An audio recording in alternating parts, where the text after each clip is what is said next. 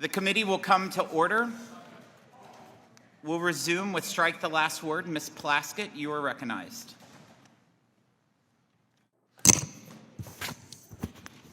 Thank you, Mr. Chair. I move to strike the last word. I understand that my Republican colleagues have made the best of a bill that they've been told they have to pass. A bill for the president and the billionaire donors. They want the American people to believe it's a growth bill, a jobs bill, that this is a bill for the working class. That's to give them comfort for what they know they have to do. And what they have to do is have a tax cut that's a deficit-raising bill. Giving money to the rich does not raise wages or grow new jobs. And how do we know? Because the 2017 tax bill did not grow the economy, did not spur manufacturing, did not bring new jobs. And we know this because the numbers tell us that. The 2017 tax bill gave Biden, when he became president, a gross domestic productivity rate of negative 1.4% when he was inaugurated. While this year, when Trump was inaugurated, he was given a domestic productivity rate of 2.7%. Private business investments were up to 3.9% when Biden left office. While Trump's last term, it was negative 6.3%. Trump gave Biden a manufacturing job growth of negative 0.5%. Biden was able to raise it at the end of 4 years to just under 1% growth. This bill makes it even worse. The private sector growth, stripping out, as you've heard from my colleagues, $300 billion in private sector investments in clean energy, doing nothing to support the housing crisis that young Americans, middle-class Americans face, whether it's through rental or the ability to buy a home. Small business, 87% of the pass-throughs that my Republican colleagues are talking about and want small businesses to believe they're going to get, 87% of that is going to the top 1%, not to the small businesses barely trying to make it that the Biden administration supported. Healthcare, you've heard that 70 million Americans rely on federal support healthcare. Low-income children, pregnant women, seniors, nursing homes, seniors in nursing homes, people with disabilities, veterans, to pay the big super PAC donors that got Trump elected. They're going to strip 13 million Americans of health care to give those donors additional money. And while you may not be on Medicaid, it's going to affect you. Let's look no further than my home of the U.S. Virgin Islands, right? Let me talk to you about what happened in Puerto Rico. Puerto Rico has not received sufficient Medicaid. We are on a cap on the block grants that everyone here is talking about. Puerto Rico had federal spending up to this amount, and then they have had to make it up to that. The trend led to them going into bankruptcy with the debt and the burden that they had to make. Remember PROMESA? That was all predicated on debt that Puerto Rico had. In the U.S. Virgin Islands, our hospitals face a funding gap treating uncompensated patients because we are capped in the amount of money we receive from the federal government and have to make up the rest or just don't have it, that we have taken people off of the Medicaid rolls, so much so that our doctors have said that they do not have sufficient blood, oxygen, anesthesiologists to be able to meet their Hippocratic oath to be able to function in a hospital. That's what's going to happen with the rest of America if we continue on this trend. And for what? Why are we doing all of this? What is the point? The point is to give tax breaks to the wealthy, to refund the top 1% who will gain $778,000 per year. America, you're the side chick. We're the side chick to the one person that they've married, the donor class that they've married, and are giving them the real money. They're getting the real money, and you're getting a little piece on the side. That's what's happening to us. We are getting less than $1 a day, while individuals who do not need the money, like Elon Musk, Jeff Bezos, let's remember that whole front row at inauguration, that $1 trillion of net worth that was there, have to be paid off. And that's what this bill is about. I yield back. Mr. Swazi is recognized to strike the last word. Thank you, Mr. Chairman. We all know that our country is so divided, our people are divided, and we see in this committee how divided we are. There's like two complete different universes that we're living in, and it's kind of the same debate that's going to be going on most of my adult life. The Republicans are saying this is a big, beautiful bill, it's going to get the economy moving, it's going to be great for everybody. And the Democrats are saying this is a big broken promises bill, where the deficits are going to explode, we're going to cut health insurance for some of the most needy people in the country, and we're giving tax cuts for some of the wealthiest people in the country that are unnecessary. So the people are concerned about things like the economy and immigration and taxes and crime. People are concerned about health care, and we're just fighting with each other all the time. And this is an effort to just do one party, my way or the highway. Democrats have done it before when we were in power, instead of us working together. So we were concerned about deficits. Everybody's talking about the deficits. The president talked about how he's going to dramatically reduce the deficits. There's not going to be any more deficits here. Chairman Smith is concerned about the deficits. Chairman of Budget, Arrington, is concerned about deficits. Others are concerned about deficits. And as we heard earlier today, this is going to increase deficits by $4 trillion. Elon Musk and Doge says we're going to cut things. We got to cut. And they set a goal of $2 trillion in cuts, but then they reduced it to $1 trillion in cuts. And then they said we could only come up with $150 billion in cuts, and I guarantee you, mark my words, those cuts will end up costing money because they were done in such a reckless manner. So why can't we work together to try and find places that we can go after waste, fraud, and abuse, that we can find efficiencies in things, that we can work together to try and solve the problems that people care about? Why are we reducing the highest tax rate, or keeping the highest tax rate from where it was before? It was 39.6 until 2017. It was 39.6 under the Biden administration, under the Obama administration. It was 39.6 under the Clinton administration. For the wealthiest Americans, it was 39.6. It was reduced down to 37%. For people making over $600,000. And for people making over $400,000 or a married couple making $500,000, it was reduced down to 35%.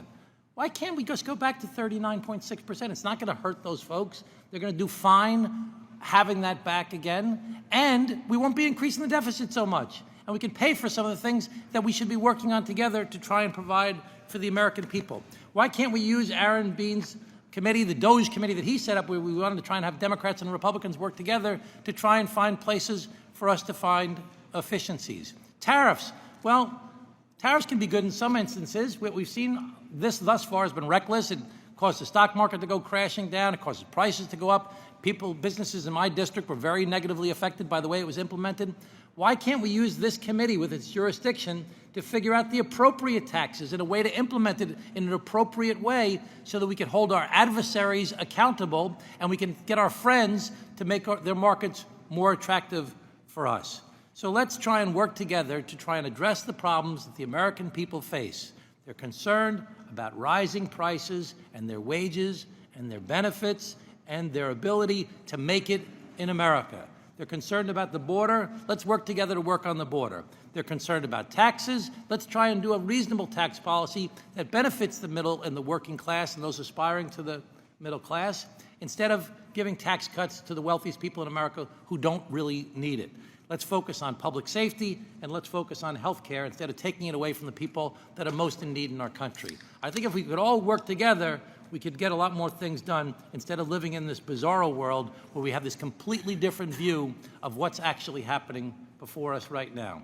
I think that what we see happening is an accurate portrayal of what's happening. But I know that there's a lot of good people on the Republican side that want to accomplish the same type of goals that we want to accomplish. And instead of trying to ram something down our throats that doesn't really make sense, especially for the people that are going to lose their health insurance, I mean, think of the 14 million stories of people going through some of the worst times in their lives losing their health insurance. It's going to be awful. Thank you, Mr. Chairman. I yield back. Mr. Schweikert is recognized to strike the last word. Thank you, Mr. Chairman. And forgive me for doing this, but I wanted to geek out just for a moment, just because I've had a couple people sort of mention it. We were given a distributional tables, and there's a couple parts of it that we need to do a little bit of work on. Maybe I'm going to try to actually make a chart. Can you believe that? Okay, that was actually funny. And for everyone, if you take a quick look at the distributional chart, if you take a look at the first quartile, less to 50,000, as has been pointed out, and Mr. Barthold, thank you for guiding me the right direction. Just understand, denominator, very, very small, tiny changes blow that up. That one we almost have to set aside and build up. If you take a look at that present law, that's as TCJA expires, and you'll actually take a look at, we have multiple layouts of the distributional chart, and the numbers are different. So we're trying to chase down why the numbers are coming out. The other thing you also need to understand is you look at the distributional charts, particularly when you get into probably the top 6, 7 quartiles of income, that has also the pass-through income built into there. So it's total sort of income that is hitting those quartiles. So, Mr. Chairman, we're going to actually make a little bit of attempt to chart this because we're trying to get a sense of, most people don't understand in 2017 what we passed. All the rates came down, but it actually became more progressive, meaning the top quartiles of income we're actually paying a higher percentage of federal income taxes than prior to TCJA. So our friends here who actually care about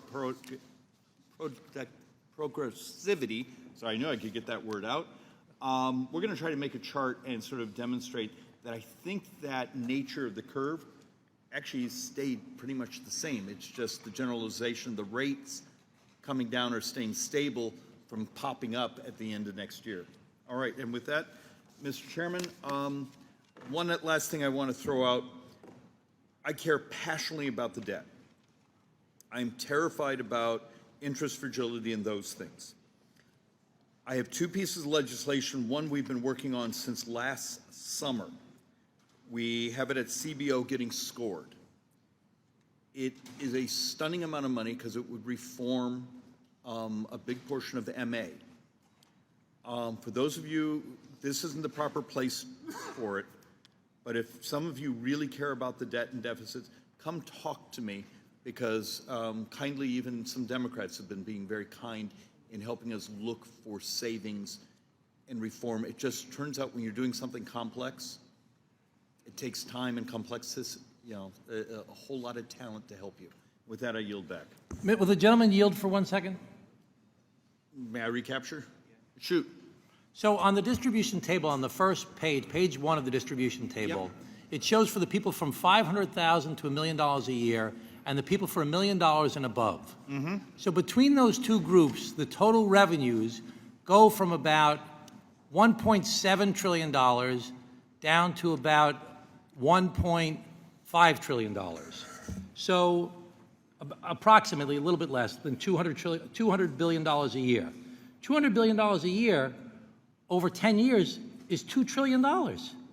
You could cut $2 trillion from this bill if you just didn't lower the taxes on the people making over $500,000. You're concerned about the debt. You're concerned about pay-fors.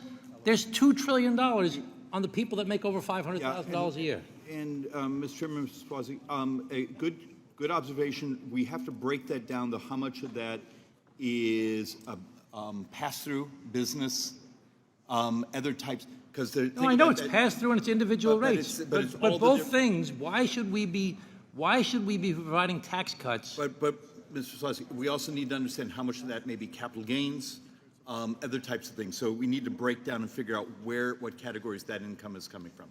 So look, as you know, I'm just fascinated with distributional tables. It's It's almost a fetish, so we'll work through that. Thank you, Mr. Chairman. Thank you. Seeing that there's no additional members to strike the last word, we'll now move on to amendments. Are there any I don't know. yeah. Are there any amendments to the amendment in the nature of a substitute? Mr. Chairman, I have a motion at the desk. Mr. Chairman, I reserve a point of order. Do you have a motion or an amendment? An amendment. Okay. Thank you. Belay my last. Would the gentleman suspend while we look at it? Please. Thank you, Mr. Chairman. Okay. Gentlemen, proceed. Thank you, Mr. Chairman. As you can tell, a pretty straightforward amendment that would just strike the unprecedented $4 trillion debt limit increase that's in this bill. A $4 trillion increase that is the largest enumerated increase in the United States history. Look, while raising the debt ceiling is necessary to avoid default, a change of this magnitude does not belong in this type of partisan reconciliation package packed with policies that will only deepen our debt and deficit. Now, during the president's first term, this president's first term, the debt limit was raised 3 times, but each time through a bipartisan agreement, and never on this scale, and never through reconciliation. Now, most recently, Congress raised the debt limit through the Bipartisan Fiscal Responsibility Act, which resulted in $1.3 trillion in primary deficit reduction. This reconciliation bill would undo that progress and add $2.6 trillion to the size of the deficit. And if the Senate makes changes to this bill in line with its reconciliation instructions to disappear the cost of the TCJA, it will be 4 times as much. Mr. Chairman, now's not the time for a bill that experts calculate could add an additional $6.9 trillion to our national debt. As it is right now, the national debt stands at a staggering $36.2 trillion, almost the size of our economy. Interest payments alone on that debt now total $1 trillion annually, which is more than we spend on defense, education, or Medicare. And instead of investing in our future, we're paying down these past debts. You combine the fiscally reckless policies in this bill with a historic debt limit increase, it's just irresponsible. And it will put us in a deeper hole, especially when it comes to our debt and deficit. The $5.3 trillion in additional debt proposed in this bill will hurt working Americans. Extending the Tax Cuts and Jobs Act without offsets will increase the cost of the average mortgage by $600 to $1,200 per year. The increased deficits will push interest rates higher, increasing costs across the board from home ownership to business investment. Since this president took office, our fiscal trajectory has only deteriorated. Just last week, the Treasury Department increased its borrowing forecast for the next quarter by an astonishing 317%. It now expects to issue $514 billion in net marketable debt in the next quarter alone.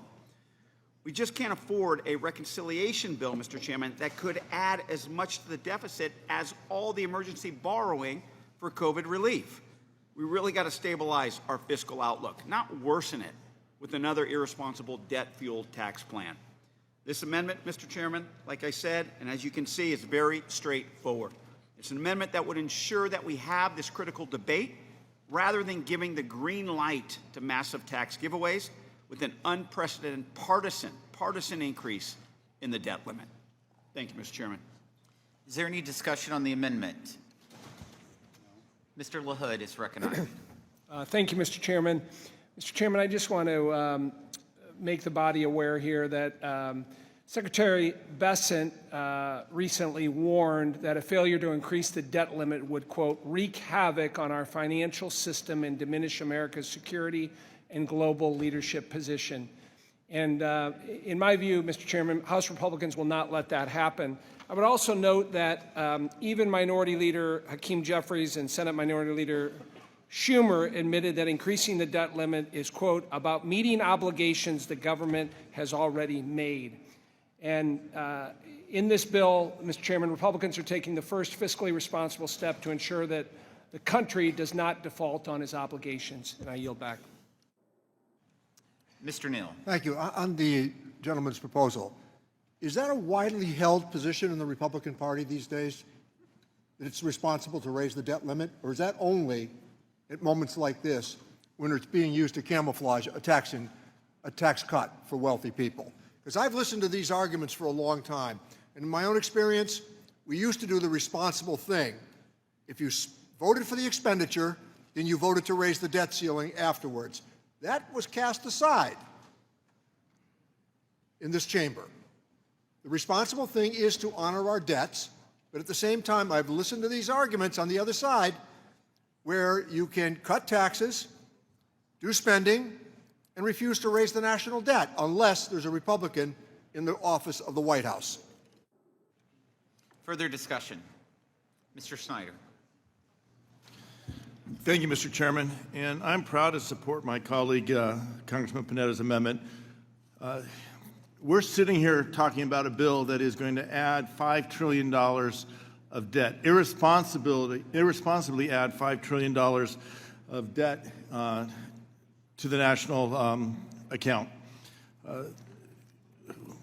As my colleague, Mr. Swazi, said earlier, we don't need to do this. We could, in fact, I'm sure we could do it in a very bipartisan way. Look at ways to make sure that those making less than $400,000 or even $500,000 a year don't see an increase in their taxes at the end of this year, but that we figure out a way to start paying down the debt, $36 trillion that we currently have. We know that a big portion of that debt is because of the decisions to save our economy, save American lives during the pandemic. That was the right decision then, but that is also a decision that the cost of that should be borne by those who benefited from it, not passed on to future generations. It's estimated that the bill we're talking about tonight, this one big, beautiful, giant debt bill, is going to add $45 trillion to the debt by the middle of the next century. That number is incomprehensible, or should be for most of us. That's 45 with 12 zeros. Everyone in this room should be saying, wait a second, is this the best we can do for our children and our grandchildren? And instead, you're burying in a sentence in a 400-page bill. In the dark of night, you've got a provision that says, okay, we'll just give a blank check to the president and the current Congress. We should be working at deficit reduction, not deficit expansion here. We have the chance to do that. As the ranking member talked about what now is a generation ago under President Clinton, in a bipartisan way with a Republican Congress, we balanced our budget. We balanced our budget by addressing both revenues and expenditures. That's what we should be talking about. Instead, what we're talking about is a giveaway to the president's friends and billionaires like Elon Musk, and a takeaway from working families. 14 million Americans will lose their health insurance because of this Republican one big, beautiful boondoggle. So we should not be burying a debt ceiling clause in this bill. We should be having a robust debate. We should be having a robust debate about everything rather than in the middle of the night facade of a conversation that we're having today. I support this amendment, and I yield back. Further discussion on the amendment? Seeing none, the question is on agreeing to the amendment offered by Mr. Panetta. The clerk will call the roll. Mr. Buchanan? No. Mr. Buchanan, no. Mr. Smith of Nebraska? Mr. Smith of Nebraska, no. Mr. Kelly? Mr. Schweikert?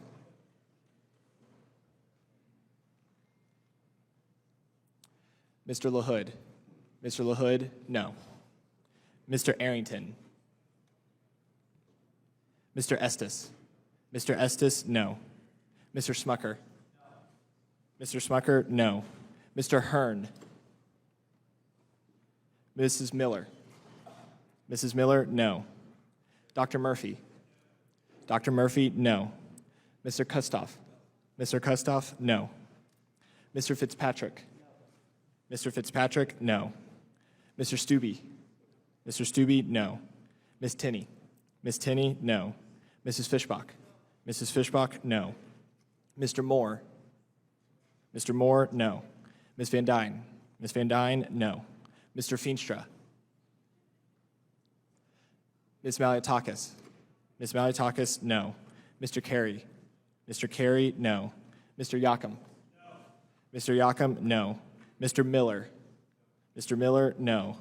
Mr. Bean? Mr. Bean, no. Mr. Moran? Mr. Moran, no. Mr. Neal? Mr. Neal, yes. Mr. Doggett? Mr. Doggett, yes. Mr. Thompson? Mr. Larson? Mr. Larson, yes. Mr. Davis? Mr. Davis, yes. Ms. Sanchez? Ms. Sanchez, yes. Ms. Sewell? Ms. Sewell, yes. Ms. Delbene? Ms. Delbene, yes. Ms. Chu? Ms. Chu, yes. Ms. Moore? Ms. Moore, yes. Mr. Boyle? Mr. Boyle, yes. Mr. Byer? Mr. Byer, yes.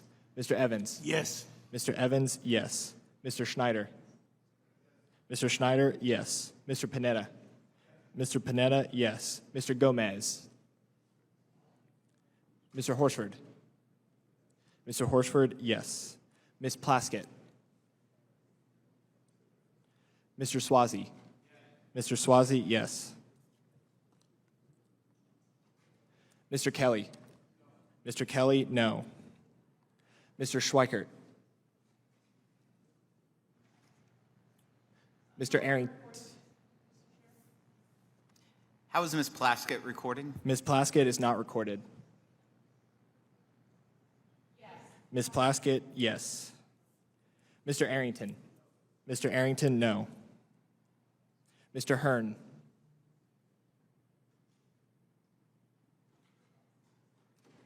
Mr. Feenstra? Mr. Feenstra, no. Mr. Thompson?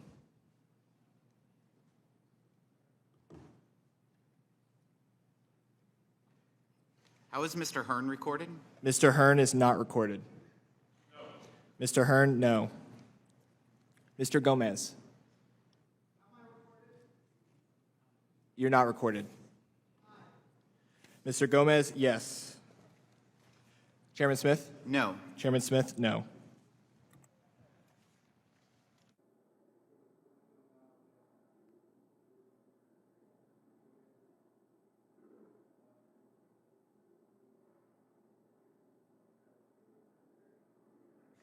How is Mr. Thompson recorded? Mr. Thompson is not recorded. Mr. Thompson, yes. How is Mr. Schweikert recording? Mr. Schweikert is not recorded. Mr. Schweikert, no.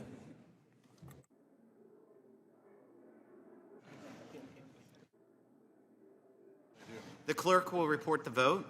The yeses are 19, the noes are 26. There being 19 yeses and 26 noes, the amendment is not agreed to. Are there additional amendments? Mr. Chairman, I have an amendment at the desk. Would the gentleman suspend? Mr. Chairman, I reserve a point of order. Point of order is reserved.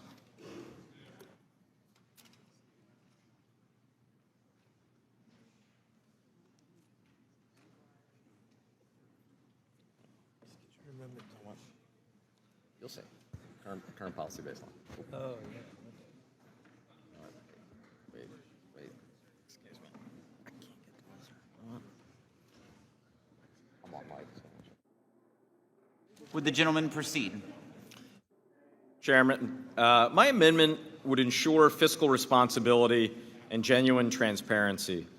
Under this amendment, no provision of the Act may take effect unless the Congressional Budget Office certifies beforehand that it will not increase the federal deficit over the next 10 years based strictly on the straightforward current law baseline established by the Congressional Budget and Impoundment Control Act of 1974. This requirement restores accountability, stopping any part of the bill from moving forward until we have an honest, upfront cost estimate. Right now, Republicans are attempting to use the, quote, current policy baseline gimmick. Current policy baseline is D.C. jargon for the most fiscally irresponsible bill in history. Let me try to briefly explain what at first might seem like a very boring argument, current law baseline versus current policy baseline. Current policy baseline is a D.C. fancy way of saying a fraud. Imagine this. I bought and ate a cheesesteak yesterday, the staple of any good Philadelphian's diet. Because I bought that cheesesteak yesterday and paid for it, according to current policy baseline, if I buy a cheesesteak today, it costs $0. If I buy one tomorrow, it costs $0. If I buy one the day after that, it costs $0. And on forevermore, each day into the future. Does that sound legitimate to anyone? Of course not. It's phony. It's a fraud. It would be a great mistake to create this precedent of switching from current law baseline to current policy baseline. And I do fear that under this new precedent, if we move forward with it, it will become the new normal, and that both sides, when they have a trifecta, will find it all too tempting to use. So we think we have a debt problem now? Just imagine if the fraud as known as current policy baseline becomes the new normal. This amendment, my amendment at the desk, and now in front of you, is in the best interests of lawmakers on both sides. I urge you to consider it. I know the way this process works, it is by nature highly partisan, but I truly believe, Mr. Chair, if members on the other side move forward with current policy baseline as the new normal, they will live to regret it. Thank you. I yield back. Further discussion on the amendment? Mr. Estes? Thank you, Mr. Chairman. I just want to make some facts true about what's really happening out here. I mean, this bill, as it's being brought before the committee, is $500 billion less than what the reconciliation instructions were for the bill. So obviously, as we've worked through and we structured the bill, I mean, we wanted to look at how can we be fiscally responsible and make sure that we addressed pro-growth economic policies. That's why it was structured the way it was, trying to make sure that we could jumpstart the economy. I remember back to 2017 when we had foreign companies buying U.S. businesses. We had what was being called the new normal, where we did not have economic growth, 1 to 1.5%. And this, we can't go back to that. We want to make sure that going forward, our tax law supports good economic growth for American businesses and American workers. With that, I yield back. Further discussion on the amendment? Ms. Moore. Thank you, Mr. Chairman. I do have to say that I find this the most perplexing provision in this bill, and I've spent a lot of time scratching my head on how the current policy baseline can say that, you know, $5.4 trillion worth of tax cuts equals $0. I want to associate myself with the comments of the gentleman from Pennsylvania, that this is just this is not legitimate. I would yield some of my time to any one of the people. You, Mr. Swikert, I would yield time to you to explain to me how 5.4 equals 0.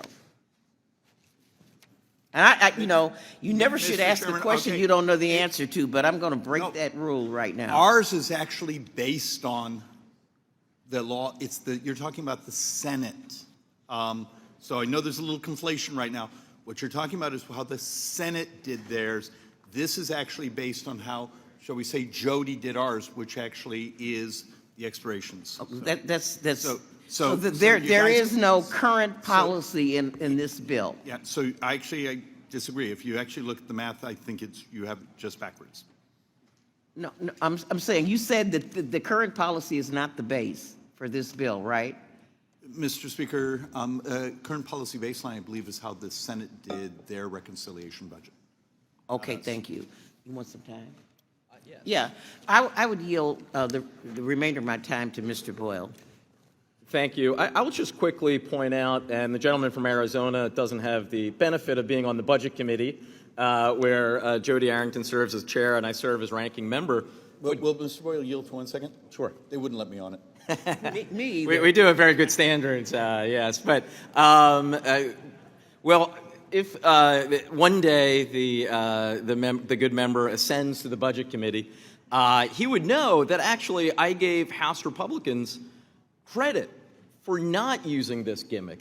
Unfortunately, however, your Senate Republican brethren completely used and abused the so-called current policy baseline fraud. And it is a legitimate and justifiable fear that the final bill will reflect more of their version and actually use that gimmick. So what I would say is let's preserve the House prerogative being right on this matter and adopt this amendment. With that, I yield back. Thank you. Any further discussion on the amendment? I yield back. Seeing none, the question is on agreeing to the amendment offered by Mr. Boyle. The clerk will call the roll. Mr. Buchanan? No. Mr. Buchanan, no. Mr. Smith of Nebraska? Mr. Smith of Nebraska, no. Mr. Kelly? Mr. Kelly, no. Mr. Schweikert? Mr. Schweikert, no. Mr. LaHood? Mr. LaHood, no. Mr. Arrington? Mr. Estes? Mr. Estes, no. Mr. Smucker? Mr. Smucker, no. Mr. Hearn? Mr. Hearn, no. Mrs. Miller? Mrs. Miller, no. Dr. Murphy? Dr. Murphy, no. Mr. Kustoff? Mr. Kustoff, no. Mr. Fitzpatrick? Mr. Fitzpatrick, no. Mr. Stubbe?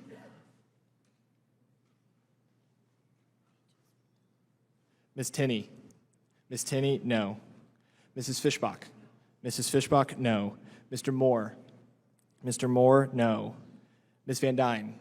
Ms. Van Dyne, no. Mr. Feenstra? Mr. Feenstra, no. Ms. Malliotakis? Ms. Malliotakis, no. Mr. Carey? Mr. Carey, no. Mr. Yakum? Mr. Yakum, no. Mr. Miller? Mr. Miller, no. Mr. Bean? Mr. Bean, no. Mr. Moran? Mr. Moran, no. Mr. Neal? Mr. Neal, yes. Mr. Doggett? Mr. Doggett, yes. Mr. Thompson? Mr. Thompson, yes. Mr. Larson? Mr. Larson, yes. Mr. Davis? Mr. Davis, yes. Ms. Sanchez? Ms. Sanchez, yes. Ms. Sewell? Ms. Sewell, yes. Ms. Delbene? Ms. Delbene, yes. Ms. Chu? Ms. Chu, yes. Ms. Moore? Ms. Moore, yes. Mr. Boyle? Mr. Boyle, yes. Mr. Byer? Mr. Byer, yes. Mr. Evans? Yes. Mr. Evans, yes. Mr. Schneider? Mr. Schneider, yes. Mr. Panetta? Mr. Panetta, yes. Mr. Gomez? Mr. Gomez, yes. Mr. Horsford? Mr. Horsford, yes. Ms. Plaskett? Ms. Plaskett, yes. Mr. Swazi? Mr. Swazi, yes. Mr. Arrington? Mr. Arrington, no. Mr. Stubbe? Mr. Stubbe, no.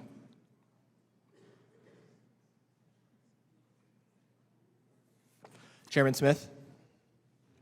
No. Chairman Smith, no.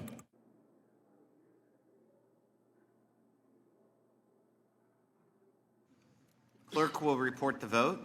The yeses are 19, the noes are 26. There being 19 yeses and 26 noes, the amendment is not agreed to. Are there additional amendments? Mr. Horsford. Mr. Chair, I have an amendment at the desk. Would the gentleman suspend while the amendment is distributed? Thank you. Mr. Chairman, I reserve a point of order. A point of order has been reserved on the amendment.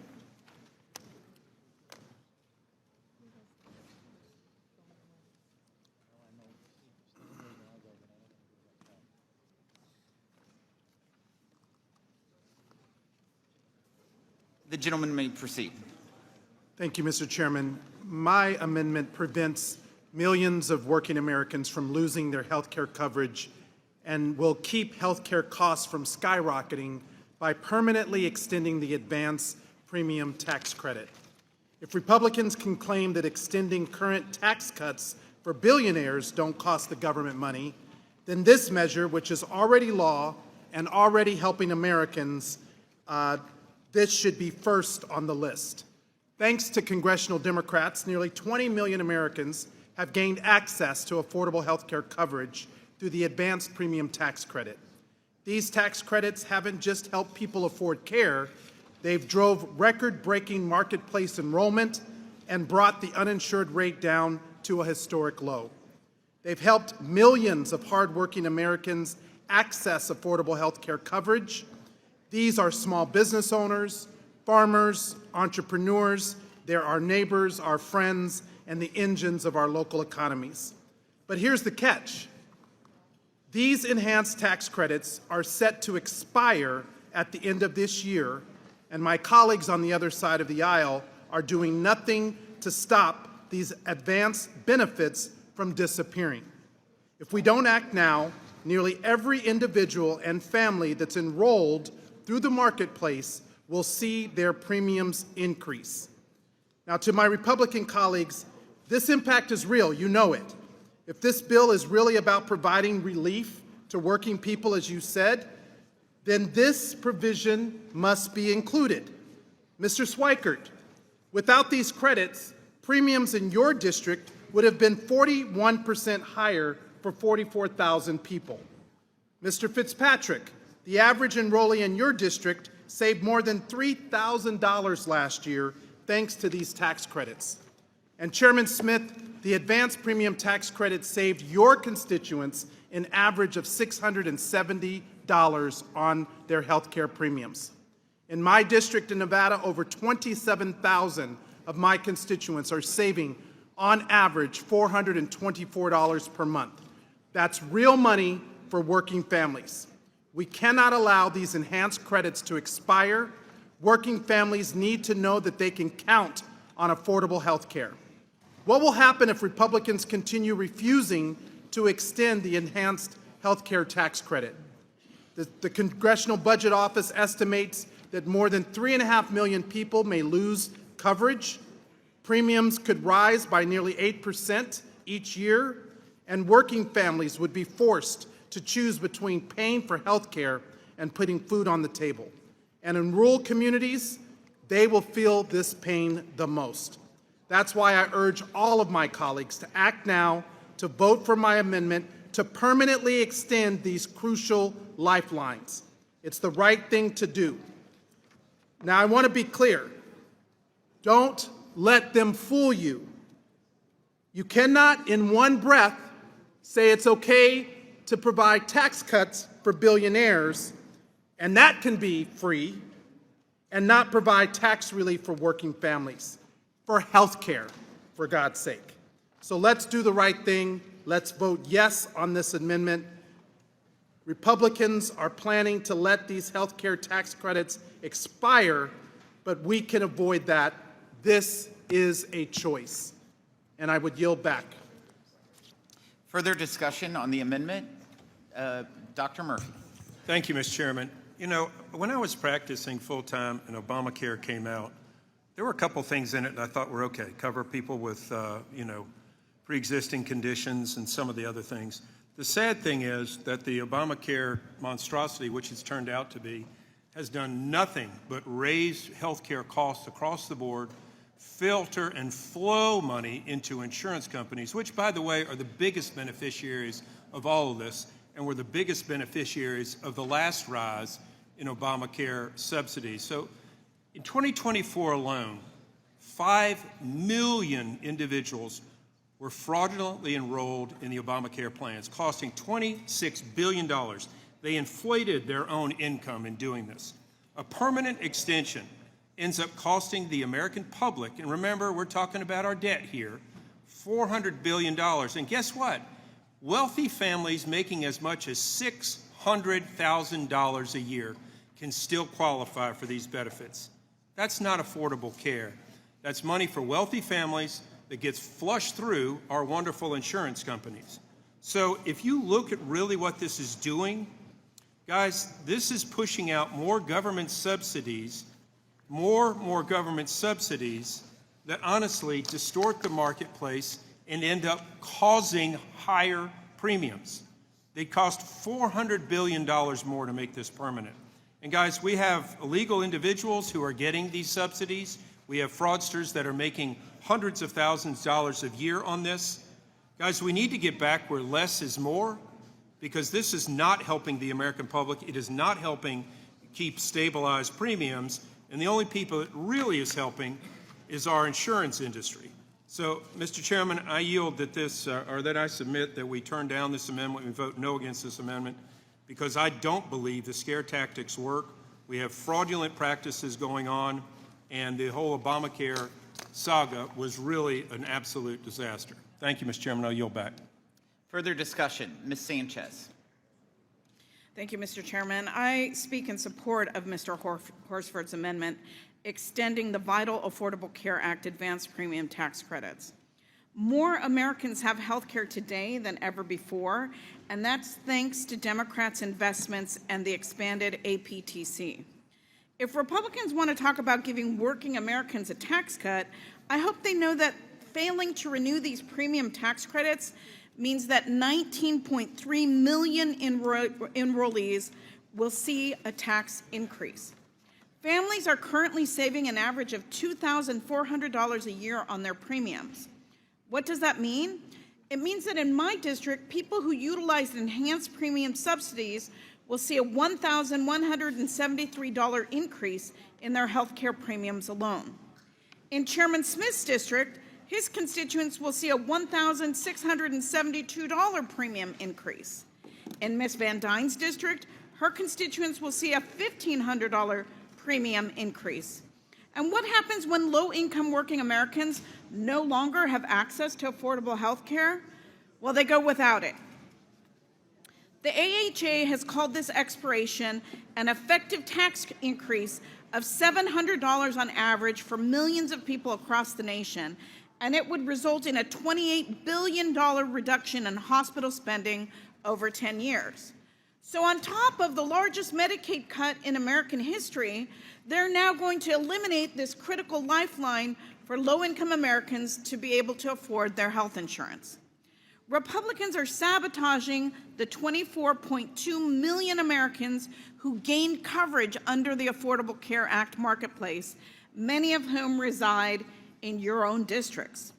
I encourage my colleagues to renew these subsidies for their constituents and to stop thumping their chests and proclaiming that they're for the working American when this is a huge tax increase on working Americans who need health care coverage in order to be healthy enough to go to work.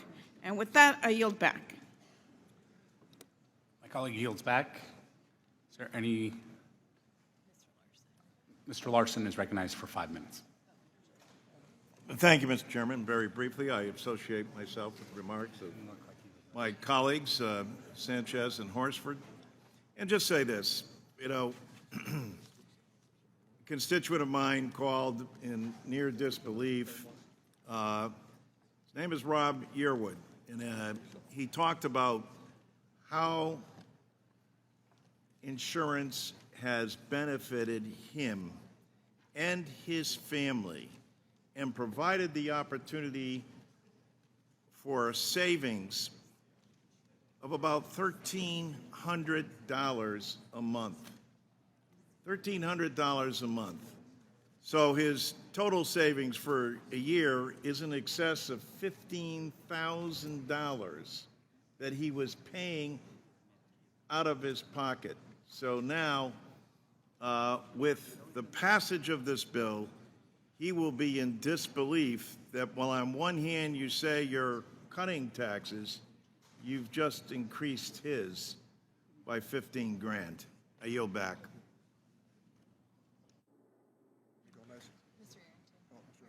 Mr. Arrington is recognized for 5 minutes. I'll ask any of my colleagues on the Democrat side. Mr. Horsford, you could answer it directly or not. Just to be clear, this says that we would be extending the advanced premium tax credit to ensure millions of Americans are still able to afford health care coverage.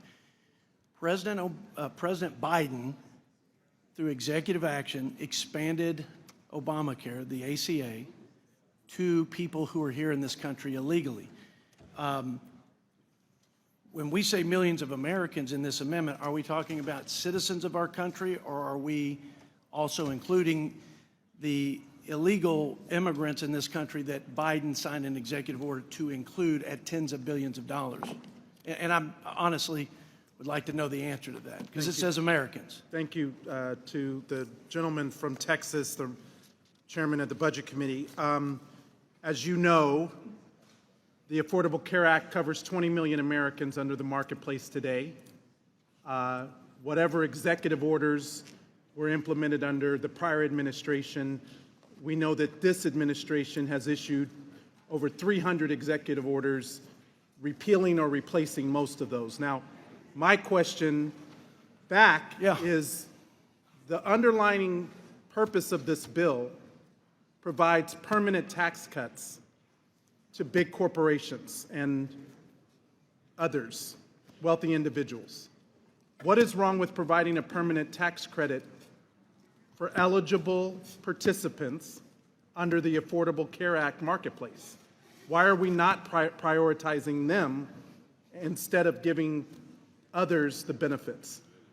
I would answer that. Number one, the Affordable Care Act did not make health care affordable. That's a different debate. Secondly, the underlying program has fundamentally changed. So do you agree that that 20 million Americans are currently covered, that they currently have insurance? Yeah, well, they have, insurance, but they may not be able to afford the health care, and that's the problem. Do you agree that those tax credits expire? I'm reclaiming my time. The underlying program has fundamentally changed. You see, in the Inflation Reduction Act, so-called, which was a partisan Democrat reconciliation bill, you all expanded the ACA to anyone for any reason at any income level. That's not true. It is. Come on now. There is no. That's what I'm not going to allow is misinformation. Well, is it my time, Mr. Chairman?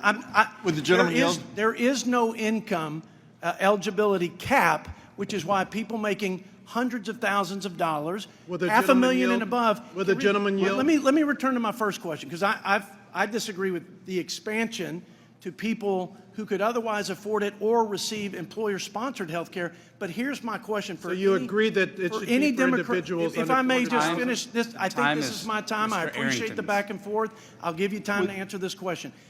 Do you expect people who are here illegally to be part of Obamacare receiving this tax credit, which is the subsidy that allows people at one point under a certain poverty level to receive the subsidy? Now it's just wide open. So my question to any Democrat, do you intend for this to be for millions of Americans, or Americans plus some group of people here? Would the gentleman illegally? yield to answer the question? Yeah, sure. All right, and I'm going to read from healthcare.gov, which at the top of it says an official website of the United States government, which currently is under the administration of Donald Trump.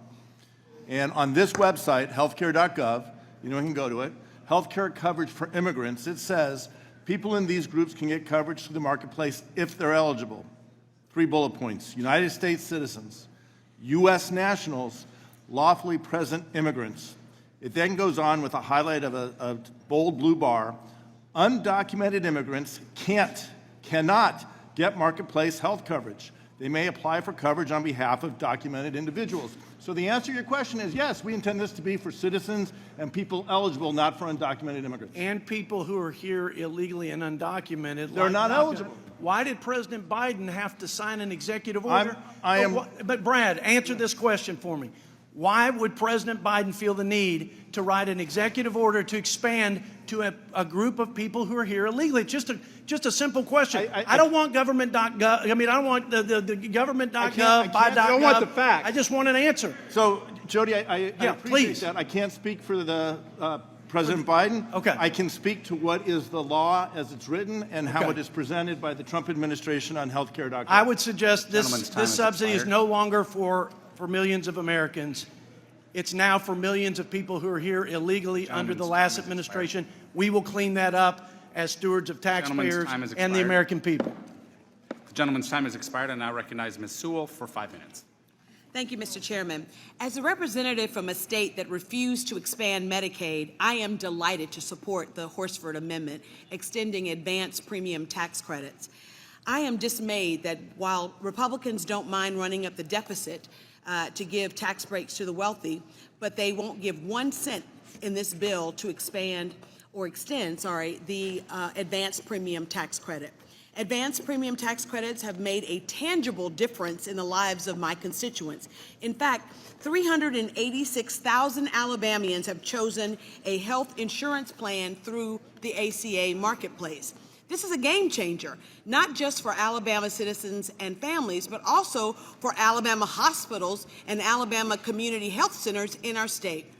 However, these health care benefits are under threat. According to the American Hospital Association, 2.2 million people are at risk of becoming uninsured in 2026, while 4 million people are at risk of facing higher costs due to the loss of the ACA marketplace premiums. For my home state of Alabama, over 465,000 are at risk of losing their health care due to increased coverage rates. In 2024, Alabama had a record-breaking number of people enrolled in health plans through the marketplace. The advanced premium tax credits have saved low-income Alabamians real money. Without the advanced premium tax credit, a single parent making $50,000 a year would go from paying $157 a month to $299 a month, representing a 90% increase. These are cost increase on working families that they simply can't afford. The advanced premium tax credit is especially important to my constituents. Barbara from Birmingham wrote to me about her daughter's health care when her daughter was diagnosed with type 1 diabetes. Without these premium subsidies, health insurance plans would be prohibitively expensive. Unfortunately, Ms. Barbara recently lost her job, resulting in her daughter losing access to health care. Her daughter has no choice but to secure a health plan through the ACA marketplace to continue her necessary treatment. We are talking about a matter of life or death, and the marketplace provided life-saving access to care for Ms. Barbara's daughter, who is able to afford health care coverage because of this subsidy. While Ms. Barbara's story is alarming, it is not just one story. I have many, many stories of my constituents who unfortunately reside in a state that did not expand Medicaid. More than 150,000 low-income Alabamians fall in the gap and otherwise would qualify for health insurance on the ACA. This is why I encourage my colleagues to vote in favor of the Horsford Amendment, and I'm glad to support it. I yield back the balance of my time. My colleague yields back the balance of her time. I would remind those in the room observing, if you could take your conversations out of the room, that will allow us a better environment to have the exchanges that we need to have here in the room. I now recognize Ms. Delbene for 5 minutes. Thank you, Mr. Chairman. I want to speak in favor of this amendment.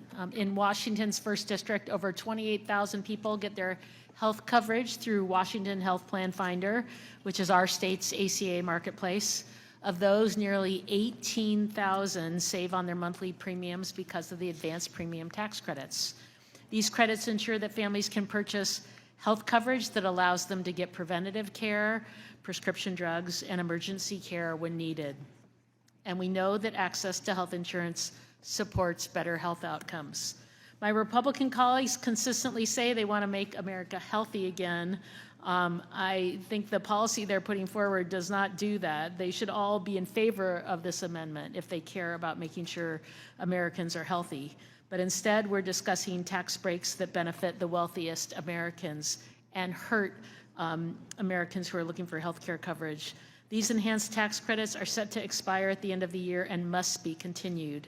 If we don't extend these tax credits, health coverage will become too expensive and people will be forced to go without it.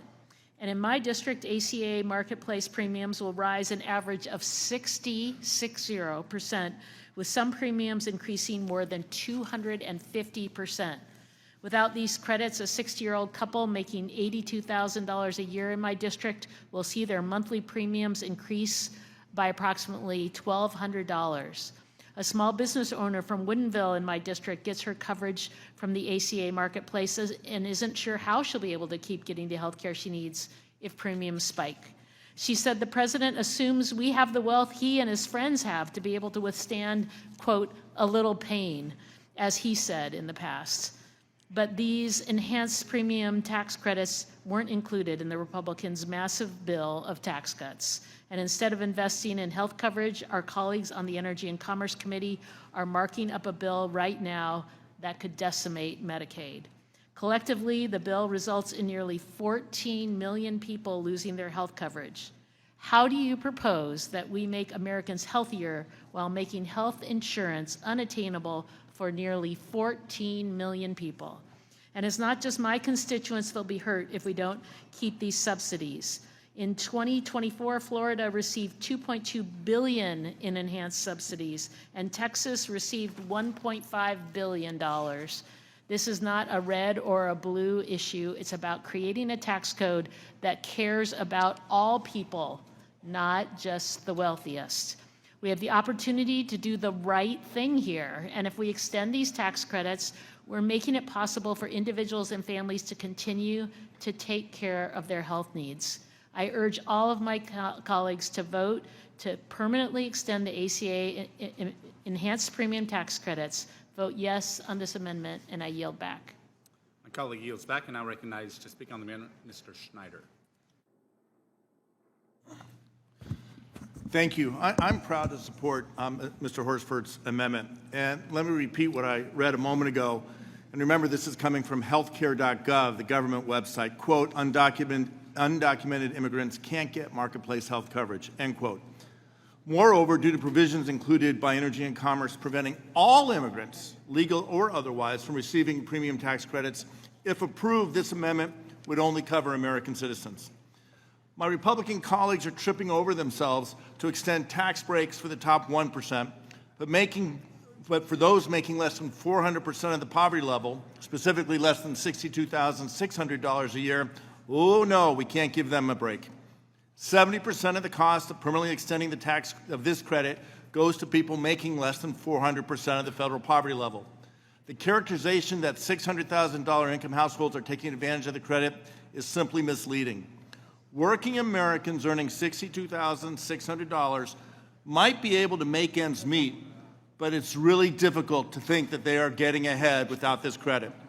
This amendment would extend the tax credit that allows working families, American families, to afford premiums for health insurance, taking responsibility for taking care of their own families, their kids. 21,000 of the constituents in my district depend on this credit to afford their health insurance. These credits will expire at the end of the year.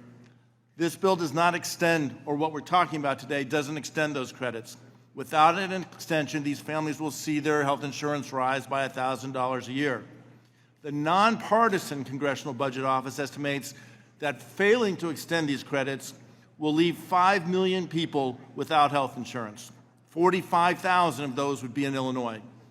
This amendment would extend the tax credits for health insurance to ensure families stay covered, that parents are able to take care of themselves and their children.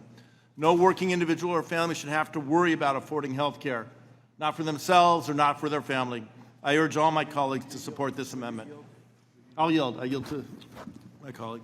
I thank the gentleman for yielding, and I appreciate you for putting the facts on the record. My good friend, the chairman of the Budget Committee, made a very broad and misinformed statement, and I don't know that he's here to back it up. But again, for the record, if approved, my amendment would only cover American citizens. This is in part because of provisions that are included in the Energy and Commerce Committee markup that prevents immigrants, legal or otherwise, from receiving premium tax credits. That is what you all are moving. But my question is still the underlying point. There are 19.5 million of your constituents who are at risk of losing this tax credit at the end of this year. So why would you move to pass permanent tax credits for billionaires and big corporations and not your constituents who need health care? I agree we need to bring down the cost of health care, but taking health care away isn't going to bring down that cost. So what is the plan? And I, for one, will not allow you to put out misinformation to the public and not stand behind it. So wherever Mr. Arrington is, I want the record to reflect that this bill pertains to the individuals that are eligible under the law. With that, I yield back to the gentleman from Illinois. Ms. Moore is now recognized to speak on the amendment for 5 minutes. Thank you so much. I am just absolutely delighted that Mr. Horsford offered this amendment. All of the time that the Republicans were putting their bill together in secret and telling their constituents, those Republicans who had the guts to have town hall meetings, told them that we were lying about them cutting health care. There's no way that they were going to cut health care. This is one of the largest, this contributes to the largest tax cut that this country has seen in its history. And it also is an effort, and I have to admire the Republicans for never giving up. I stopped counting when they tried to undermine the Affordable Care Act, also known as Obamacare, 60 times. And John McCain did the thumbs down because he was not about to go meet his maker and denying millions of people health care. And so we've heard all kinds of narratives and excuses as to why Republicans want to cut health care. We heard about the lazy boy that's in his parents' basement playing video games.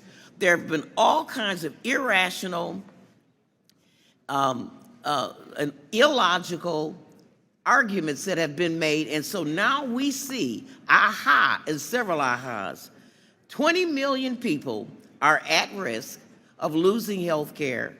Those who got the premium health care under the Biden administration, and also those people who are in expansion states are going to lose their health care as well.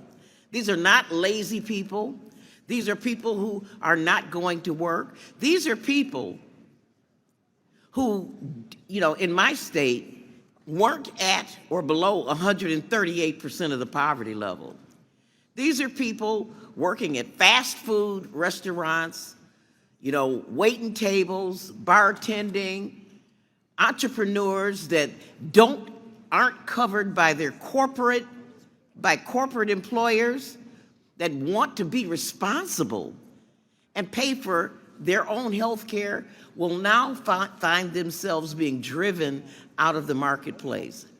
And so I am delighted, Mr. Horsford, that you've offered this amendment. Do you need more time? Need any time? You always need time? And so I will yield some time to Mr. Horsford because I'm just really pleased with this amendment. Well, I'll be brief. Thank you to the gentlelady from Wisconsin. So under page 315 of the MARC, Part 2, removing taxpayer benefits for illegal immigrants, Section 112-101, it specifically lays out who is and is not eligible for the Affordable Care Act or premium tax credits. So Mr. Arrington, wherever you are, it's in the underlying text. Don't put out misinformation and expect your mud to stick. I yield back to the gentlelady from Wisconsin. That's right. And so there are a couple of other things. I agree with comments from Representative Sanchez. I mean, you don't cut off your nose to spite your face. And Dr. Murphy, I am so willing to work with you, and I think others on this committee are so willing to work with you if there is some shenanigans going on with the insurance companies and they are artificially increasing premiums, not only for people in the marketplace, but for people who are covered by private employers on account of these premium subsidies. We'd be very happy to work with you. But we don't think that cutting off 20 million people is the solution to reining in bad practices of insurance companies. And so with that, I would yield back my time. The gentlelady yields back. I now recognize Mr. Byer for 5 minutes to speak on the amendment. Mr. Chairman, thank you very much. I too want to thank and congratulate Mr. Horsford for pushing this good amendment. You know, I had a chance to sit down with representatives of the world's largest healthcare company a few weeks ago. They were very concerned because they told me that getting rid of these premiums would increase the cost of insurance for a family of 4 in Virginia by $10,000 a year. $10,000 a year. What that's going to mean, 4 million people are going to lose their health insurance over the next decade. These are people who are going to go without drugs because they can't afford them. They're not going to go to the doctor because they can't afford it. You're going to have bankruptcies that soar. The number one cause of bankruptcies in America is healthcare. And people are going to die. This is not make America healthy again. This is not Maha. This is taking us back for those 4 million people to the 1930s, to an America without health insurance. I know there's many folks on the other side who like that idea.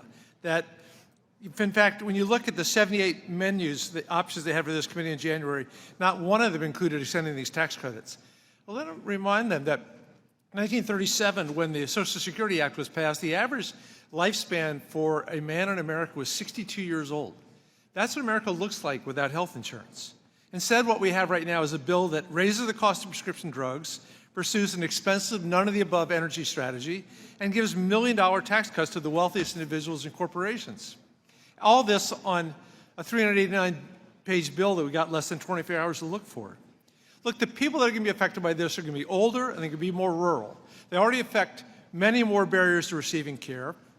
They're often half hour, 2 hours from the nearest hospital, which are going to be, many of those are going to close based on this bill, longer trips to doctors, and much more expensive coverage. We have had a chance to go to 24 million people under the Affordable Care Act because of these premiums. We're going to tear that away. Where's the sense of tearing away essential health care coverage for more than 4 million people who are already struggling to get by?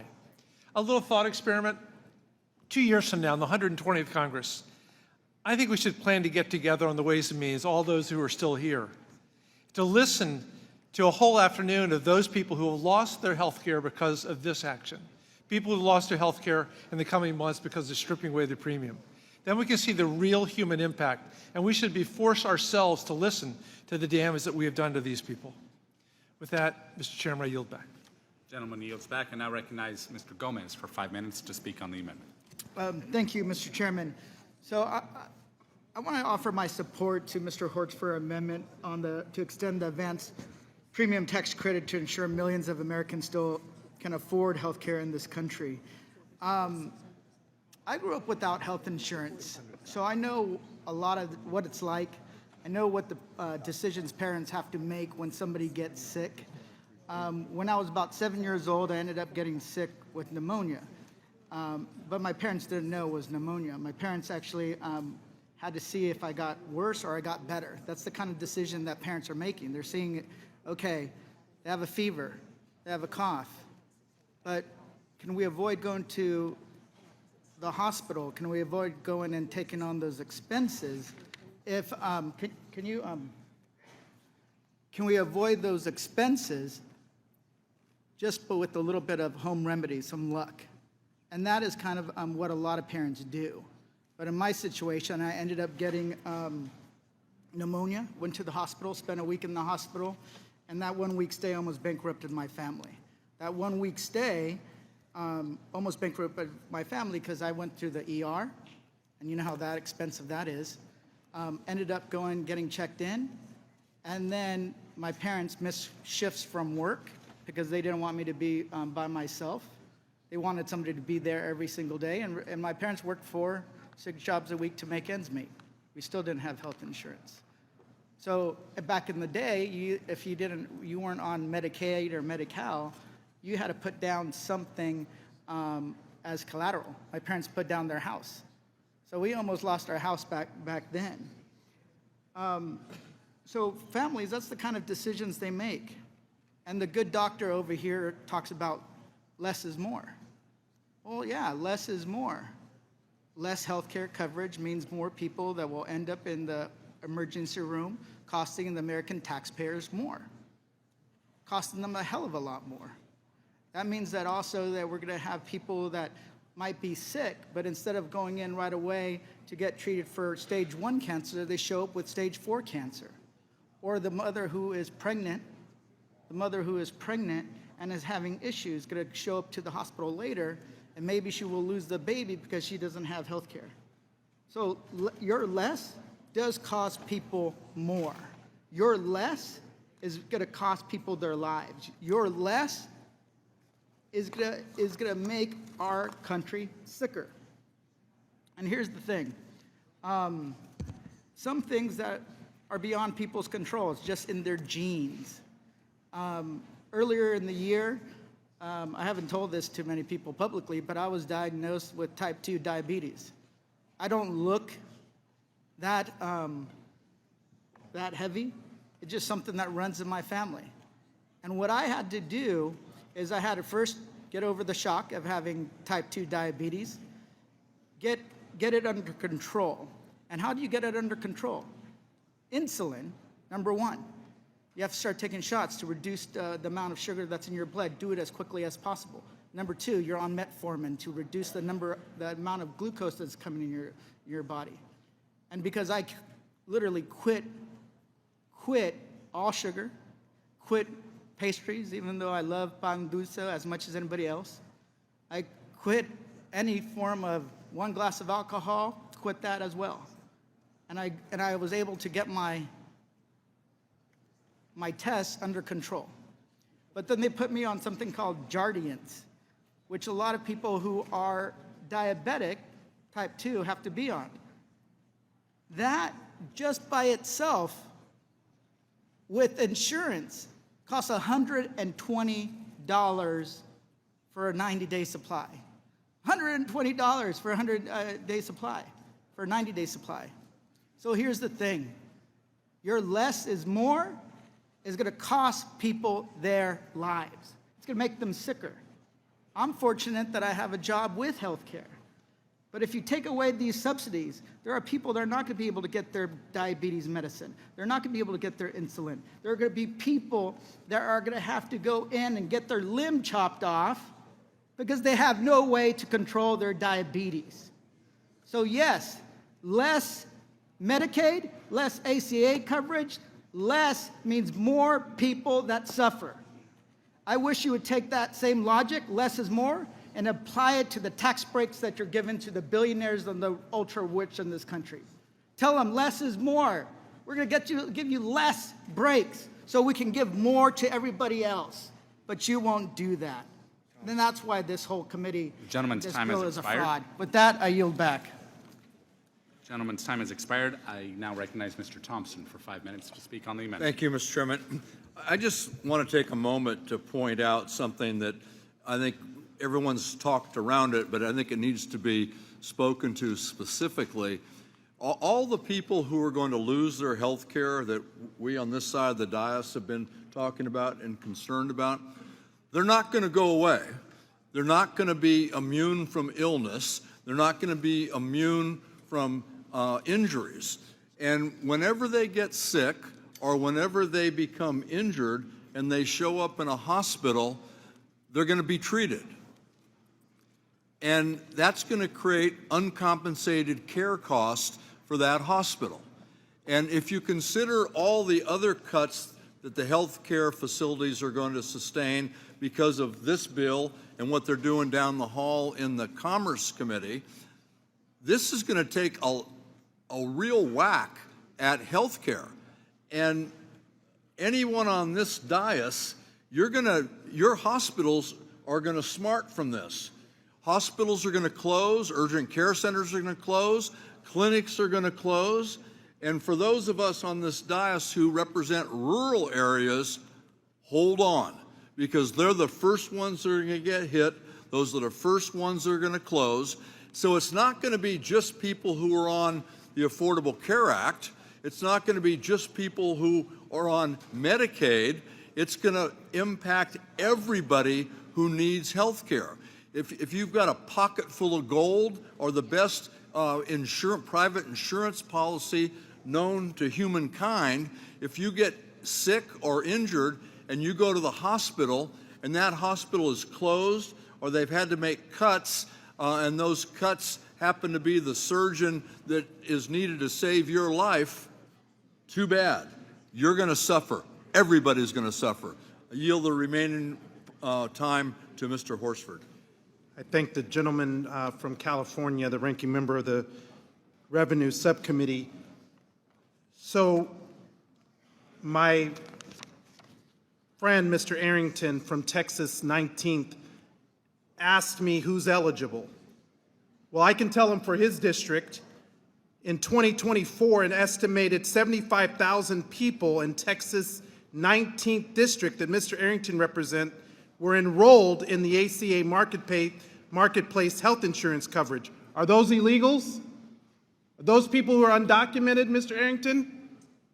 That's in addition to the 117,000 individuals who are now at risk of losing their Medicaid under the $880 billion in cuts.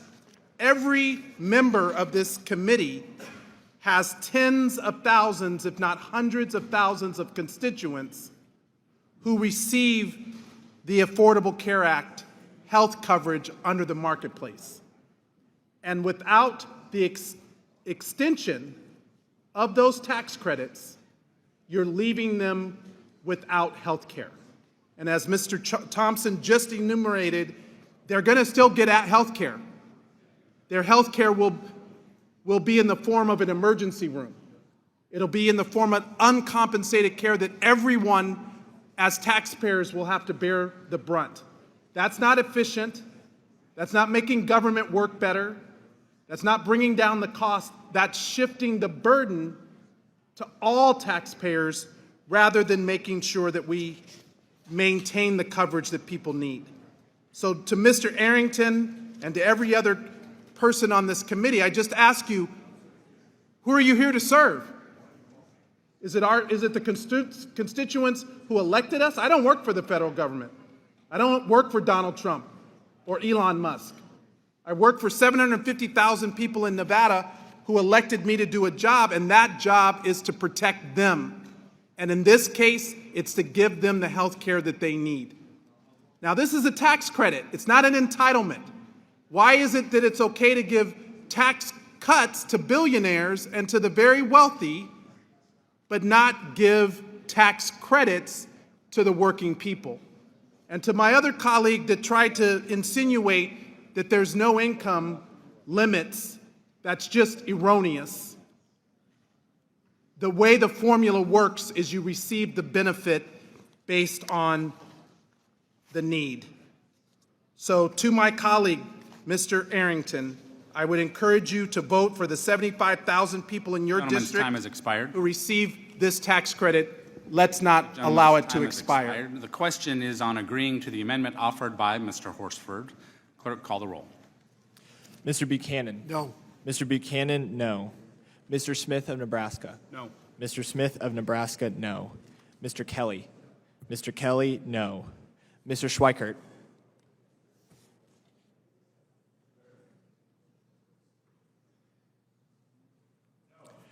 Mr. Schweikert, no. Mr. LaHood? Mr. LaHood, no. Mr. Arrington? Mr. Estes? Mr. Estes, no. Mr. Smucker? Mr. Hearn? Mr. Hearn, no. Mrs. Miller? Mrs. Miller, no. Dr. Murphy? Dr. Murphy, no. Mr. Kustoff? Mr. Kustoff, no. Mr. Fitzpatrick? Mr. Stubbe? Mr. Stubbe, no. Ms. Tinney? Ms. Tinney, no. Mrs. Fishbach? Mrs. Fishbach, no. Mr. Moore? Mr. Moore, no. Ms. Van Dyne?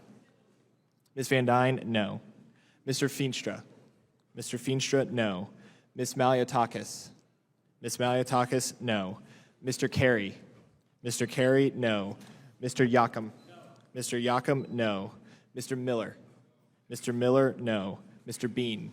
Mr. Bean, no. Mr. Moran? Mr. Moran, no. Mr. Neal? Mr. Neal, yes. Mr. Doggett? Mr. Doggett, yes. Mr. Thompson? Mr. Thompson, yes. Mr. Larson? Mr. Larson, yes. Mr. Davis. Mr. Davis, yes. Ms. Sanchez. Ms. Sanchez, yes. Ms. Sewell. Ms. Sewell, yes. Ms. Delbene. Ms. Delbene, yes. Ms. Chu. Ms. Chu, yes. Ms. Moore. Ms. Moore, yes. Mr. Boyle. Mr. Boyle, yes. Mr. Byer. Mr. Byer, yes. Mr. Evans. Mr. Evans, yes. Mr. Schneider. Mr. Schneider, yes. Mr. Panetta. Mr. Panetta, yes. Mr. Gomez. Mr. Gomez, yes. Mr. Horsford. Mr. Horsford, yes. Ms. Plaskett. Ms. Plaskett, yes. Mr. Swazi. Mr. Swazi, yes. Mr. Arrington. Mr. Arrington, no. Mr. Smucker. Mr. Smucker, no. Mr. Fitzpatrick.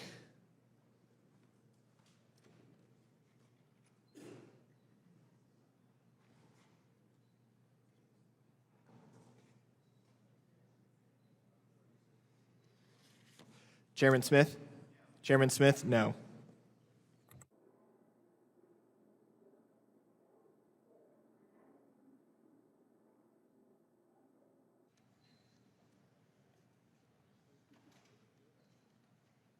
Clerk will report the vote. The yeses are 19, the nos are 25. There being 19 yeses and 25 nos, the amendment is not agreed to. Are there additional amendments? Mr. Swazi? Mr. Chairman, I reserve a point of order. Point of order is reserved. Are you ready? Yeah.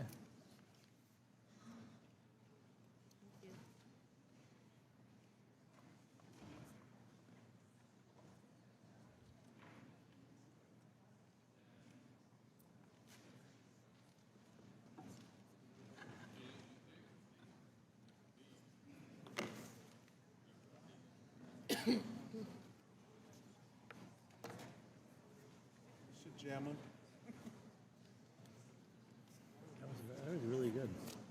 That was really good. I'm sorry that Arrington did that, because I actually like that. Yes. Yeah.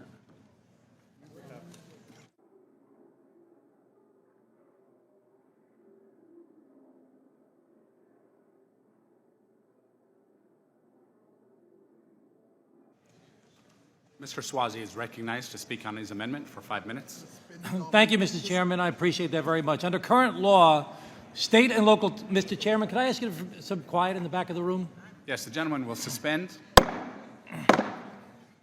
Will observers in the room please take their conversations out in the hallway as we conduct the conversation here on the committee. Mr. Swazi is recognized. Thank you, Mr. Chairman. Under the current law, people are capped at $10,000 as to how much they can deduct from their state and local taxes. Under the reconciliation bill, it's going to be increased to $15,000 for a single person, $30,000 for a married couple. That's woefully inadequate, and even some of my Republican colleagues have come out and said it's insulting. It's much too low. It's not fair to our states. It's not about Democrats and Republicans. It's about different states. And 5 or 6 Republicans have said they will not vote for the reconciliation bill because of this. And I want to try and propose a solution. I'm proposing an amendment that we increase the state and local tax deduction cap to $80,000. And we pay for it by increasing the rate of the highest taxpayers from 37 to 39.6. So I want to just explain to some of the people that may not be familiar with the state and local tax deduction how it works. In 1913, we started the federal income tax code, and the governors and mayors at that time said, we don't want federal taxes because we collect taxes at the local level to pick up garbage, to provide for public safety, to pay for schools, and we want you to just do tariffs the way you've always done tariffs. We don't want a federal income tax. And the federal government said, no, don't worry about it. The first deduction we're going to give people in the history of the United States of America with their federal income taxes is a state and local tax deduction. So you will not be taxed on the taxes you've already paid. It's about basic fairness. Because when this bill was passed, it was a big body blow to my state of New York, to New Jersey, to California, to Connecticut, to Illinois, to Massachusetts, to Maryland, to Michigan, to Minnesota, to Oregon, Pennsylvania, Virginia, and Hawaii. People are moving away from our states. People are leaving our states to go to lower tax states right now. And when they leave our states, what happens is the middle class and lower income people that live in our states are left behind to hold the bag. And they're either going to lose their services or their taxes are going to go up even more, both of which are unacceptable. Now, why are our taxes higher in these high tax states versus low tax states? Well, we're older states, we're mature industrial states, and we have the lowest rate of uninsured children, for example, in New York State, the lowest rate of uninsured adults in the country. We have some of the highest paid teachers and police officers and firefighters. And when you look at low tax states like Florida and Texas, for example, they have some of the highest rates of uninsured children, the highest rates of uninsured adults. They don't have the same amount of infrastructure or sewers or mass transit that we do. And they are growing states. So right now, most of these states that I'm talking about are actually pretty successful in that they are net donors to the federal government. Most of these states I've mentioned that are high tax states give more to the federal government than they get back in federal services. And most of the red states are taker states, states that get more from the federal government than they actually pay in taxes. So it's really not fair that we are being stuck with this cap on our state and local tax deduction because people are getting taxed on taxes that they've already paid. Now, we set up this law back in 1913. It was in place for over 104 years to 2017. Our states relied upon that. And in 2017, the long arm of the federal government reached into our local states and municipalities and tried to control our policy in complete and direct contradiction to the concept of federalism on which this country is founded. That state and local municipalities have the right to determine how they're going to provide services to the people that they have, how they're going to pay their employees, how they're going to pick up the garbage, how they're going to take care of the schools, how they're going to make sure that they enact public safety laws. President Trump came to my county of Nassau County in the election year during 2024, and he got up on stage and he said, "I will get you your state and local tax deduction back. I pledge that to you. I will make things better here in this state than it's ever been before." And many people relied upon that promise from our president, as have many members of Congress who are now saying that what's been proposed in this only increasing to $15,000 or $30,000 for a married couple is, as I said before, an insult and unfair to our state. So I'm asking our colleagues to please support this amendment, an idea that's supported by the U.S. Conference of Mayors and by the teachers and by the firefighters and by the counties and by other municipal officials throughout the country that have relied upon this ability to tax as they see fit at the state and local level for over 100 years and are trying to get that recaptured again. We don't want to see people boasting that they're getting people to leave our states and move to your states, when in fact we've been the largest net donors to our federal government time has expired. of any states in the nation. Thank you, Mr. Chairman. Gentleman's time has expired. I now recognize to speak on the amendment, Mr. Estes. Well, thank you, Mr. Chairman.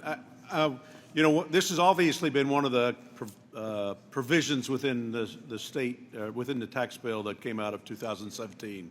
That's generated a lot of discussion, a lot of noise, a lot of talk about. Unfortunately, one of the things that gets lost in the discussion is that SALT gets talked about with blinders on, instead of talking about what's the bottom line on the tax bill. What do people owe? We saw after 2017, if you look at SALT, you look at the alternative minimum tax, you looked at lower rates for individuals, and you looked at a higher standard deduction, all of that resulted in 94% of the people having lower taxes because of those combined.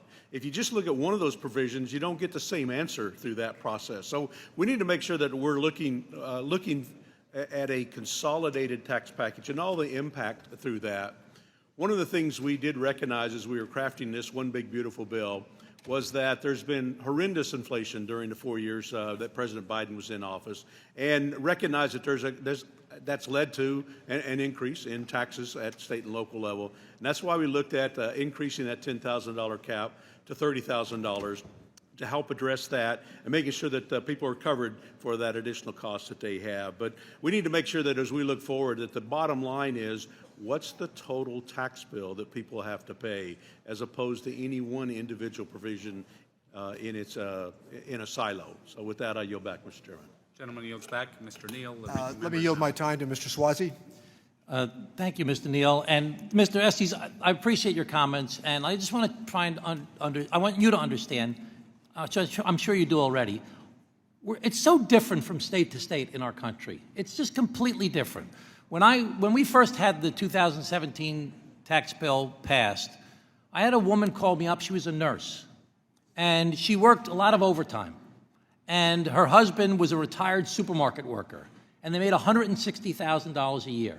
And she was crying because her taxes went up. She didn't expect her taxes to go up. She usually got a refund, but her taxes went up because of this cap of $10,000 on her state and local tax bill. And she explained how she had a house worth about $550,000 or $600,000, and the second floor bathroom was leaking down to the first floor, and she couldn't afford to fix that bathroom because she had borrowed a lot of money for her kids to go to college. So I asked her to come into my office. I actually brought my accountant to the meeting and try to talk to, do you have a lot of credit card bills, or do you go out to the restaurants a lot, or maybe a lot of big vacations? No. She's just a hardworking person whose taxes went up based upon the state and local tax deduction cap. I explained that to a friend of mine from Oklahoma, an elected official from Oklahoma, a member of the Senate actually, and he looked at me and he said, $160,000 a year, a $550,000 or $600,000 house, that person must be loaded. They must be so rich. If you had that money in Oklahoma, if you had that type of house in Oklahoma, you'd be living in a gated community. You might even have a pool and an indoor movie theater. You might even belong to the country club. So it's very different from place to place. In our state, where a teacher and a police officer, married couple, two wage earners, could easily be making $150,000, maybe even $180,000 a year between the two of them, but their house is much more expensive, their cost of living is much more expensive, and when we get money from the federal government for infrastructure, we have to do old roads and old sewers and old bridges and old schools and old hospitals and fix those places up. Whereas some of the faster growing states in our nation, when they get money from us in New York, the highest donor state in the country, they're building new roads and new bridges and new sewers and new hospitals and new schools, and they're expanding. We're in fact subsidizing our own demise. But we need to do a better job talking to each other about how different it is from place to place in our country. I'm sure that salt is not a big issue where you live. And I'm sure it's not a big issue in a lot of other states. But in the states that have relied on this provision for 100 years, this is a major factor in our very existence. Why would you have 6 loyal Republicans that are on your team 100% of the time, that support President Trump, coming out and saying they're not going to vote for this bill unless they get the salt cap increased? Because this is devastating to our states. This is unfair to our states. Well, the gentleman yield. Yes. I recognize the point. I mean, obviously, the state and local taxes in a lot of high-tax states are higher than in others. However, it does affect people in Kansas. Just speaking from my personal experience, it's affected me personally. That I hit the salt cap of 10%, but as a result, I ended up using the standard deduction, and ultimately taxes were lower because of that.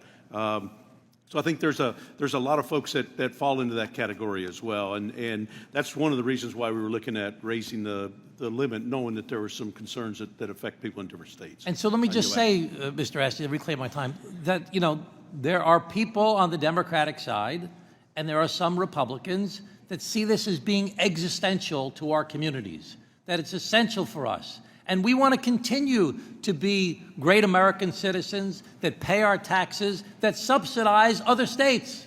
Most of the red states are net takers from the federal government. Most of the blue states are net donors to the federal government. Texas is a net donor also. But again, we've relied upon this for 100 years. 100 years, this is the way we conducted business. And listen, I wish the taxes in my state were lower. I ran for governor of New York State twice on a platform of lower taxes. I got my ass kicked. But, sorry about the language there, Mr. Bean, apologize. And so the bottom line is that we just need to recognize what a serious problem it is. And there are other serious problems that are faced in other parts of the country, like rural hospitals, that aren't an issue that I face in my district, but I don't want to see rural hospitals closed down. we all have different issues that we face in our different communities. If we can move beyond yelling and screaming at each other and working with each other and understanding each other better, we could get a lot more done and make things better for the American people. Gentleman's time has expired. I now recognize Mr. Davis to speak on the amendment. Thank you, Mr. Chairman, and I come from Illinois, which is a donor state, and I strongly support this amendment and reject efforts to permanently double tax Illinoisans and tens of millions of other Americans by permanently capping the state and local income tax deduction. I am a proud, bold, dyed-in-the-wool progressive. I firmly believe that the rich should pay their fair share, and I reject the false claim that the Republican effort to limit the SALT deduction is to make the wealthy pay. I call that horse bucking. I served on this committee for TCJA. I saw Republicans use the SALT cap to intentionally target blue states that raise revenue to pay for services to improve the quality of life. Limiting the SALT deduction was intentionally designed to hurt blue states, not the wealthy. The Republican weaponization of the tax code in TCJA wasn't limited to SALT. The initial disaster tax provisions in TCJA intentionally covered disasters only in red states, but excluded those in the blue state of California. Speaker McCarthy fixed this by final passage because he knew how unjust it was to deny federal aid to disaster victims due to politics. The Republican tax scam increased the taxes on over almost 2 million Illinoisans by hundreds of millions of dollars, 85% of whom were in the middle class. The SALT deduction is a bedrock part of the tax code since its inception because it recognizes that all levels of government need the revenue to carry out critical services to help citizens, to educate, hire police officers, fix roads, ensure clean water, make sure that the garbage is removed and picked up, and make sure that the quality of life is decent.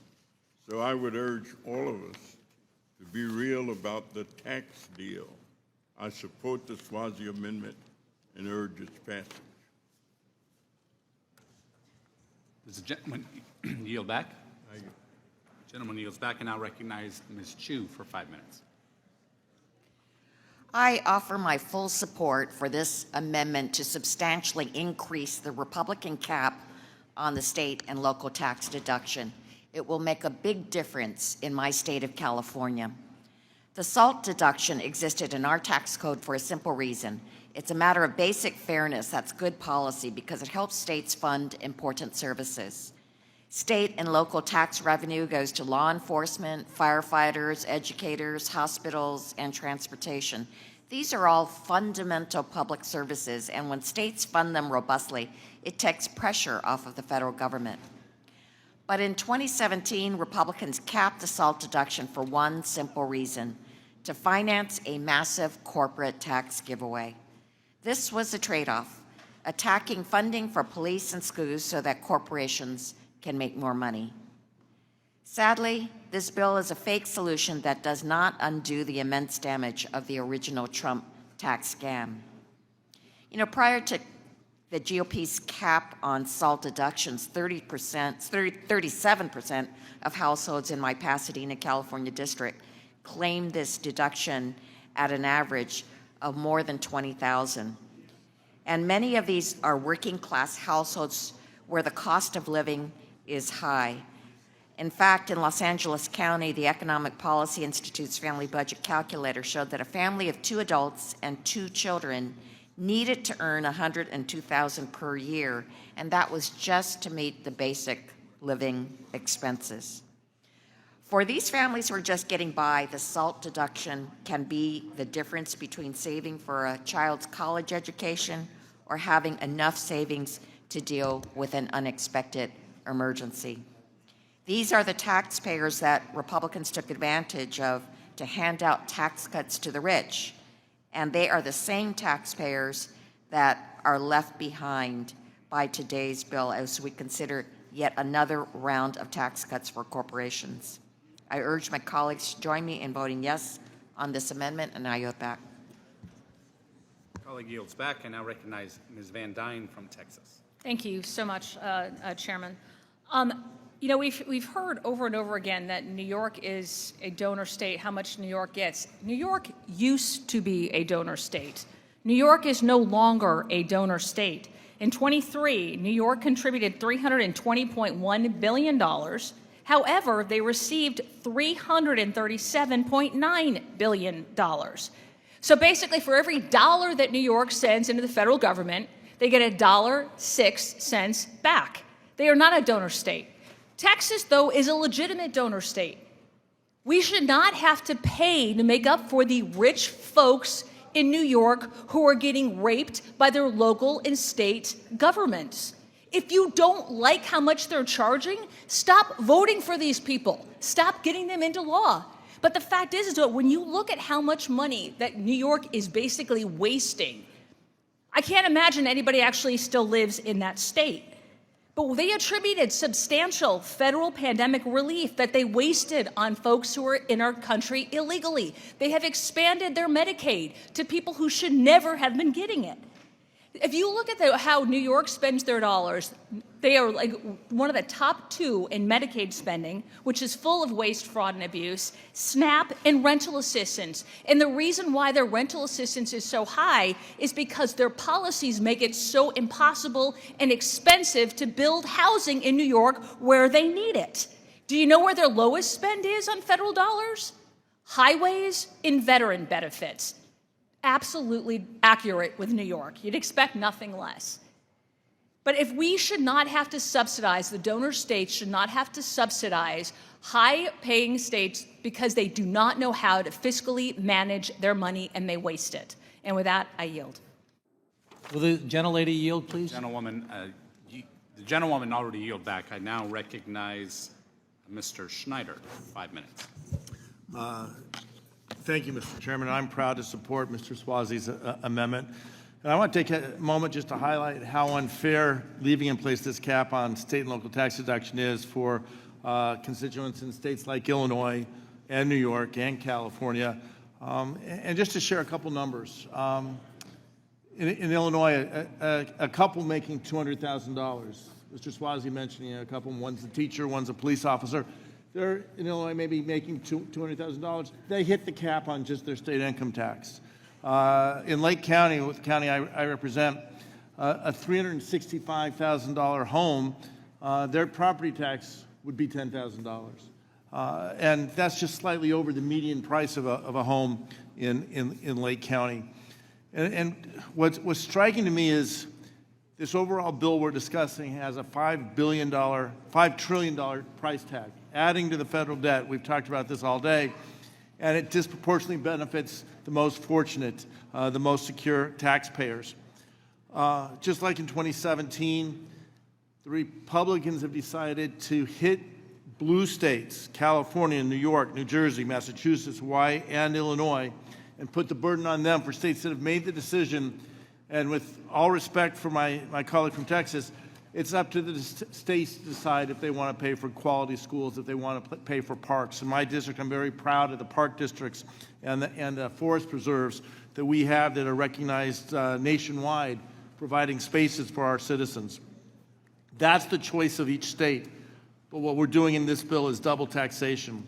The Republican decision to again use citizens of blue states double down on what is nothing more than a punitive approach of double taxation, and we should make sure that it is not continued. So I support this amendment. I know that Mr. Swazi wanted to add. I don't know if you want any time. Well, I'm glad that yes, thank you, Mr. Schneider. I'm glad that you gave me a few minutes to calm down, and I'm not going to take the bait from Ms. Van Dyne. and get in a tit for tat about my state versus your state. The bottom line is that, do you think that people should be taxed on taxes they've already paid? Ms. Van Dyne? I think when you have a management of a state, I understand that. that. Is You don't like our abuse state. their citizens. You never come to our state. Yes, to they go should not. You never come to our state for fundraising, do you? Because you've been attacking our state Have here you been in tonight. Texas? No. Oh, really? Let me ask you a question, Ms. Well, Van we're Dyne. going to check out your Ms. FEC Van report Dyne. and see if that's true. Ms. Van Dyne, do you think that people should be taxed on taxes they've already paid?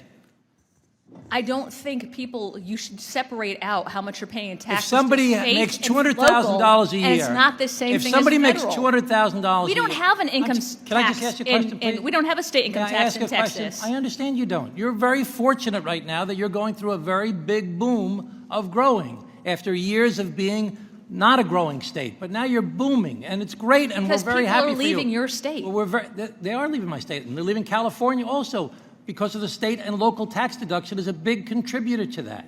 After years of our state contributing to make this the greatest nation on earth, because we were productive and successful, because our people built great things and continue to do great things in our state. But because of a change in the law in 2017, when we capped the taxes deduction at $10,000, it's incentive. You're like gloating. You're enjoying the idea that people are leaving our state to go to your state because you put in place the state and local tax deduction. Yet you come to New York on a regular basis. First of all, I wasn't here when they did that. You come to New York on a regular basis to raise money, to come for tourism. It's a great place. It's a wonderful place. And Tom, I'm sure your state is a great place. Tom, I'm going to take back my time. Yes, okay. You can, because I think it makes an important point that I want to touch on. You know, my son served 5 years in the Navy, and he did his OCS training in Rhode Island. He was stationed for 2 years in Hawaii. He served in California. He was deployed all over the Pacific. When he was on watch on ship, when he served in the Navy, he was serving with people from all over the country, from Texas, from New York. I represent Naval Station Great Lakes, where every Navy recruit comes for basic training. No matter what state they're from, they are volunteering to put on a uniform to defend and protect our country. We shouldn't be having a debate whose state's better than another state other than in a friendly, competitive way. I want New York to succeed. I want Texas to succeed. I want every state to make decisions how they are going to fund their government responsibly. I don't think we should be double taxing them. Gentleman's time has expired. The gentleman from California, Mr. Thompson, is recognized for 5 minutes. Ms. Van Dyne, I've just been getting a lot of texts from people. Where were you born, Ms. Van Dyne? I was born in upstate New York. I always Albany. say I'm a New Yorker. And Ms. Van Dyne, Oh, there's a reason why I left the state. I'm a New Yorker by birth, but a Texan by choice. Okay, Ms. Van Dyne, where did you go to college? What? Where did you go to college? Cornell. In New York State. Yeah. Okay, I'm going to ask at least my New York colleagues, at least them, but hopefully some other states that are being affected by the state and local tax deduction, especially on the other side of the aisle, to please talk to Ms. Van Dyne. This is very unfair to our state. This is unfair to our residents, that people are being encouraged, and people are actually celebrating it. Some people are celebrating it. The idea that people are leaving our states because they're being taxed on taxes they've already paid. The federal government was set up with a concept that state and local governments have a right to decide how they're going to govern themselves. And people can vote whether to keep or get rid of the people. But, Ms. Van Dyne? Well, I feel like I need to be able to respond to this. Go ahead. Part of the problem, and look, I was a mayor in Irving, Texas, way before 2017. I became mayor in 2011. I'll tell you, when we were going out and we were looking for economic development, where we were finding companies that were moving, this was way before the SALT cap. We had companies that were moving and people who were moving into our country, into our state, into our city, not because of the SALT cap, but because they felt like they were being abused at the local and state level because they were being absolutely overtaxed and overregulated. This was back in 2011. We saw company after company after company leaving places like Chicago, New York, and LA for places like Florida and Texas not having anything to do with a SALT cap, having everything to do with a mismanagement and the horrendous regulatory environment of your local and your state governments. So and it's still happening. I'm going to reclaim my time. So you really don't like New York, okay? And New York is a great state run by horrible elected officials. So you think that New York is just a terrible place, a great place run by horrible elected officials. Now, do you think that under the system that we have, that the federal government should reach in to the state and local governments and tell them what they should be doing? No. Do you think that people... I think so if answer they my want question. to be double-dipped, then that's the state and local officials' job, not ours. So please answer my question I asked before. Do you think people should be paying taxes on taxes they've already paid? I don't think that's the case. I think you are absolutely mischaracterizing that. In Texas, we have high property taxes. We're paying that.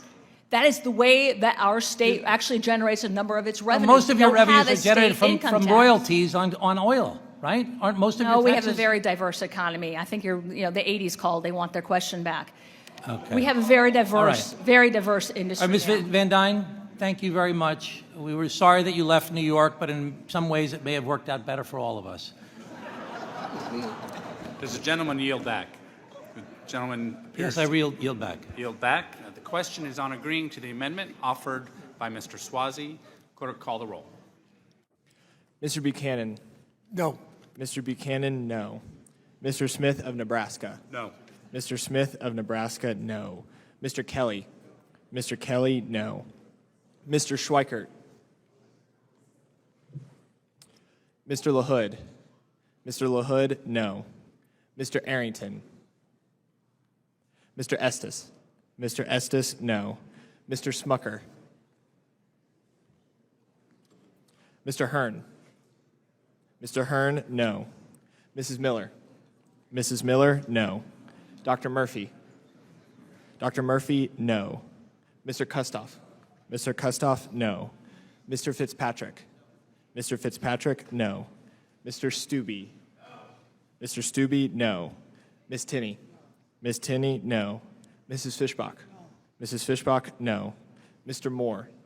Mr. Moore, no. Miss Van Dyne. No, but you might want to, Swazi, look at your FEC report. You got a lot of cash from Texas.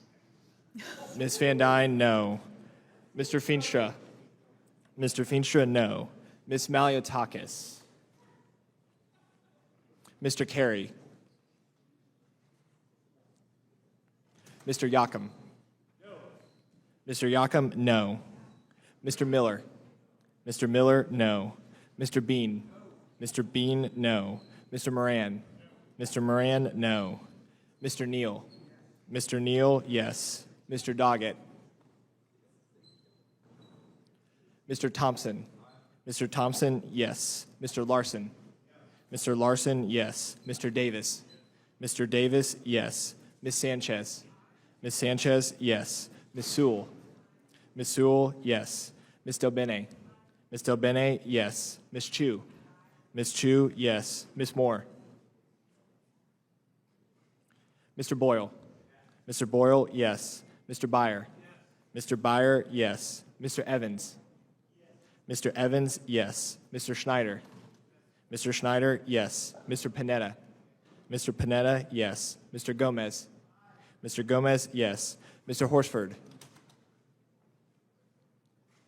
Miss Plaskett. Miss Plaskett, yes. Mr. Swazi. Mr. Swazi, yes. Mr. Schweikert. Mr. Schweikert, no.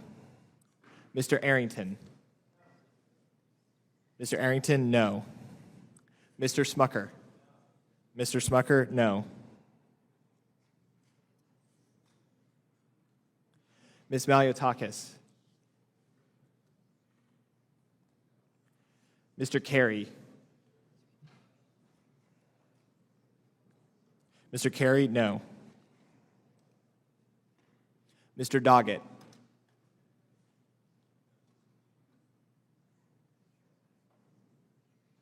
Miss Moore.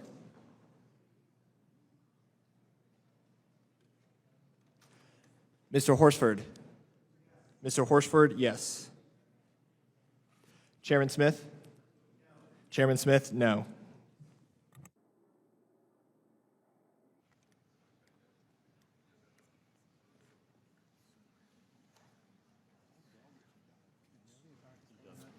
The clerk will record the vote. Will The report yeses are 17, the nos are 25. There being 17 yeses and 25 nos, the amendment is not agreed to. Are there additional amendments? Mr. Thompson. Mr. Chairman, I reserve a point of order. Point of order is reserved. Thank you, Mr. Chairman. I have an amendment at the desk. The gentleman will suspend while the amendment is being distributed.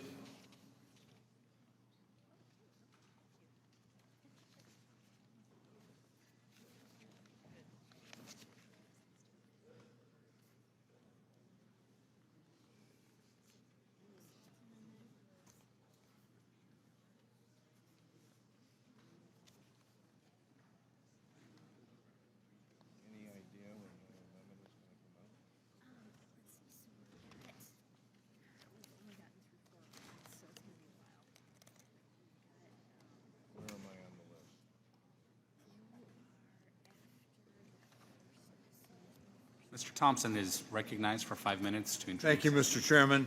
You know, the President and my Republican colleagues like to talk about bringing back manufacturing and energy dominance. And the chairman of this committee said that and I quote, the golden age of American manufacturing starts with the extension of the Trump tax cuts. Well, that can't be further from the truth. Today, we have more Americans working in manufacturing than at almost any time since the Great Recession. In 2024 alone, we invested nearly $240 billion in new manufacturing facilities, a record high. Unlike my Republican colleagues, we understand you don't build new factories by giving tax cuts to folks that don't need them. You build new factories by investing in American ideas, labor, and enterprise. That's exactly what we did with the Bipartisan Infrastructure Law, CHIPS and Science Act, and the Inflation Reduction Act. We spurred billions in investment in solar, wind, clean hydrogen, carbon capture, biofuels. Mr. Thompson, will you suspend 1 moment? I'd like to ask those observing once again to take your conversations out in the hallway. Each member deserves to be heard as we conduct business. The gentleman may proceed. Thank you, Mr. Chairman. We spurred billions in investments in solar, wind, clean hydrogen, carbon capture, biofuels, advanced battery technology, and more. Since 2022, we have created 400,000 new jobs and invested over $400 billion in clean energy jobs. But now, in order to pay for trillions in more tax cuts for those who don't need them, the Republicans are gutting clean energy tax credits, which will be devastating. It's the American worker who will suffer, with many of them in districts represented by my Republican colleagues on the other side of this dais. Representatives Arrington, Bean, Carey, Estes, Fenstra, Fishbach, Kern, Kelly, Kustoff, LaHood, Malatakis, Miller, Moore, Murphy, Moran, Smith, Smucker, Stubbe, Tierney, Van Dyne, and Yackham. You guys are going to be voting to kill jobs and, in some cases, billions of dollars of investment in your districts. You're going to have to answer to your constituents with that vote. By gutting these tax credits, you're not just hurting the current industry, you're hurting the United States in our effort to get back our competitive edge against China. The American people understand that these credits work off one another.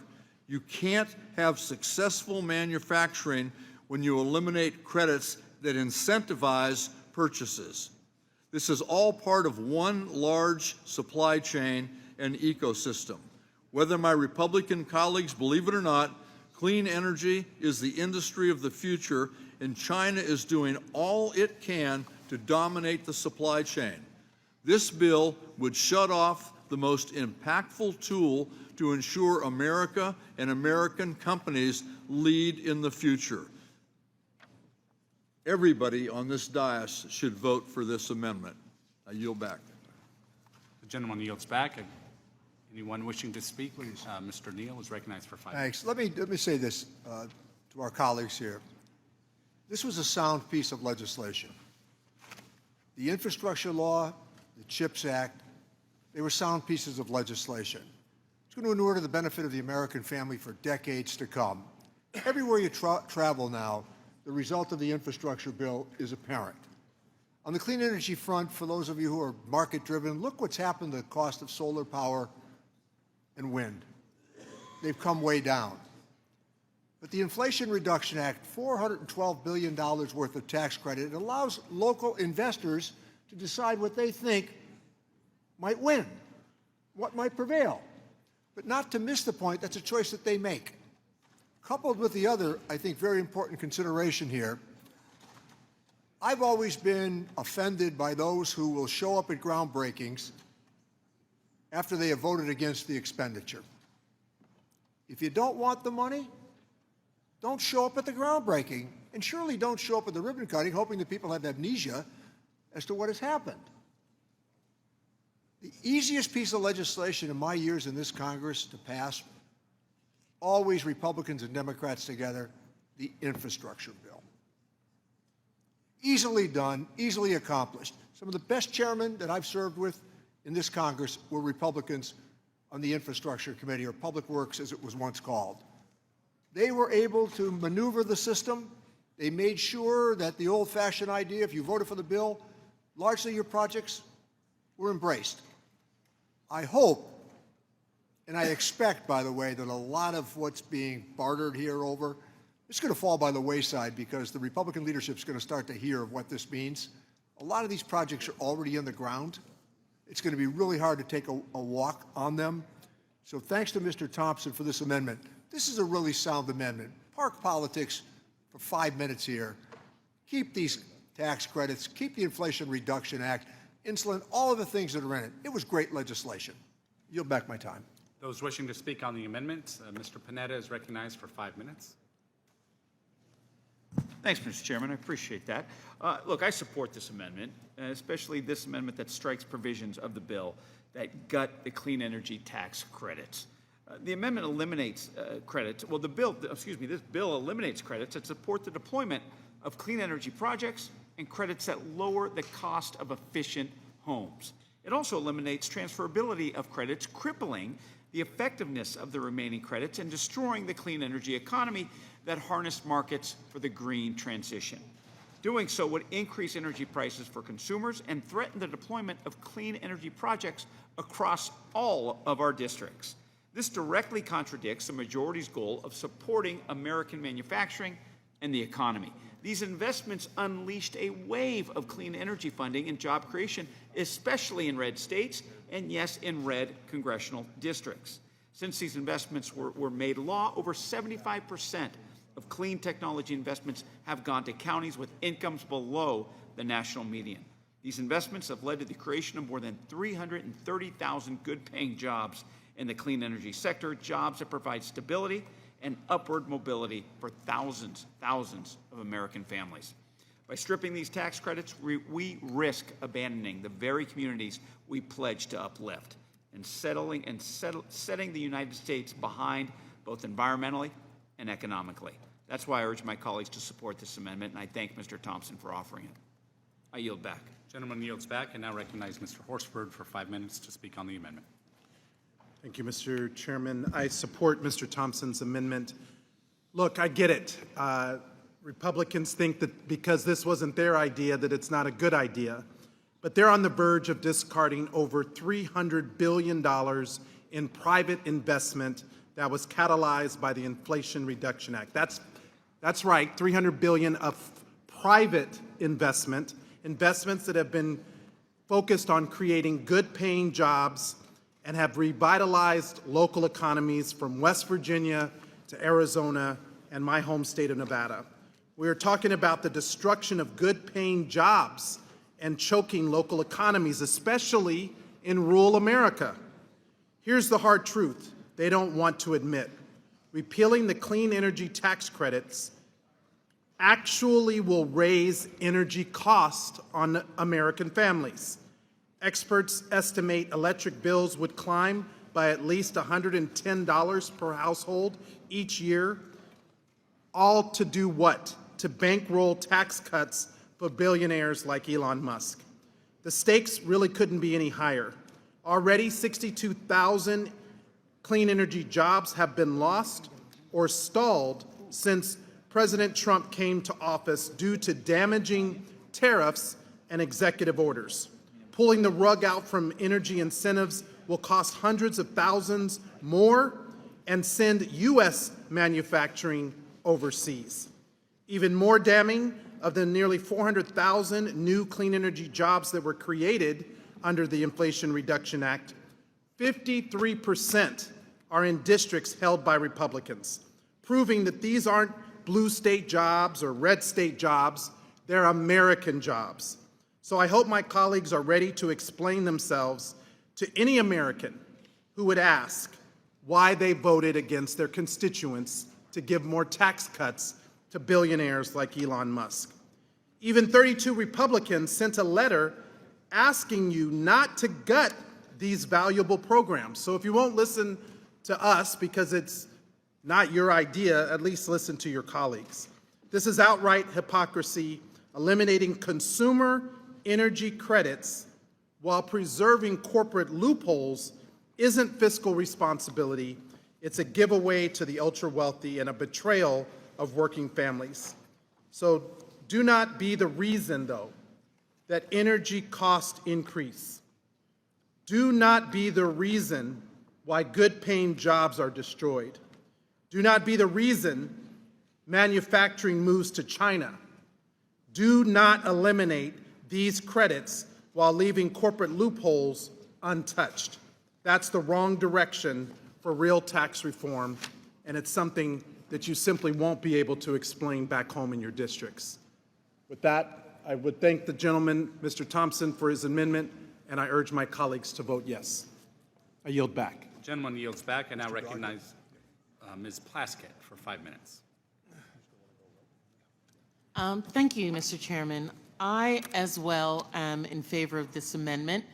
And some might think from my district that would be kind of unusual, considering we have a refinery, a fossil fuel oil refinery in the Virgin Islands that we are trying to start. But that fossil fuel refinery, which at one point was the largest in the Western Hemisphere, understands that diversification of energy is important for our economy, important for jobs, and important for competitiveness. Listen, even Senate Republicans have looked at this proposal, and just now, if you look at Politico, Reuters, others, are saying that this provision that you have put in to the chairman's bill is not the right way for our for manufacturing, that this cutoff is too soon, this does not help even in the areas that you all are very interested in nuclear reactors, in geothermal. This is going to cut that off with these tax credits being cut off. Industry has, and individuals have made decisions on moving technology forward, on being competitive, and stopping these tax credits just because it was something that President Biden did is not the right way to go. We are going to stifle American competitiveness. We are going to stifle American innovativeness and our ability for our manufacturers and our companies to be able to create new and diversified areas for jobs to grow. Listen, in the Virgin Islands, we had an oil refinery that was a boon. Most of our revenues came from this refinery. Individuals had jobs. We were able to grow the middle class exponentially. But we did not recognize that diversification of our resources and our manufacturing was absolutely key. And when oil prices, movements away from refining happened, we've been stuck. And so those individuals who are working on the restart of the refinery also recognize that we need to diversify it. And these tax credits were very helpful for us to be able to do that, to recognize American innovation and ingenuity. That's what we are allowing the private sector to have by having these tax credits. By removing them, you are stifling American business. And I don't understand to what end, to whose support. Where is this $300 billion that you were going to be used going to go? Oh yeah, probably the tech bros. Those individuals who it seems that the tax credits seem most geared to in this legislation. Let's keep manufacturing here. Let's keep that innovation going. I am in favor of this amendment, and I can't see why my Republican colleagues would not be. Your Senate colleagues across the Capitol are looking at this as well and saying that this is a no-go. Getting rid of these tax credits is going to be harmful to American manufacturing, particularly in the areas that you all are looking at as well. So support this amendment. This is one area that we can all work on together. I yield back. Gentlelady yields back. I now recognize Mr. Yocum for 5 minutes to speak on the amendment. Thank you, Mr. Chairman. The Democrats' so-called Inflation Reduction Act was designed to, by their estimation, to reduce our dependence upon foreigners for energy. The Inflation Reduction Act actually would have been better called the Inflation Enhancement Act. Democrats passed the Inflation Reduction Act, and what happened? Inflation shot through the roof. There were also loopholes created by the Biden administration that allowed foreign actors to take advantage of our tax credits. Why should the Chinese government be allowed to come in here and take advantage of American taxpayer loopholes? We shouldn't allow that. We should want domestic production of energy. We should want domestic investment. And the way to make that happen is to pass this one big, beautiful bill. I urge my colleagues to vote no on this amendment. Gentleman yields back, and I recognize Mr. Doggett to speak on the amendment for 5 minutes. During the last Democratic Congress, we took constructive action to respond to the climate crisis. And we worked to incentivize the expansion of an infant industry in competition with serious competition from China. Our industry has grown, the investment has grown, hundreds of thousands of new jobs have been created. The bill has worked. And for some reason, apparently Donald Trump's belief that windmills cause cancer or some other extraordinary, unbelievable position, our Republican colleagues are determined to undermine everything that we did through that legislation. There's a mention by Mr. Yocum of prices. Well, prices on energy have gone down in my state because of renewables. Texas is known for its fossil fuels, but in fact, we're the leading wind producer. We're right at the top on solar because they have worked to bring prices down, not up. And this bill is all about undermining that progress. Without the amendment that we're offering, we're going to see electricity costs go up. We'll see hundreds of thousands of jobs lost, and we'll see much of the modest progress that we made to protect our planet reversed. Phasing out these credits to unworkable short timelines, placing impossible foreign entity of concern restrictions on materials, and repealing the consumer credits, all of these serve to restrict further clean energy growth while Trump demands more and more dirty coal and over-reliance on fossil fuels. Last year was the hottest year ever recorded, the hottest year in known human history. It brought us dangerously near the tipping point of no return with reference to the climate crisis. Climate change is not some far-off event. It's at our doorsteps. It's at the doorstep of my home in Austin tonight, where the temperatures this week are soaring into triple digits. Because in Texas, in my area, summer has become a time that extends from April to November. And that's happening increasingly around the country as we see the intensification of weather events, not only with heat, but with hurricanes, with tornadoes, with floods, and of course wildfires in Texas and wildfires right in the center of Los Angeles. It's absolutely incredible that we're here tonight even debating whether to kill the credits for clean energy and the development of this new industry that can be competitive and not abandon renewables to the Chinese, whether we're going to abandon that approach in order to pay for well-connected billionaires' tax breaks. Electricity demand is projected to grow exponentially in large measure because everything's getting so hot and people want more cooling, more air conditioning. And solar and wind can readily meet that demand without kicking off a death spiral of high emissions from energy used. American families will pay the cost if these provisions are killed.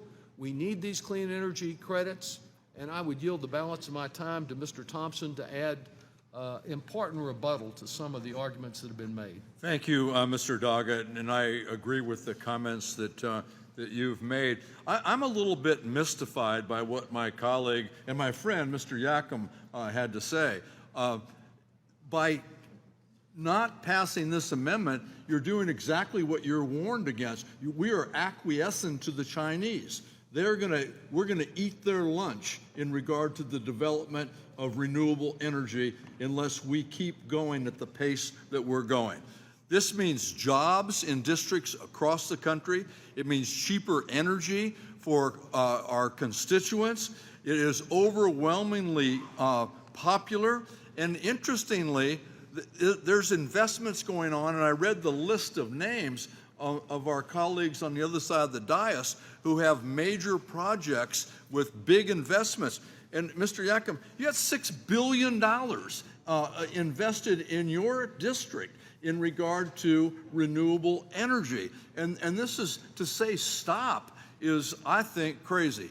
I had an opportunity to participate in an energy conference this month, bipartisan, Democrats and Republicans. And one of the most interesting things I heard was from a Republican colleague who said he said, I'm glad you're here as a Democrat on the Ways and Means Committee, but I sure wish there were some Republicans from the Ways and Means Committee here to understand how important it is that we're looking at and investing in, however you want to take it, all of the above or the best of the above, but we need to do a lot of work in regard to energy development. Gentleman's time has expired. Clean renewable energy is an important part of that. Gentleman's time has expired. Mr. Byer is recognized for 5 minutes to speak on the amendment.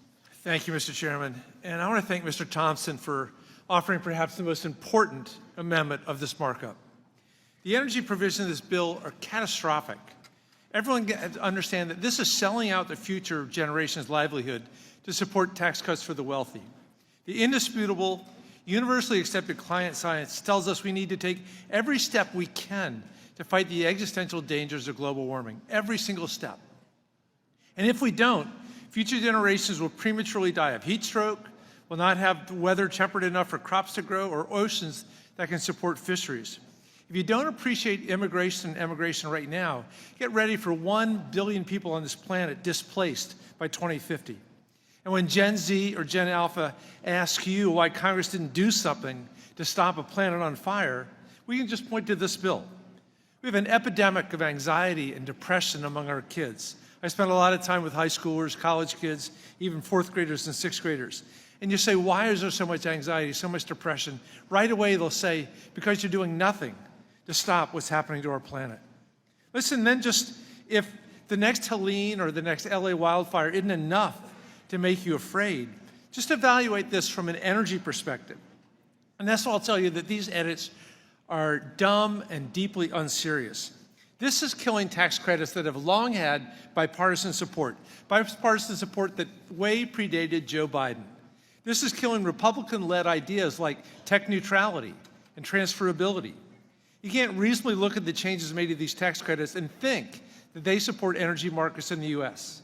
Between the FEOC provisions about being unworkable and functionally killing credits, creating placed in service deadlines, which means no project underway can guarantee it will be done in time, and eliminating transferability, you've killed financing in the energy market. If we lose the advanced nuclear industry to China, let's point to changes that we made here. It's just so deeply unserious at a time when we have increasing energy demand. We should be supporting the rapid deployment of energy that we can get on the grid now. And that's the opposite of an all-the-above or an energy dominance agenda. This is just doubling down on oil and gas. For example, why would we be attacking storage at a time like this when we're trying to improve reliability and improve capacity and lower energy costs? It's baffling. This is an economic loser's agenda and a job killer. At a time when we're trying to grow the economy, why would we be pushing legislation that kills jobs and kills manufacturing in the United States? I also want to point out that these changes are anti-family. If you care about lowering energy prices, these efforts increase household energy prices. Households are going to pay more for energy without these clean energy credits. Americans can see their electricity bills rise by $110 next year. So you're increasing folks' utilities bills at a time when folks are already struggling with the cost of living. And for what? So that the ultra-wealthy can pay even less in taxes.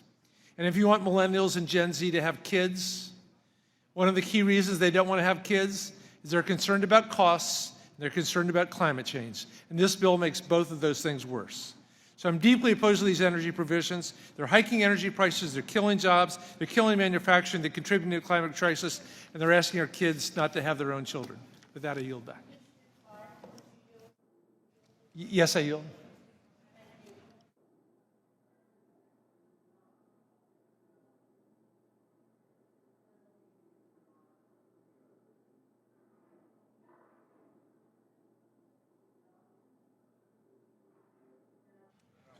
Time has expired.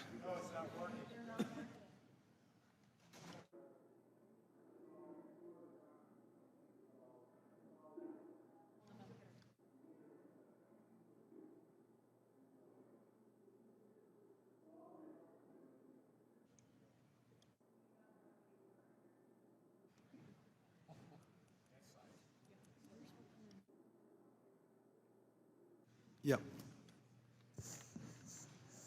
Hey, you want to sit here? Mine is working. This is working. Jump in. Come on.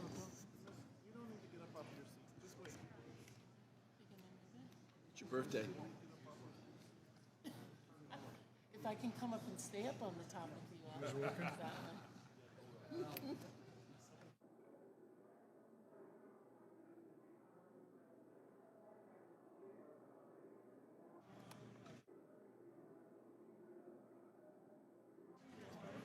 The committee will stand at ease as technical issues are being addressed.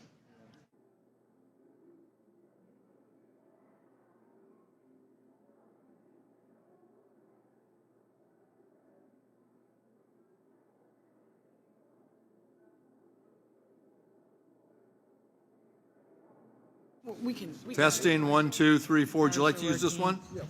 Hello? Come on up.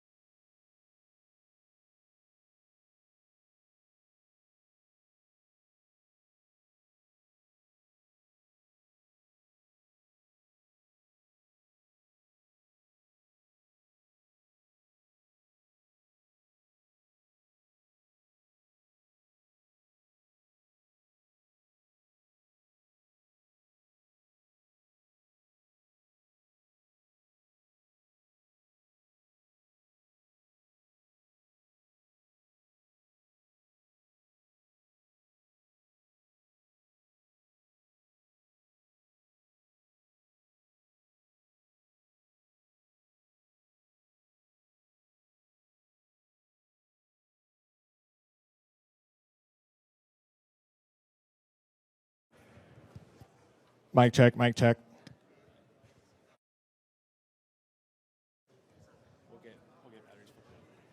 This one works.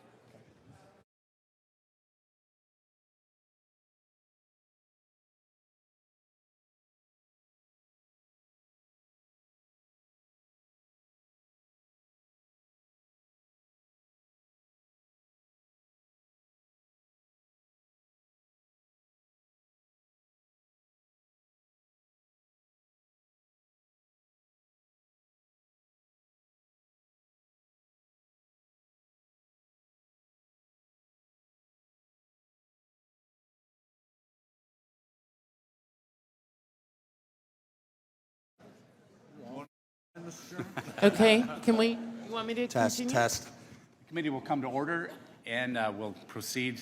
Thank as you. needed. Thank you for yielding your time to me. I know that my colleague, Mr. Thompson, was discussing some of the statistics and what was said by our good colleague from Indiana. One of the things that I think we need to continually do is get rid of misinformation. He also stated that there was inflation skyrocketed under Biden. Let's be clear that we know that in 2021, inflation was at 7%. That was the inflation rate. It dropped down to 6.5. In 2023, it was 3.4. 2024, 2.9. And at the beginning of the Trump administration, 2.3. Those are the numbers, and to state, it's disingenuous to say that inflation skyrocketed under the Biden administration when there was a steady decline.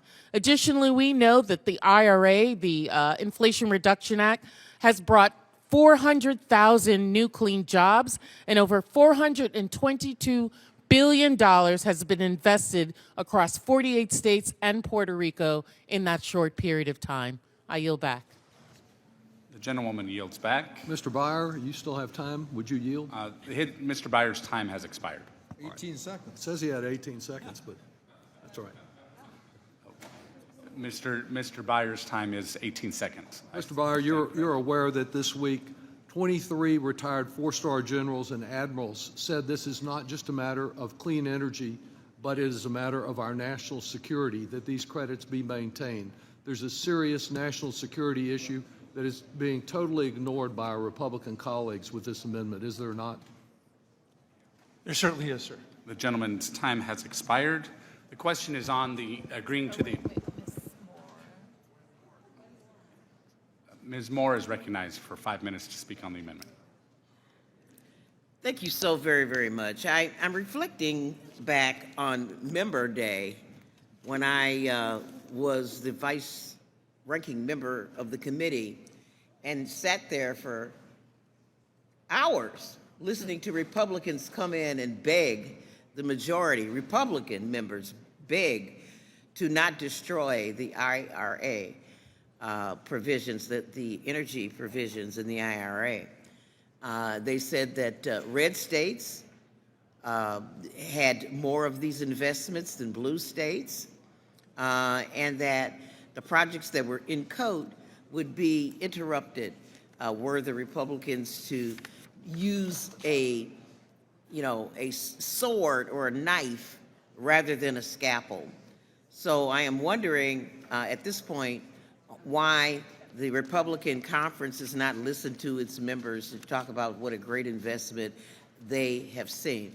I would yield the rest of my time to Mr. Doggett. Do you want time? I believe we've adequately covered this amendment, but it's critical to our national security, our economic security, to job growth, and to assuring that we respond to the climate crisis before we're overwhelmed by it. Thank you. Thank you. I yield back. Gentlewoman yields back. Question is on agreeing to the amendment offered by Mr. Thompson. Clerk, call the roll. Mr. Buchanan.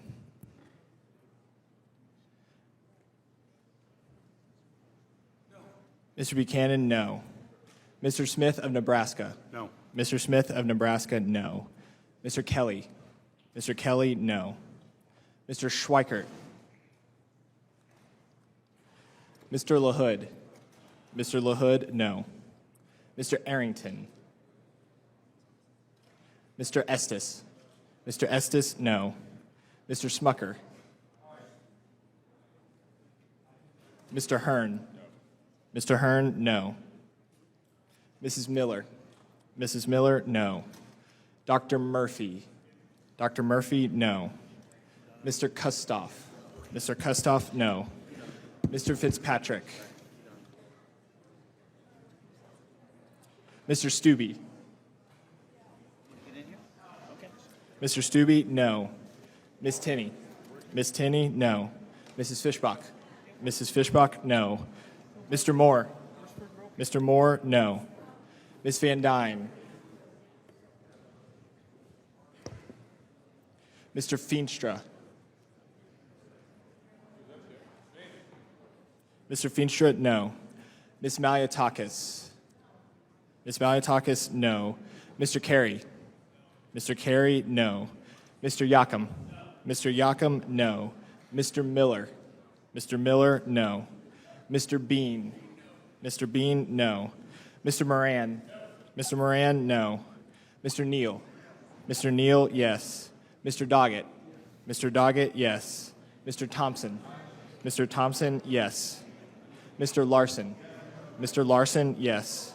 Mr. Davis. Mr. Davis, yes. Ms. Sanchez. Ms. Sanchez, yes. Ms. Sewell. Ms. Sewell, yes. Ms. Delbene.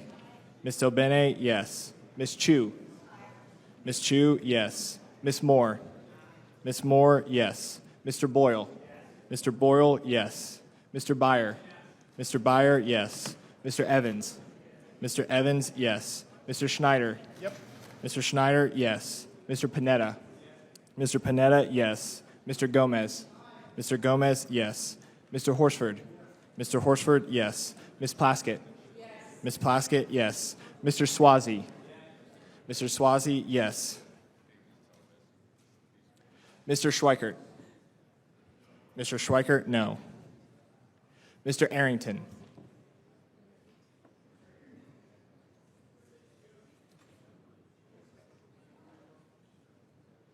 Mr. Smucker. Mr. Smucker, no. Mr. Fitzpatrick.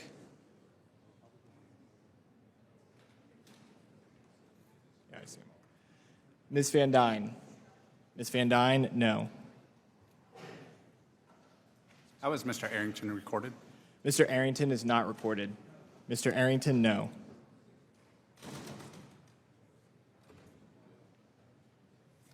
Chairman Smith? Chairman Smith, no.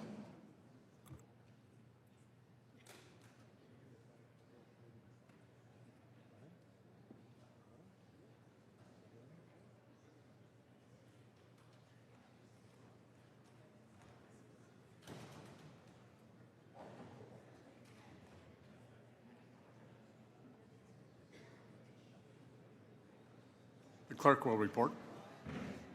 The yeses are 19, the noes are 25. There being 19 yeses and 25 noes, the amendment is not agreed to. Are there additional amendments? Mr. Chairman. Mr. Chairman, I reserve point of order. Point of order has been reserved.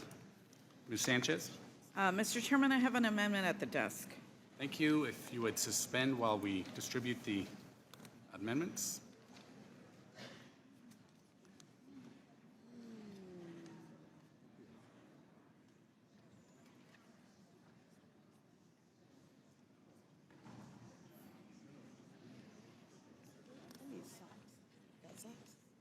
Yes, do you want them? Yeah, I brought fuzzy warm socks. I don't know why I wore these heels. I don't know why.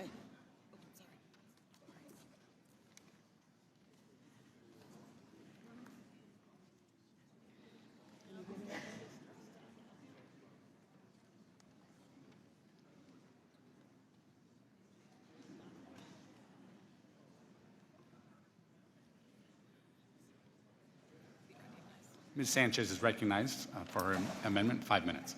Thank you, Mr. Chairman. This amendment would terminate the International Emergency Economic Powers Act, or IEPA, those tariffs that were imposed by Trump Executive Orders 14257, 14193, and 14194. Trump's tariffs have only brought us economic pain, not results. For the first time since the pandemic, our economy shrank in the first quarter. We now face the very real risk of yet another Republican-led recession.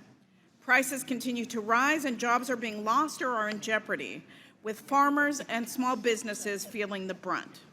According to the Joint Economic Committee, employment at small businesses declined by 3% since President Trump took office. That is 366,400 jobs lost. Americans are unsure of how to weather the day's trade storm or what tariffs might hit them next. It's time to end the economic damage and to restore stability. Congress cannot sit idly by working on a tax bill while President Trump's trade policies wipe out American jobs, businesses, and economic stability. That's why I offered an amendment to eliminate President Trump's global tariffs once and for all. This includes the baseline 10% on all countries and the massive looming additional tariffs. My amendment would also permanently remove the 25% tariffs on Canada and Mexico. No more so-called temporary pauses that get turned off and on at the president's whim. Republicans will desperately argue there's a strategy behind Trump's approach. They'll talk up these big trade deals. But let's be honest, there are no real deals. It's all a smokescreen. Just vague promises and walkbacks to hide the chaos and to distract American families from rising costs and the economic uncertainty ahead. Look at China. Trump sure did talk a big game and bragged about his tough tariffs on China, but in reality, he got spooked by the market, so he caved, temporarily dropping them from 145% to 30% in an effort to save face. And it looks like China gave us nothing meaningful in return. Ms. Sanchez, would you pause? I would ask the audience to please take your conversations into the hallway. Members deserve to be heard. Please, audience members, take your conversations to the hallway. Ms. Sanchez, please proceed. Thank you, Mr. Chairman. So Americans have to bear the brunt of his trade wars with nothing to show for them. President Trump said Americans will feel short-term pain for his tariffs, but what is the short-term pain exactly? Higher prices and jobs lost, declining investments in the United States, and no meaningful progress on fixing our trade imbalances. But there is one person who seems to come out ahead time and time again, President Trump himself. He's getting a new $300 million private luxury plane from Qatar that he'll keep once he leaves office. A gift that just happens to come after the Trump Organization announced plans to develop a $5.5 billion golf resort in Qatar. Just a coincidence, right? This fits the pattern, rewarding countries that benefit Trump personally, punishing our allies like Canada, and going soft on authoritarian regimes like China and Russia. Meanwhile, it's the American people who are left paying the price. Trump's tariff policies aren't about trade. They're about his own self-interest, chaos, and control. It's time to end this grift and bring some sanity back to our trade policy. I encourage my Republican colleagues to strike Trump's IEEPA tariffs and support my amendment, and I yield back the balance of my time. The gentlelady yields back the balance of her time. Anyone wishing to speak on the amendment? Ms. Plaskett. Thank you very much, Mr. Chairman. I am speaking in favor of this amendment. I thank the gentlewoman, the ranking subcommittee member on trade, for this amendment. You know, while President Trump has expressed an interest in changing U.S. trade policy and the world economic order, his administration has so far been marked by a lack of coherence and demonstrable interest in enriching our foes. He's not articulated or acted upon specific, responsible reforms to help American workers and middle-class families. Instead, perhaps due to growing divisions within the administration, it's not clear, and with many in the business community, the administration on several occasions has swung wildly between policy extremes, creating a great deal of uncertainty for stakeholders and our trading partners. These trade people that we work with are our partners for the betterment of the American people and American workers. The administration has taken a hostile approach to the economy and alliances, all leading to questions about their overarching objectives on trade. IEEPA is not a tariff statute. Its text and legislative history make clear that Congress neither intended to nor did provide for IEEPA to be a tariff statute and has never been used that way. The Constitution gives Congress, not the President, the first branch of government, the power to impose tariffs. The President thus can only raise tariffs if Congress has clearly delegated its authority to him. And here, Congress has not done so. Congress knows how to delegate tariff authority and has made itself clear when it has done so on a number of occasions in the past. When Congress does so, it includes substantive, procedural, and temporal limits on the President's delegated power. That's the balance of power. That's the checks and balances that our Constitution is supposed to have. Trump's chaotic on-again, off-again approach to tariffs imposed under IEEPA is bad for the U.S. economy. It's bad, and we know it's bad because we've seen the stock market. We've seen what it's done, and would not have happened had the President used any of the other tariff authorities available to him under the law. This is an amendment that brings certainty, that brings clarity, that brings a procedure, and allows Congress to have its rightful authority so that there are guidelines under which the President is operating to make any changes or negotiations that he would like to do. I'm supporting this amendment, and I urge my colleagues to do so as well. Are there other members wishing to speak on the amendment? I too support. Mr. Evans is recognized for 5 minutes. Yes, I too support the amendment. And Ms. Sanchez has done a good job in terms of providing leadership. And that's what we really need. We need someone who really understands and realizes that Congress has to work with the administration. Ms. Sanchez has demonstrated that, and and what she stated has been very clear. So I support this amendment, Mr. Chairman. Does the gentleman yield back? Others? Mr. Horsford is recognized for 5 minutes. Thank you, Mr. Chairman. I also would like to speak in favor of the amendment. I'm actually going to share a couple of constituent stories of people who wrote in to me, because I think too often we don't center the people who are affected by these policies. And to be clear, Trump's tariffs are taxes that the American people, consumers, pay, not some foreign government elsewhere. And while tariffs can be used strategically as a tool, that's what this administration has chosen not to do. Now, I don't know where all the Republicans have gone. I don't know why you guys can't be here to be a part of the debate to defend this big, beautiful bill. Maybe you're off negotiating terms that you haven't reached, but I'm here to speak on behalf of my constituents and make sure they have a voice. So the owners of the North 5th Brewery in my district, Amanda and Matt, shared that aluminum cans is their primary source of advertisement, and all of the aluminum is imported. Their profit margins on their cans is already very minimal. When they looked at the numbers, they realized that the tariffs would hurt them. Canned beer may be something that we would have to eliminate, they said, and that's a huge hit to them. Also, they're at a point where they do need more brewing tanks, and the steel comes from overseas, even if they're locally made here. They have to get that resource from somewhere. They said they may have to go from $6,000 a tank to almost $20,000. As a small business, that's just not something we can afford, they shared. Mallory, who is the owner of Needle and Stitch, shared that it's easy to say that tariffs just raise the price of goods, but for us, it's so much more than that. With the cost of materials going up, I'm forced to make impossible decisions.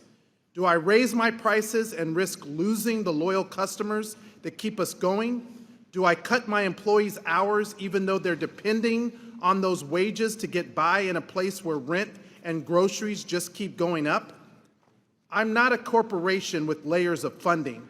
I'm just a mom, a military wife, and small business owner who took the leap of faith to build something for my family and the community that I love. These tariffs will squeeze every part of my business. We serve families, teachers, the military, other entrepreneurs, and folks who are watching every dollar right now. We need policies that are going to protect us, not push us out. Thank you, Mallory. I hear you, and I appreciate you sharing your perspective. Vanessa, co-owner of La Vecindad, who is a small business owner, said that these tariffs will directly increase the cost of imported goods that we rely on, from specialty ingredients to packaging. That means higher prices for our customers, tighter margins for us, and tougher decisions about staffing and growth. Small businesses like mine already operate at razor-thin margins. These tariffs don't just hurt trade, they threaten our very survival. And Dee Dee, a constituent of mine, said that after seeing the Instagram post, I felt compelled to share how the tariffs and the current administration in general affects the way I conduct my business. I'm a hairdresser and a makeup artist. I have a two-phase business because I do hair and makeup for TV and film, and I rent a salon suite. Everything I use, the hair dye, styling products, tools, printer ink, makeup brushes, cases, and so on, is imported. Even if the product is made in the United States, the packaging is imported. I've been through their industry strikes, a pandemic, and a recession. I've tried to absorb the cost of doing business over the years and haven't raised my salon service prices in 8 years. Now I'm worried. The cost of doing business keeps going up. I don't want to lose clients because they don't want to pay more. Also, it's really hard to save for retirement now that Social Security is in peril. I don't sleep well. Let's not do it this way. The ranking member of the Trade Subcommittee is absolutely right. The President has no authority to enact these emergency tariffs. And if it was an emergency for fentanyl, why is he now lifting the emergency and extending the dates? And where are the Republicans, and why are you capitulating your Article 1 constitutional right to oversee this executive branch? That's your job. Don't cut me off. The gentleman's time has expired. I'm here to represent my constituents. The gentleman's time has expired. The question is on agreeing to the amendment offered by Ms. Sanchez. I move to strike the last word. Ms. Moore is recognized for 5 minutes to speak on the amendment. Thank you. I think this is an extremely important amendment. One of the things that has been extremely shocking to me is that this institution is not jealous for its power and authority. I mean, it's one thing to be partisan and say, well, I'm a Republican or I'm a Democrat, but to really come here and sit here for hours on end and allow someone in the executive branch, and unelected, dictate, friends of the president dictate policies that ought to be under our purview is absolutely disgusting. I would yield the remainder of my time to Mr. Horsford. I thank the gentlelady from Wisconsin. Look, I know you may not want to defend your constituents, but I came here to work. I came here to do my job. So even though you don't want to hear me, you don't want to hear my constituents and their plea, it's my job to make sure that my constituents' voices are heard. Representative is not just a title, it's not just a definition, it's what I am for the 750,000 constituents in Nevada's 4th District. They may not all agree with the positions I take, but you know what they do agree with?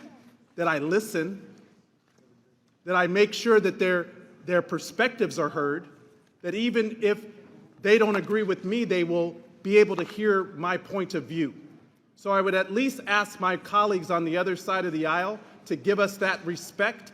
And the underlying amendment is about your constitutional responsibility, your duty as a representative here in the House of Representatives.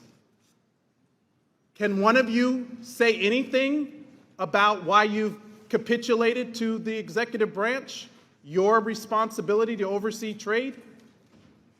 Can you say, what is the strategy of this administration, the on-again, off-again strategy?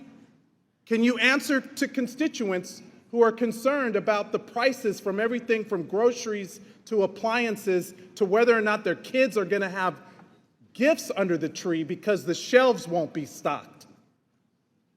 Oh, I'm sorry, you guys are silent because you've been directed by Almighty King not to speak during these markups, just like you've done in every other committee.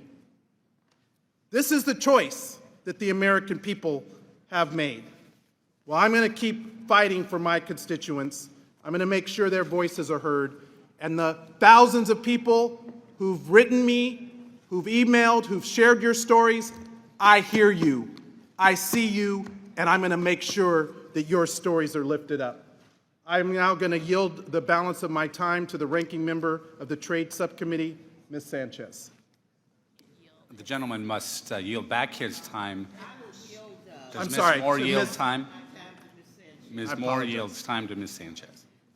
Yeah, I think it's very interesting that my colleagues on the other side of the aisle have forgotten that they are a co-equal branch of government, and that part of our duty is to make sure that there is no overreach by the executive branch.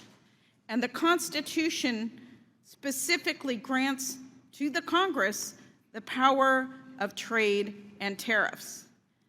And yet you seem to just look the other way and allow the executive branch to do whatever he wants and overreach that power, and you're not willing to stand up and assert your constitutional responsibility.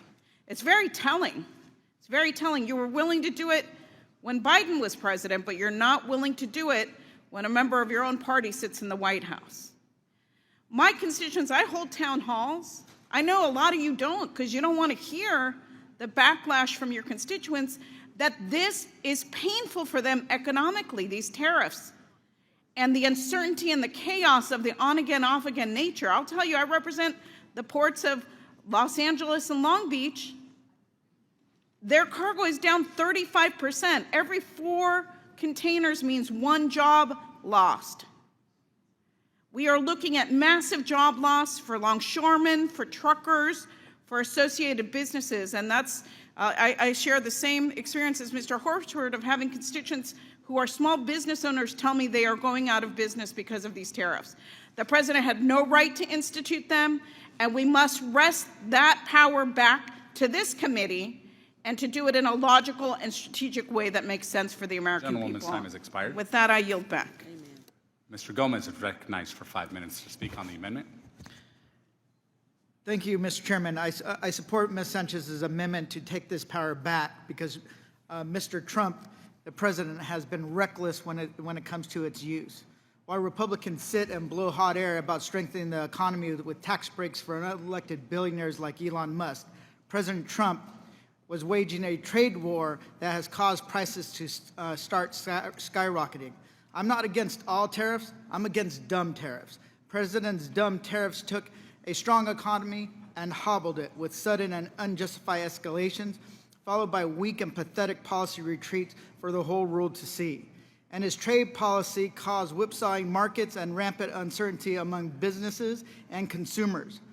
Used entirely bogus formula and justifications to slap tariffs on our closest allies and sabotage our most important relationships, as well as entirely deserted.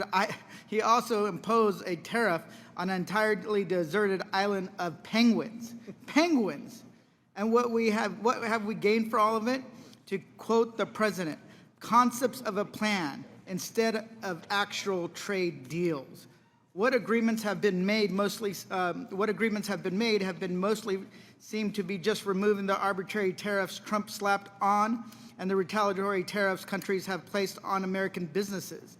The only people who seem to have actually benefited are the same people who benefited from this bill.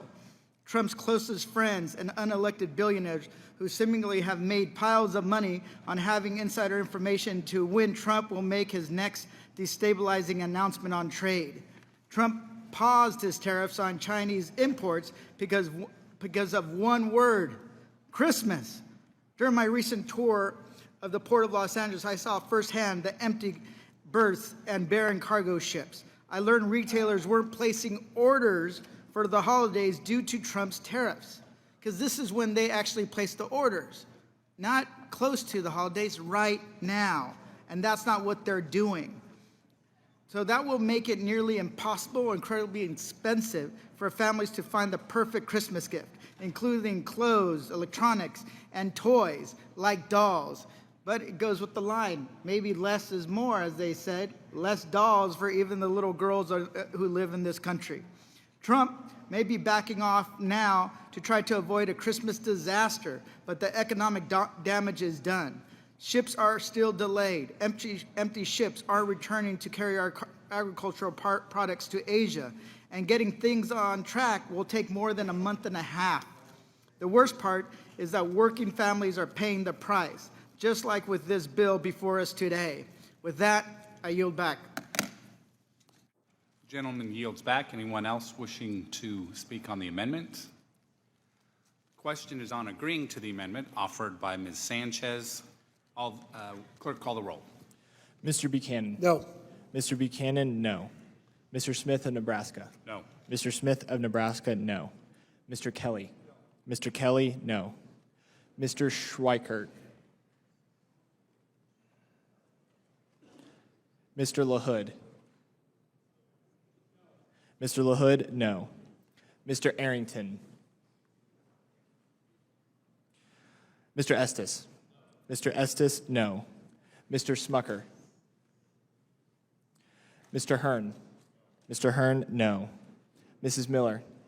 Mrs. Miller, no. Dr. Murphy? Dr. Murphy, no. Mr. Kustoff? Mr. Kustoff, no. Mr. Fitzpatrick? Mr. Fitzpatrick, no. Mr. Stubbe? Mr. Stubbe, no. Ms. Tinney? Ms. Tinney, no. Mrs. Fishbach? Mrs. Fishbach, no. Mr. Moore? Ms. Van Dyne? Ms. Van Dyne, no. Mr. Feenstra? Mr. Feenstra, no. Ms. Maliotakis? Ms. Maliotakis, no. Mr. Carey? Mr. Carey, no. Mr. Yakum? Mr. Yakum, no. Mr. Miller? Mr. Bean? Mr. Bean, no. Mr. Moran? Mr. Moran, no. Mr. Neal? Mr. Neal, yes. Mr. Doggett? Mr. Doggett, yes. Mr. Thompson? Mr. Thompson, yes. Mr. Larson? Mr. Larson, yes. Mr. Davis? Mr. Davis, yes. Ms. Sanchez? Ms. Sanchez, yes. Ms. Sewell? Ms. Sewell, yes. Ms. Delbene? Ms. Delbene, yes. Ms. Chu? Ms. Chu, yes. Ms. Moore? Ms. Moore, yes. Mr. Boyle? Yes. Mr. Boyle, yes. Mr. Byer? Yes. Mr. Byer, yes. Mr. Evans? Yes. Mr. Evans, yes. Mr. Schneider? Mr. Schneider, yes. Mr. Panetta? Mr. Panetta, yes. Mr. Gomez? Mr. Gomez, yes. Mr. Horsford? Mr. Horsford, yes. Ms. Plaskett? Ms. Plaskett, yes. Mr. Swazi? Mr. Swazi, yes.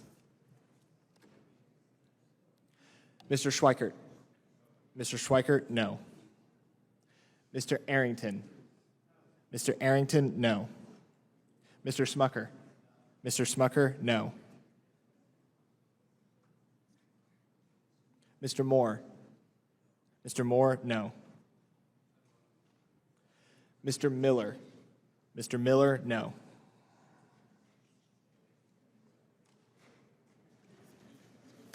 Chairman Smith? Chairman Smith, no.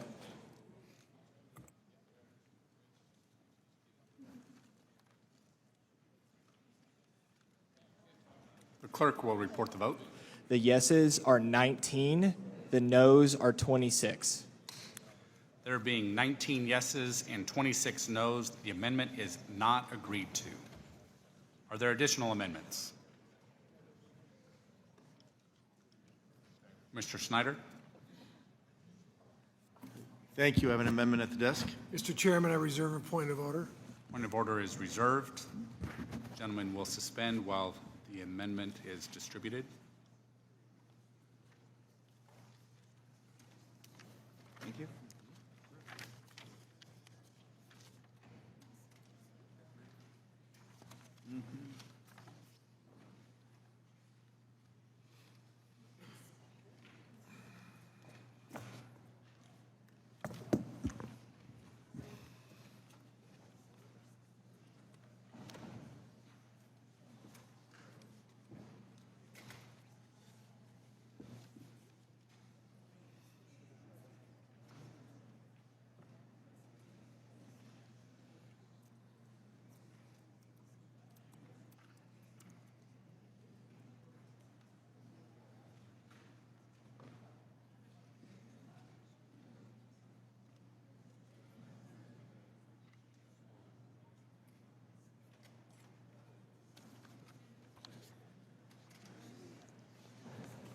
Mr. Schneider, you are recognized for 5 minutes.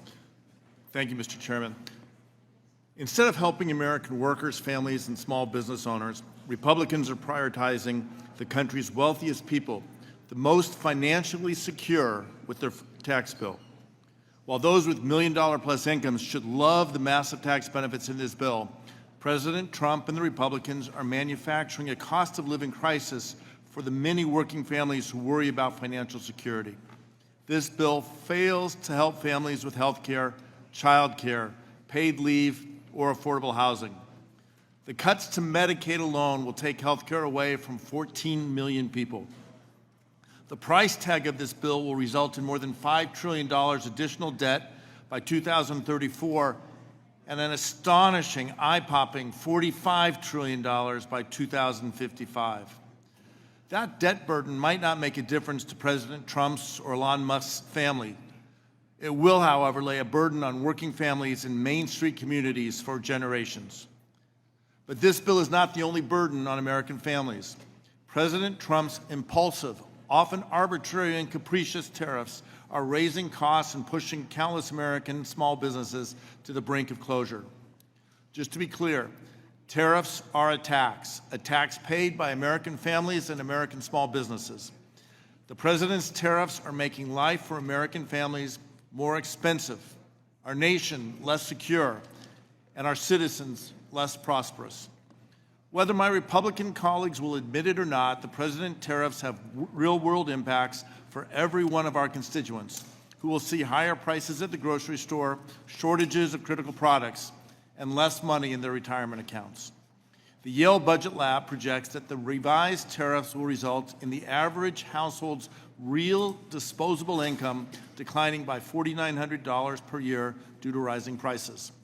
The president has suspended for 90 days the so-called across-the-board reciprocal Liberation Day tariffs levied against not just problem countries, but also our most valued trading partners and even the Heard and McDonald Islands, uninhabited except for a lot of penguins. And this weekend, Treasury Secretary Scott Bessent announced a partial rollback of the 145% tariffs on goods from China.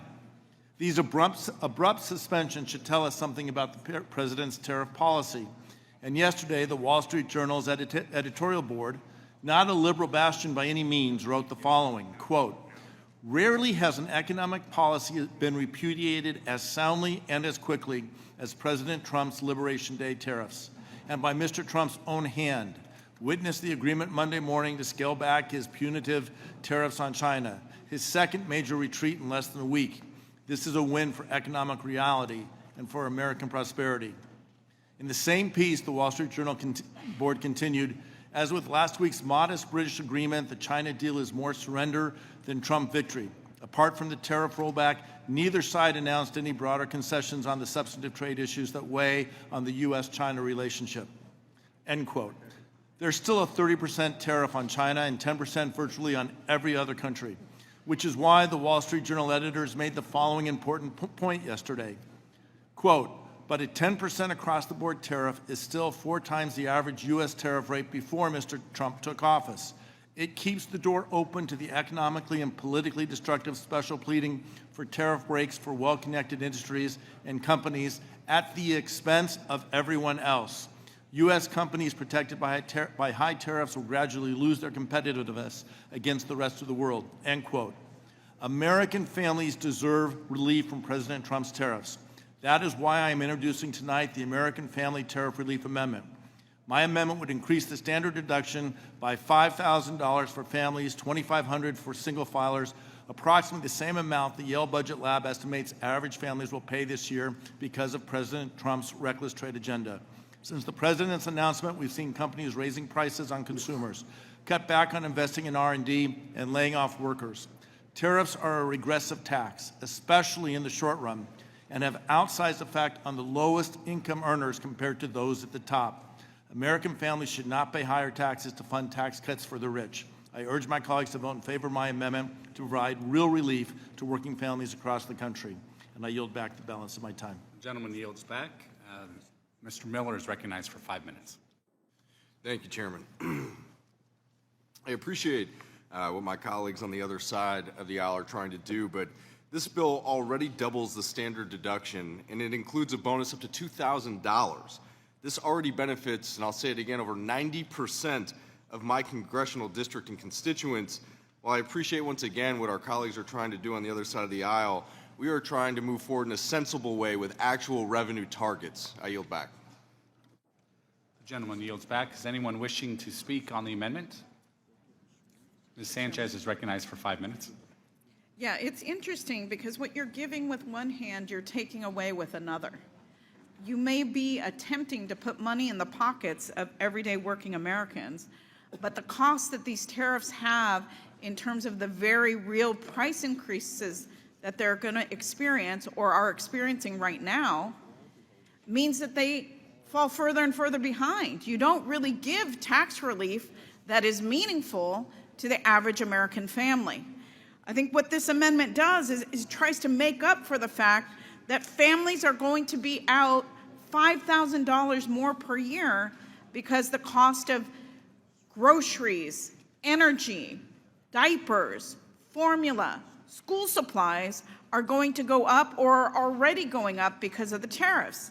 In fact, when I toured the Los Angeles port, which I will say 40% of all goods that come into the United States come through that port, I was told that because no ships are coming, bringing goods into the United States because of the tariffs, that in a matter of weeks we will have empty shelves.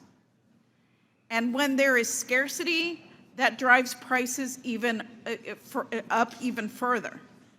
So we are looking at a very real economic impact for families that are struggling the most. If you guys truly cared about the working class or the working poor or even the middle class, you would support this amendment, which just seeks to make families whole. And with that, if my colleague, Mr. Schneider, would like to claim the balance of my time, I will yield to him. Thank you, and I think you made the point, my colleague from California made the point very precisely. It's taking away with one hand what's given with the others. This bill is putting a burden on working families. It's taking health care away from 14 million Americans. It's putting a debt burden not just on more debt today, but more debt for future generations. And it's doing all of this in an irresponsible way just to extend massive tax cuts for the wealthiest and friends of the president. It's unfortunate that we're in this conversation. It's unfortunate the president is putting this burden on families with these tariffs. This amendment would provide relief to those families as long as the tariffs are in place. I yield back. The gentleman yields back. Are there others wishing to speak on the amendment? Ms. Plaskett is recognized for 5 minutes. Thank you. I just want to say that I appreciate this raising the standard deduction to offset these tariffs. I live in a location that absolutely is affected by tariffs because most of the goods that are brought into our island comes from ships. And because of that, we have an exponential cost of living as it is. Buying a car in the Virgin Islands is going to cost you about 15 to 20% more than it costs in the United States, in the mainland. And the cost, you guys talk about the cost of eggs, our prices were already there to the prices that you all were looking at. Groceries, another 10 to 20% higher for groceries on a place where everything is shipped in. And these tariffs have made it exponentially harder for a family living in the Virgin Islands, particularly when our cost of living and our salaries are so much lower than other places, and we have 30% of our children living in poverty. If you're going to be taking away what's happening in the Energy and Commerce and the Agriculture Committee to take away benefits and take away support for families that are right on the line, the working poor, then we're going to need some offsets as well for those individuals, those families that are doing these itemizations. So I'm grateful to Mr. Schneider for thinking about these families, raising the standard deduction to offset the effects of the tariffs are having on everyday working families. Everyday families that are trying to put food on the table, that are trying to clothe themselves, transporting themselves from work to home to school. They're not looking for frills. They're not doing anything out of the ordinary. They need this to make their existence to continue to not fall within the cracks. So thank you very much, and I yield back. I'm sorry, I yield my time to Mr. Schneider. Thank you. Thank you. I appreciate that. And I appreciate your comment talking about young families with children. And it illustrates, anyone who has young children knows that the costs for baby seats, for strollers, for toys are going up because so many of these products, in some cases all of these products, are manufactured outside the United States. And young families starting out, people early in their careers, whether they're in a trade or a profession, whatever the case might be, they are just trying to make ends meet, trying to save for their children's education, looking forward to the future, trying to maybe enjoy a date night once a month. And these tariffs are making those ambitions more difficult, the prospects of getting that step ahead further away. And Mr. Schneider, if I may, you and I both know that those things that those families are trying to purchase, whether they're toys or the baby monitor that's in the home, all of the things, the onesies, those are not going to come back to the United States. These tariffs are hurting Americans, and they are not the manufacturing jobs that are going to be coming back here. We need to be investing in upskilling American workers and creating jobs that we are going to be able to have as Americans. But to say that we're going to be sitting in factories, putting onesies together, doing T-shirts, sneakers, that is not going to happen in the United States. 100%. What we need to be bringing back are the high value-added jobs. The jobs, I had the chance to tour some plants in Ohio with my colleague Mike Carey. We went to the Intel Fab plant, which is making the high-end chips that will power the future. We visited a battery manufacturer, joint venture between Honda and LG, making the batteries for the electric cars, the electric vehicles that will not just lower the cost of transportation for working families, but help us address the climate crisis that we're facing. The manufacturing of the products that the world is looking to the United States, not just to innovate and invent here, but to make here and ship around the world. Products, the lower value products where there's high labor content and low price, those are not products that are going to make Americans wealthy. And by putting these tariffs, making Americans pay more for them is only going to make getting ahead that much harder. I yield back.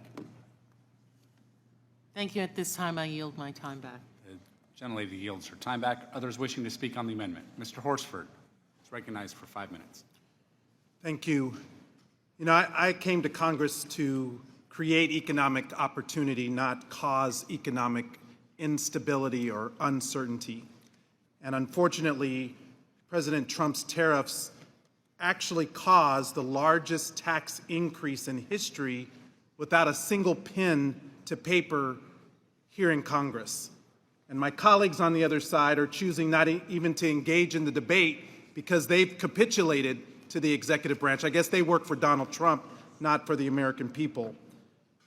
But to be clear, tariffs can be used and should be used as laser-focused, not blanket edicts, strategic, targeted duties against specific unfair practices can protect U.S. jobs. And I fundamentally believe that, and I know the ranking member of the Trade Committee does as well.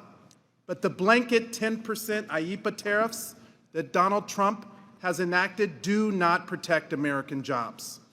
American workers are paying the price for Trump's chaotic, broad tariffs.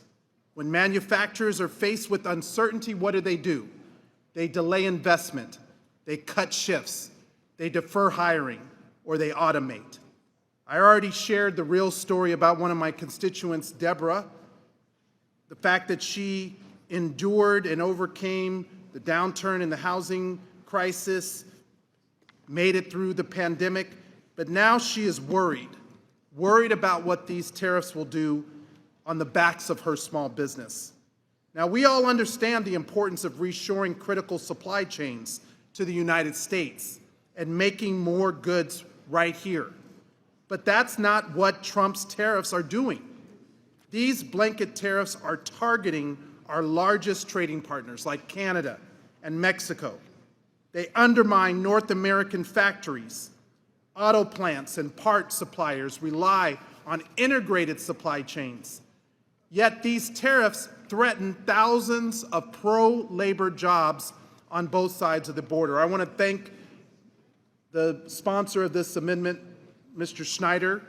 You're very thoughtful, you're very deliberate, you're very reasoned in your approach.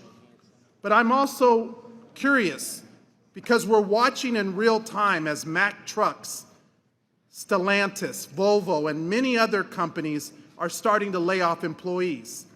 U.S. retailers have eliminated 64,000 jobs in just the first 4 months of this year. That's not Joe Biden's fault.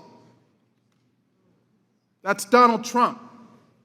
Family budgets are getting squeezed by higher prices.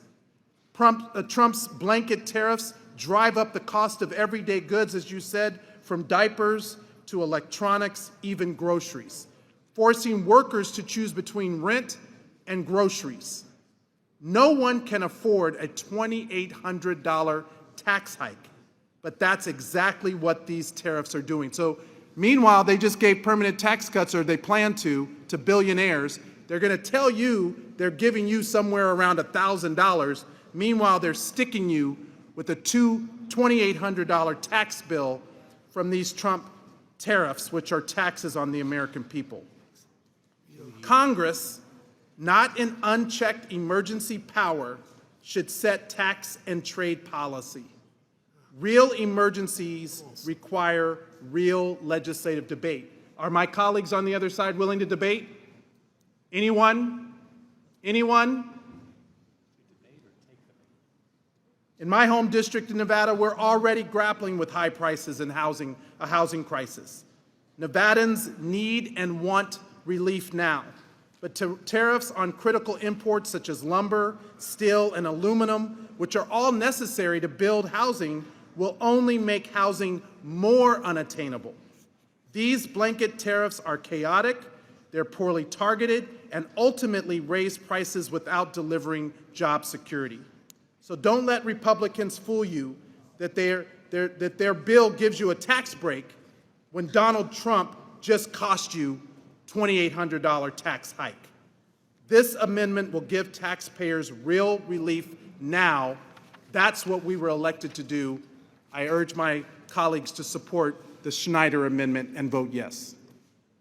The gentleman's time has expired. I now recognize Mr. Buchanan for 5 minutes. I yield to Mr. Mueller. Mr. Miller is recognized. Thank you, Chairman. I'm a little baffled by the capitulation rhetoric and that our side, isn't doing anything for the American people, and just really to put a fine point on it and not make it too complicated or not bring emotion into it. We have a very ambitious solution that already exists before us, and it sounds like our colleagues already kind of agree with us on that text. Within the base text already, we're going to help Americans with the increased standard deduction in a very reasonable, thoughtful way. We've seen it from every angle. I yield back. The gentleman yields back. Any Other members wishing to speak on the amendment? The question is on agreeing to the amendment offered by Mr. Schneider. Clerk, call the roll. Mr. Buchanan? No. Mr. Buchanan, no. Mr. Smith of Nebraska? No. Mr. Smith of Nebraska, no. Mr. Kelly? Mr. Kelly, no. Mr. Schweikert? Mr. LaHood? Mr. LaHood, no. Mr. Arrington? Mr. Estes? Mr. Estes, no. Mr. Smucker? Mr. Hearn? Mr. Hearn, no. Mrs. Miller? Mrs. Miller, no. Dr. Murphy? Dr. Murphy, no. Mr. Kustoff? Mr. Kustoff, no. Mr. Fitzpatrick? Mr. Fitzpatrick, no. Mr. Stubbe? Mr. Stubbe, no. Ms. Tinney? Ms. Tinney, no. Mrs. Fishbach? Mrs. Fishbach, no. Mr. Moore? Mr. Moore, no. Ms. Van Dyne? Ms. Van Dyne, no. Mr. Feenstra? Mr. Feenstra, no. Ms. Maliotakis? Ms. Maliotakis, no. Mr. Carey? Mr. Carey, no. Mr. Yakum? Mr. Yakum, no. Mr. Miller? Mr. Miller, no. Mr. Bean? Mr. Bean, no. Mr. Moran? Mr. Moran, no. Mr. Neal? Mr. Neal, yes. Mr. Doggett? Mr. Doggett, yes. Mr. Thompson? Mr. Thompson, yes. Mr. Larson? Mr. Larson, yes.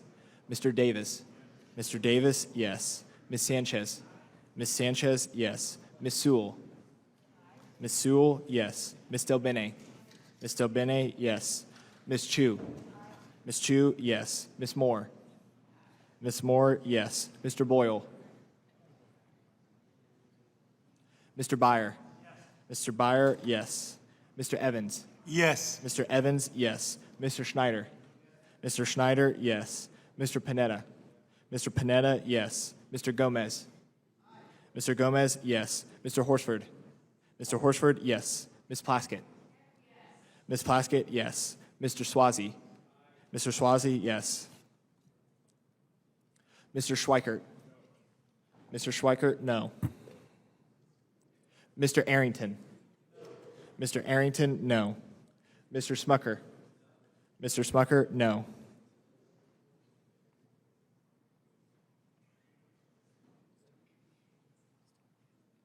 Mr. Boyle?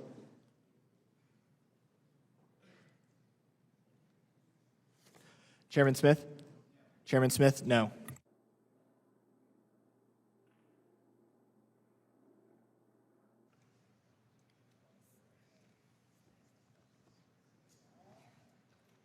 Clerk will report.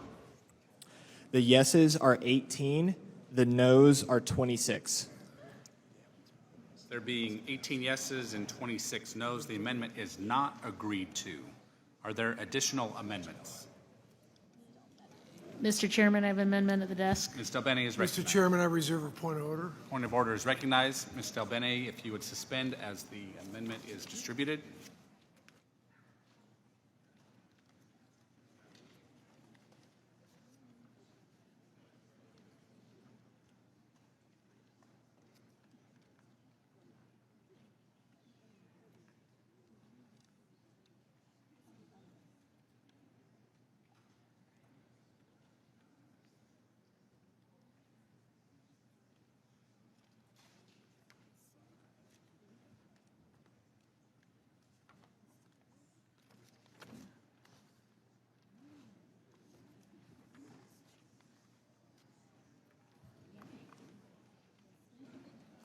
Ms. Del Bene may proceed.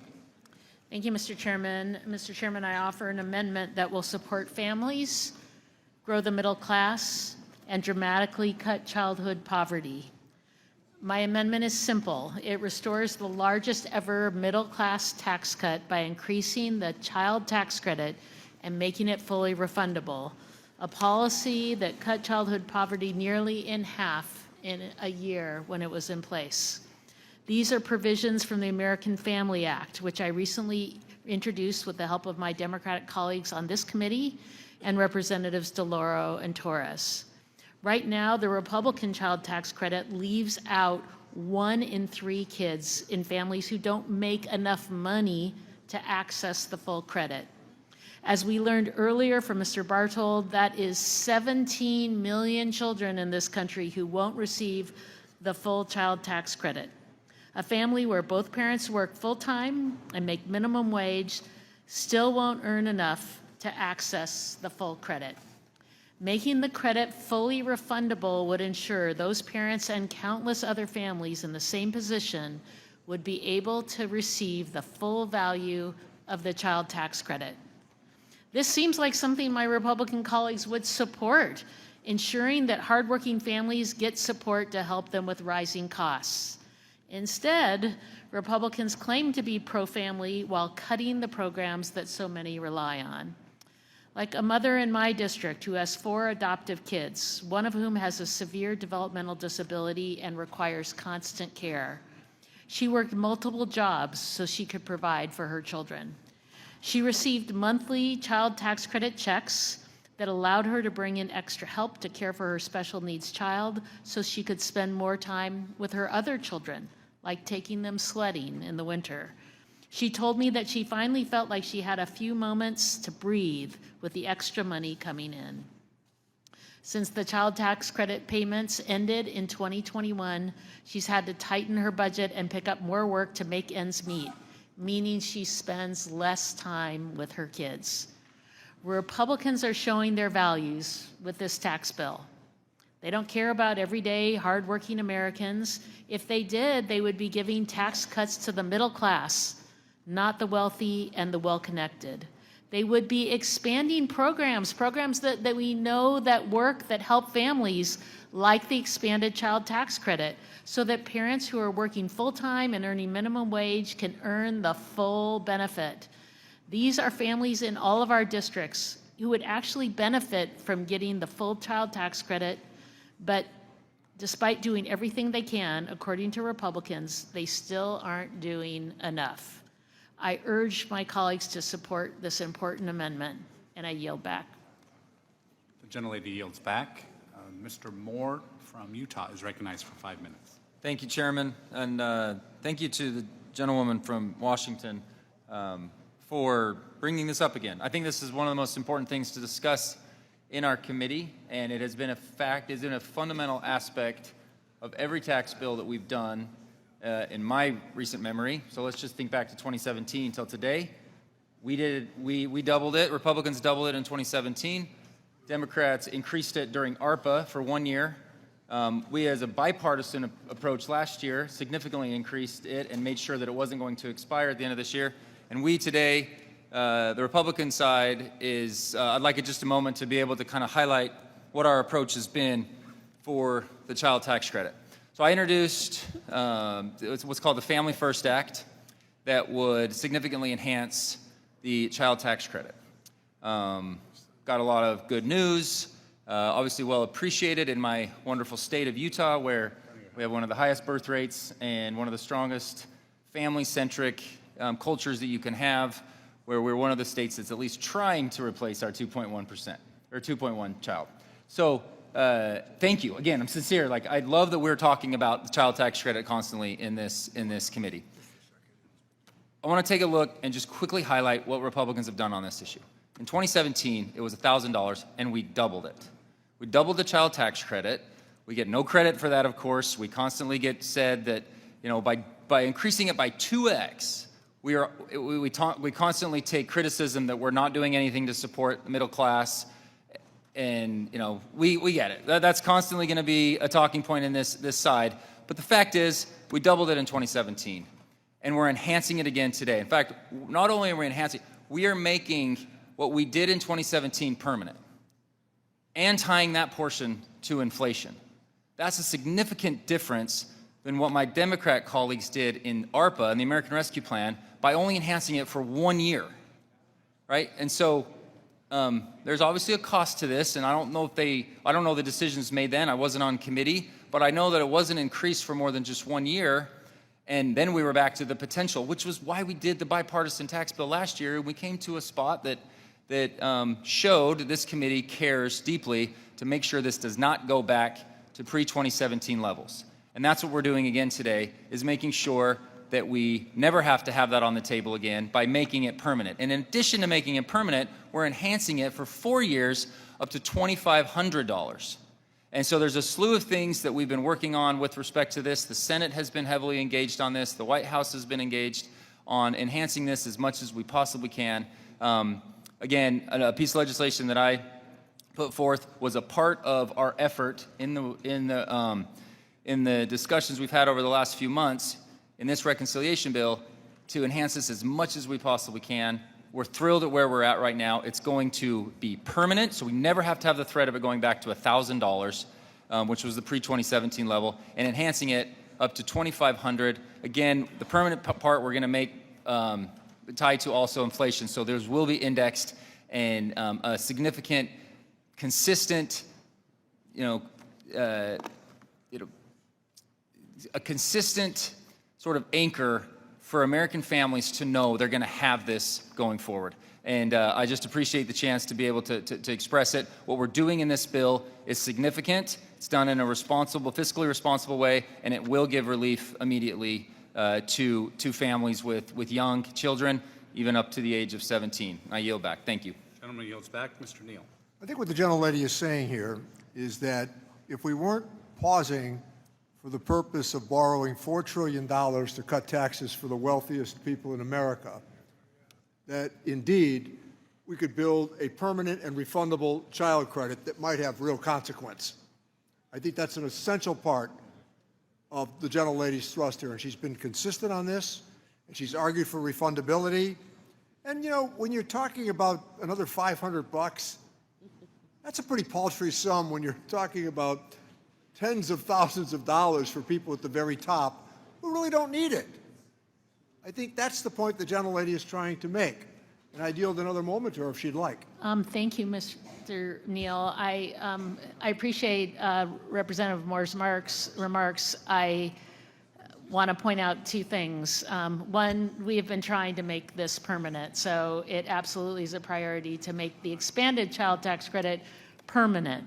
And an effort, frankly, we've had no Republican support for. In fact, that's why it's expired. There's no Republican support to extend the child tax credit, even though we cut childhood poverty in 1 year nearly in half. But I would say a big issue that I think is missed, and I commented earlier, is that 1 in 3 children, their families do not make enough money to access the full credit. Refundability is key. If offsetting someone's tax liability who has enough to have a tax liability is one thing, but making sure people who don't make enough get the full benefit is critically important. And that was key to cutting childhood poverty across this country. Refundability is not part of this proposal. It's never been part of the proposal. It means the families of the greatest need do not get the benefit. And so I would say if we really want to make progress and help the families who need it the most, then refundability has to be part of the proposal. That is why it is part of the proposal, as part of what we put in this amendment, because we know it works and it gets dollars to those families that need it the most. Thank you. I yield back. Gentlelady yields back, and now recognize Mr. Davis for 5 minutes. Mr. Chairman, I applaud this amendment, and I want to commend the gentlelady for her continuous leadership on this issue down through the years and the success that we've experienced. Much of it has come as a result of your leadership. So right on to that. As the ranking member of the subcommittee focused on low-income children and families, I emphatically support restoring the 2021 child tax credit that helped cut poverty by almost half for children. Almost 1/3 of children in my district live in poverty, and 15% live in extreme poverty. I saw firsthand the families that the CTC helped. Many of these parents cried in gratitude and relief when they told me how these funds helped their families with the cost of food, rent, and clothing. The John Burden Advocates for Youth found that among the foster youth that they helped file their taxes, 13% were custodial parents who received an average refund of over $3,100 from the 2021 child tax credit. When the 2021 enhanced CTC expired, an estimated 19 million children, or more than 25% of children under age 17, got less than the full credit or no credit at all.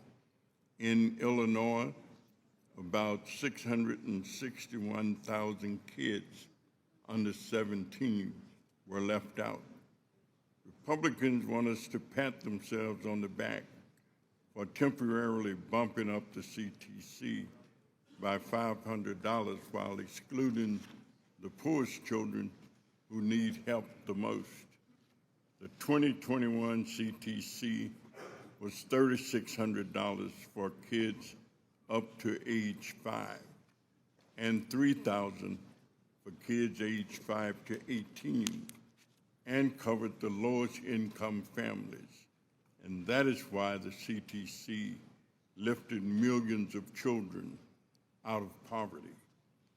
I reject the false justification for targeting the CTC to upper income families as a supposed work requirement. The Republican CTC has no work requirement. It has a wealth requirement. This bill intentionally leaves out the millions of low-income working parents who don't make enough money to pay taxes and completely fails to improve the actual tax credit for working parents that has a work requirement. The GOP CTC excludes the 17 million children who currently get less than the full $2,000 credit while bestowing higher income families earnings up to $400,000 with 2 kids and an extra $1,000. This cruel bill also discriminates against our youngest citizens whose parents are undocumented. What religion teaches us to pamper the wealthy and give crumbs to the poor? Absolutely shameful. We know that the 2021 CTC was a powerful driver of economic growth and business development, with JEC reporting that families getting 2021 expansion injected nearly $20 billion monthly into local economies. Further research shows that for families with children under the age of 5, receiving an extra $3,000 per year boosts children's adult earnings by 17%. So enhancing the CTC for all families would lift children out of poverty both now and in the future. We know how pernicious and devastating childhood poverty is. Instead of helping the most vulnerable, the gentleman's time has expired. That is appalling. So I support this amendment. Urge The gentleman's time has expired. I recognize Ms. Sewell for 5 minutes. Thank you, Mr. Chairman. I, too, want to join and echo the applause for the gentlelady from Washington for her steadfast leadership when it comes to the child tax credit. For me, restoring the refundability is absolutely key. Offering an enhanced CTC is good, but offering an expanded CTC that includes refundability, and I would go so far as to say, and restores its monthly, providing it monthly, now that is about fairness. You know, we have been debating the Republicans, well, the one big beautiful bill that they offered up. And if you think about it, the enhancement is only for 4 years. So they raise it to $2,500, but it's only for 4 years. Meanwhile, they give permanent tax cuts to the corporations and to the wealthy, and provide temporary help, and only for a fraction of the families that really need it. As was said, 1 in 3 low-income families will not get the benefit because they don't make enough money to actually receive the benefit. Let me repeat that. 1 in 3 low-income families will not get the benefit. And these are the poorest of the poor.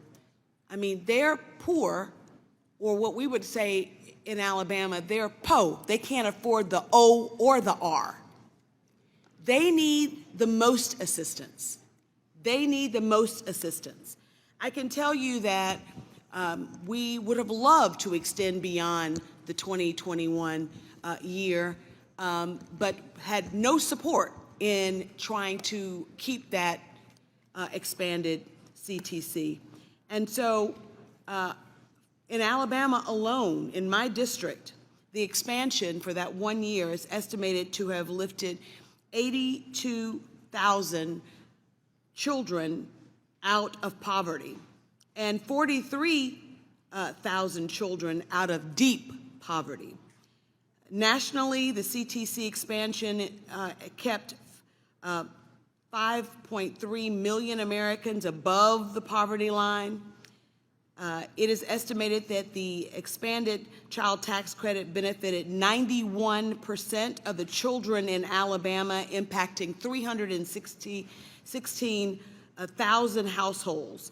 And so I think that it is critically important that, as a matter of fairness, that we actually make the child tax credit fully refundable, and we actually give the benefit to the families that need it the most. You know, I was approached by several of my constituents who were able to, for the first time, buy instruments for their children to actually participate in band. I was approached by one constituent who was able to buy encyclopedias for her home to provide access to her children to literally explore. Another that was able to get National Geographic. You know, as a child, I didn't have a passport, and I traveled through the National Geographic. And it warmed my heart to hear about that constituent that was able to provide that benefit to her child. Now, she never, ever filed an income tax before 2021 because she made too little to file. She lived below the poverty line. And so I want to applaud and join the chorus with Ms. Delbene's amendment to restore the expanded child tax credit and to make it fully refundable. I urge my colleagues to join me in this. I don't give a pat on the back to Republicans that are providing temporary enhancement. They need to be providing expanded child tax credit and really uplift the families that need it most. I wanted to know whether or not the gentlelady... You're out of time. I'm out of time. Oh. I yield back the balance of my time. Gentlelady's time has expired. I now recognize Mr. Yocum for 5 minutes. Thank you, Mr. Chairman. My Democrat colleagues keep talking about all of these ideas. Raise the top income rate, raise the SALT cap, and now restore the child tax credit from the American Rescue Plan Act. And I just can't help but think, what if my Democrat colleagues held the House, the Senate, and the presidency? Maybe then they would implement these policies. But the problem is, you did have all three. You had the keys to the car. You passed 2 bills without Republican votes, as you love to remind us. But you didn't do any of this stuff. You could have increased, through your own budget reconciliation bill, the top marginal rate. You didn't. You could have raised or eliminated SALT. You didn't. Yes, you made the child tax credit more generous in the American Rescue Plan Act for 1 year. You could have made it for longer, but you didn't. Would the gentleman yield? You could have made it permanent. Would the gentleman yield? No, sir. But you didn't. You had the trifecta of power, and you didn't do any of these things. The question is why? Our One Big Beautiful Bill makes the $2,000 credit permanent, and it further expands it. It's pro-family, and I believe everyone should support it. With that, Mr. Chairman, I yield back. Gentleman yields back. Now recognize Mr. Larson for 5 minutes. Thank you, Mr. Chairman. Let me yield to... I'll do this quickly. In response to the gentleman, because I was here when this all happened, it was because we had some sense of fiscal restraint as to what the country could afford at that particular time. We weren't talking about borrowing $4 trillion to cut taxes for the wealthiest people. When I look back at it, you know what we should have done? Borrow a couple of $1 trillion and made the child credit permanent. That would have been a better response based on the logic the gentleman has offered.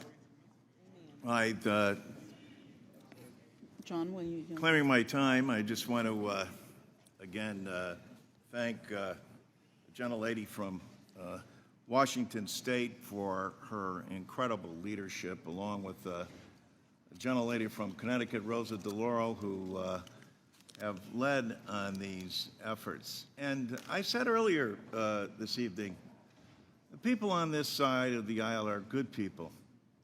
You could tell that just in the way we've approached this debate, and also in the way that, well, Blake Moore talked about the child tax credit. You could see that he cares.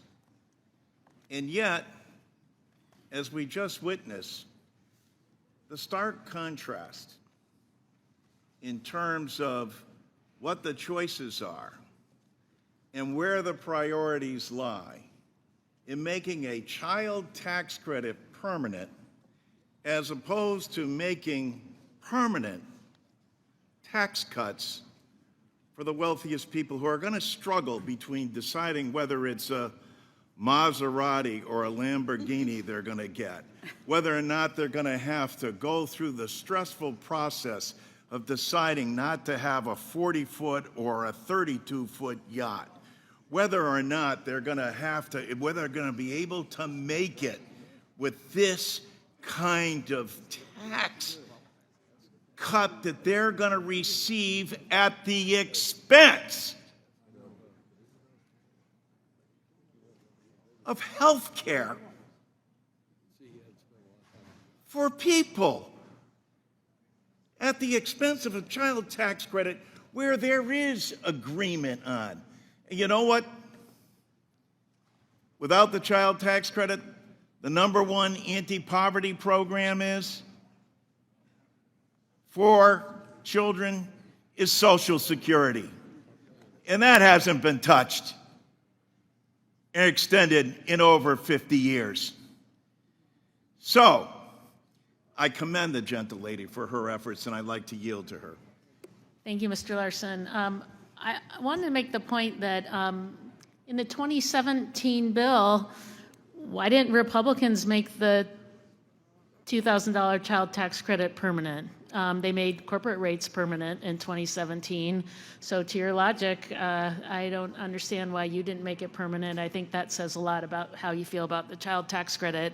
So if you really want to make sure that we're doing everything to help families, we should be supporting doing the right thing in this bill, making the child tax credit permanent and making it refundable, something that you did not do in 2017 with your bill.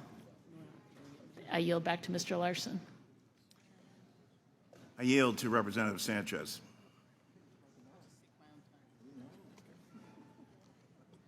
I yield back.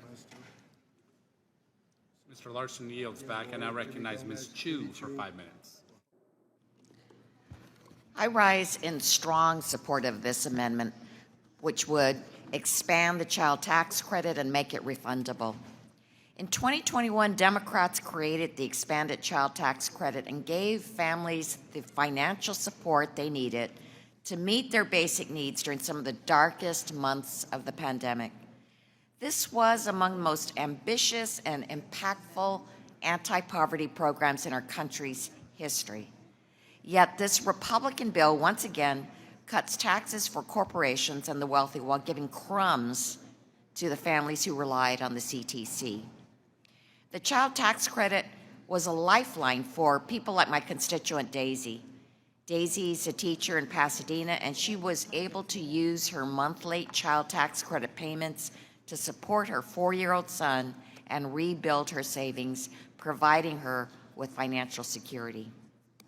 Millions of families around the country, just like Daisy, received monthly checks of up to $300 per child from the IRS and no longer had to choose between basic necessities like groceries, medicine, gas, diapers, and school supplies, which also has an enormous impact on a child's academic and social success as they grow. These checks were investments in America's families and America's future, and we now have the evidence to show that these investments paid off. In 2021, the expanded CTC lifted 2.1 million children out of poverty and cut the child poverty rate nearly in half to its lowest levels ever recorded by the Census Bureau. And each of these families has a story like Daisy's. In fact, official government surveys found that families primarily use the money for food, utilities, housing, clothing, and education. Parents continued to work, so the result was healthier, more secure families. I'm sitting right next to her and I can't hear her. Gentlewoman will suspend, remind audience members to take their conversations to the hallway. Please do so immediately. Please proceed. Well, parents continued to work, so the result was healthier, more secure families with children who have better opportunities, better health, and a more promising outlook for the rest of their lives. And that is the difference between tax cuts for the wealthy and tax cuts for working families. When Democrats had control of Congress, we raised taxes for the wealthiest corporations and gave children and families monthly tax cuts that lifted millions of children out of poverty. When Republicans have control, they slash funding for government programs and cut taxes for corporations. And that's not right. That's why we need this amendment to pass, and I yield back. Gentlelady yields back, and now recognize Mr. Horsford for 5 minutes. Thank you, Mr. Chairman. I actually want to commend Representative Moore from Utah for engaging in this important issue around child tax credit. And I believe in your sincerity in speaking on what your side has attempted to do around this issue. And I fundamentally want to commend our sponsor of this amendment, Representative Delbaney, because I actually think this is an area where, put everything aside, if we can't be for the children, then what the hell are we here for? My question is, why exclude a family of 4 that earns less than $29,000 a year from receiving the full child tax credit, which the Republican plan does? Why are we excluding those who are most in need of the child tax credit from the benefit? I work with colleagues on the other side on the no tips on tax legislation, or the no tax on tips legislation. One of my provisions was about the sub-minimum wage.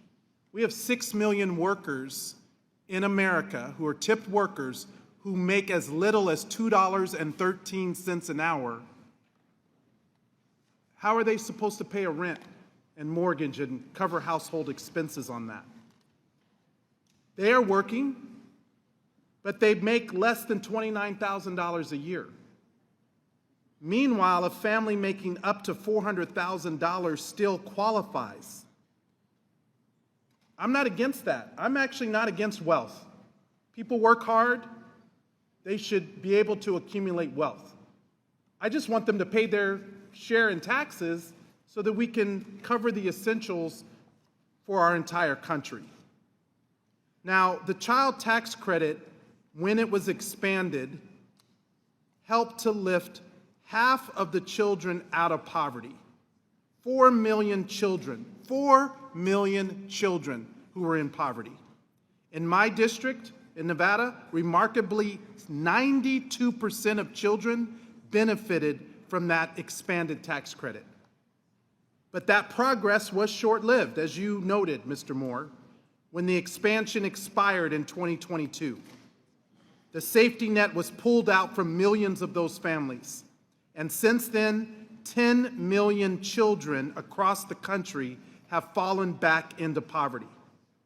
So my question to you or anyone else is, what can we do to cover all children, including those families of 4 earning less than $29,000 a year? I'm sincere. I really want to know, how can we get to that point? And is it possible to accept this amendment and to allow that debate to continue? Because I know Ms. Delbaney's commitment to this. I know those of us who've worked on this issue fundamentally believe that when we lift children out of poverty, you improve their life chances of success. You improve their ability to graduate from high school. You improve their health outcomes. You improve their ability to go on to college. So if we get this right, there's nothing that stands in the way of that child and their future. Plainly put, it puts children first and is something that we should all be able to support, regardless of party. This is not, Mr. Chairman, this is not a right versus left issue. This is a wrong versus right issue. This is a fundamental thing about morality and a moral moment about what we really believe in. And if we can't do this, then what else are we even here for? So to Mr. Moore or to any other member on the other side, will you accept the ability to include families that earn less than $29,000 a year and the full refundability that is included in Ms. Delbaney's amendment? If we can get that done tonight, that actually might be a victory in the nearly 11 hours that we've been here thus far. Mr. Moore or anyone on the other side that would be willing to speak to that. The impact is real. I know that Ms. Delbaney is serious, and I believe there are many members on our side of the aisle who would be willing to work with you. The gentleman's time has expired. I now recognize Ms. Moore for 5 minutes. Thank you, Mr. Chairman. I was uncertain as to whether or not I was going to speak on this amendment because I feared becoming so triggered about my own childhood, about the food insecurity, about going to school every day with no breakfast and no lunch money, with the electricity being turned off, shivering in the bed, waiting on money to buy coal or oil for our furnace, not being able to go on field trips because my mom didn't have $5 for me for my bus fare, walking 3 miles, 6 miles round trip so I could get $10 so that I could take the ACT. And you know, my cousin, Mr. Blake Moore over there, I do believe in your sincerity about, and you stuttered when you stopped and talked about helping middle-class families. But I think the thrust of Ms. Delbaney's amendment is about the 17 million children like me. I was smart, intelligent, but I went to school every day and ate the crumbs and the garbage off of kids' plates until I got brave enough to one day to just stand in line and demand something to eat. And this, let me, you know, and what's up with this? Charles Dickensian attitude that, you know, you gotta work. Somebody has to have income before we can help kids. I mean, we have a crisis in this country with regard to our replacement rate. We want to pay women, some women, to have children, and we won't feed the ones that we have. You know, I think of one of my favorite authors, you've probably heard of him, Charles Dickens. Wrote stuff like Scrooge, The Christmas Carol, David Copperfield, Oliver Twist. All of this coming out of his trauma, growing up, having to go to work. A child, Charles Dickens, having to go to work because his father was in debtor prison. And you know, God doesn't distribute intelligence based on people's income. You know, some of our smartest kids may be in the pool of those 17 million, and we're going to kill their brains because they can't eat. You know, I think that, you know, we have been pilloried and criticized for talking about unjustly enriching the wealthiest people. I heard someone over there talk about the high cost of expanding this child tax credit. It's worth every dime. This is an investment in our future, in our kids. Our president of the United States wants to pay women to have babies. That's how critical it is. We're throwing away our immigrant children, you know, the DACA children that belong to us. We've raised them. They're smart. They're talented. We want to get rid of them. And then we just want to starve the rest of them. We don't have any throwaway kids. We don't have any extra kids in this country. Every single child in this country is precious. And I'm telling you, the United States is way behind other OECD countries in terms of realizing that the best investment you can make is in your kids, not in some daggone bridge or some factory where we can hope to start making socks and T-shirts again. They're in our children. And, you know, I only have 49 seconds left, and I'm going to stop talking because I don't want to get upset. But I'll tell you, in England, children were regarded as the industrial slaves of that era as they worked kids. Is that where we're going? Does the income from a kid that's working part-time at the beauty shop sweeping up the floor going to count toward income so their parents can get part of this refundable tax credit? Let's at least do that. Say that if kids got a part-time job and they become the slaves of 2025, that we will give them the refundable tax credit for their efforts. Mr. Chairman, you can have your 3 seconds back. Now recognize Ms. Sanchez for 5 minutes. Thank you, Mr. Chairman. If there's one thing that I know, it's that being a parent is expensive.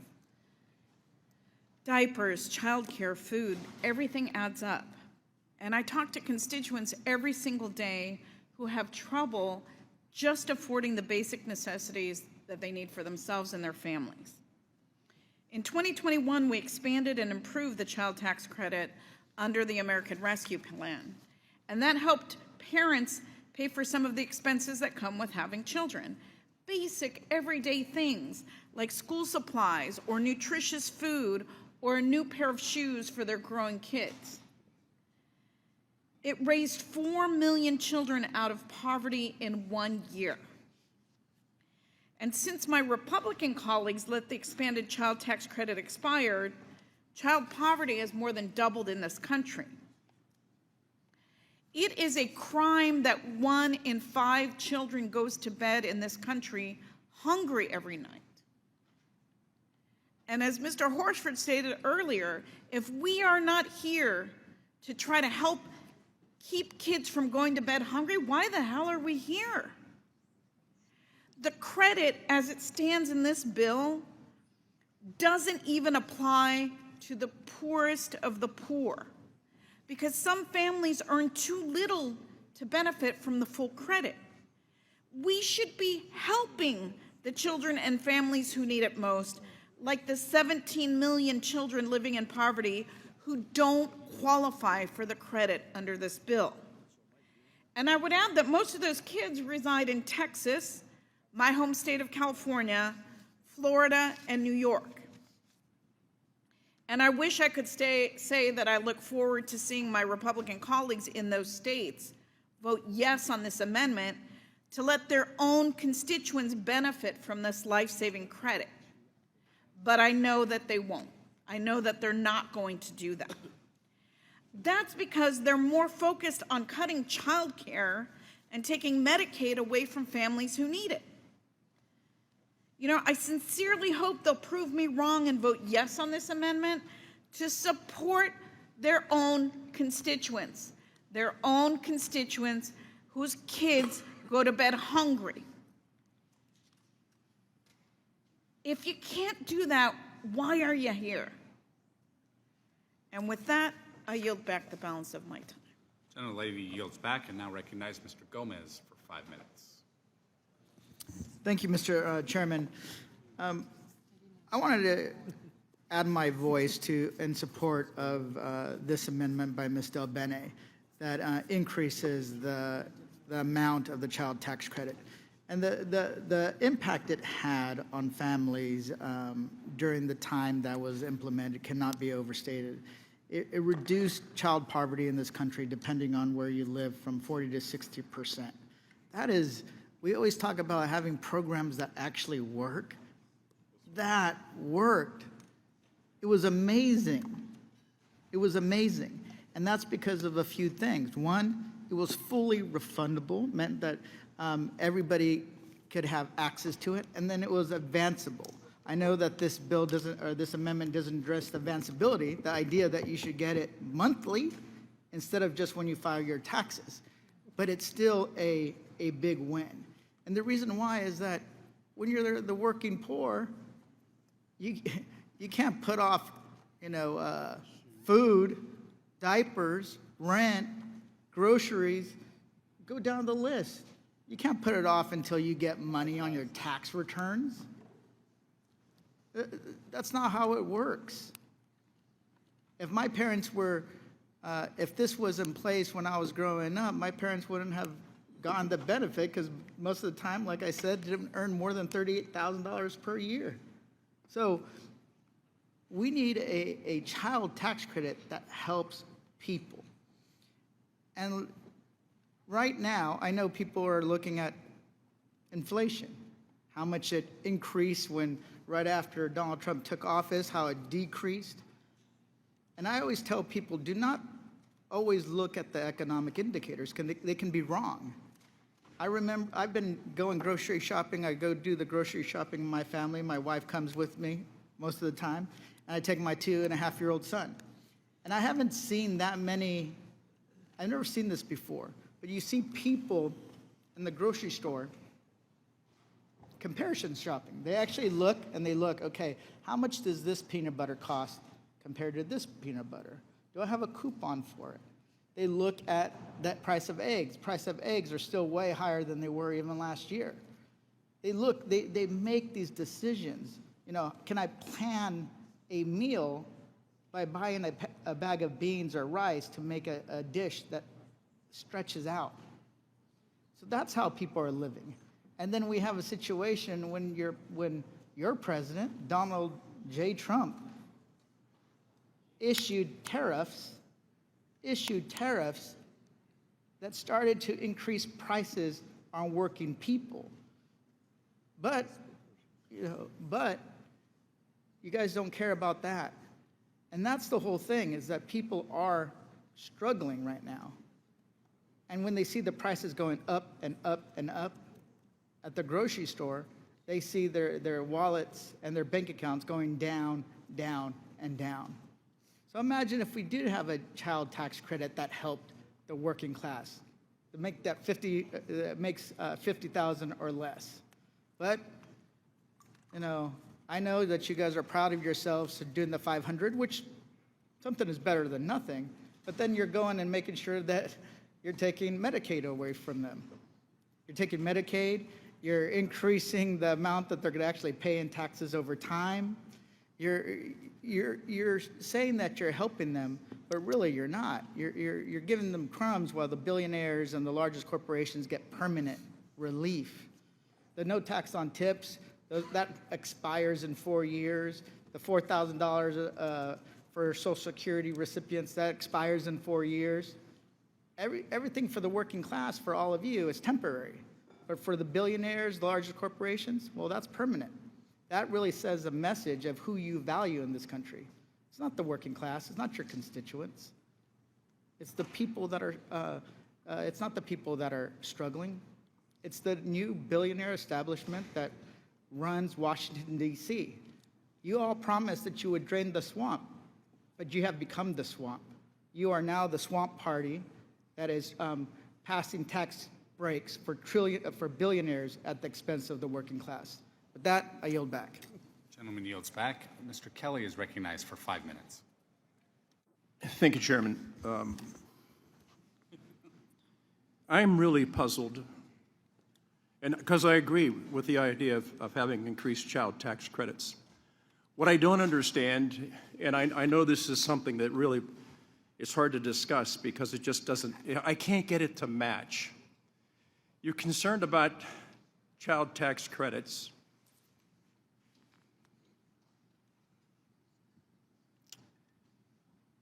There's an abortion about every 34 seconds in this country. There was an estimated 1,026,700 abortions in the United States in 2023. And yet we're so concerned about this lack of attention to children and having tax credits. I want to tell you, I mean, I don't know how you do it. I really don't know how you do it. I don't know how you sit here and say, pour your hearts out, and that this is so unfair to these poor children. And what maybe your answer is, just don't let them be born. Don't let them be born. Then you don't have to worry about these costs.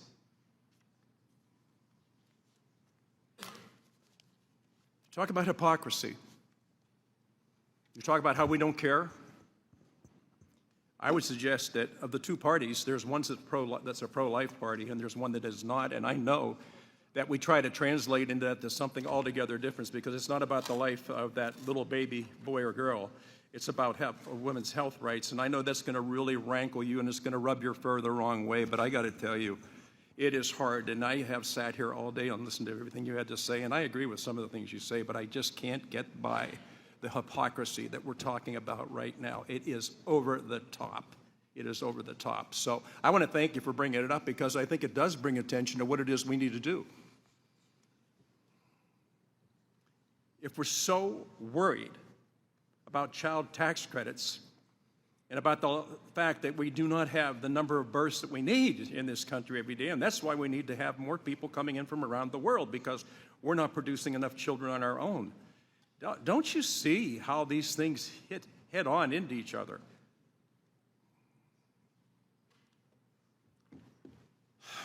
I would say I'm confused, but I'm not confused anymore.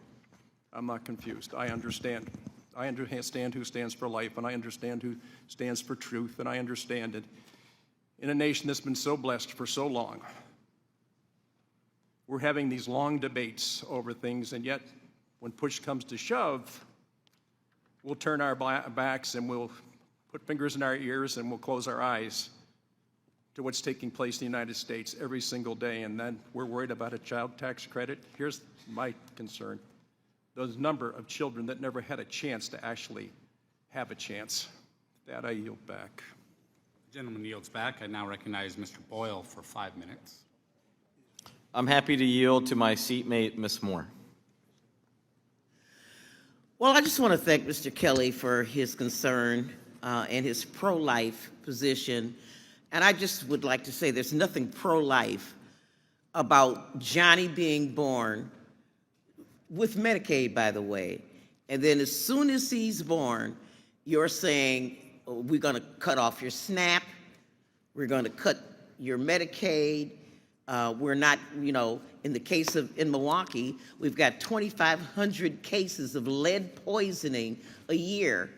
And the new Health and Human Services Department fired all the people who could help mitigate the child lead poisoning in our city. There is nothing pro-life about bringing children into the world and then abandoning them. Now, I've been an abortion counselor, Mr. Kelly, for your information. And I'll tell you, as a mother of 3, and as a grandmother of 3, and a great-grandmother of 3, let me just tell you this. I've held women's hands while they've had an abortion. I've held their hands while they've given birth, and I've knitted them a blanket when they had a baby. But the one thing that I'm going to do now as a member of Congress is I'm going to sit here and say, baby, if you come into this world, we're going to guarantee you that you can grow up, and until you're on your own, we're going to make sure you have some food. We're going to make sure you have an educational opportunity, and not just, rich people who can afford tax credits for choice school, but a public education. We're going to guarantee you a shot at life, not just some sort of fictionalized view of life or theological view of the importance of life, but a real life. Once you're born, we're going to make sure that you can have diapers and food. And so, Mr. Kelly, I appreciate your position, and what I've always said to my so-called pro-life proponents, and I'll start bugging you about this, you and Chris Smith and all of you all, these ardently pro-life people, you are the main people that we ought to have on our amendments like this, if you're pro-life. And so I would yield my time to you, Mr. Kelly, or anyone else who would like to respond to what I have said. Don't tell me that you're pro-life only up until the moment of birth. That is something that I think is hypocritical. Mr. Gomez would love to or yield back to Mr. Brandon. Mr. Boyle. Either way, I yield the remaining 1 minute 40 to Mr. Gomez. Thank you so much. Mr. Kelly, I respect your view. I respect the passion that you have. But this is one of the main debates I've always had with my Republican colleagues. You can't just care about the bookends of a person's life, just how they're born and how they die. You need to care about every single step of how they develop. Whether they're going to be able to start off with a family that has health care coverage. You have to care about how they're going to be able to get an education, how they're going to be able to feed their children. You're going to have to care about every single moment. Because when we do that, we can change the course of history. That's what I want to see from my Republican colleagues. Don't just care about the bookends. You got to care about that individual that is born, right? When my son Hodge was born, it changed just like probably everybody else. It changed everything to an extent that I realized that the legacy is not the bills that we passed, but the values that we instill in our children. If they're going to be the ones that carry on the fight to create a more perfect union, not just for the wealthy, not just for the well-connected, but the average working person in this country. That's what this is about. So, Mr. Kelly, I will work with you to make sure that it's not just about the person's bookends of their life, to make sure that our families are stronger. With that, I yield back. The gentleman yields back. The question is on agreeing to the amendment offered. Excuse me. I recognize Ms. Plaskett. Thank you. Thank you very much. And I won't be long. When we looked at, there's so many people who have had so many incredible comments about this child tax credit, fully refundable, and increasing the amount from $2,000 per child to $6,360 for newborns, $433.20 for children age 1 through 6, $3,600 for children age 6 through 17. You know, I think about the children who live in the Virgin Islands. 33% of the children under the age of 13 in the Virgin Islands live in poverty. And 37% of children under the age of 5 live in poverty in the Virgin Islands. That means that for many of them, their families are not filing taxes. They're just barely getting through. And this may not seem like a lot of money to us, and incrementally, it's not. But it's going to make a tremendous difference in their life. In the Virgin Islands as well, 1/3 of children, their primary caretaker are grandparents. Those grandparents are living on fixed incomes themselves. Many of them just have Social Security that they're relying on. They may have small pensions, they may get support for others, and they are the primary caretaker of those children. They need our support. They need our help. That's what's going to make the difference in this society. Not giving an additional $273,000 to individuals who don't need it. And the past legislation that we've done here have shown that it doesn't trickle down. It doesn't get to these 33% of children living in poverty, or the 37% of those under 5 living in poverty, or the young man on the corner who needs a job to support the child that's living in poverty, or the young woman who's looking to upskill herself. Those are the individuals that we need to support, not the wealthy individuals that we have decided are going to drive our economy when statistically it is shown that they don't. We need to work not just on child care. We need to just not work on the child tax credit. If we want to talk about being pro-life, what about child care? What about paid leave for mothers who are giving birth to those children? What about health care for those families? Across the hall, they're talking about getting rid of WIC, women, infant, and children. Those individuals, my colleagues who are pro-life, are you going to support funding WIC, or are you going to take that away? The proof is in where you are putting your money. That is going to show where your treasure is. Where's your treasure? Is your treasure going to be with Bezos and with Musk and with individuals who already have all of the resources? Or are we going to do some kind of distribution here that is not just charity, but at the end of the day is fiscally responsible for us? Because if these families take care of themselves, they're less likely to be a burden on us in other ways. And so I support this amendment.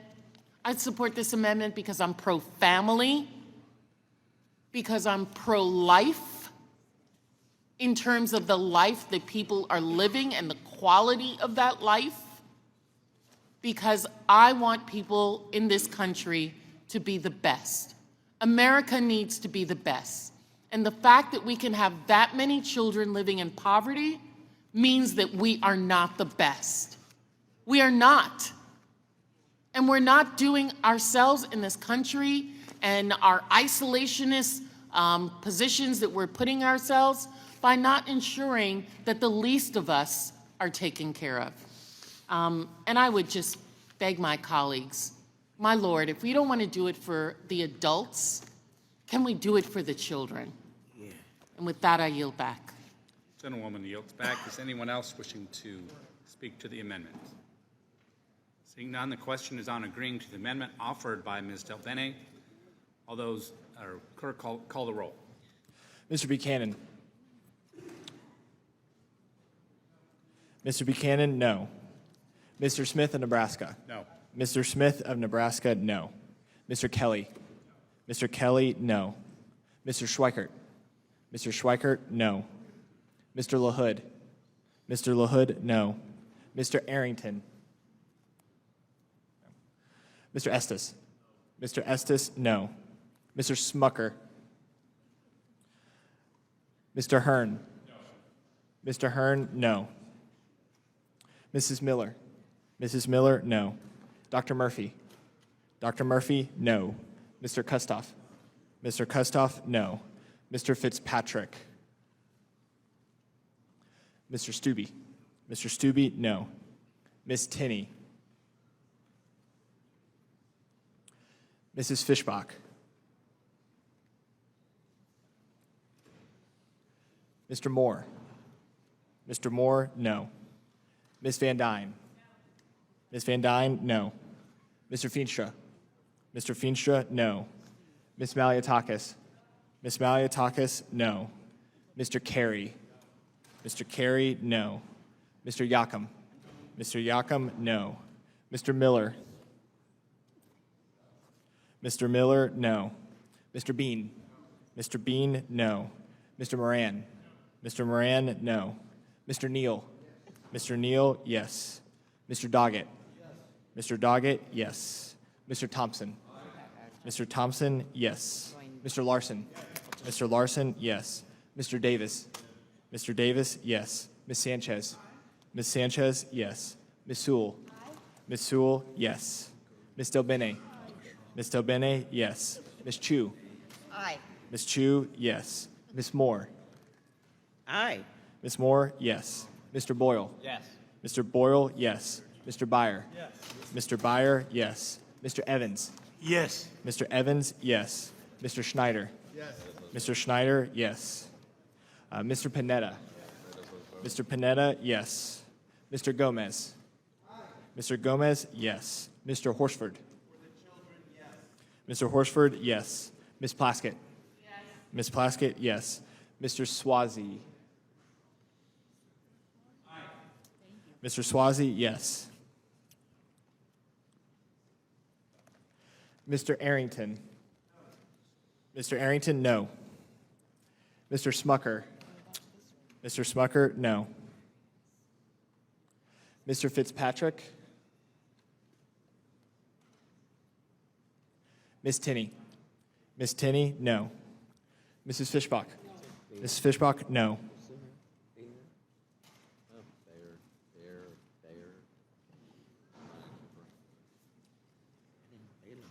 Chairman Smith?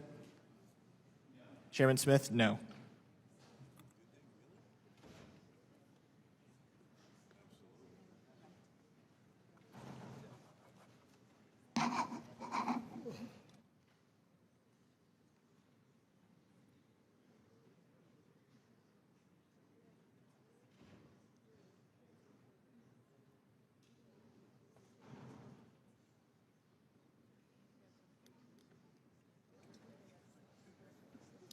The clerk will report the vote.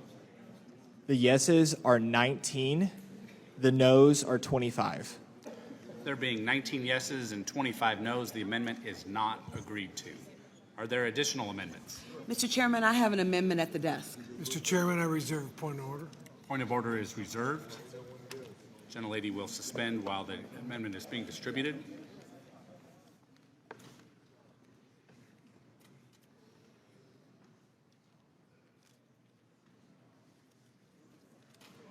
Was that chocolate inside those eggs? No, it was an almond. But the coating was kind of hard.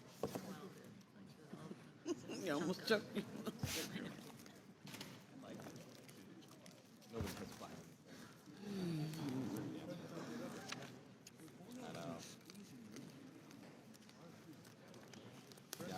Thank you.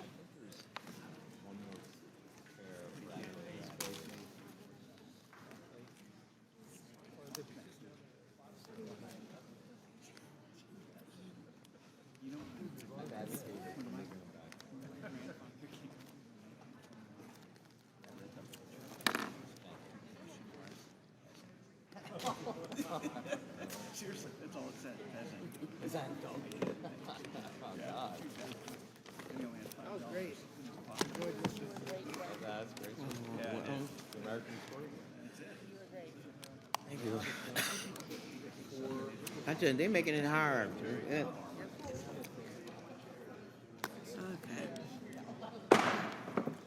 We will proceed. I would ask for the attention of the audience and members.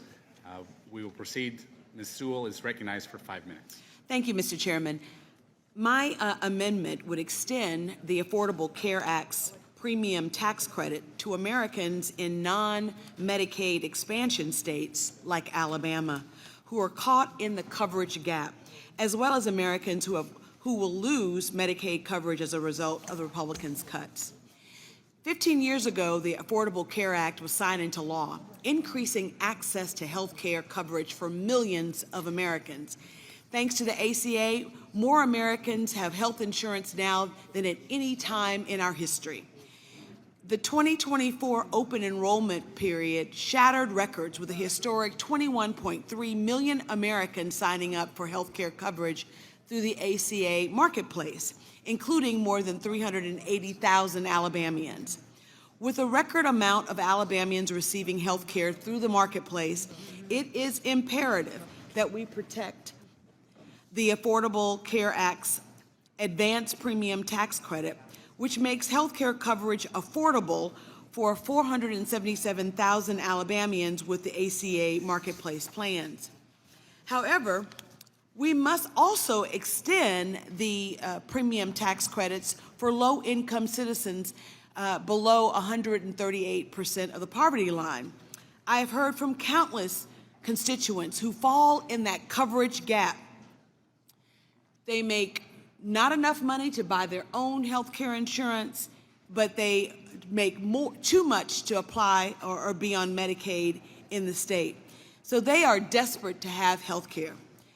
I recently spoke with one of my constituents, Kiana, who is caught in that coverage gap. She lost her Medicaid coverage following the end of the COVID public health emergency and states, quote, she has been fighting for her life ever since, end quote. Kiana has had blood pressure issues for almost 10 years. When she tried to qualify for Medicaid again, she was told since she made more than $295 a month, she did not qualify. Let that sink in. $295 a month. If she made $295,000 a month, then maybe my Republican colleagues would care about helping her. But because she makes more than $295 a month in the state of Alabama, she is not allowed to get Medicaid. In my home state, Medicaid is a bare bone program. You have to be less than poor to receive Medicaid. So for many Americans, that makes more than the limit. They are without options unless we advance the access to the premium tax credits. Without expanding this tax credit, Americans will continue to take on more medical debt. A month after turning 30, Kiana went to the hospital with a stroke-level blood pressure that put her in the ICU. Due to past debt acquired for medical expenses, Kiana was not seeking medical care. Americans should not have to choose between financial stability and medical care. Instead of offering handouts to billionaires, this committee should be finding ways to increase the number of Americans with health care coverage. It is unconscionable that while we have states like Alabama that have not expanded Medicaid, that this committee is meeting to further the agenda of the wealthy and to not help these Americans. You know, Mr. Chairman, I believe that health care in this great country should be a right for all Americans and not a privilege for the few. If my colleagues truly care about the most vulnerable in our society, they would support my amendment to extend premium subsidies to individuals in the Medicaid coverage gap, making marketplace coverage more affordable. I hope that my colleagues will join me in favoring health care for all Americans and not just the privileged few. I yield back the balance of my time. The gentlelady yields back the balance of her time. Ms. Moore is recognized for 5 minutes. Thank you, Mr. Chairman, and I just want to thank my colleague, Ms. Sewell, for this very important and thoughtful amendment. Again, my colleagues have told their constituents that they aren't trying to dismantle health care at all.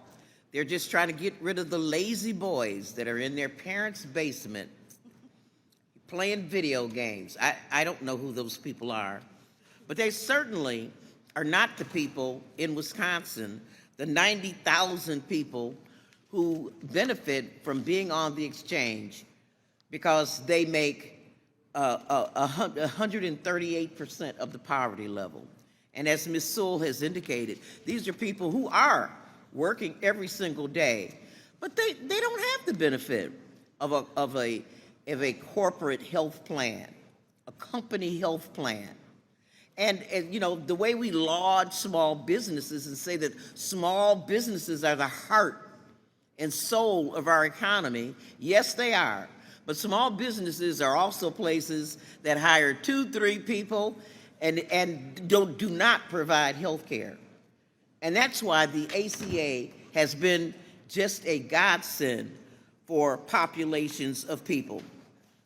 In Wisconsin, you know, our legislature's failure to fully expand Medicaid has really left 90,000 Wisconsinites dependent on the marketplace.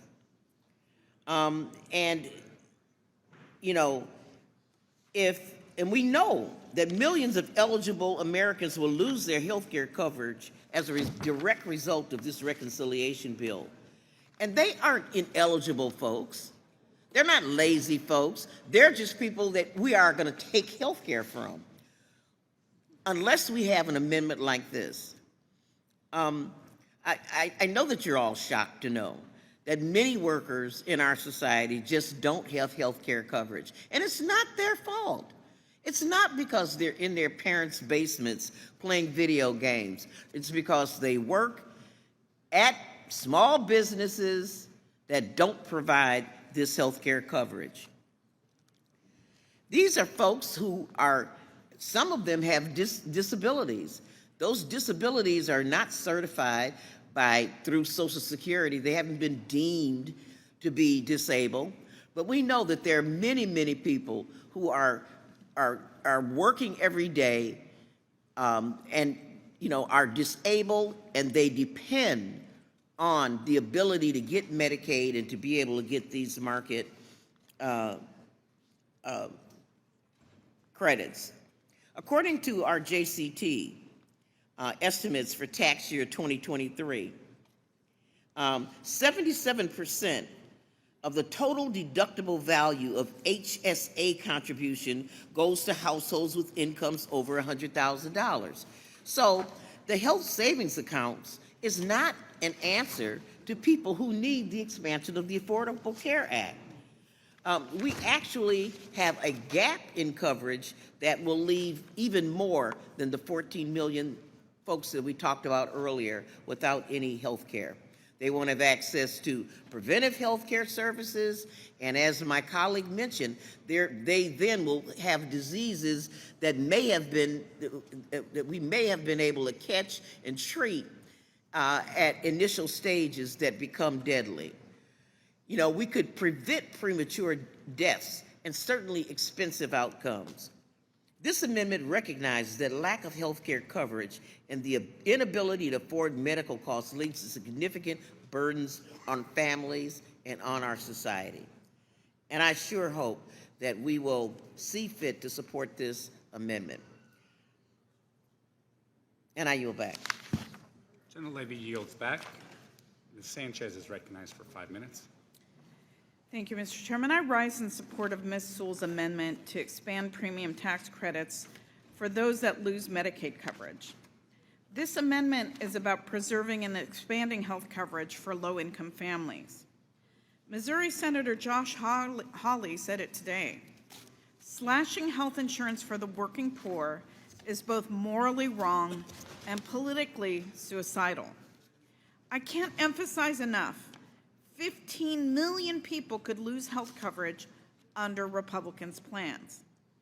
Chairman Guthrie and other Republicans here are saying that this bill is about prohibiting left-leaning states from providing health coverage to illegal immigrants. Well, we have on the record that they are not actually doing anything about undocumented immigrants. They are actually stripping health coverage from legally present tax-paying immigrants. So that's just a bunch of bull. Instead, Republicans have decided to turn their backs on working families in red districts and blue districts alike to loot Medicaid and the Affordable Care Act to the tune of nearly $1 trillion. And why? To pay for tax breaks for billionaires and corporations. Now is the time to pass Ms. Sewell's amendment.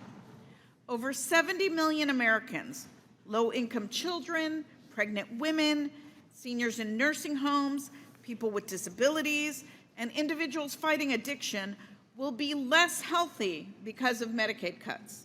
In fact, most voters think healthcare spending should be increased, not cut.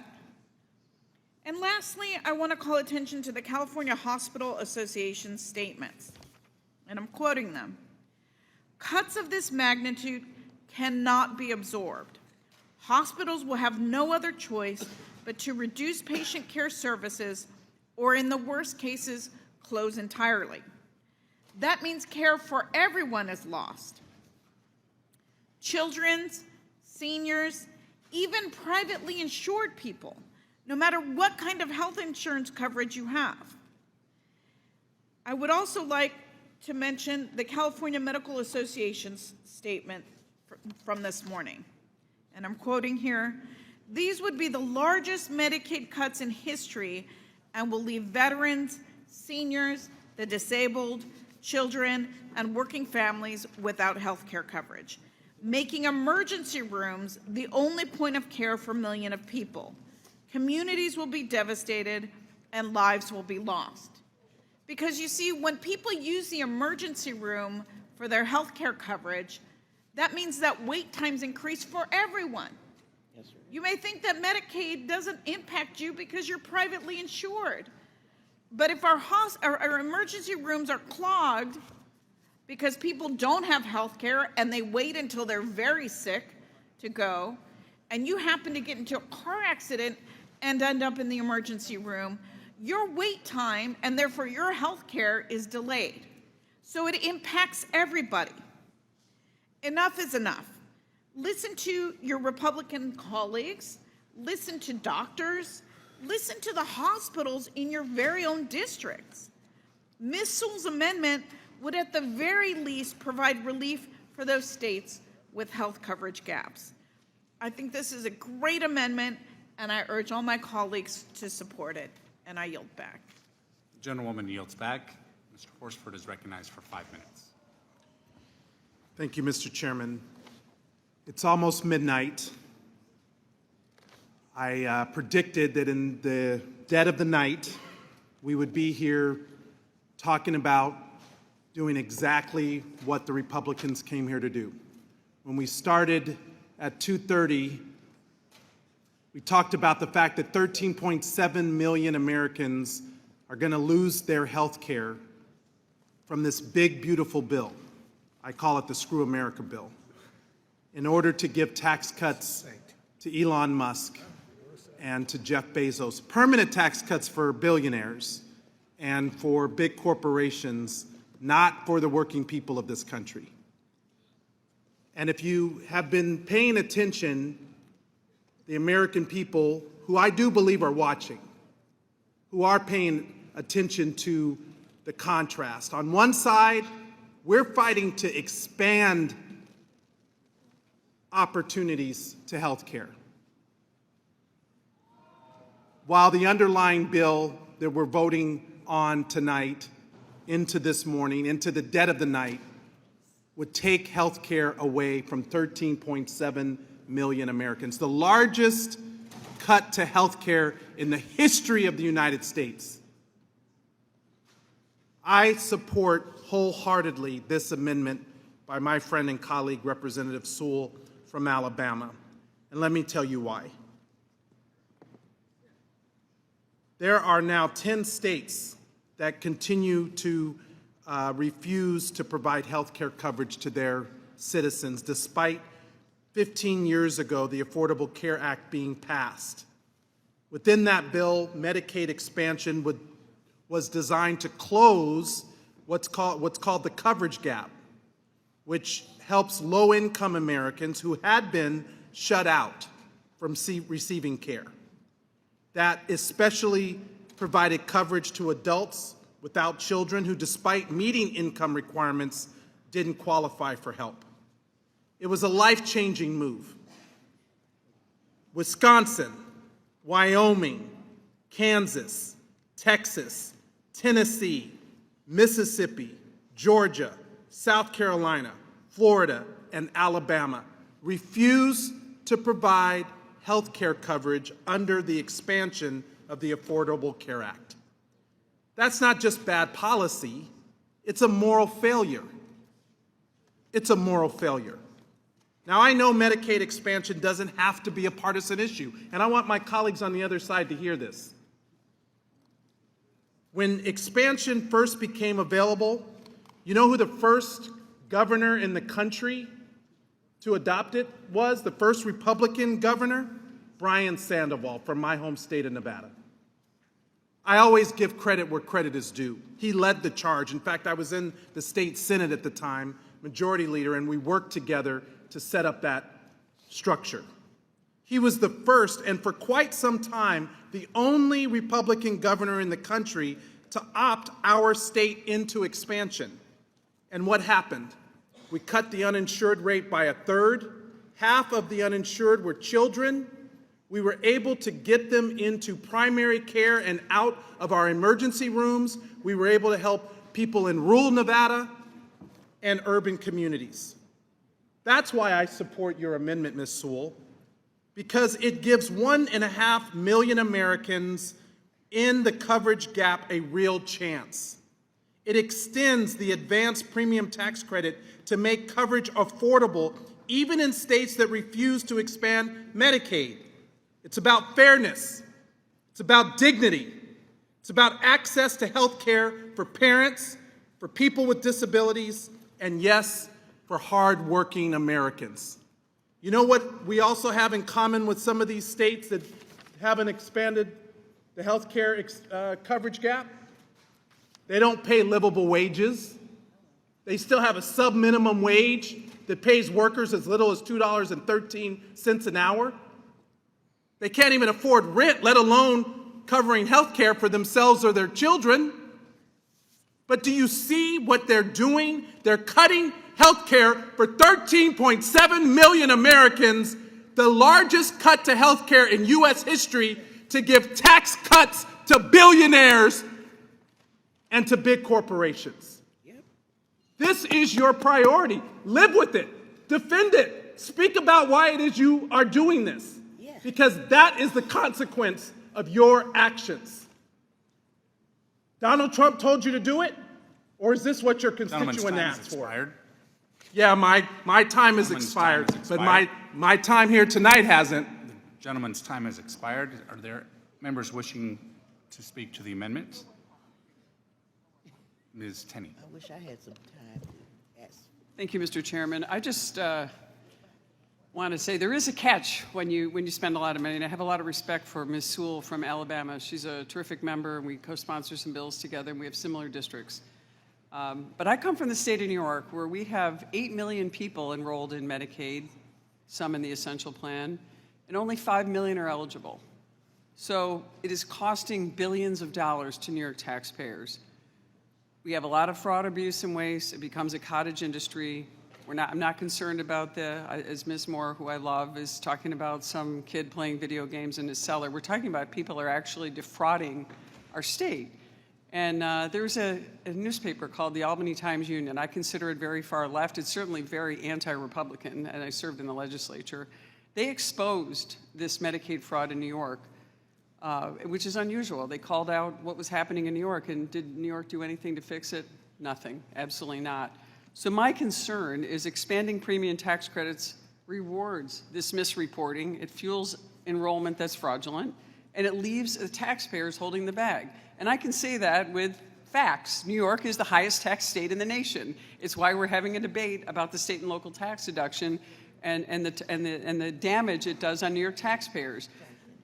The Albany Democrats, who run the entire state, it's a one-party rule state, have just put forth a $254 billion budget, $15 billion higher last year, never taking into account all the money they've received from COVID, all the expended, never looking back.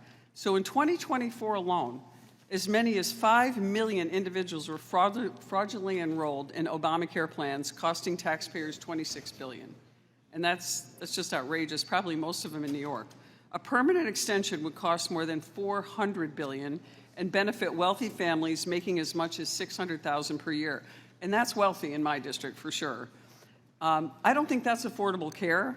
That's a subsidy scheme for the wealthy, actually, with no guardrails, no fraud, abuse, and waste, no way to stop this from happening.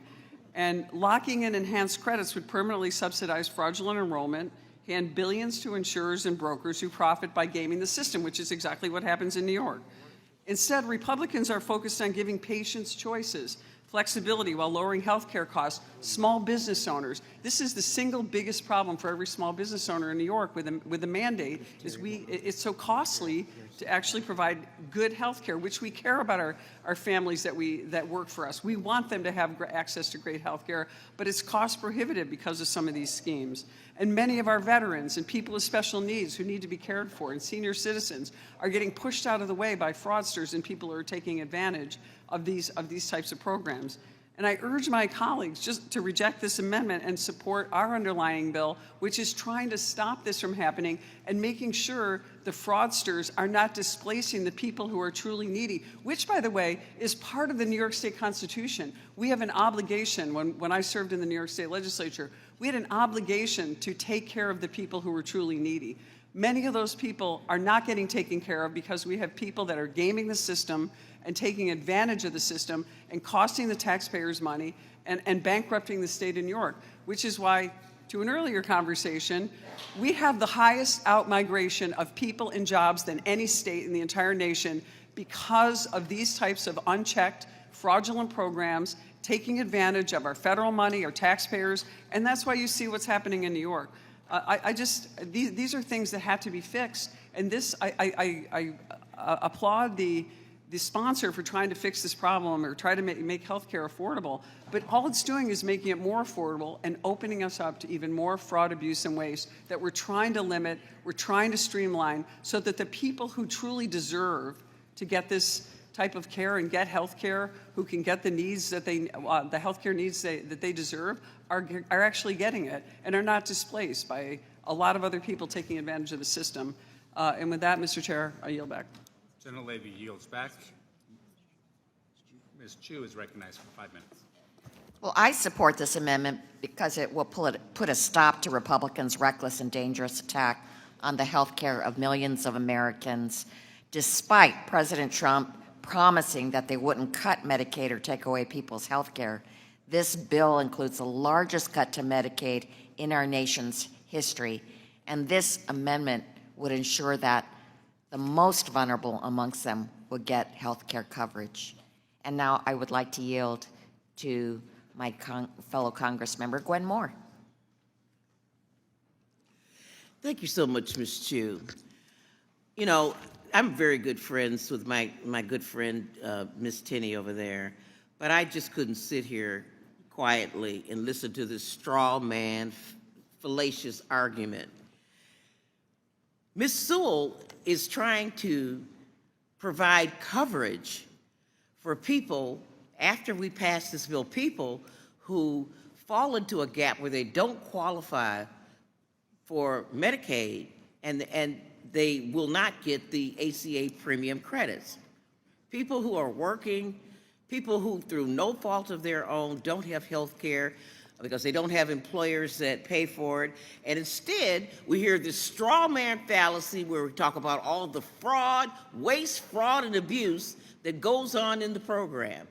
And so that because there is waste, fraud, and abuse, we should therefore cut 14 million people off of health care.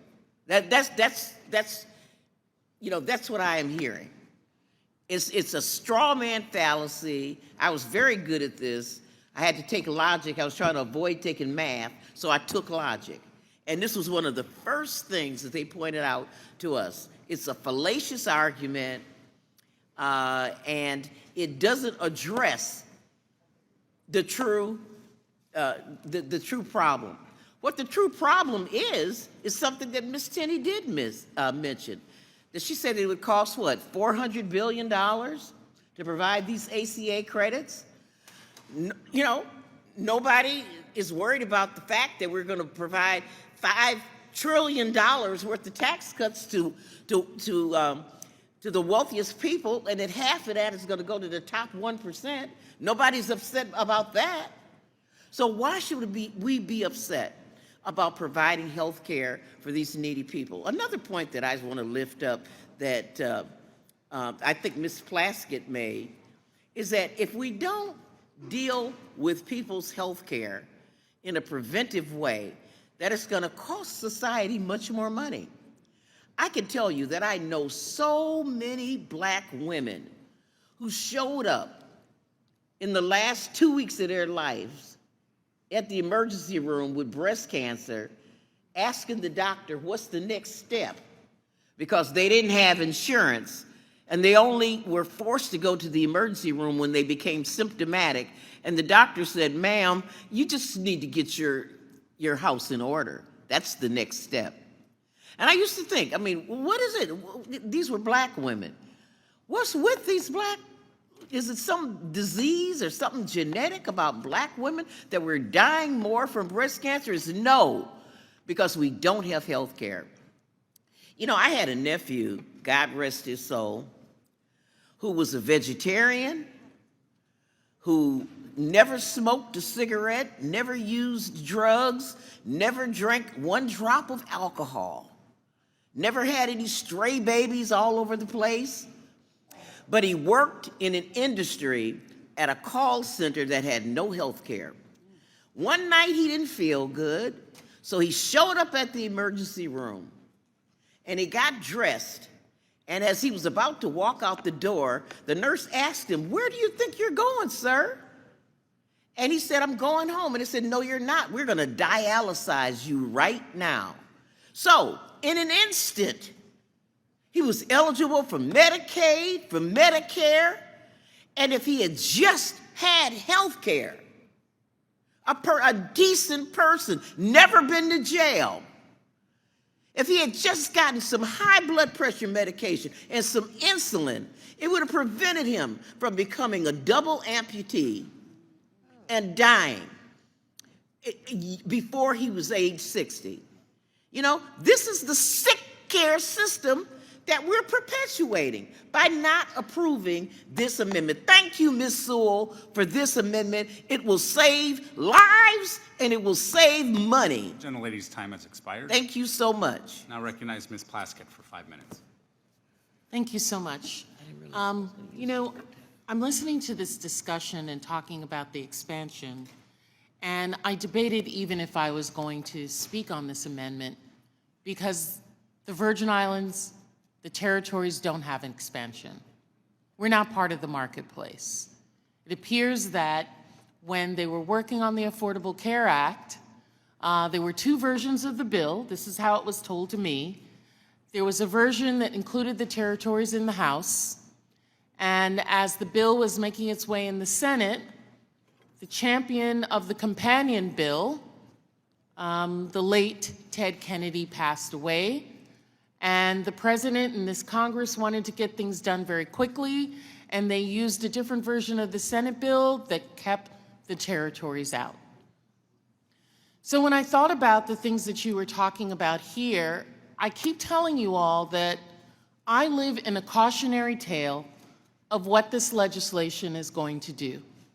My community is what it looks like when you don't have expansion, when you don't have people on Medicaid, when you don't have people have access to health care, when a third of your population does not have health care.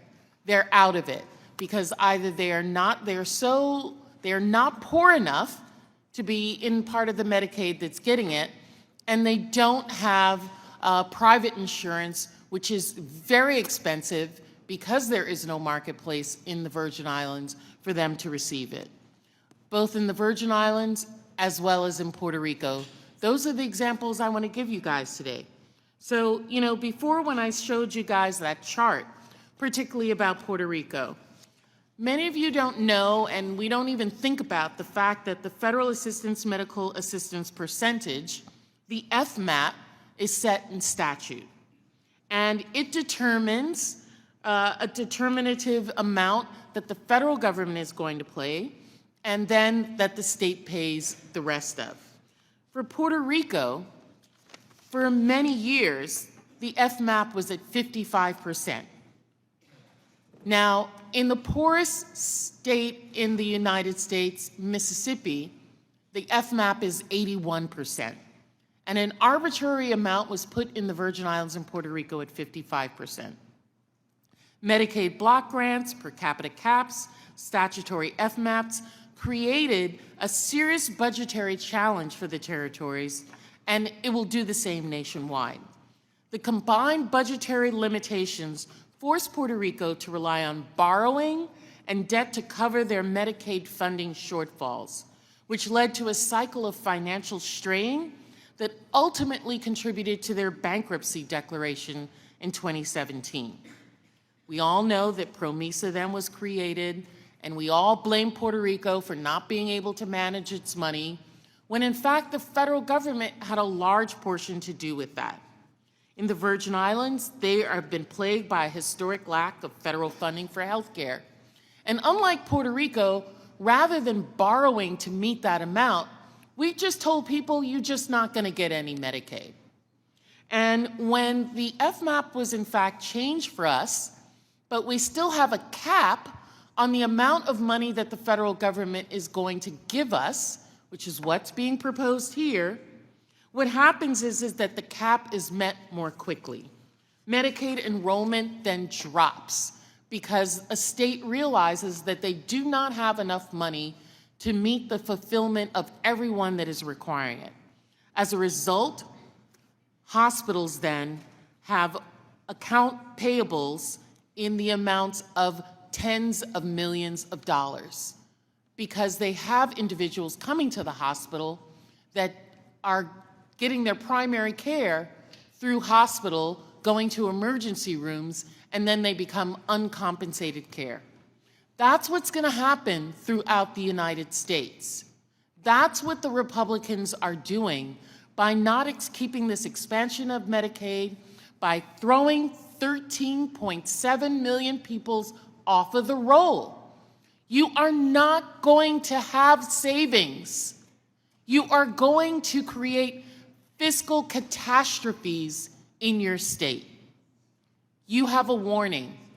Look at what has happened in the territories to understand what is going to happen in the rest of the United States. And at what cost and for whom? Billionaires who don't even need it. I yield back. Gentlewoman's time has expired. Others wishing to speak on the amendment? Seeing none, the question is on agreeing to the amendment offered by Ms. Sewell. The clerk will call the roll.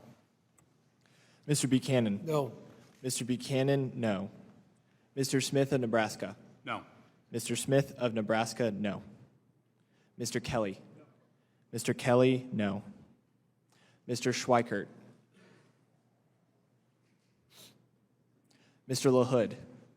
Mr. LaHood, no. Mr. Arrington? Mr. Estes? Mr. Estes, no. Mr. Smucker? Mr. Smucker, no. Mr. Hearn? Mr. Hearn, no. Mrs. Miller? Dr. Murphy? Dr. Murphy, no. Mr. Kustoff? Mr. Kustoff, no. Mr. Fitzpatrick? Mr. Stubbe? Mr. Stubbe, no. Ms. Tinney? Ms. Tinney, no. Mrs. Fishbach? No. Mrs. Fishbach, no. Mr. Moore? Mr. Moore, no. Ms. Van Dyne? Ms. Van Dyne, no. Mr. Feenstra? Mr. Feenstra, no. Ms. Maliotakis? Ms. Maliotakis, no. Mr. Carey? Mr. Carey, no. Mr. Yakum? Mr. Yakum, no. Mr. Miller? Mr. Miller, no. Mr. Bean? Mr. Bean, no. Mr. Moran? Mr. Moran, no. Mr. Neal? Mr. Neal, yes. Mr. Doggett. Mr. Doggett, yes. Mr. Thompson. Mr. Thompson, yes. Mr. Larson. Mr. Larson, yes. Mr. Davis. Mr. Davis, yes. Ms. Sanchez. Ms. Sanchez, yes. Ms. Sewell. Ms. Sewell, yes. Ms. Delbene. Ms. Delbene, yes. Ms. Chu. Ms. Chu, yes. Ms. Moore. Ms. Moore, yes. Mr. Boyle. Mr. Boyle, yes. Mr. Byer. Mr. Byer, yes. Mr. Evans. Mr. Evans, yes. Mr. Schneider. Mr. Schneider, yes. Mr. Panetta. Mr. Panetta, yes. Mr. Gomez. Mr. Gomez, yes. Mr. Horsford. Mr. Horsford, yes. Ms. Plaskett. Ms. Plaskett, yes. Mr. Swazi. Mr. Swazi, yes. Mr. Schweikert. Mr. Schweikert, no. Mr. Arrington. Mr. Arrington, no. Mrs. Miller. Mrs. Miller, no. Mr. Fitzpatrick.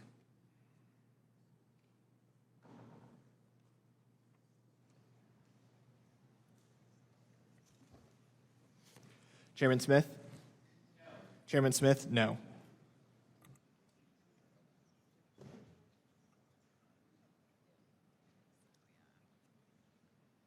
The clerk will call the roll. The yeses are 19, the nos are 25. There being 19 yeses and 25 noes, the amendment is not agreed to. Are there additional amendments? Mr. Chairman, I have an amendment at the desk. Mr. Chairman, I reserve a point of order. Point of order has been reserved. The gentleman Don't worry, will it's suspend. germane. The gentleman will suspend as the amendment is distributed.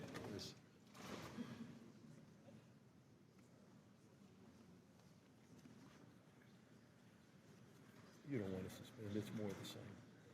It really is. Thank you. Mr. Doggett may proceed for 5 minutes. Thank you very much. Well, good morning. It's Wednesday here in Washington, and through much of Tuesday, we Democrats have been pleading with our Republican colleagues to recognize the harm that they are causing by denying so many Americans access to a family physician, access to life-saving pharmaceuticals, and other forms of health care that are so vital to keeping families together, to protecting the future of children, and to just recognize the basic humanity of so many Americans who will be harmed if they are denied their health insurance coverage. And here it is with a new day, and we are not giving up. Our pleas, yes, but our demands and insistence that we will not yield on standing up for American families to protect their health insurance access.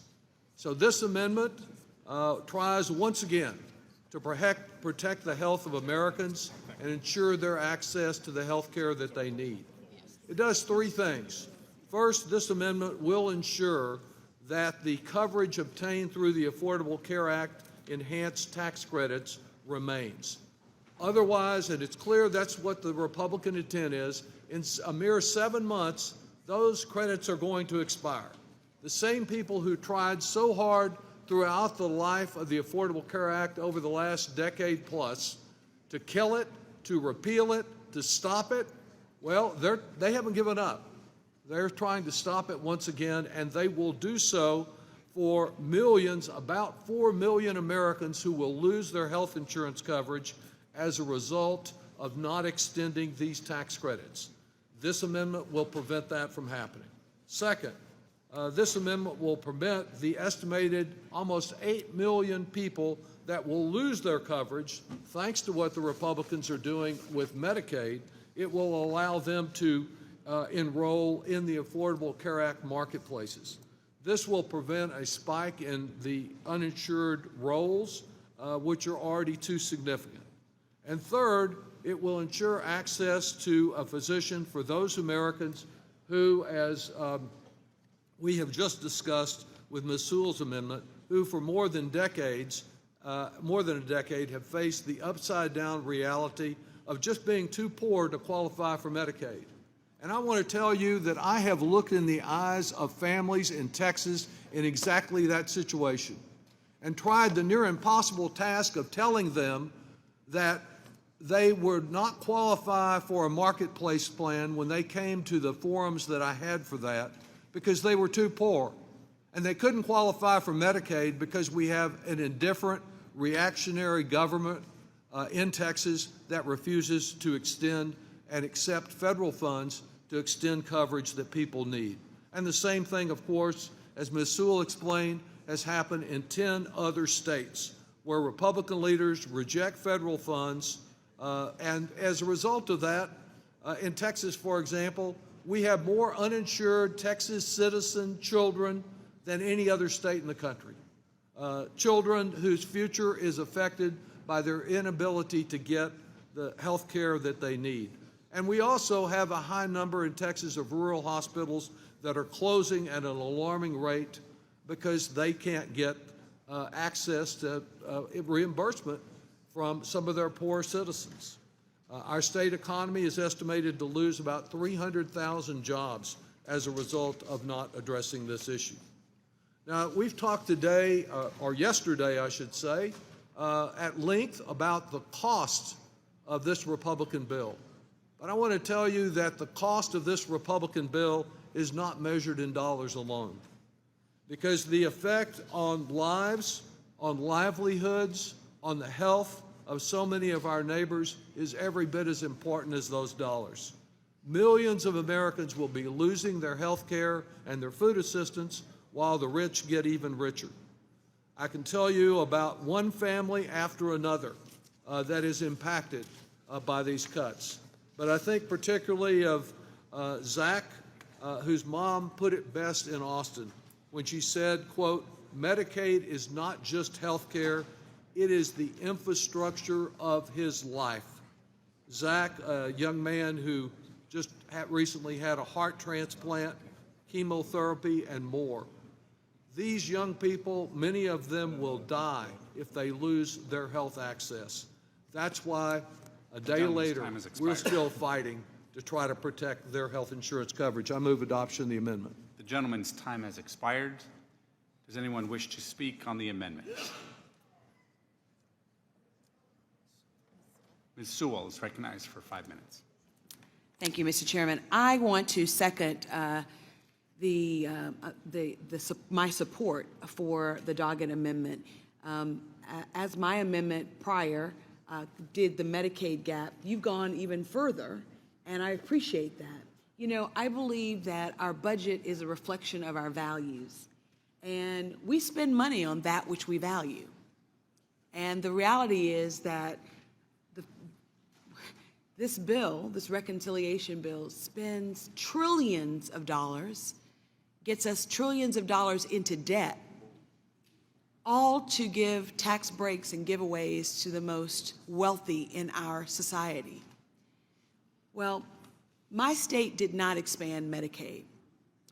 I will never forget meeting one of my constituents, Hank, who said that he did not ever have, he was a farmer, never had health insurance. He and his wife had 7 children, no health insurance. But someone knocked on his door and offered to give him subsidies that would reduce the price of his health insurance in the marketplace, and he got it.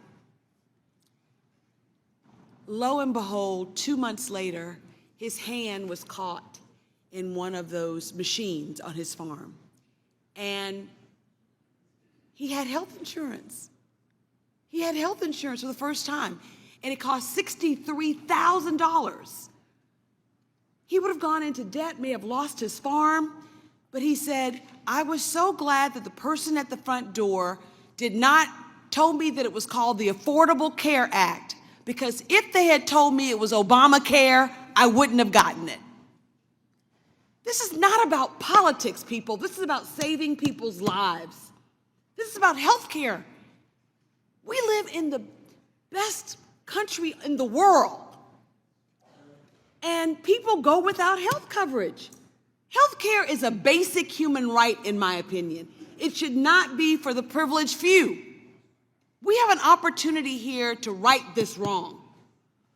I fully support the Doggett Amendment, and I yield my rest of my time to Mr. Doggett. Well, I thank you for your support, and I think it's important to respond to one of the arguments made against your amendment and some of the earlier ones.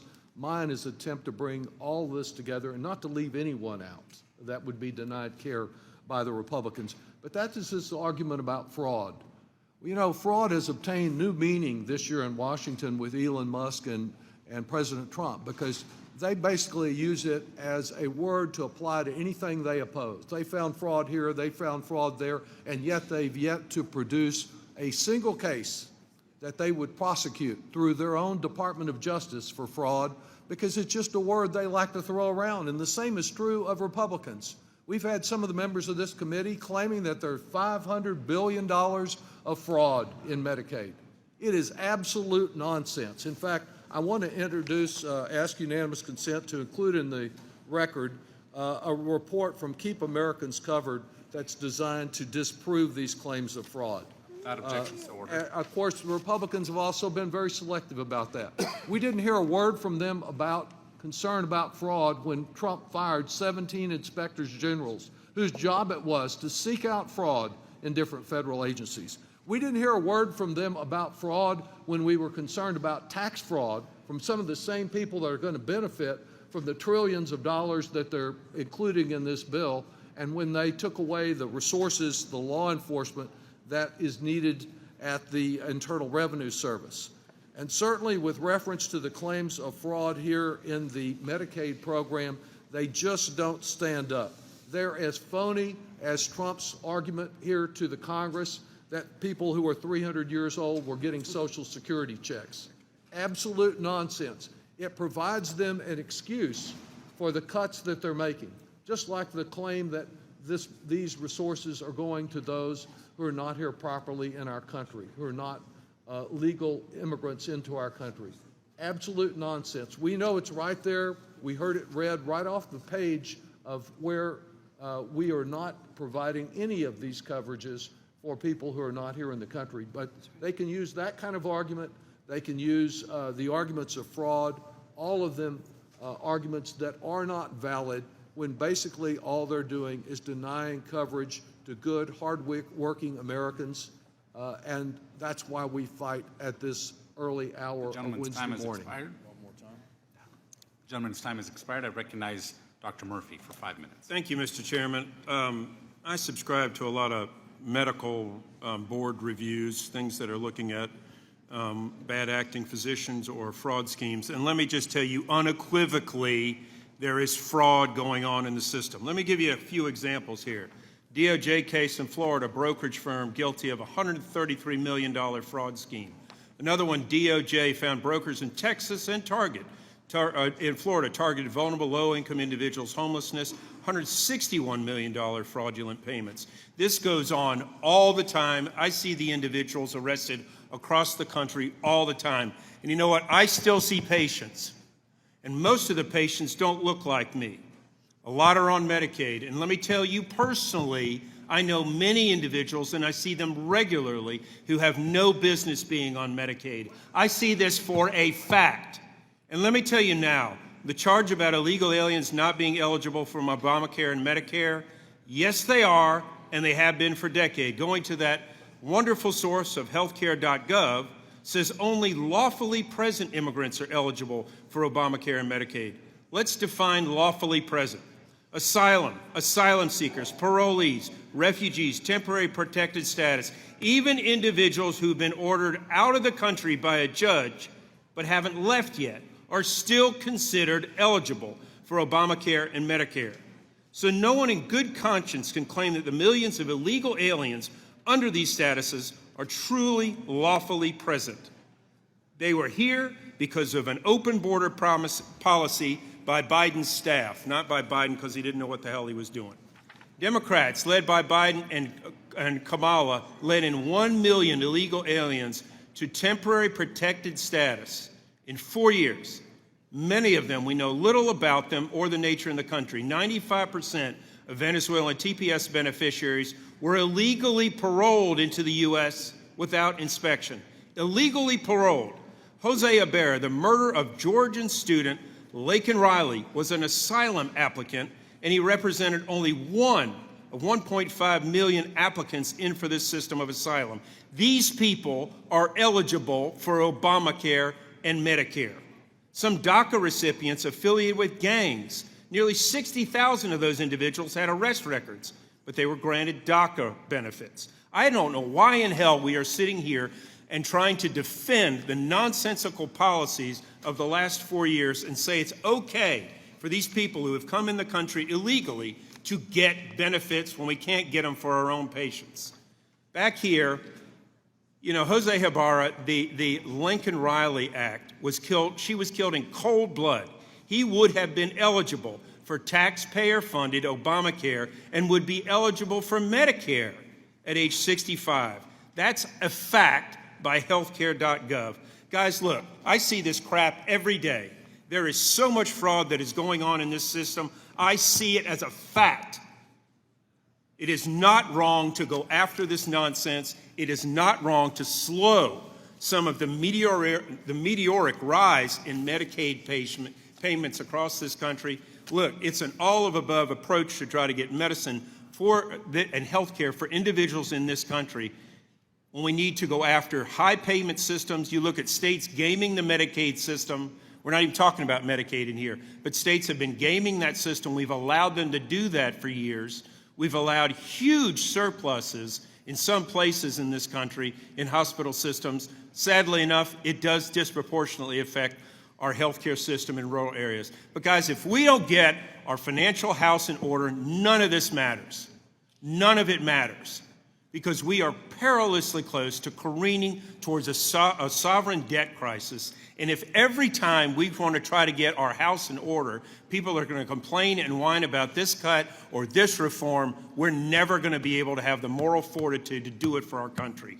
We have to do this. We have to have accountability for the first time in this nation's 250-year history, that we get something done and we don't put a blind eye for our grandkids, our great-grandkids, hell, if we even get that far as a nation. We have to do these things. We have to make hard choices, and this isn't a hard choice to keep people out of our out of our taxpayer dollars who are in this country illegally. Thank you, Mr. Chairman. I'll yield back. Gentleman yields back. I now recognize Mr. Thompson for 5 minutes. Thank you, Mr. Chairman. I'd like to yield my time to Mr. Doggett. Well, Dr. Murphy has my great respect. In fact, we're making common cause in several areas, but this is not one of them. I'm all in favor of getting our financial house in order, and you don't do it by adding $4 to $7 trillion to the national debt. And that's exactly what this bill does. The total hypocrisy of those who claim they're fiscally responsible when under any measure they are adding trillions of dollars of additional debt through this bill just is amazing to me. And what about the concerns about fraud? Yes, there's fraud. There's been significant amounts of provider fraud. In fact, I've introduced 2 or 3 bills that I can't get a hearing on in this committee to try to do something about that Medicare fraud. But Donald Trump's taken a look at Medicare fraud. He's had great interest in it. He's had such interest that in his short time here in office, he's managed to pardon 12 or commute the sentences of 12 fraudsters convicted of healthcare fraud. He has, at the same time that Republicans want to kick people off of Medicaid, he pardoned Philip Esframs for $1.3 billion in Medicare fraud. He pardoned Judith Negrin, convicted of orchestrating a $205 million Medicare fraud scheme involving assisted living facilities. He pardoned Daniela Wagner, conspired to commit $50 million in health care fraud and money laundering. And I can go on and on. I'll put the whole list in the record by unanimous consent, Mr. Chairman. Without objection, so ordered. The point is that we do need to attack fraud when it occurs, whether it's by an individual recipient or by a health care provider. But the way you do that is through prosecution for fraud, not by denying hardworking people who are relying on the Affordable Care Act, relying on Medicaid, or who want to be able to get health care that they've been denied in states like mine, denying them coverage. And to wave around a big photo of somebody who has been violent and entered our country, I want them removed if they've been violent and convicted of violent crimes. I don't care if they're a 10th generation American or they got here yesterday. But I do not see that as any excuse for denying health care to people in my state or across this country who need health care. The law is clear. There is no one who is entitled to receive Obamacare, Medicaid, or any other form of federal health care assistance if they are not here legally. And if someone violates the law, they should be prosecuted. We heard from our colleague in New York about all this rampant fraud up in New York. Well, we've got the Trump Justice Department. I hope they are not as permissive toward fraud as President Trump is himself in commuting the sentences and pardoning all these fraudsters. But if the Justice Department is out there, these U.S. attorneys, I'd tell them to get after it. That's the way to deal with fraud, not by denying Americans who are trying to provide for their families, who barely scrape by, the ability to see a family physician and get the prescriptions that they need. It is wrong to give trillions of dollars, to devote trillions of dollars to Elon Musk and the billionaire class and deny it to the poorest people in our country, people that want to climb up that economic ladder but need a little help to get up the rungs, and getting the help of a family physician is vital to them. With that, I would yield back. Gentleman yields back. Are others wishing to speak on the amendment? Ms. Chu, recognized for 5 minutes. I support this amendment to put a stop to the Republican reckless and dangerous attack on the health care of millions of Americans. This bill will preserve enhanced ACA premium credits and will provide them for those who lose health access as a result of this bill. And we know that there will be millions who do lose coverage because of this bill. Republicans are going to strip health care from people who are eligible for Medicaid simply because they cannot navigate a mountain of unnecessary red tape. These requirements don't promote work, they promote paperwork. And we've already seen what happens when these policies go into effect. In Arkansas, the first state to impose these requirements, more than 18,000 people lost coverage in just a matter of months. Did employment rise? No, the only thing that increased was confusion, red tape, and suffering. Most people who lost coverage were working or should have been exempt, but were tripped up by a flawed, complicated reporting system. And let's be clear about who gets hurt. The workers hit hardest by these requirements are in manufacturing, agriculture, food service, hospitality, home care, and child care. They work long hours, often for low wages with no guarantee of consistent weekly schedules. A missed shift here, a reporting glitch there, and they're kicked off their health coverage. When Republicans talk about adding burdensome reporting requirements, I think about my district, which suffered unimaginable tragedy. In January, the Eaton fire burned more than 9,400 structures to the ground, leaving 20,000 people homeless in Altadena and Pasadena, California. More than 6,000 homes were gone. Now, my constituents are just starting to rebuild their lives, and Republicans would force them to jump through complicated reporting hurdles just to get the care that they are already eligible for. These people have lost everything. Many of them fled their homes with nothing but the clothes they were wearing. For some, their places of work burned to the ground, or they're living in temporary housing, or they lost the car that they used to go to work. They are home health aides, grocery clerks, restaurant servers, child care providers. And now they could lose their health coverage, and all for Republicans who want to rip away their health care so that billionaires can buy a third yacht, a fourth home, and get another tax cut they don't need. It's a perfect storm. Take away affordable marketplace coverage, then kick people off Medicaid, leaving working families with nowhere to turn. More uninsured, more devastating for people already struggling. Well, we can't let this happen, and that's why I urge my colleagues to join me in voting yes on this amendment, and I yield back. Gentlewoman yields back. Others wishing to speak on the amendment? Seeing none, the question is on. Mr. Evans is recognized for 5 minutes. I want to join with Mr. Doggett in what he's expressed, that we should support this amendment. This is very key, and this is our opportunity to join and send a message. If you listen to the message of Mr. Doggett, it is something that we need to take a lead on. We need to fight this battle and get it across that we're not going to let the Republicans steal this health care. And we think generally that what Mr. Doggett has expressed is what we all should join.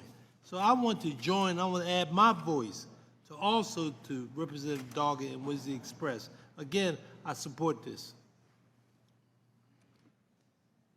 Gentleman yields back. The question is on agreeing to the amendment offered by Mr. Doggett. The clerk will call the roll. Mr. Buchanan? No. Mr. Buchanan, no. Mr. Smith of Nebraska? No. Mr. Smith of Nebraska, no. Mr. Kelly? Mr. Kelly, no. Mr. Schweikert? Mr. LaHood? Mr. LaHood, no. Mr. Arrington? Mr. Estes? Mr. Estes, no. Mr. Smucker? Mr. Hearn? Mrs. Miller? Mrs. Miller, no. Dr. Murphy? Dr. Murphy, no. Mr. Kustoff? Mr. Kustoff, no. Mr. Fitzpatrick? Mr. Stubbe? Mr. Stubbe, no. Ms. Tinney? Mrs. Fishbach? Mr. Moore? Mr. Moore, no. Ms. Van Dyne? Mr. Feenstra? Mr. Feenstra, no. Ms. Maliatakis? Ms. Maliatakis, no. Mr. Carey? Mr. Carey, no. Mr. Yakum? Mr. Yakum, no. Mr. Miller? Mr. Miller, no. Mr. Bean? Mr. Bean, no. Mr. Moran?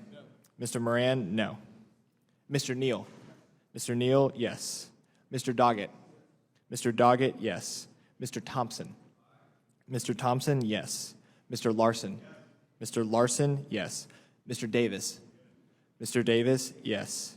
Ms. Sanchez? Ms. Sanchez, yes. Ms. Sewell? Ms. Sewell, yes. Ms. Delbene? Ms. Delbene, yes. Ms. Chu? Ms. Chu, yes. Ms. Moore?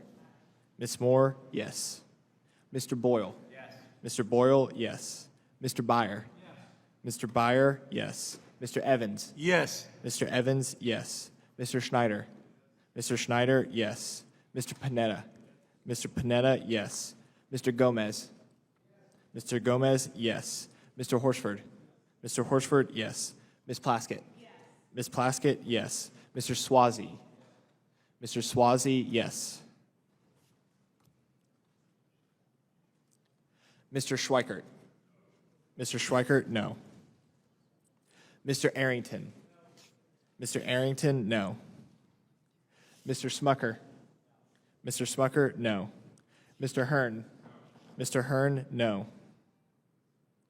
Mr. Fitzpatrick? Mr. Fitzpatrick, no. Ms. Tinney? Ms. Tinney, no. Mrs. Fishbach? No. Mrs. Fishbach, no. Ms. Van Dyne? Ms. Van Dyne, no.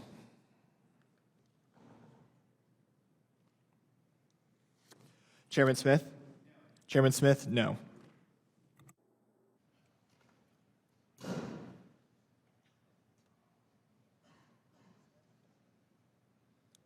Clerk will report the vote.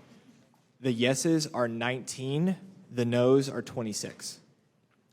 There being 19 yeses and 26 noes, the amendment is not agreed to. Are there additional amendments? Mr. Chairman, I have amendments at the desk.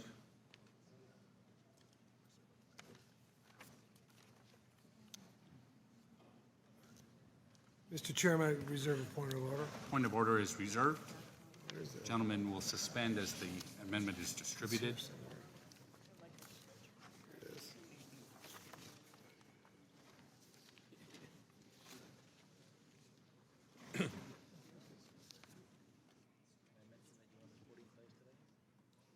Sure, yeah.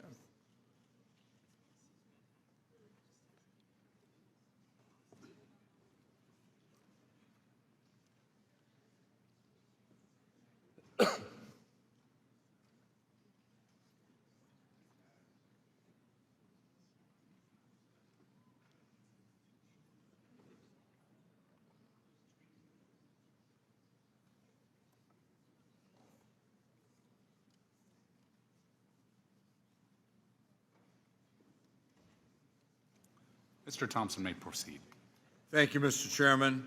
Mr. Chairman, members, my amendment would strike what must certainly be a drafting error in this bill that would eliminate the $200 tax on silencers. At a time when Republicans are taking health care and food away from millions of Americans, it must be a drafting era that would spend $1.4 billion to make silencers cheaper. I'm truly fascinated at the idea that members on this dais would spend that much money, $1.4 billion, to make it harder for victims of mass shootings to know where the shots are coming from as they're trying to run for cover. As the father of a deputy sheriff, I'm disgusted that this Republican majority is celebrating Police Week while all of our police officers and law enforcement officers are in town by spending $1.4 billion to make it more dangerous for cops to do their jobs. Understand that it's not like you see in the movie. This doesn't completely silence the gunshot noise. What it does, it disperses the noise. So if you're in a mass shooting, there's a shooter, you're trying to run for cover, you have no idea where to run to because you don't know where the gunshots are coming from. When the police show up to apprehend the shooter, they don't know where the shots are coming from because it disperses the sound. At a time when DOGE is slashing everything from cancer research to PBS to Social Security workers to the VA, this Republican majority scraped up $1.4 billion to make our gun violence crisis even more deadly. Mr. Chairman, gun violence is the leading cause of death for children and teenagers. Today, Republicans are doing the bidding of the Inside the Beltway NRA to roll back a tax that's been on silencers since 1934.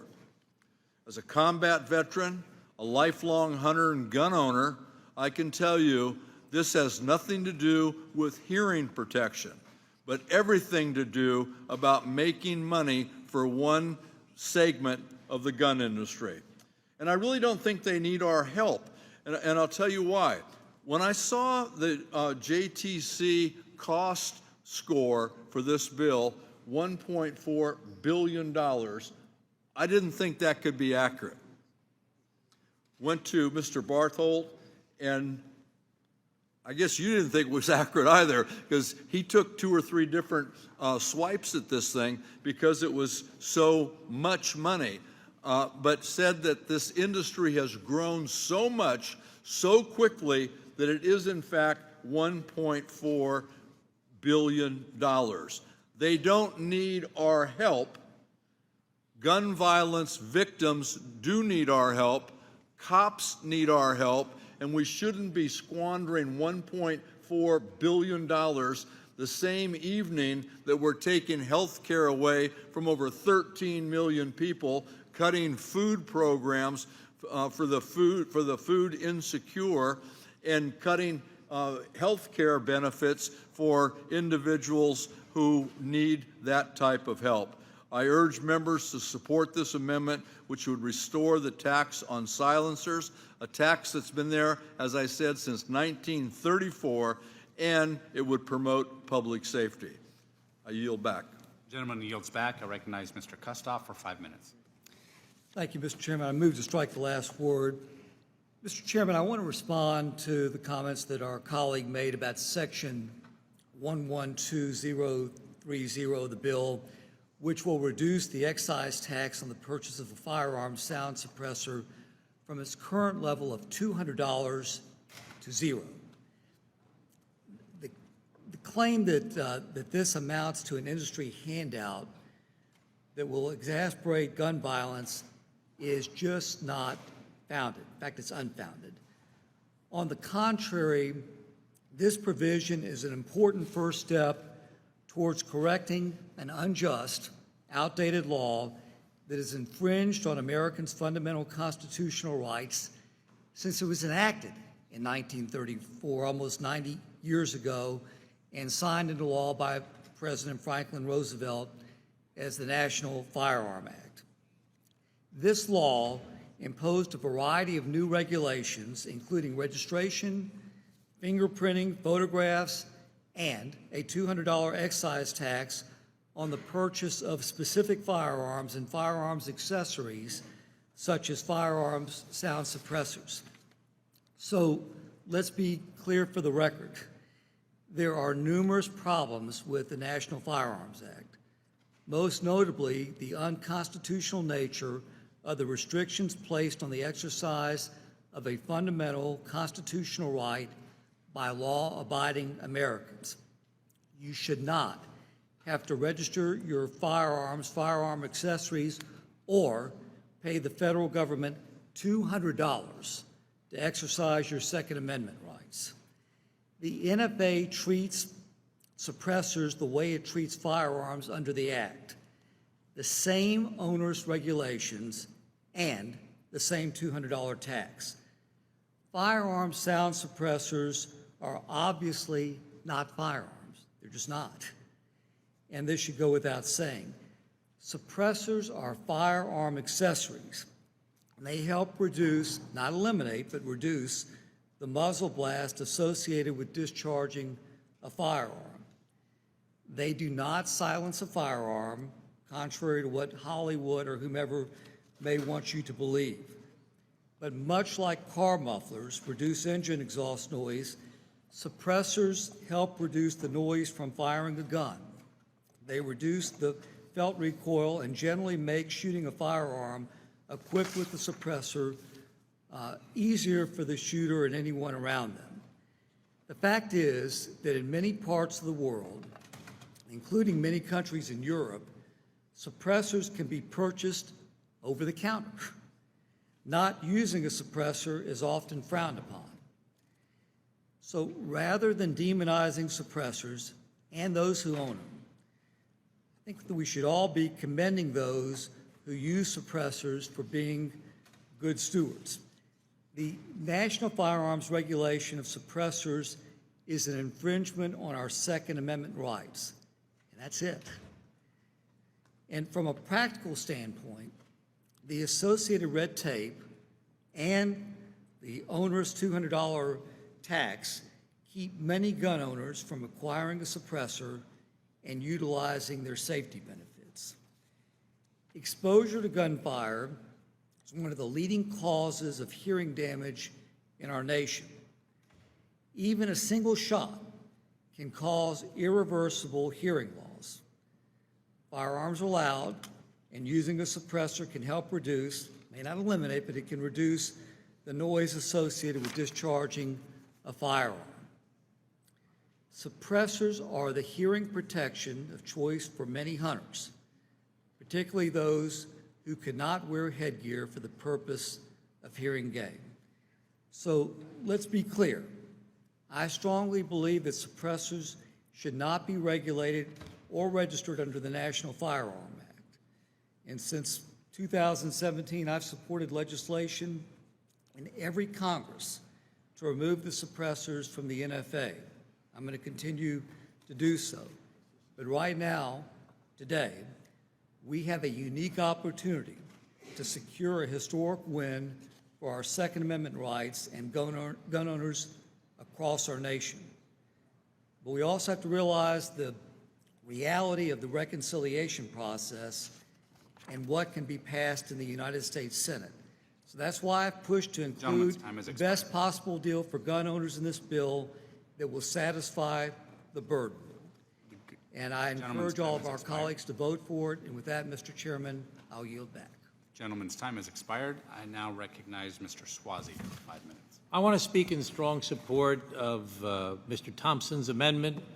Mr. Thompson, as was mentioned, is a Vietnam veteran. He's an avid gun collector. He won the best shot for the Democrats today in the Sportsman's Clay competition. I did not do as well as he did. But it's shocking to me.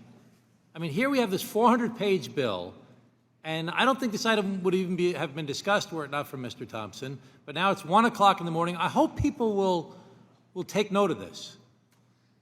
There was a provision created in 1934 for dangerous and unusual items commonly used by, quote, gangsters, is how they made it back in 1934, $200 fee. It's been the same fee since 1934. $200 in 1934 would be about $4,800 today. That's why people saw this as being such a dangerous thing. In fact, there was a silencer used in December in New York City when Luigi Mangione shot the CEO of United Health. And he probably wouldn't have been caught were it not for the cameras that were in the area, because when a silencer happens, you don't really know where the shot's coming from. You don't know that it's happening. And so think about it. $1.4 billion cost over 10 years is about $140 million a year. So you go, oh, that's not that big a deal. That's 700,000 silencers. 700,000 times $200 is $140 million, $1.4 billion. So it obviously has not retarded the purchase of these items over the years. And now, in the midst of this one-party bill, done, now we're talking about it at 1 o'clock in the morning, of a 400-page bill that involves trillions of dollars, we're slipping in an item that is very much supported by the NRA. I'm very proud of the grades I've received in my life and different things, but I got an F from the NRA. $1.4 billion to try and make it easier to buy silencers in the United States of America that are often used by criminals, done in a giant bill in the middle of the night during police week. It really shocks my conscience, to tell you the truth. Maybe I'm missing something. And I can't even imagine that most of my colleagues on either side of the aisle are actually aware that this item is actually in this gigantic bill. So I hope that people that are here tonight that are shocked by this the way that I am will continue to discuss this with people, so at least people can be held accountable for their vote to have this provision changed. That really makes no sense at all. With that, I yield back. Gentleman yields back and now recognize Mr. Evans for 5 minutes. I, too, am shocked by this happening, as my good colleague Tom Sazia just says, at 1 o'clock in the morning. And that it's very clear that, at least since I've been around in this house, that no one knows more about Mr. Thompson and him expressing in this type of discussion. There is no way, absolutely, that we should even be entertaining this. With the level of violence that is occurring, we need to send a message. So I agree 100% with Mr. Thompson has expressed in laying out the argument that he's expressed. And the reason we need not be having any kind of discussion at 1:05 in the morning about this issue. So I support his recommendation. I thank you, Mr. Chairman.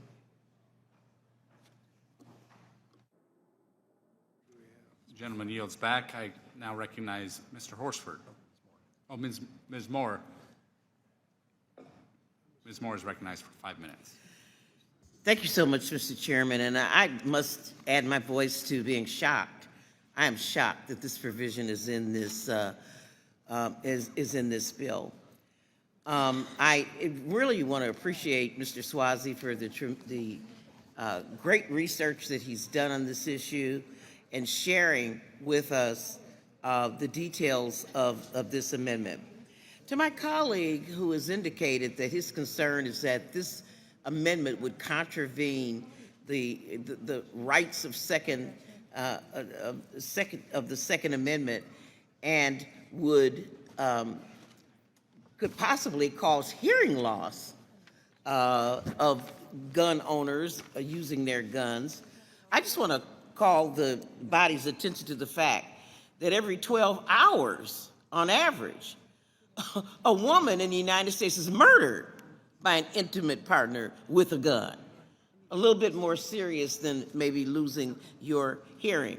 And homicide is the leading cause of death for pregnant and postpartum women in the United States. Domestic abusers would have much more access to these silencers, and 20% of intimate partner homicide deaths are individuals other than the direct victim. 1 in 3 children under the age of 13 are killed by gun violence in domestic violence incidences.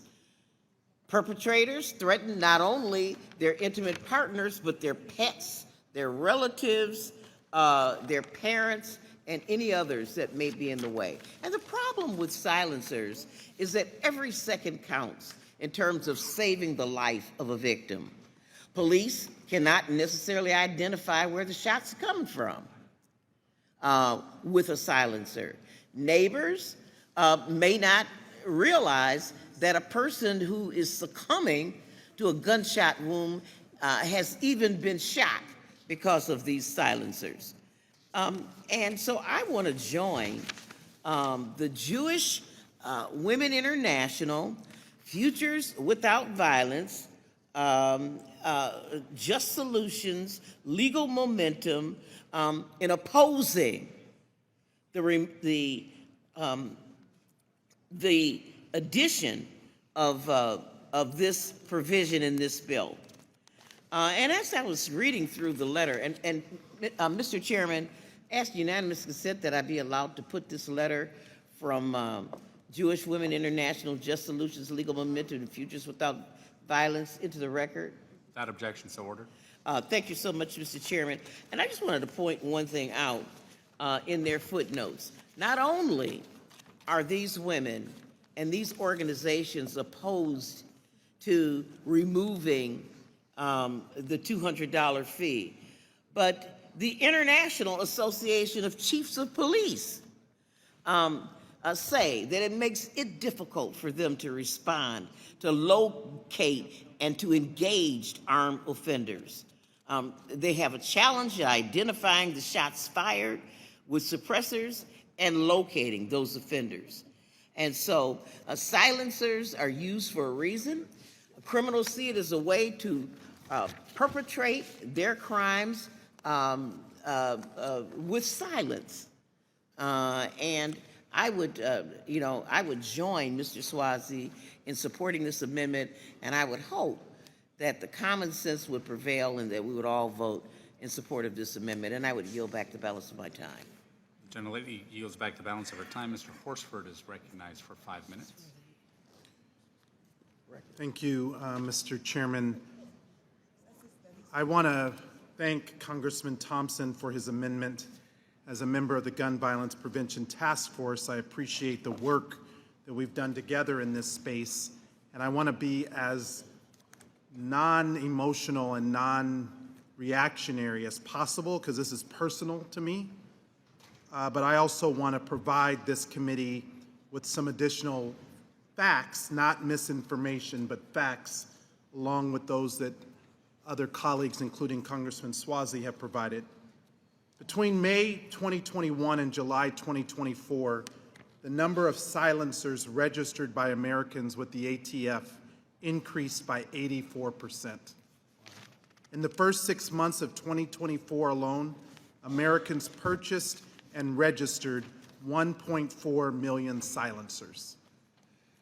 The ATF recovered and traced over 400 silencers from violent crime scenes in 2023 alone.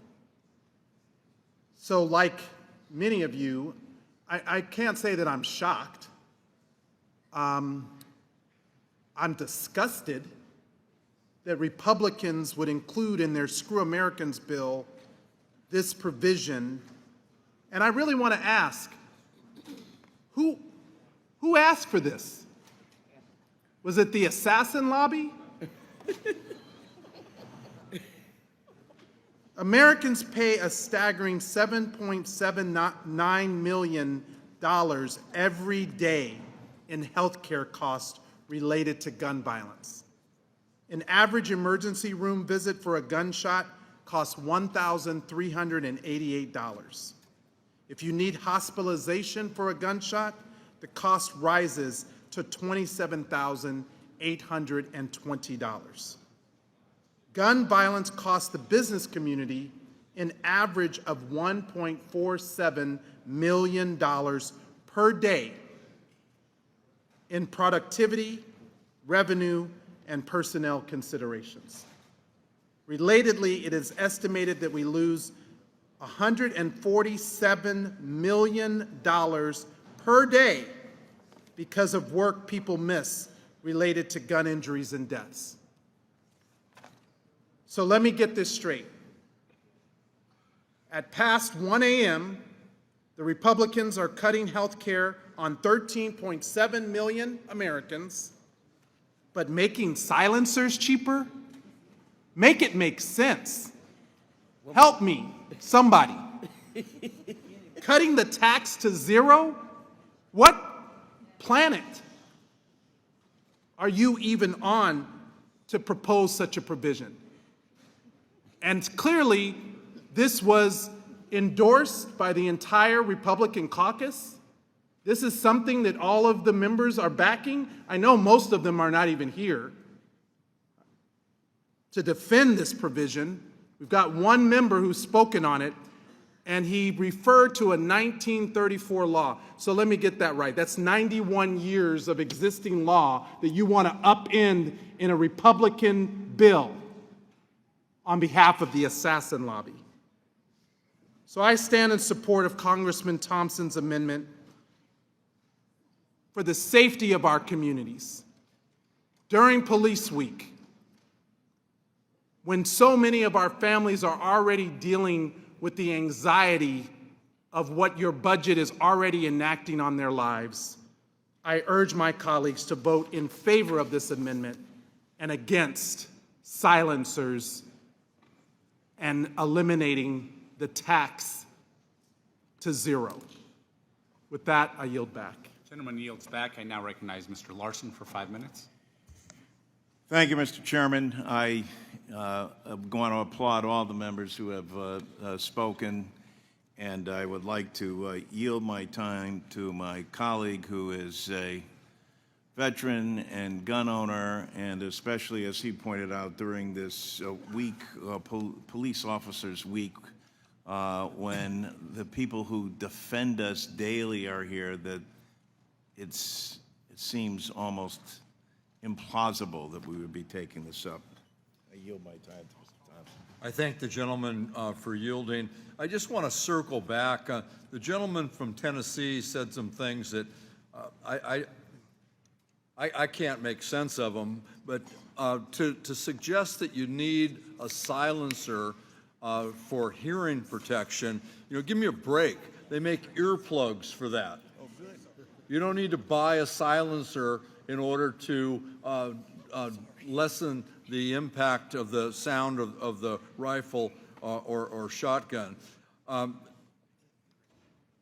It's important, I think, to note that the Federal Firearms Act, which governs silencers, also regulates other dangerous types of devices and firearms. For instance, fully automatic machine guns.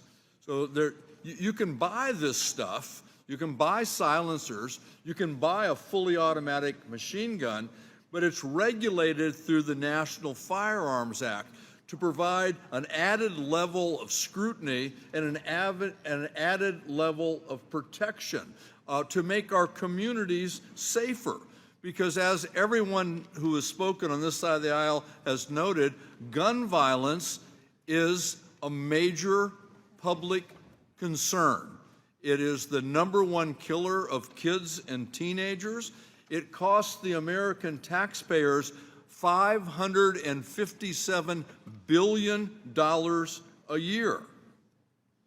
And this amendment, and how I agree with my colleagues, how the heck did this get in this 400-page bill to deal with the big tax giveaway that they want to do? It costs $1.4 billion. The gentleman from Tennessee says that if the $200 fee that you have to pay to go through the National Firearms Act to get one of these is somehow unconstitutional and prohibits your right to own firearms. But $20 isn't? So they're not doing away with it, they're just lowering it to $20. So it's okay at $20 to have a fee, but not okay at $200 to have a fee. I don't think his arguments made a lot of sense. And I just want to circle back. A number of our colleagues mentioned different acts of violence that the perpetrator used a silencer with. And as I think Mr. Horsford mentioned, that just in 2023, the ATF traced 406 silencers that were used in criminal activity. May 2019, the Virginia Beach shooter attached a silencer to his .45 caliber handgun and used it to kill 12 people on 3 floors of a city building where he worked before the police were able to apprehend him. The individuals didn't run because they said that this dispersed sound they didn't think was a firearm. They thought it was a nail gun instead.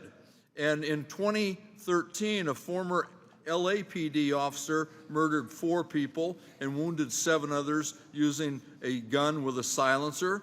Police were initially puzzled as to why no neighbors heard the 14 shots. It was the same thing. They said that this silencer dispersed the noise and they didn't know what it was and they couldn't recognize it. And then in January 2016, terrorist Sami Mohad Hamzi was arrested and charged after acquiring automatic firearms and silencers in furtherance of a terrorist plot to commit mass shootings at the Masonic Center in Milwaukee, Wisconsin.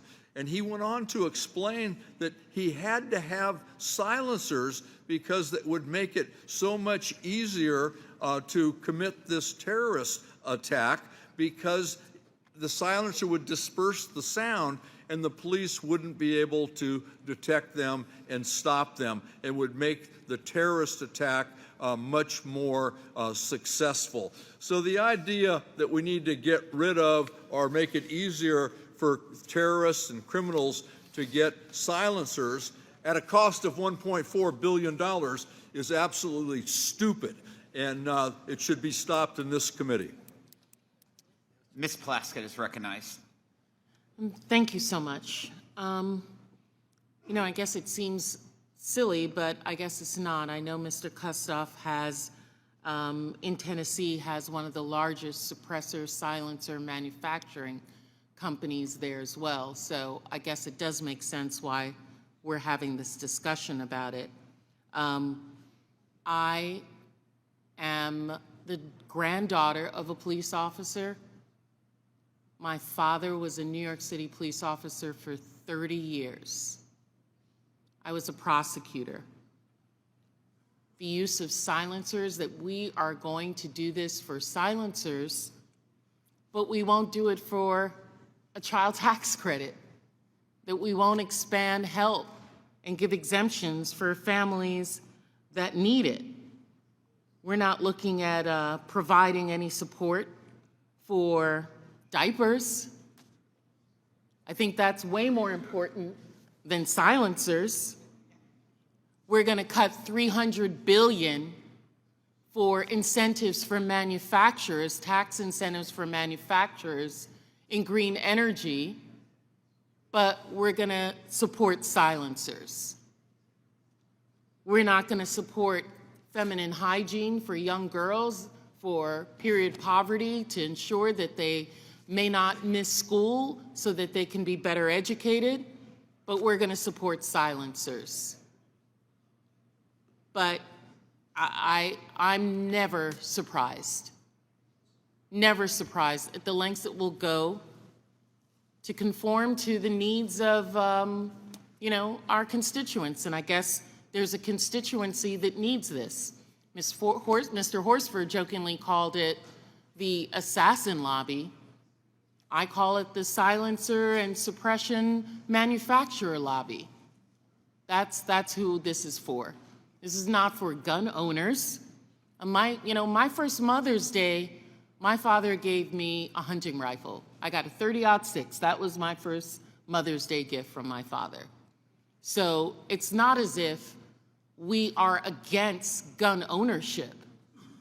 But the fact that in this bill, where we're concerned about a deficit, that we're going to do this for silencers, which impede and in some instances are the thing that our police officers are fighting against. And they're going to vote no on the amendment. My Republican colleagues are going to vote no on this amendment. And then they're going to go back and they're going to go in the police parades and they're going to wave and show that they're supporting police officers while supporting something like this. I mean, if people want to buy silencers, they want to buy suppressors, why would, that's their business. But the fact that we're taking time to put this in the bill, when there are other things that American people need that we are absolutely cutting out, I'm disappointed. Another level of disappointment that I will just have to get used to. I yield back. Additional discussion on the amendment. Seeing none, the question is on agreeing to the amendment offered by Mr. Thompson. The clerk will call the roll. Mr. Buchanan? No. Mr. Buchanan, no. Mr. Smith of Nebraska? Mr. Smith of Nebraska, no. Mr. Kelly? Mr. Kelly, no. Mr. Schweikert? Mr. Schweikert, no. Mr. LaHood? Mr. LaHood, no. Mr. Arrington? Mr. Arrington, no. Mr. Estes? Mr. Estes, no. Mr. Smucker? Mr. Smucker, no. Mr. Hearn? Mr. Hearn, no. Mrs. Miller? Mrs. Miller, no. Dr. Murphy? Dr. Murphy, no. Mr. Kustoff? Mr. Kustoff, no. Mr. Fitzpatrick? Mr. Stubbe? Mr. Stubbe, no. Ms. Tinney? Mrs. Fishbach? Mrs. Fishbach, no. Mr. Moore? Mr. Moore, no. Ms. Van Dyne? Ms. Van Dyne, no. Mr. Feenstra? Ms. Maliotakis? Ms. Maliotakis, no.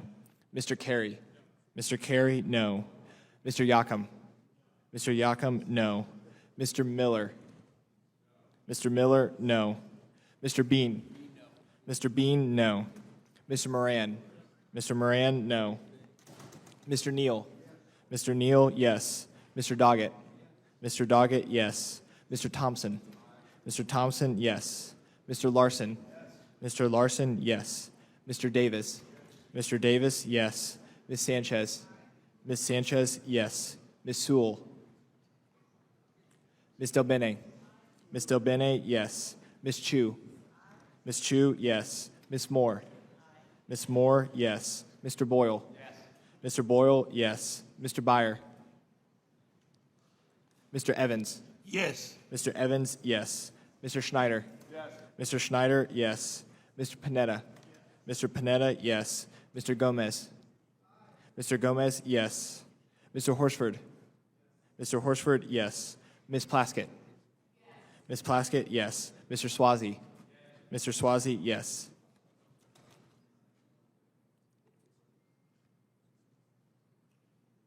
Mr. Fitzpatrick? Ms. Tinney? Ms. Tinney, no. Mr. Feenstra? Mr. Feenstra, no.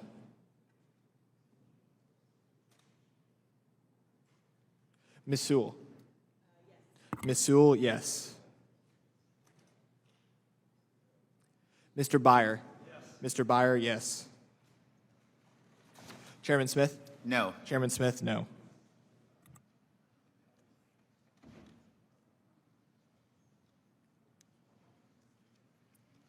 The clerk will report the vote. The yeses are 19, the nos are 25. There being 19 yeses and 25 nos, the amendment is not agreed to. Are there additional amendments?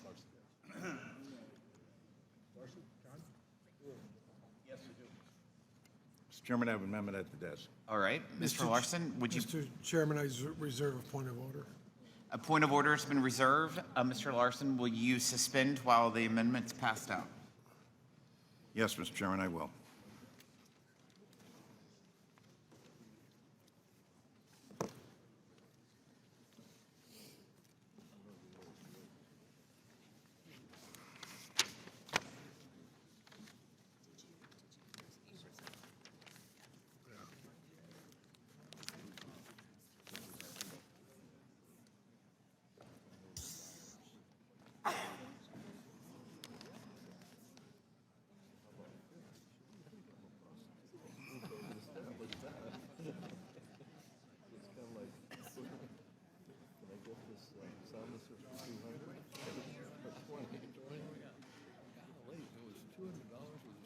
You're shocked.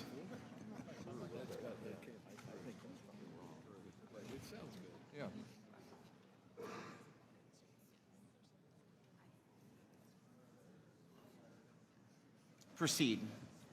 Thank you, Mr. Chairman. Mr. Chairman, my amendment does exactly what the majority says that we are here to do. This will definitely help working families across the board and create a national economic development plan that is tried and true. I'm talking about the nation's #1 anti-poverty program for the elderly, and until the child tax credit is made permanent, the #1 anti-poverty program for children. The program that more veterans receive disability from than they do from the VA. I'm talking about Social Security.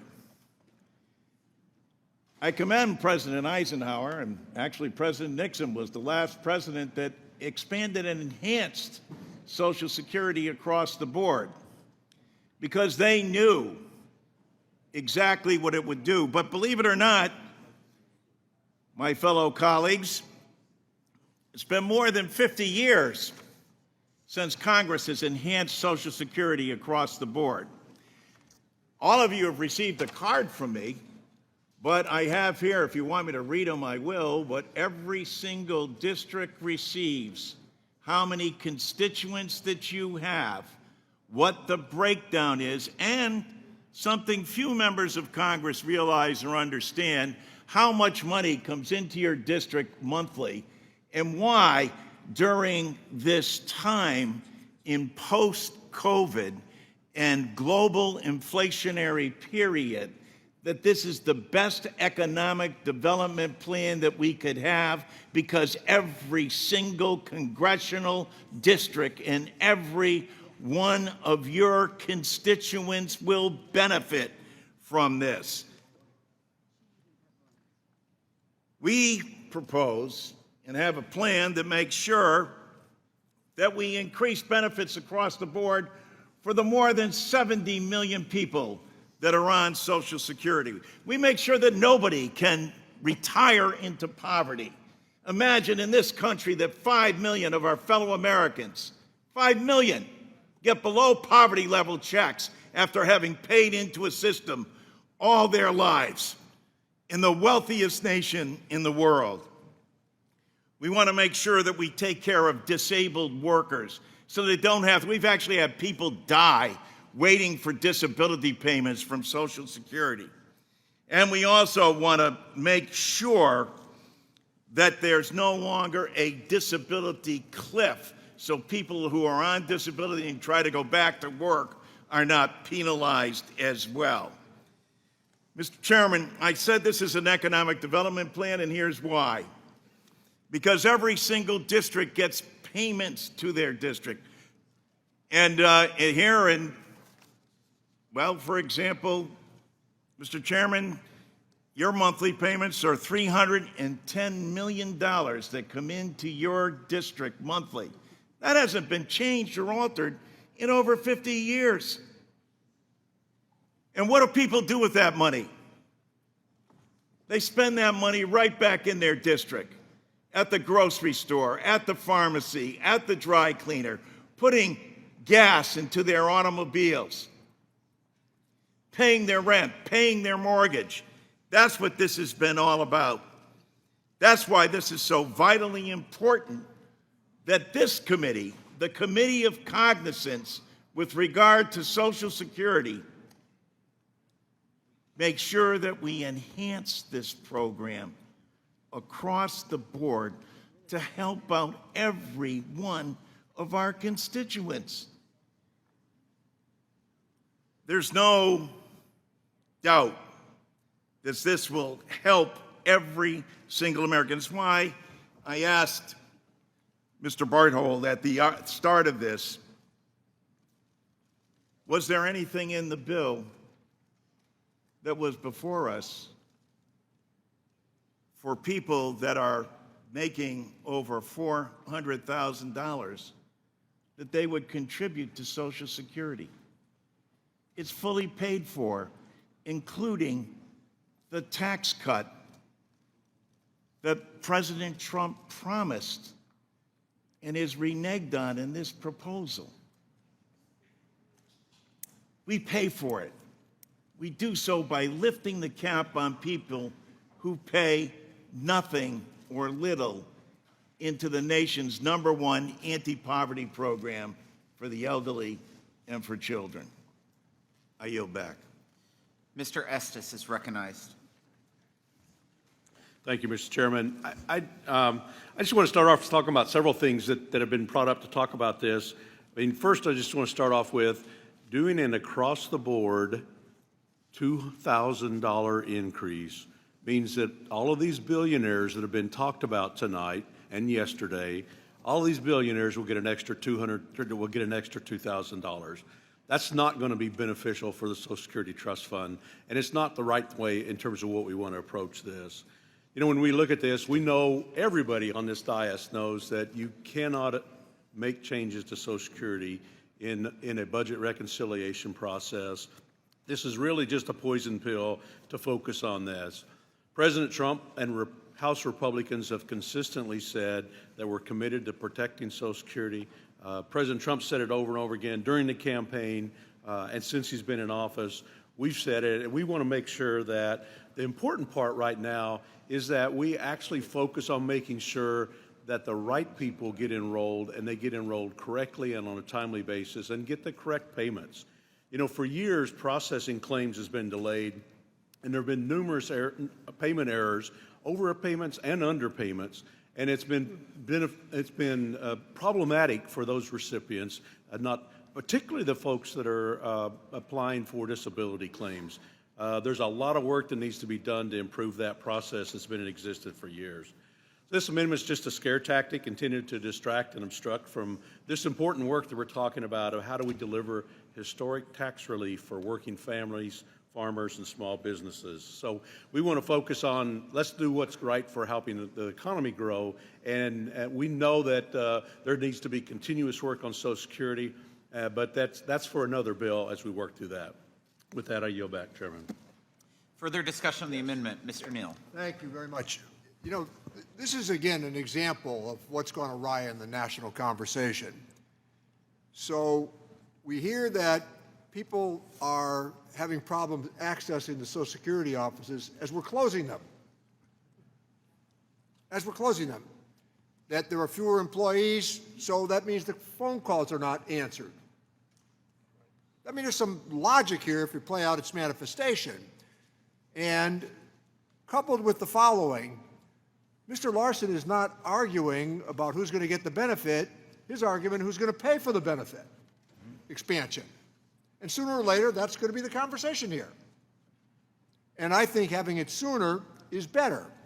Now, the other point is, when we had Mr. Musk and others, the president, saying that people were receiving $300,000 a year, I'm sorry, 300,000 plus when they've been dead for 300 years or whatever he was pointing out. But what was striking about it to me was how little knowledge they had of the issue, coupled with the fact that they were making these crazed statements for a federal agency that has an error rate of less than 1.1%. I mean, anybody who's ever interacted with the Social Security office, and all of our congressional offices have, you know how honorable they are. They get those problems straightened out quickly when they occur. And I think that what Mr. Larson is suggesting here, look, we're going to get at this pretty fast, I can assure you of that, because conversations many of us have had privately on both sides of the aisle here, we know what the answer is that's coming, and Mr. Larson is proposing part of it this evening. Further discussion on the amendment. Mr. Thompson. Thank you, Mr. Chairman. I'd like to yield my time to Mr. Larson. I thank the gentleman, and I say to my good friend and colleague, poison pill, come on. Listen, there's over 70 million Social Security recipients. They're in all of our districts. 10,000 baby boomers a day become eligible for Social Security. 28 million Americans, this is the only benefit that they have. 5 million of our fellow Americans in the wealthiest nation in the world, on the day that you're proposing billions of tax cuts to the wealthiest people, you're giving people, we don't even give people, 5 million of our fellow citizens get below poverty level checks from Social Security. We can change that. And of those 5 million, most of them are women. And why? Because they were the care providers. And when they were in the workforce, they made less than their male counterparts. And we pay them below poverty level checks. The greatest insurance program, and also administered. I come from an insurance capital of the world. Insurance companies' administrative costs are 16 to 28%. Social Security, because of your cuts, is administered for under 1%. And you're cutting it more, as Mr. Neal said, closing regional offices, shutting down phone services. Most of you on this dais want to be able to talk to a human being and make sure that someone can respond to what you have to say when you have a problem. Think about the elderly within your district and what they need. And you tell me we can't stand up and vote for this and vote for the fact that we want to make sure that all of our constituents, including the very wealthy, who are you rewarding today? How about having them pay their fair share? I yield back. Mr. Chairman, I'd like to. Mr. Arrington. I know my friend, Mr. Larson, is sincere in his desire to address the insolvency of this important safety net for seniors, and I mean that. We have disagreements on the how, on the strategy, on the most cost-effective way to do this. But my question to my friend is, when your colleagues, my Democrat friends, passed a partisan reconciliation bill that gave tax breaks to green energy corporations valued at not $250 billion, which was the initial score, but $700 billion. Where were these same solutions? To me, it's disingenuous to make this the platform for these reforms. It's not let me finish, please. It's not disingenuous for you to have opinions on how to fix it, but it is clear that you cannot open up Social Security, and you would in fact blow up the entire process, which may be the real intent of proposing this. But taking you at your face value on your amendment, my question is simple. If this could pass in reconciliation and Democrats had total control over Build Back Better that became the Inflation Reduction Act, why didn't you include these in the same bill that you were giving hundreds of billions of dollars in tax breaks to big corporations? Just a straightforward question, and I'll yield for the answer. That is a straightforward question. When you say it's preposterous that we're bringing this up and that we're trying to do this because we're trying to make a political point? Yes. No, this is reality. Here's what reality is in your district. Yes, please. I'd like to hear. Yeah, well, you're going to hear it. They're for me. You have 135,000 Social Security recipients in your district. Of them, 95,000 are retired workers, 14,000 disabled, 10,000 widows, 4,800 spouses, 9,000 plus children who haven't seen an increase in over 50 years that you say is preposterous and insincere for me to bring up at this hearing where you're giving out what I think is preposterous tax cuts to billionaires at a time when you're in your own district. People have been denied any increase in funding across the board for more than 50 years. You don't see that as preposterous? No, I see it as purely. What? I see this as purely political and not your desire to make good changes and help people. And I give you all the credit for being bold and forth. There's nothing bold about this. And forthright about how you would address this, the needed reforms in the safety net. But it's clearly political in that the law prohibits us to open up Social Security policy changes in reconciliation. We all know that. And then here's the question: if that's not the case, why didn't you include? Please just answer this question: why didn't the Democrats include the same policy reforms in your amendment when you all had total control over the outcome of the Democrat Inflation Reduction Act? Let me yield to the chairman. As I pointed out before, it's because we embraced some fiscal restraint. And let me say this as well. On the tax credit side, the gentleman's about halfway right on that. $412 billion of tax credits. It's a long-term investment, and it's going to inure to the benefit of the American family. And let me say this. I'm waiting to hear our members of this committee try to undo the investments that have already been made because they are in the ground and underway. I yield the remainder of my time, Mr. Chairman. Further discussion on the amendment? Seeing none, the question is on agreeing to the amendment offered by Mr. Larson. The clerk will call the roll. Mr. Buchanan? No. Mr. Buchanan, no. Mr. Smith of Nebraska? Mr. Smith of Nebraska, no. Mr. Kelly? Mr. Kelly, no. Mr. Schweikert? Mr. LaHood. Mr. LaHood, no. Mr. Arrington. Mr. Arrington, no. Mr. Estes. Mr. Estes, no. Mr. Smucker. Mr. Smucker, no. Mr. Hearn.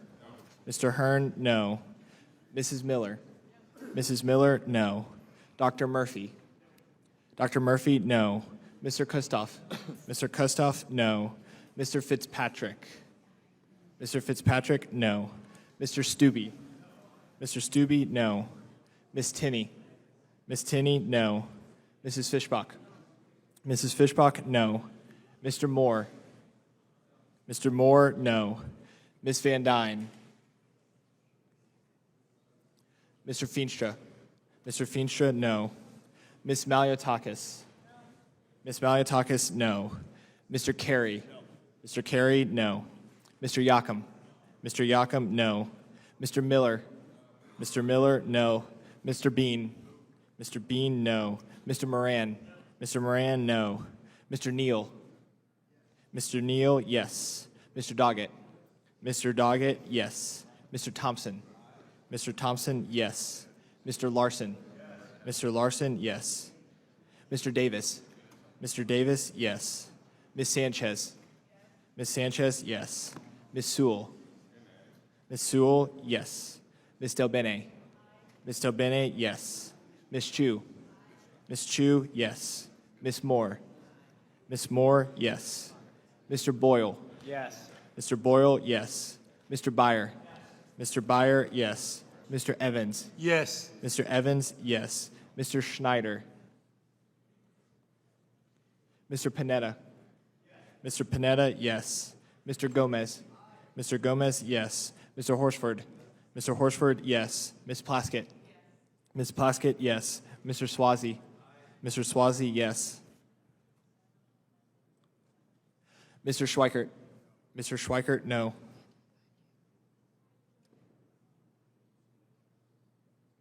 Miss Van Dyne. Miss Van Dyne, no.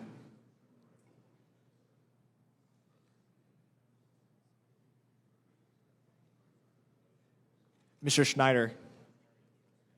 Mr. Schneider, yes. Chairman Smith? No. Chairman Smith, no. Oh, wow.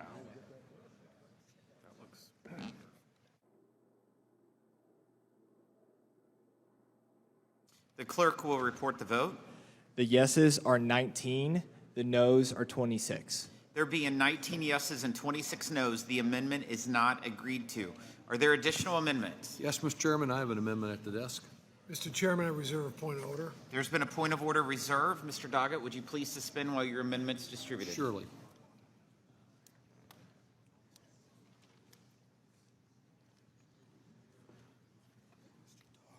Thank you.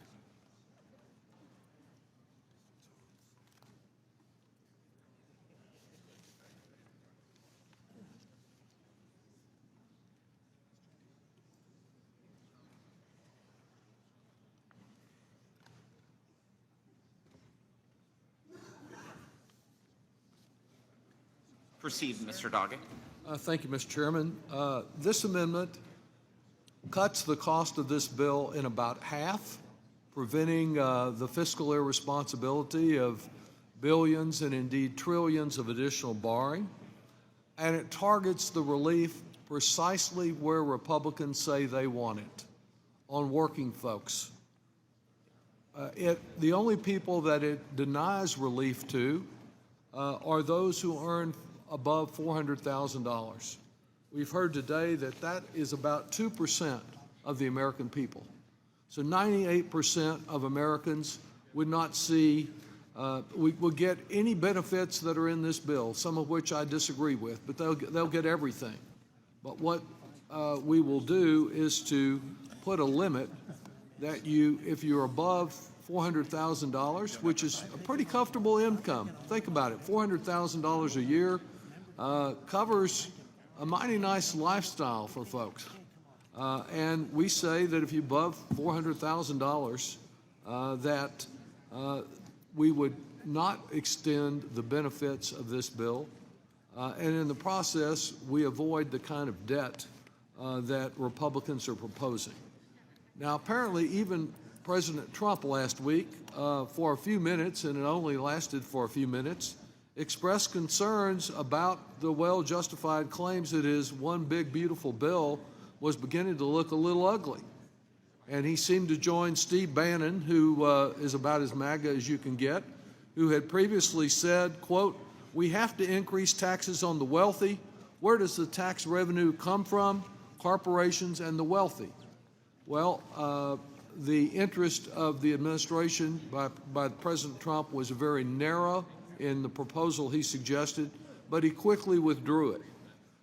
My feeling is that an amendment that provides all Republicans say they wanted for those under $400,000 a year ought to be satisfactory, unless the real goal here, as we have contended, is to provide more and more tax breaks to Elon Musk and the richest of the rich, or that they've determined that their desire to help the very top is more important than protecting us from a national debt crisis or delivering relief to the working families across this country. Now, Chairman Smith, when you appeared on Fox News Sunday... Would the gentleman suspend for a second? Sure, noisy. Could we please have order in the chamber? Thank you.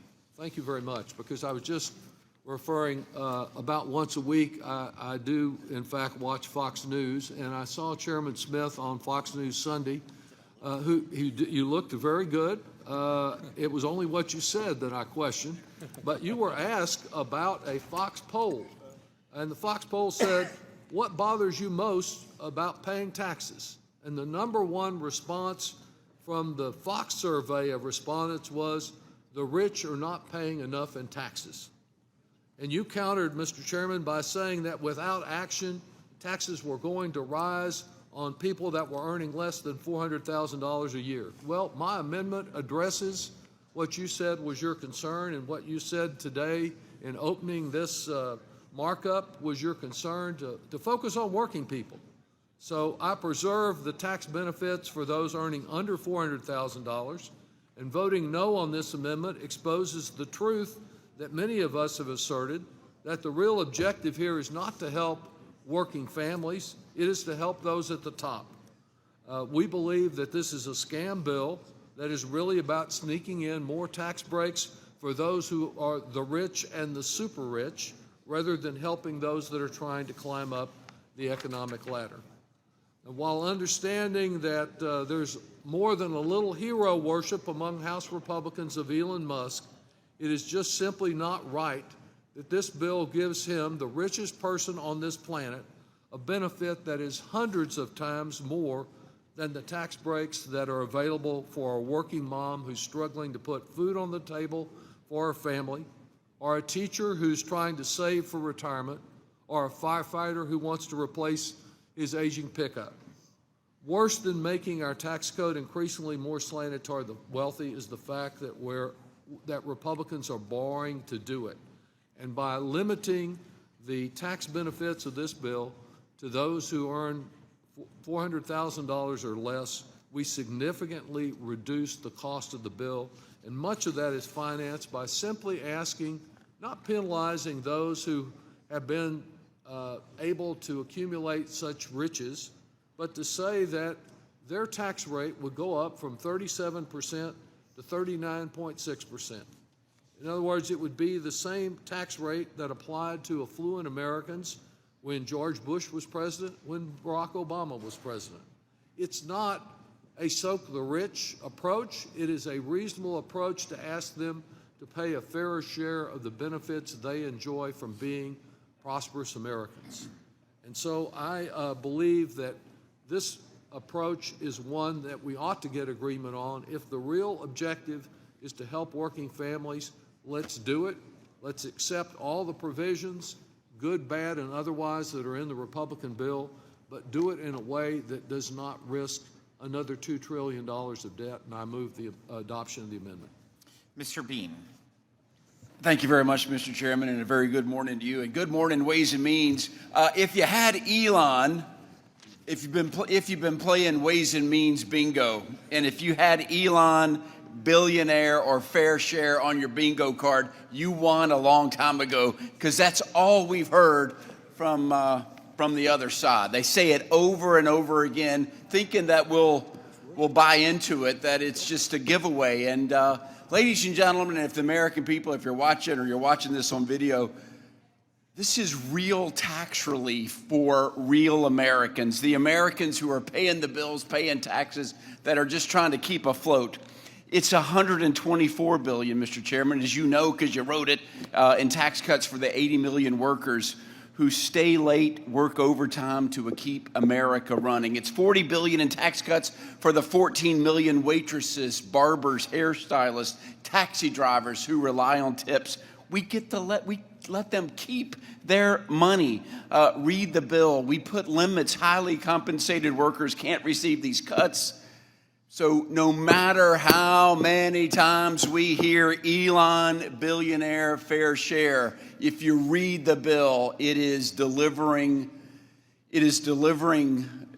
freedom from an overburdensome government. We can do it together. But we have to stay focused. We have to drink an extra cup of coffee to stay up so that we don't buy in the hype. Mr. Chairman, I salute you on bringing a great product, but let's vote this down so we can get back to the business at hand of passing this one big, beautiful bill. Yield back. Further discussion on the amendment? Seeing none? Oh, Mr. Davis. Thank you, Mr. Chairman. You know, we've listened, we've heard, we've expressed, and we've had a great evening. As a matter of fact, we've heard a great deal of philosophy. We've heard a lot of common sense, a lot of good practices. But I join with Mr. Doggett, who says that if you really want to move, go ahead and do it. $400,000 that individuals earn, paying a little bit of extra tax. Different people have said different things about taxes. One person said that taxation is the price that we pay for a civilized society. Another person said that taxation is something that you run from, not to. But if America is to become a nation that takes care of its old, its young, and those who have difficulty caring for themselves, then the concept of fair share is not outlandish. As a matter of fact, I find it appealing, and so I support Mr. Doggett's amendment and urge others to do the same thing. See where we go. Yes, I yield. I'm pleased to hear from our colleague, Mr. Bean, that freedom is at stake. And the point is that there's a little more freedom in this bill for some people than there is for others. In fact, there's about 339 times more freedom for those who earn $1 million per year than there is for those who earn $50,000 or less. I think that if the real goal here has been, as we were told at the beginning, to prioritize working people, we need a little more freedom for the working people, and we get it by having a bill that does not charge so much to help those at the very top, whether it's Elon or someone else. Those who earn more than $400,000 a year, those who are in 2% of all American taxpayers, that we ask them to pay not 37% that they get today, but to go back to the George Bush, Barack Obama rate of 39.6%. And in doing so, and with other changes in the bill, we reduce the cost of the bill by half, and we target the relief. It's a reasonable approach to get relief to middle-class Americans, to working Americans, but not to provide more of the billionaire tax breaks that I think were the real purpose of this Republican effort. So I move adoption of the bill. Thank the gentleman from Illinois.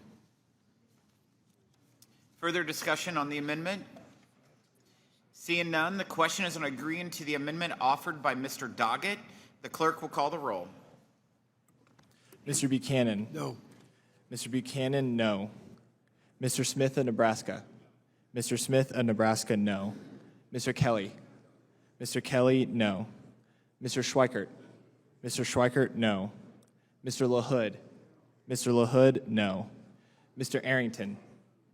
Mr. Arrington, no. Mr. Estes? Mr. Estes, no. Mr. Smucker? Mr. Smucker, no. Mr. Hearn? Mr. Hearn, no. Mrs. Miller? Mrs. Miller, no. Dr. Murphy? Dr. Murphy, no. Mr. Kustoff? Mr. Kustoff, no. Mr. Fitzpatrick? Mr. Fitzpatrick, no. Mr. Stubbe? Mr. Stubbe, no. Miss Tinney? Miss Tinney, no. Mrs. Fishbach? Mrs. Fishbach, no. Mr. Moore? Mr. Moore, no. Ms. Van Dyne? Mr. Feenstra? Mr. Feenstra, no. Ms. Maliotakis? Ms. Maliotakis, no. Mr. Carey? Mr. Carey, no. Mr. Yacom? Mr. Yacom, no. Mr. Miller? Mr. Miller, no. Mr. Bean? Mr. Bean, no. Mr. Moran? Mr. Moran, no. Mr. Neal? Mr. Neal, yes. Mr. Doggett? Mr. Doggett, yes. Mr. Thompson? Mr. Thompson, yes. Mr. Larson? Mr. Larson, yes. Mr. Davis? Mr. Davis, yes. Ms. Sanchez? Ms. Sanchez, yes. Ms. Sewell? Ms. Sewell, yes. Ms. Delbene? Ms. Delbene, yes. Ms. Chu? Ms. Chu, yes. Ms. Moore? Ms. Moore, yes. Mr. Boyle? Mr. Boyle, yes. Mr. Byer?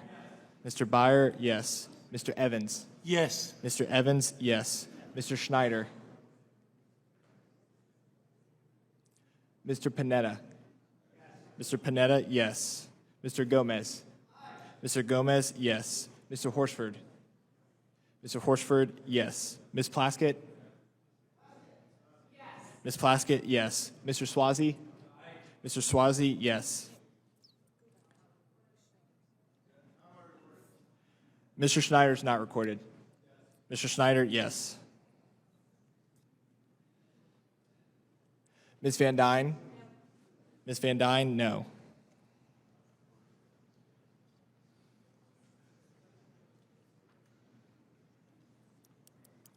Chairman Smith? No. Chairman Smith, no.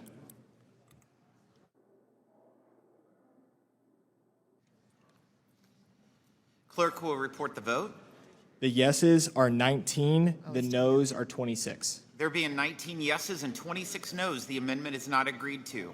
Are there additional amendments? Mr. Chair, I have an amendment at the desk. Mr. Chairman, I reserve a point of order. A point of order has been reserved. Would the gentlelady please suspend while the amendment is distributed?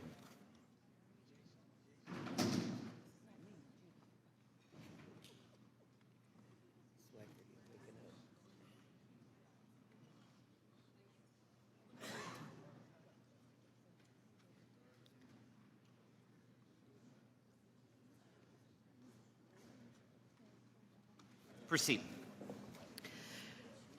Well, Republicans have just rejected eliminating costly tax breaks for those earning above $400,000. My amendment says that there should not be tax cuts for those earning more than $10 million. Are those earning more than $10 million really in need of a handout from our federal government? Now, I know that by the standards of the president's cabinet members and his special government employee, Elon Musk, earning a meager $10 million per year, might be considered low income. But for the median American, that's 124 times what they earn in a year, and 6 times more than they will earn over the course of their entire career. Republicans are proposing to give a $1.3 million tax cut to someone who makes $50 million next year. That's enough to pay for childcare for 112 kids. What could possibly be the rationale for cutting tax rates for people who are this enormously wealthy? There's so many other needs. The Social Security Trust Fund is projected to become insolvent in 12 years. Medicare will become insolvent in 11 years. The federal government spends more on interest payments on the national debt than we do on Medicare or national defense. And to pay for this giveaway, Republicans are kicking almost 14 million Americans off their health insurance and taking SNAP food assistance away from some of the neediest households in the country. Republicans are doing this while imperiling the futures of hundreds of millions of Americans just to let some of the richest people in the world pay less in taxes. This amendment is an opportunity to make the most modest course corrections by preventing those earning more than $10 million a year from getting a tax giveaway under this bill. Surely we can all agree on that. So I ask my colleagues to support this amendment, and I yield back. Mr. Moran. Thank you, Mr. Chairman. I'm just amazed that we continue to attack those that are growing our economy by producing more jobs. The jobs that are coming to every American, the jobs that are driving economic growth across America, the jobs that were created after the 2017 Tax Cuts and Jobs Act went into place. And here it is again, an assault on the job creators of America. And so I think we need to step back and look at what this tax bill is trying to do, and that is to be broad-based and increase the liberty of every American by reducing taxation. I had a great meeting last night in a rural area of East Texas with more than 100 of my constituents, and we talked about the fact that as the tax rate goes down on every American, liberty increases across the board for every American. That's the goal of the one big beautiful bill that we're producing today. Businesses win across the board. We're renewing this, the 100% immediate expensing, the bonus depreciation. We're renewing incentives for R&D by allowing for immediate expensing. That's going to be creating innovation and excitement in our economy. We're increasing the $199 Cap A deduction for small businesses, and this particular amendment that's being offered right here would hurt that Section 199 Cap A opportunity that we're bringing. Families win across the board. More opportunity to invest in their 529 accounts. We've talked about the child tax credit being increased, the tax relief for those working overtime and seniors. One of the things that I had an opportunity to do just weeks ago, Chairman, you started out today by talking about the linemen in Missouri. Well, I had a conversation with my linemen too, and you know what they're excited about? They're excited about this opportunity for additional overtime and to save on their taxation on the income portion of that premium that they're getting on overtime. They're excited about that. So are our seniors.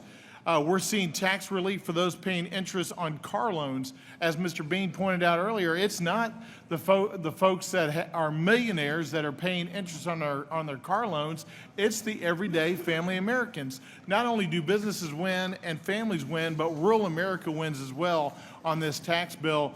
I know that we're especially excited in East Texas about the Rural Opportunity Zone expansion in this bill, because the first time through in 2017, Opportunity Zones clearly went to areas that were not rural in America. And we want this bill to pass because we want additional incentives and opportunities for those rural opportunity zones to grow and America to be economically driven, not just in the urban areas, but in the in the rural areas as well, a rural East Texas area like the one I represent. So, Mr. Chairman, I'm excited to oppose this amendment in particular, because I think that this destroys the outcome that we're looking for in the overall One Big Beautiful Bill, and that is increased liberty, decreased taxation, spur economic innovation, and economic growth over the next 10 years. With that, Mr. Chairman, I oppose this amendment. I support the One Big Beautiful Bill, and I yield back. Further discussion on the amendment. Mr. Boyle. Yes, thank you, Mr. Chairman. And well, here we are, a little past 2 o'clock in the morning in the frozen tundra of the Ways and Means Committee room.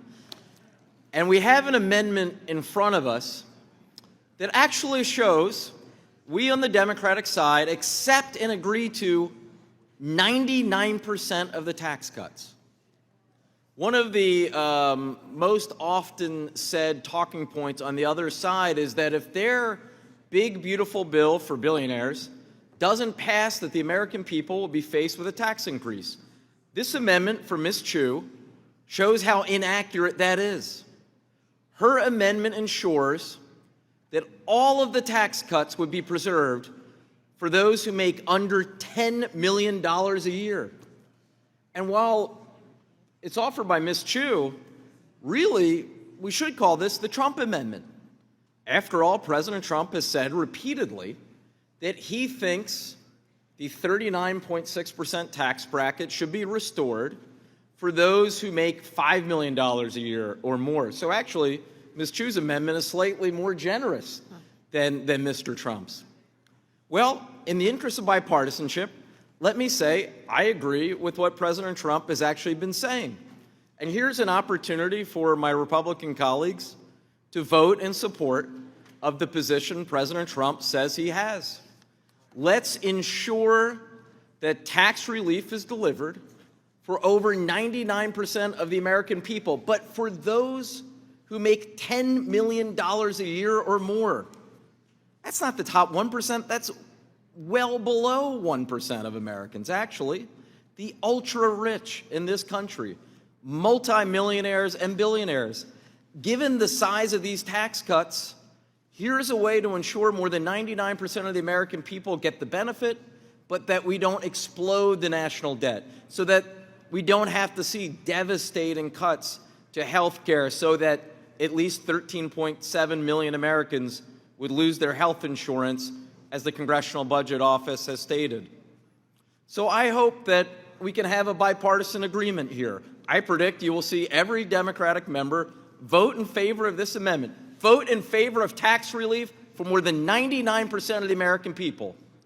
Or is it that the other side cares so much about delivering tax cuts for multimillionaires and billionaires that they will vote down this opportunity to deliver tax relief for those Americans making under $10 million a year? With that, I am happy to yield my remaining time to Ms. Chu if she would like it. Well, I surely do not believe that there should be welfare for those earning more than $10 million. And I hope that Republicans can bring themselves to the point where that they can say they do not need this handout from federal government at the expense of so many vulnerable Americans. We know that this trickle-down theory doesn't work. We know that these funds will not flow to the rest of America, and that, in fact, those funds will be hoarded by the very wealthy to become more wealthy. And so please do the right thing and ensure that we do not give welfare to those who earn more than $10 million. Further discussion on the amendment. Seeing none, the question is on agreeing to the amendment offered by Ms. Chu. The clerk will call the roll. Mr. Buchanan? No. Mr. Buchanan, no. Mr. Smith of Nebraska? No. Mr. Smith of Nebraska, no. Mr. Kelly? No. Mr. Kelly, no. Mr. Schweikert? Mr. Schweikert, no. Mr. LaHood? Mr. LaHood, no. Mr. Arrington. Mr. Estes. Mr. Estes, no. Mr. Smucker. Mr. Smucker, no. Mr. Hearn. Mr. Hearn, no. Mrs. Miller. Mrs. Miller, no.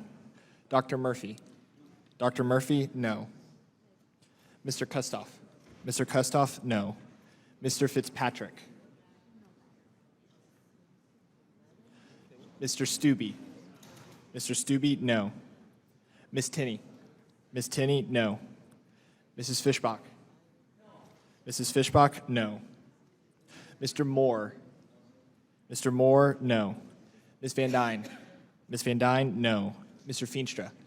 Mr. Feenstra, no. Miss Maliatakis. Miss Maliatakis, no. Mr. Carey. Mr. Carey, no. Mr. Yakum. Mr. Yakum, no. Mr. Miller. Mr. Miller, no. Mr. Bean. Mr. Bean, no. Mr. Moran. Mr. Moran, no. Mr. Neal. Yes. Mr. Neal, yes. Mr. Doggett. Mr. Doggett, yes. Mr. Thompson. Mr. Thompson, yes. Mr. Larson. Mr. Larson, yes. Mr. Davis. Mr. Davis, yes. Miss Sanchez. Miss Sanchez, yes. Miss Sewell. Miss Sewell, yes. Miss Delbene. Miss Delbene, yes. Miss Chu. Aye. Miss Chu, yes. Miss Moore. Aye. Miss Moore, yes. Mr. Boyle. Mr. Boyle, yes. Mr. Byer. Mr. Byer, yes. Mr. Evans. Mr. Evans, yes. Mr. Schneider. Mr. Schneider, yes. Mr. Panetta. Mr. Panetta, yes. Mr. Gomez. Mr. Gomez, yes. Mr. Horsford. Mr. Horsford, yes. Miss Plaskett. Miss Plaskett, yes. Mr. Swazi. Mr. Swazi, yes. Mr. Arrington. Mr. Arrington, no. Mr. Fitzpatrick. Mr. Fitzpatrick, no.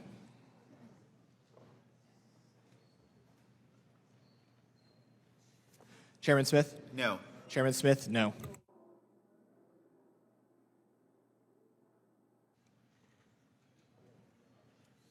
The clerk will report the vote.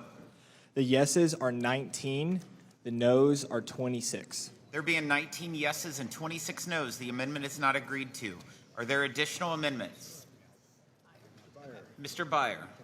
Mr. Chairman, I resume. Mr. Chairman, I have an amendment at the desk. A point of order has been reserved. Would the gentleman suspend while the amendment is distributed?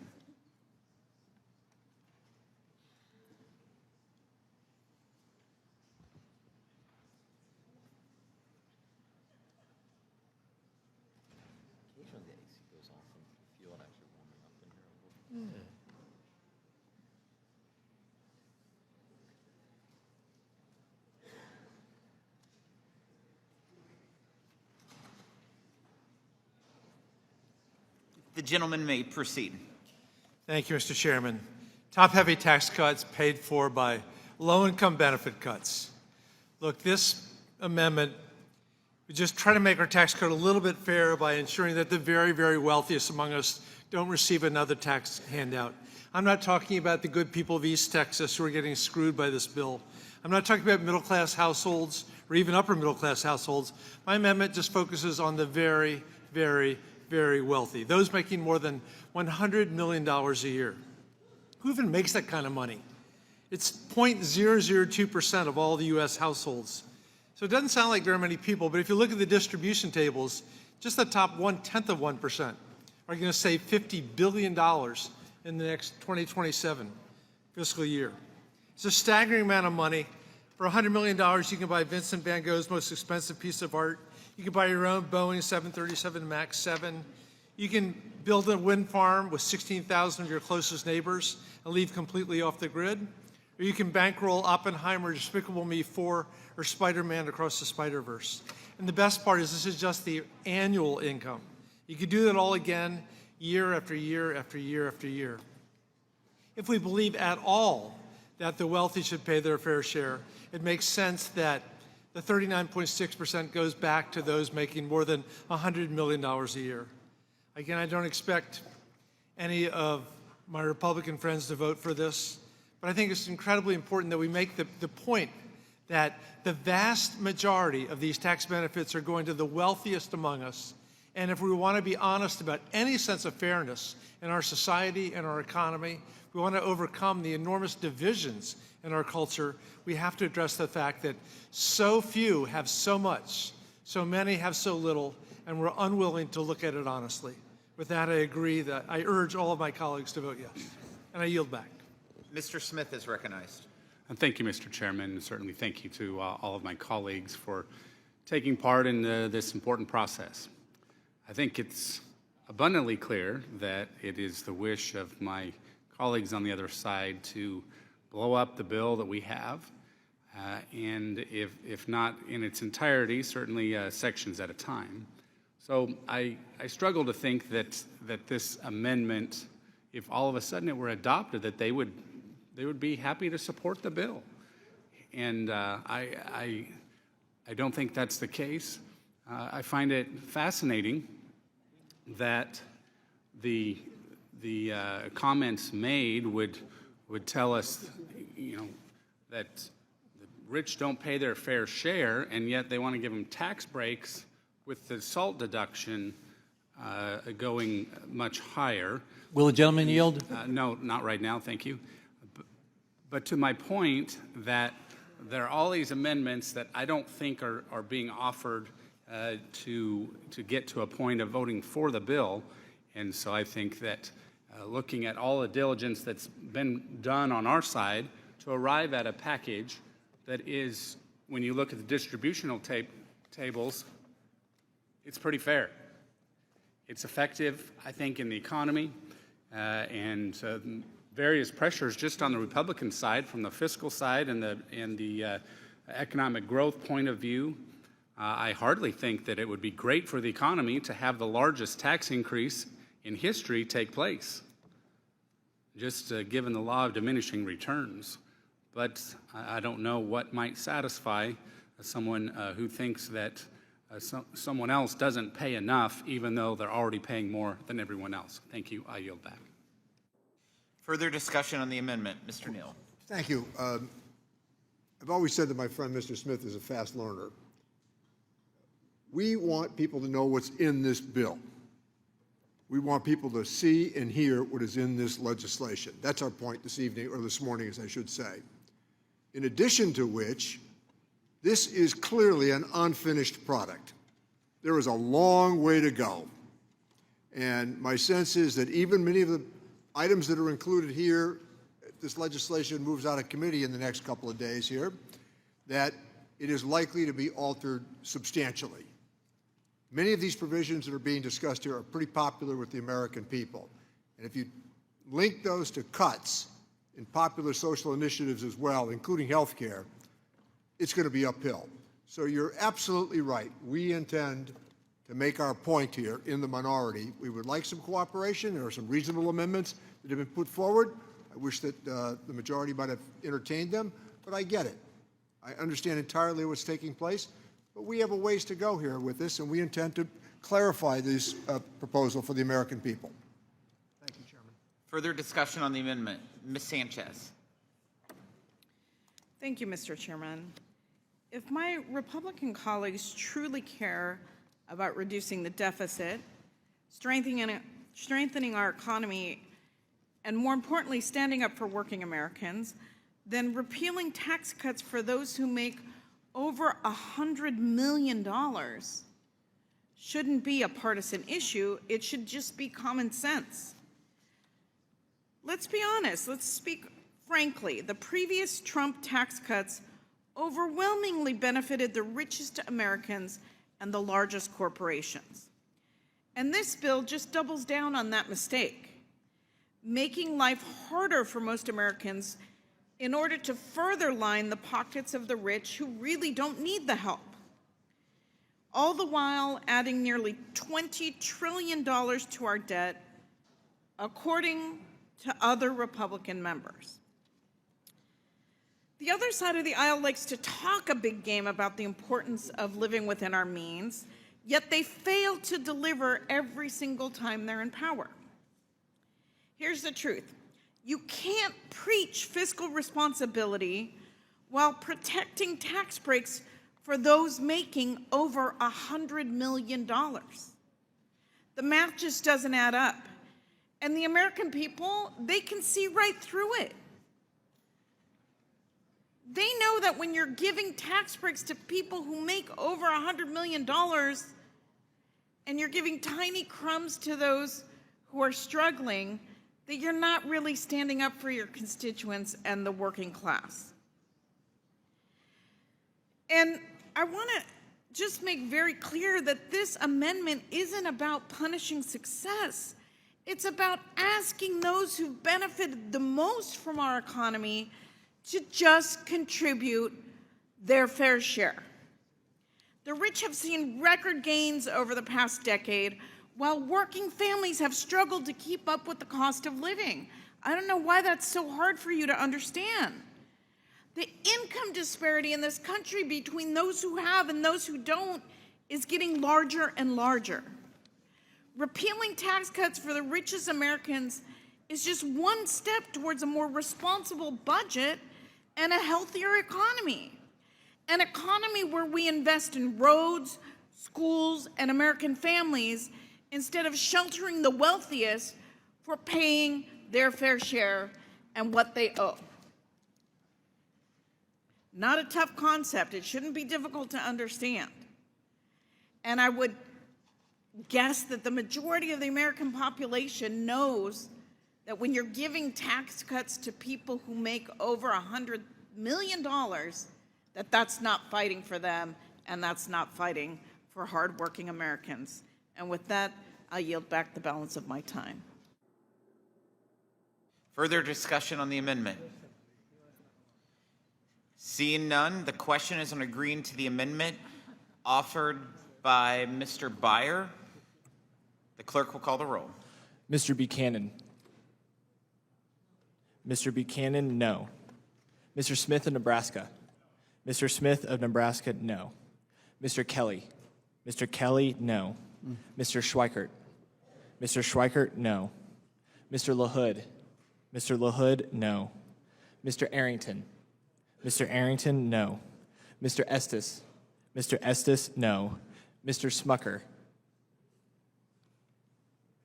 Mr. Hearn. Mr. Hearn, no. Mrs. Miller. Mrs. Miller, no. Dr. Murphy. Dr. Murphy, no. Mr. Kustoff. Mr. Kustoff, no. Mr. Fitzpatrick. Mr. Fitzpatrick, no. Mr. Stubbe. Mr. Stubbe, no. Miss Tinney. Miss Tinney, no. Mrs. Fishbach. Mrs. Fishbach, no. Mr. Moore. Miss Van Dyne. Miss Van Dyne, no. Mr. Feenstra. Mr. Feenstra, no. Miss Maliotakis. Miss Maliotakis, no. Mr. Carey. Mr. Carey, no. Mr. Yakum. Mr. Yakum, no. Mr. Miller. Mr. Miller, no. Mr. Bean. Mr. Bean, no. Mr. Moran. Mr. Moran, no. Mr. Neal. Mr. Neal, yes. Mr. Doggett. Mr. Doggett, yes. Mr. Thompson. Mr. Thompson, yes. Mr. Larson. Mr. Larson, yes. Mr. Davis. Mr. Davis, yes. Ms. Sanchez. Ms. Sanchez, yes. Ms. Sewell. Ms. Sewell, yes. Ms. Del Bene. Ms. Del Bene, yes. Ms. Chu. Ms. Chu, yes. Ms. Moore. Ms. Moore, yes. Mr. Boyle. Mr. Boyle, yes. Mr. Byer. Mr. Byer, yes. Mr. Evans. Mr. Evans, yes. Mr. Schneider. Mr. Schneider, yes. Mr. Panetta. Mr. Panetta, yes. Mr. Gomez. Mr. Gomez, yes. Mr. Horsford. Mr. Horsford, yes. Ms. Plaskett. Ms. Plaskett, yes. Mr. Swazi. Mr. Swazi, yes. Mr. Smucker. Mr. Smucker, no. Mr. Moore. Mr. Moore, no.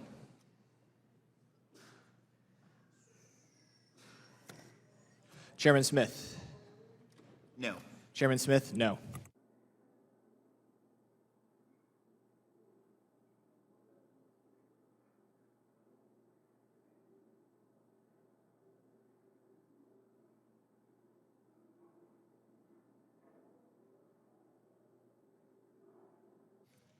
The clerk will report the vote. The yeses are 19. The noes are 26. There being 19 yeses and 26 noes, the amendment is not agreed to. Are there additional amendments? Mr. Gomez. Mr. Chairman, I reserve a point of order. A point of order has been reserved. Will the gentleman suspend while the amendment is distributed? Mr. Chairman, I have 16 amendments at the desk, but I'm going to start with one. We're excited. So We've got all the time. Just suspend while they're distributed. Okay.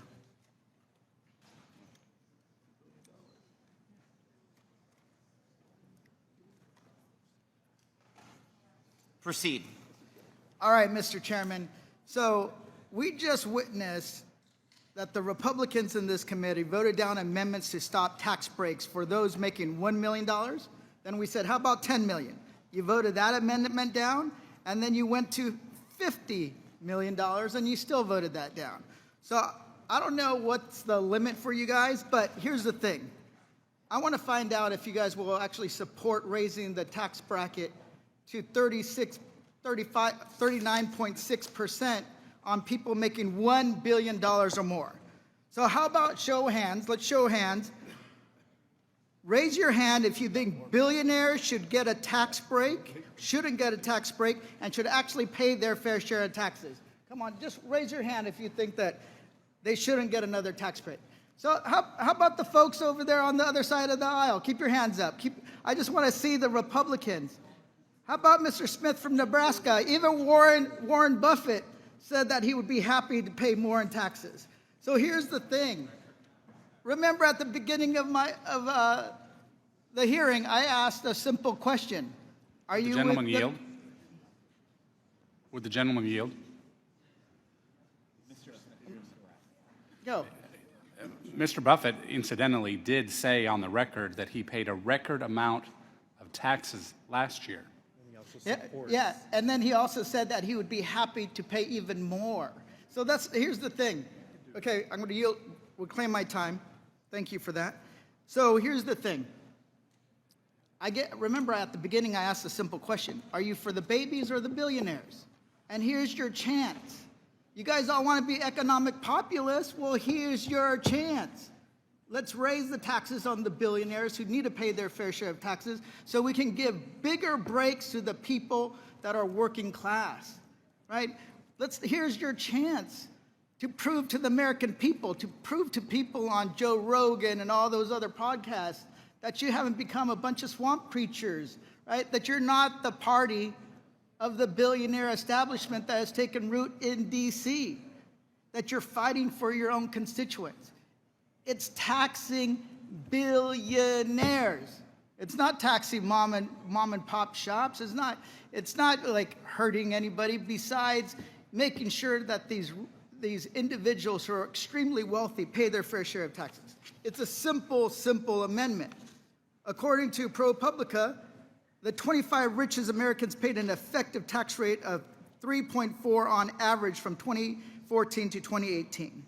There's no reason why the billionaire establishment pays a lower effective tax rate than a teacher or a firefighter or a nurse. Come on, guys. So this is your opportunity. You guys want to be the economic populists? You guys want to make sure that you're not the grand oligarchy party? Well, here's the chance. I'm asking for you guys to vote aye on an amendment that increases taxes on the billionaire class. Come on, join me. Let's get this over with. We can then call it a night. With that, I yield back. Further discussion on the amendment? Mr. Arrington. Mr. Chairman, to my friend, Mr. Gomez, I already offended my friend, Mr. Horsford, so I might as well offend you with this question. But what was the reason you all, my Democrat colleagues, did not include this in your Inflation Reduction Act? It was a tax and spend bill, more spend than tax. and created 40-year high inflation, but that's a whole different debate.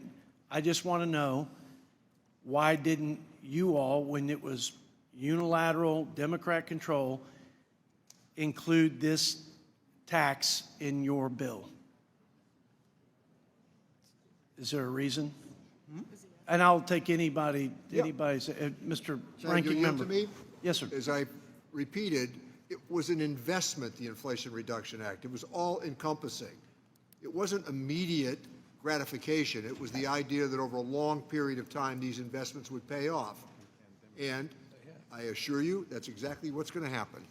Well, I think we feel that this is an investment in working families because the folks on the lower end of the spectrum benefited more than those on the higher end of the income spectrum after we passed the Tax Cuts and Jobs Act. And in fact, we have the most progressive tax code in the free world among OECD countries. And after the TCJA, our tax code became more progressive. The top 1% earners actually paid a higher share of their taxes. And then it begs the question, Jimmy, that like, at what point are we going to say that the top earners are paying more than their fair share? For example, I think this is roughly accurate. The top 10% of earners in this country pay 70% of the freight for the cost of the federal government. So other than the $2 trillion a year we borrow from future generations of Americans, we're both guilty of that, let's be clear, both parties, okay? Because we get on our high horse, you get on your high horse, but we've all contributed to that problem. But 70% Would the gentleman yield? of the freight of the bills that are being picked up by 10%. Would the gentleman yield? Yeah, but could you just tell me Sure, how I'd much be is happy enough? to. And We've should they talked pay about- 90%? We've talked about this numerous times. There's nobody on this side here who feels any element of guilt as to what happened to the federal budget debt. We left a pretty darn good budget until George Bush Jr. took over. 4 balanced budgets, 22 million jobs. The poverty rates went down. Minority poverty rates went down for historic lows. And we left a pretty good package. All of a sudden, $2.3 trillion in tax cuts, war in Iraq, war in Afghanistan, and the collapse of Wall Street. And then we're back to borrowing money for tax cuts. So for those of us who cast those votes in those days, let me say something else. And let me pat George Bush Sr. on the back, too, for having witnessed what had happened to the debt, said it was out of hand, and something had to be done about it. I happen to have agreed with him and supported him at that time. Well, here's the problem, is maybe in that era that you mentioned, there was greater consideration for acting responsibly. And I say both parties are guilty, but the last 4 years, we weren't at war. We were in relative peace and prosperity. We were in a pandemic. But okay, so we spent $3 billion collectively. It was a bipartisan effort to provide pandemic relief. And there was $1 trillion unspent, and the first thing that my Democrat friends did when they got control was pass another $2 trillion, which, as a Democrat economist said, the bathtub overflowed, we flooded the market with federal monies, and we created a cost of living crisis. On chips. So this notion that somehow we're going to just use other people's money at the high end when we have the most progressive tax code, and they're already picking up 70, 80% of the budget, we have a spending problem, and that's what's driving our deficit and debt. And until we actually accept that, in both parties, by the way, I don't think that it's going to end well for us. And I think we're going to jeopardize the entire, whatever you care about, whatever I care about, whatever each party cares about, it will all be a moot point when our creditors say, we're not going to let you borrow. And it's not going to be because we can't tax enough. It's because we're spending too much money. With that, I yield back. Further discussion on the amendment. Mr. Horsford. Thank you, Mr. Chairman. to the chairman of the Budget Committee, I just want to say that America's billionaires pay a lower tax rate than teachers, nurses, and firefighters. And the tax code was written to let them do it. That's a fact. Now, you want to sit here and defend billionaires instead of the hardworking American people who are doing everything they can to get by. And my colleague, Representative Gomez, offers an amendment that I support that simply asks you to make people who are making more than $1 billion or more a year pay their fair share. Nothing in your underlying bill, the GOP bill, addresses the buy, borrow, die loophole. Billionaires live off of borrowed money, they avoid income taxes entirely, and they pass their untaxed wealth to their heirs. Nothing in the GOP bill rewards work and not just wealth. The GOP bill punishes wages and rewards capital. And it is time that the script here is flipped and that we demand that the ultra-wealthy pay at least as much proportionately as the working families of America. Why are Republicans fighting for billionaires instead of you, the American people? That's my question. In this case, we are working to do just that. Democrats are saying that this bill should only benefit working class Americans.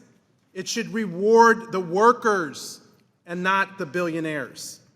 And guess what, Republicans? Democrats can do the work for you. Again, I actually found a way for you to pay for the Screw America tax plan. Stop willfully ignoring the simplest, fairest solution. Collect what's already owed. The tax gap, which is the difference between what's owed and what's paid, could have funded this bill and more. Their refusal to close that gap, it tells you exactly who they're protecting. $600 billion a year is left on the table. That's what the IRS estimates is lost annually due to unpaid taxes, mostly from the wealthy and from large corporations using complex schemes to avoid paying their fair share. Closing even a fraction of that gap could fully fund family tax relief, housing, which their bill doesn't have one provision to deal with the housing affordability crisis, and provide a permanent tax break for small businesses and moms and dads, not just big corporations. But this is about choices. They choose billionaires over you, the American people, the working people of this country. Will the gentleman yield? No, Mr. Chairman of the Budget Committee, I won't. Okay. To the American people, I know most of you are sleeping now at 2:43 in the morning. But when you wake up, I want you to see that early in the morning on May 14th, Republicans have shown their hands. They're going to vote down our amendment, the only amendment that protects working class people. They are taking health care away from 13.7 million Americans. They're doing it on the backs of the working poor. And they have a choice, and they're always going to keep protecting the billionaire class. Listen, as each one of them will say no to Mr. Gomez and our amendment, each one of them by name. This amendment is clear, $1 billion or more, to just pay a little bit of their fair share. Not the proportional share, the proportional rate. Teachers, nurses, firefighters, first responders are doing their part. Why can't billionaires do theirs? I yield back. Mr. Hearn. Thank you, Mr. Chairman. You know, I've listened, and I know we've been trying to move this along and let the Democrats talk. And I'm sure you've got somewhere probably next to 100 amendments left, and boy, this is great. And Mr. Ranking Member, I really respect you a lot. You know that. And you keep referencing Bill Clinton. I knew Bill Clinton back when he was the governor of Arkansas, and he came up here and had a little trouble, but you know, what he did in '96 was pretty amazing even for a guy that was young and was trying to build a business. And you know, and you're right, he did get things in line with the help of a guy named Newt Gingrich and others, and he did it in his second term. No, I'm not going to yield. I'm not going to yield. I'm not going to yield. And so I wanted to make sure I got my numbers right, because I'd heard it was over 400,000 government workers he cut, but it was 300,000 plus. I wish we had that same courage today, because now the President of the United States, Donald Trump, is getting beat up for trying to slim the size of government, because Bill Clinton came here with the notion that he was going to right-size government. And Democrats had a hard time at that point in time. In fact, that's why he could only do it in the second term. And then when you look at what happened in '96, and I don't know who supported this, I didn't go back and look at the details, but it was infamously called the welfare to work. And I know you and I have talked about this, and you were one of the people that supported that there should be work requirements, there should be right-sizing government. We shouldn't be the government for all. We should make sure that people have personal responsibility and accountability. And that's really what got in line. And I'll be honest with you, we all reference that time. And I often say that in our lifetime, we've seen a balanced budget. We've seen the point when we had 4 years in a row. You're exactly right. And we did have a thing in 2001 that stopped this thing called 9/11 that really created a real problem. And so, you know, I think it's also, you know, none of us on this side of the aisle were here in 1996 when that happened. I don't think anybody was here in 2001 even. But it is worth noting that there was a lot of courage that happened then. And as far as the top 1%, they pay 42% of all tax revenues in this country. And so the question that's been asked and the answer has not been given, what is exactly the definition of fair share? I mean, is it all? I mean, what is it exactly? If you could share that, and I will yield some of my time to you, sir. So just to make sure that we have the record straight here, Speaker Gingrich opposed the Bush tax increase, and he opposed the Clinton tax increases. The Republican leader at the time, Bob Michel, supported the Bush tax increase and supported the Clinton tax increase. You're correct. $500 billion of tax increases and then $500 billion of cuts. That was the deal. And it set us on the course for a trajectory that I wish we could model in this time. But let's talk about that welfare bill for a second. The welfare bill wasn't just about work requirements. The welfare bill was about providing people with vouchers for education. It was about providing them with support for transportation, and it was about supporting them with child care. Those were, remember, Clinton vetoed the first welfare bill because none of those items were in. Second time around, Republicans accepted them. All of the things that we wanted in that bill that supported incentives for people to be able to work with child care, housing, all of those things we put in there, and that's how we were able to get that bill. But reminder that it was Speaker Gingrich that opposed those tax increases. So, Mr. Thompson? Reclaiming that's my time. Yep. So we have almost $800 billion in child tax credits now. So we are giving money. I mean, to say that we're not giving money to child tax credit is just not accurate. And so I think that I wish we all had the courage. I think my colleague from the chairman of the Budget Committee, he said, you know, we both are culpable in a $2 trillion deficit. I think that would be inaccurate to say that it's one side or the other. We lack courage to make the tough decisions. And there's been a lot said about Social Security.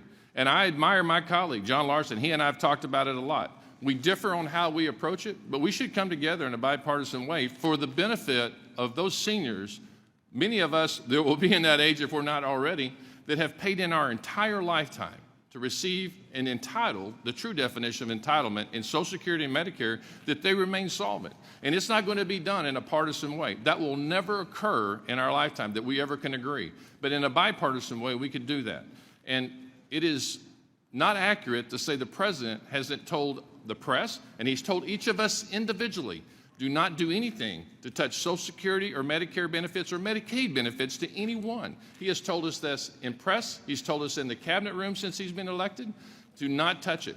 And we're not going to do that because that's what he has said is the direction of the other end of the Capitol, just like Bill Clinton did back in the day. He wanted to make sure the government was going to do the right thing and it was going to be solvent going forward. And again, I wish we had the courage today as a Congress, as a White House, working together with the Senate, that we could do that same thing. I know you and I agree on this. We've talked about it.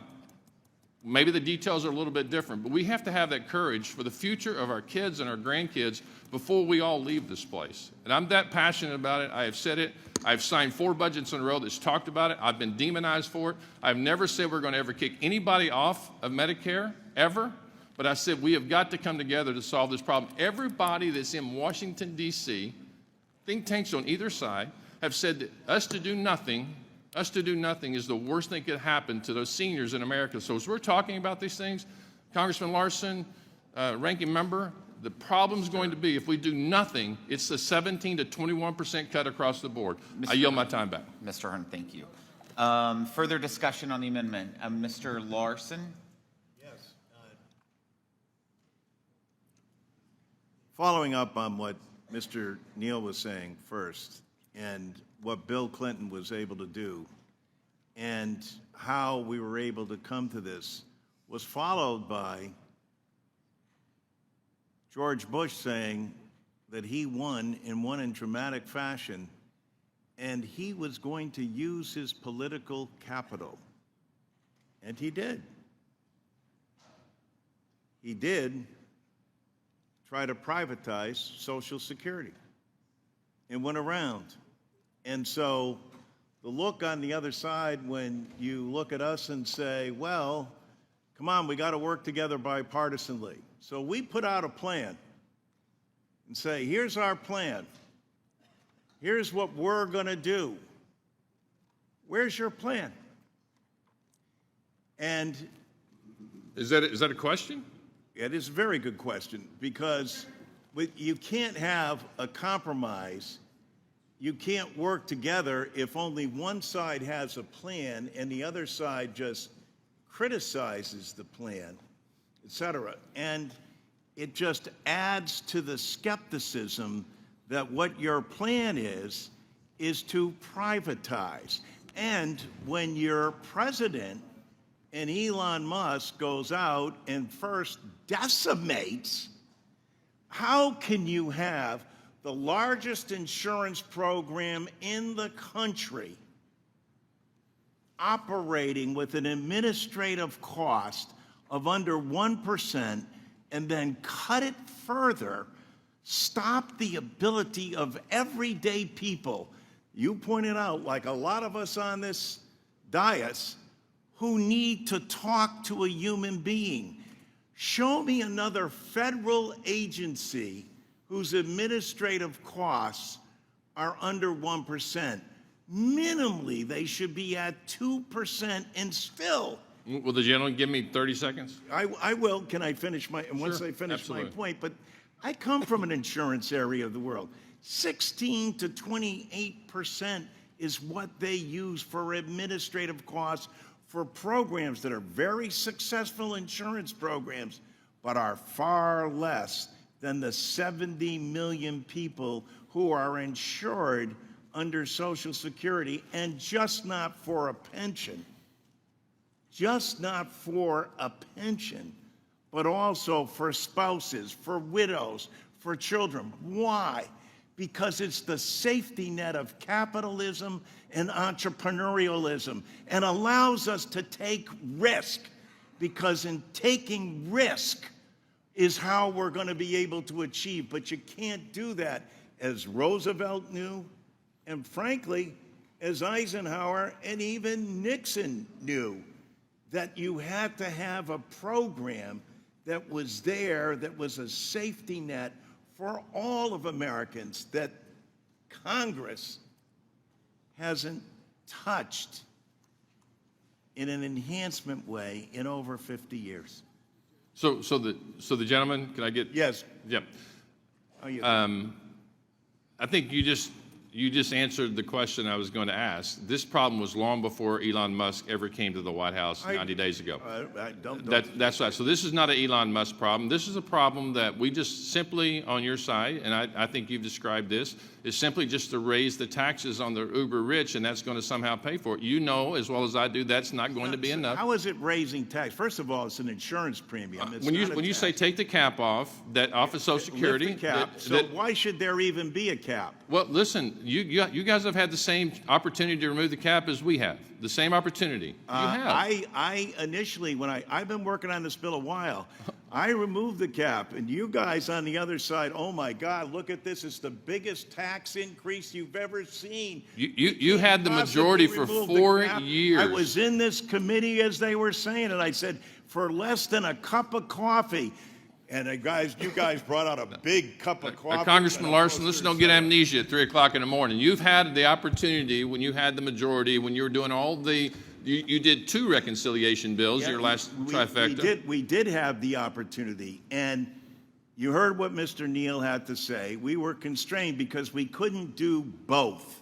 You couldn't do it. You couldn't do it in reconciliation, just like we can in this. I'm sorry. No. It wasn't about reconciliation. It was about doing the Affordable Care Act and then improving that and not having the ability to do both, to try to be prudent. Believe me, there wouldn't have been I wish we had for the American people. John, you're right. You're disappointed in your own party because you could have done it as a standalone bill and pushed it through with Democrat House, Democrat Senate, and a Democrat White House. You could have done it standalone. I've been here 26 years, and only 8 of those have we been in the majority. Including like 4 years ago. Only 4 of those did we have an opportunity to do something.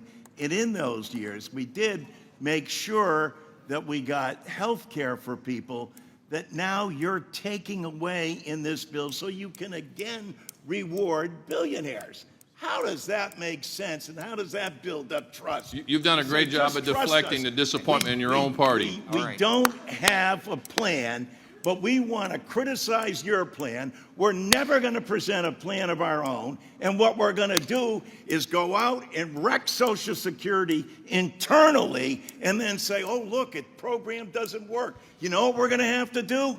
Privatize it. Okay, we're and you'll over be out 1 there minute. saying, hey, We're over here's 1 minute. What we got. Mr. We got Larson, these your great time has plans expired. that show how you'll get more money in the Mr. private Larson, your sector. time has expired. Take it to the bank. It's expired. Mr. Buchanan. Mr. Larson, I had a question. I had a question. I kind of recall during that period of privatization, there was a 10% factor they want to privatize. It wasn't the whole thing. Is that right or wrong, or am I just imagining things? Was it half? I don't remember. I remember 10%, and obviously 2 years later, everything blew up for our side because we got I think too hammered or whatever. But I do remember a percentage privatization. I thought it was 10%. Maybe it was more. So. To be perfectly honest, Vern, I don't recall. I knew it was privatization.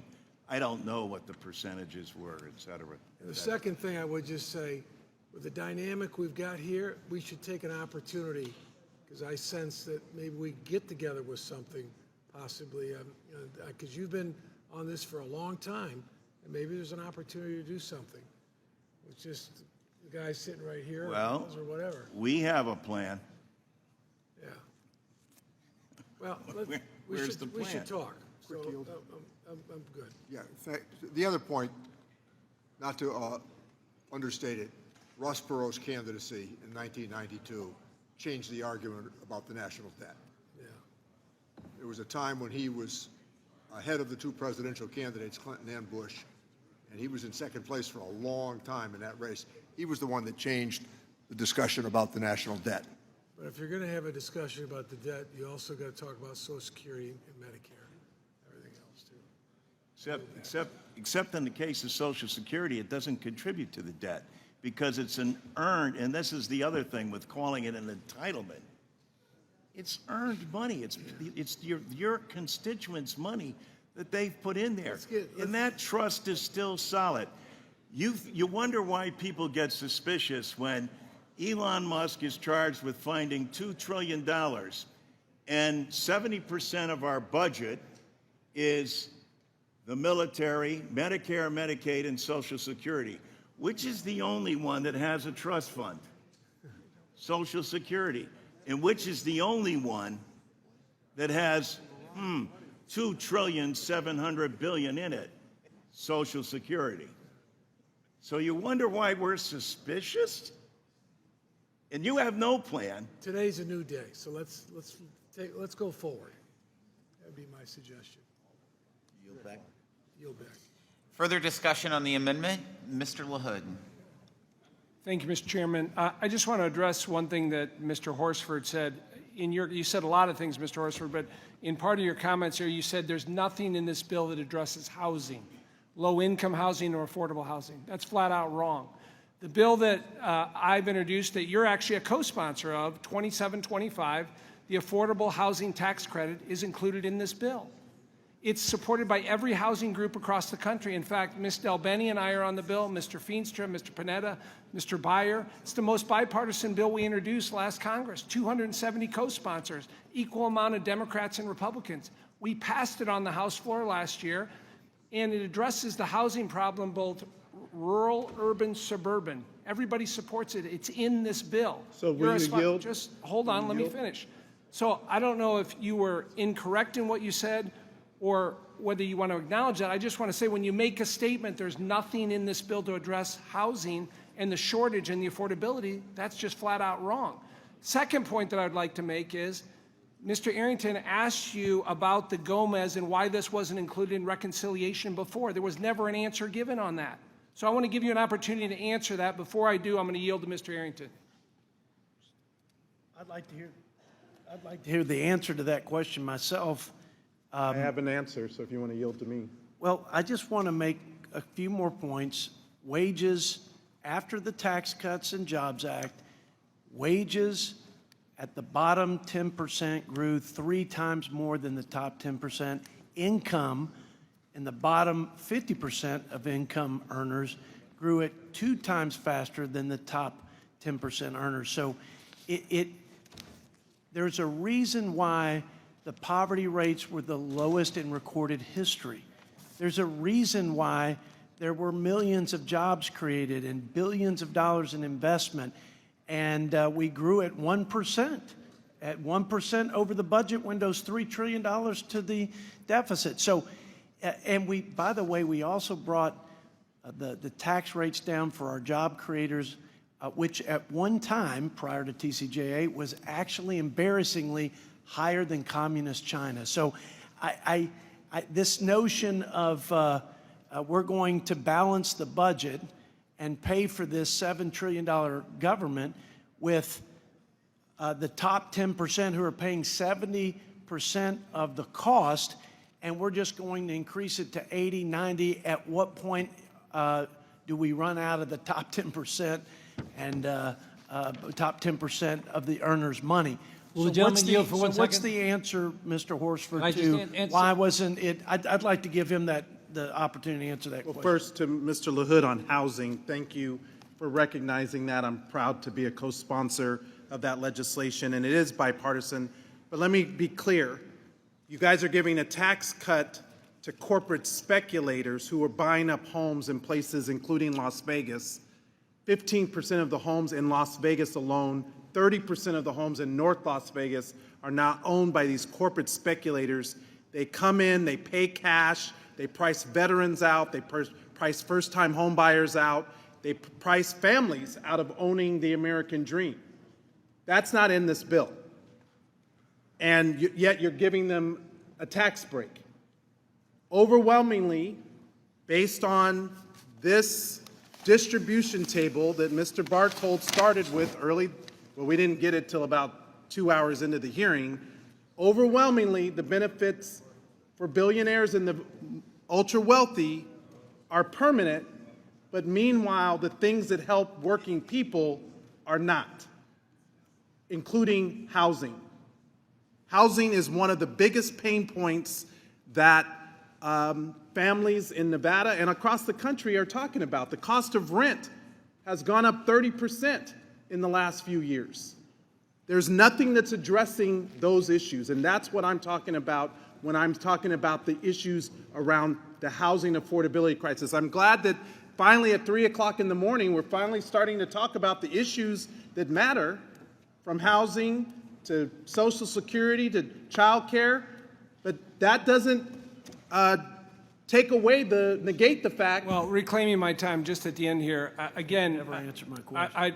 I want to hear why this amendment wasn't put in the bill in reconciliation when you had the opportunity to do that. What bill are you referring to? Talking about the amendment in front of us right now. Why does it matter? We're here right now. If you have this much passion on this issue no. where What was you're the not going to passion? do is Where was frame my where passion. was the passion? My passion, Mr. Where was the Arrington. passion when you had control? Why Okay. wasn't it in the We're not bill? gonna That's speak- It's about control, because that's all Donald Trump cares about. It's just a Okay. question. Controlling women's bodies, controlling There the will be American order. public, controlling our ability to save our democracy. Just a question. That's what this is about, control. Mr. Horsford, question. the time has expired. Further discussion on the amendment. Ms. Moore, and I am going to be very clear on this clock. I've been very lenient to this body, but when it hits that point, your mic's off. Ms. Moore. Thank you, Mr. Chairman. I did have a question. I did want to yield the time to someone. I want to be reminded, the reconciliation that you're talking about, is that the bill that we put forward during the pandemic to provide survival checks to people?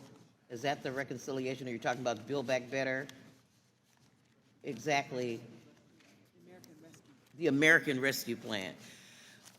I don't think that this discussion, you're saying, why didn't we put it in the bill? I don't think that it The was Inflation germane. Reduction Act, the tax and spend bill, not the Okay, the so-called Inflation Relief Act. Reduction Act. The Inflation Reduction Act, I think the subject matters, as I recall, the subject matters were around prescription drugs, around all the stuff that you guys have, that they're repealing over there next door in ENC, the energy credits and all that. And to my memory, this was not germane. The discussion of tax, the tax code was not a subject of that bill. The gentlelady yields. I sure will. The tax code was opened up.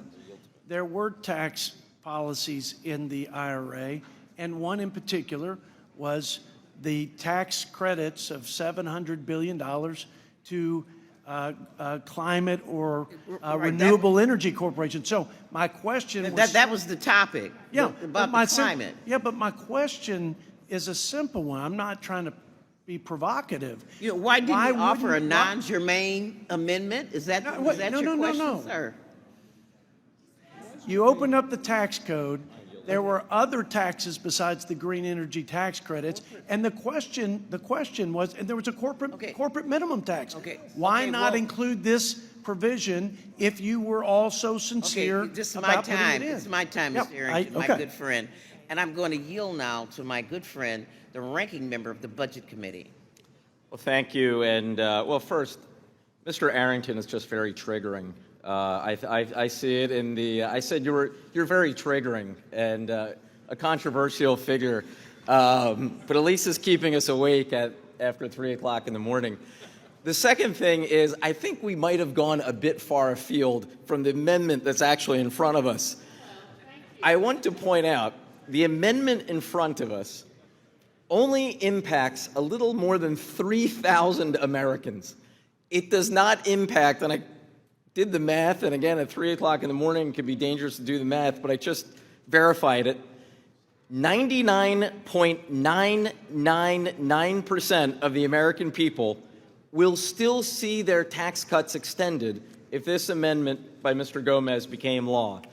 It is only the top 0.001% of Americans that would simply see not confiscatory rates, not 70% rates or 80 or 90% marginal rates like you saw in the Eisenhower years, simply a reversion from 37% back to 39.6, which is actually the rate it has been for most of the last 30 years. So this amendment's pretty straightforward.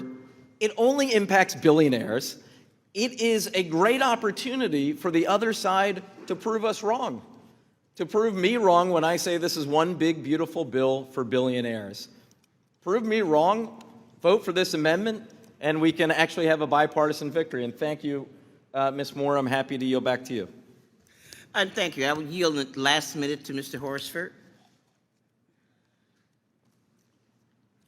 I just wanted to put on the record, and I know Mr. LaHood raised the issue of housing. The only inclusion for housing in this big, beautiful bill is regarding a tax-exempt bond issue. This doesn't actually build more housing. I just outlined a 3-point housing policy for Nevada, taking on corporate speculators, making more federal land accessible for the development of affordable housing, and cracking down on landlords that gouge renters. None of that's in this bill. These are the types of priorities that my constituents, and they're not all Democrats, they're Republicans and independents, care about. They're not in this bill. Further discussion on the amendment. Ms. Plaskett. Thank you. I don't have much to say. I think it's astounding that we can't find agreement on billionaires, not millionaires, billionaires, those who repeatedly make in income billions. We're not talking about all the other income that they have, their income in billions, that we can't increase taxes for them. You know why we didn't include a lot of those things in that other bill? Because we were being fiscally responsible. Because we were interested in finding pay-fors. Remember that thing? That's the thing that was constantly being shoved down our throats about what Democrats needed to do.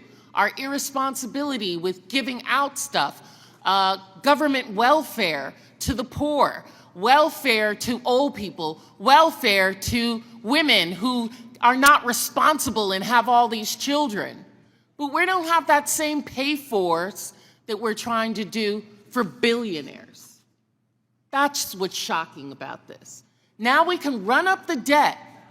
We can run up a deficit when it's for wealthy donors, but we couldn't do it for children. We couldn't do it for women. We couldn't do it for our seniors. We couldn't do it for veterans, for those with disabilities, for those who need new skills, but we can do it for billionaires. The reason we didn't have it in our bill is because we were trying to find pay-fors, because we were trying to be fiscally responsible about what we were trying to put out. That's why it wasn't in there in the times that we were able to do that. I'll yield some time to Mr. Swazi. Thank you, Give Ms. it back Plaskett. to me when you're done. Thank you, Ms. Plaskett. I just wanted to point out again in the distribution tables that if you look at the distribution tables, page 1, these green sheets that we have, for people who make $500,000 to $1 million, it's $70 billion a year. For people who make $1 million and above, it's about $100 million a year. So if we would just raise the taxes 2.7%, we're back to where it was, to 39.6 for those two tax brackets, and we also did something with the 199 for people who make above $500,000 a year, phase it out. There's like $1.7 trillion there. $1.7 trillion for just those taxpayers who make above $500,000 per year. In addition, I want to point out also in the previous tax bill, 2017, talk about how the lowest wage earners made so much more money in those days. It was a very unusual time in 2016 and 2017 in that 20 some odd states raised their minimum wage those years. And that was a big reason that the lowest income earners in America had their wages go up, is because the minimum wages were raised in Alaska, Arkansas, California, Colorado, Connecticut, Hawaii, Maryland, Massachusetts, Michigan, Minnesota, Nebraska, New York, Rhode Island, South Dakota, Vermont, and West Virginia. 18 states in 2017. I won't go through them all. So that has a big impact. The minimum wage in 20 states in the United States of America is still $7.25 an hour. If you make $10 an hour and you work 40 hours a week and you work 50 weeks a year, you make 20 grand a year. If you make $15 an hour, 40 hours a week, 50 weeks a year, you make 30 grand a year. Nobody's going to buy a house, educate their kids, pay for health insurance, and retire one day without being scared on $20,000 or $30,000 a year. We got to figure out how to give people in America, whether you're conservative or progressive, a raise in America, and to give them better benefits.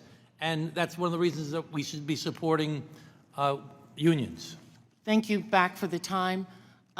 Thank you. I just feel like what we just went through with our Republican colleagues is what my teenage daughter would call gaslighting. I've just been gaslit. I finally get it.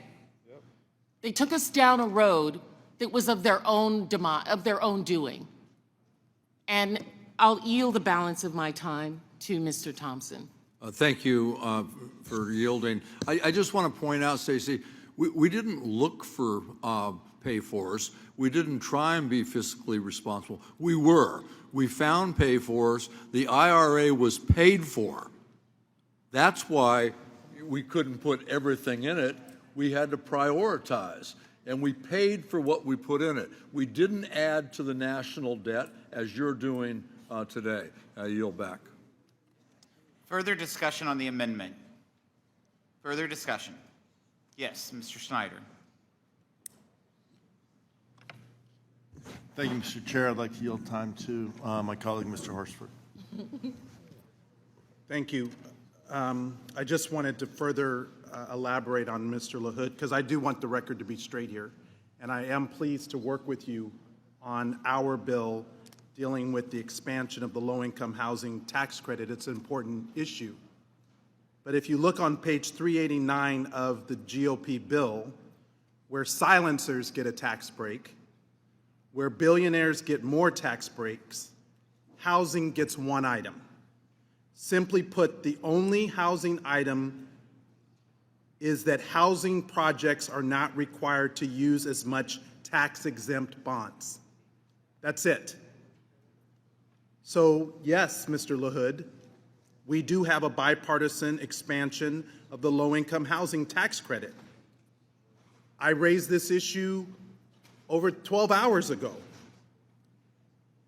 Rents in Las Vegas have risen by 30%. I know that is not a problem unique to our community.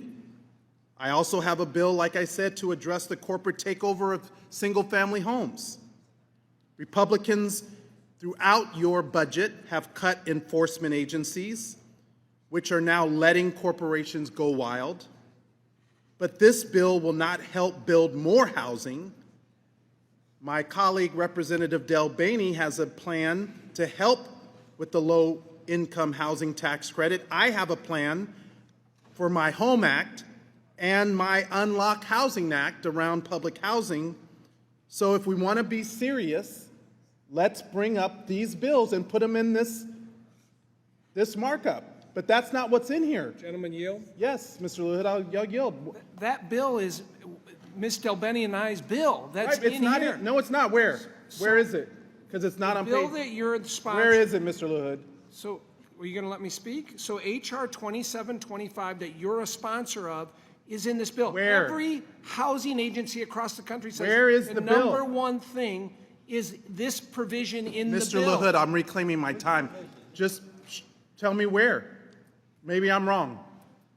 I will bring it to you and show it to you. And your housing authority in Nevada said the number one thing you can do is pass this bill. I know about the bill, So you ought to but it's listen to your own not housing authority. Mr. LaHood. And you ought to listen to every housing authority across the country. I reclaim the time. And this will create I reclaim the time. 8 to 10,000 It's new my housing time, units. Mr. LaHood. You can't reference. No, I know about the low-income housing tax credit. I am a co-sponsor. No, it's not, because you can't reference it. Where is it?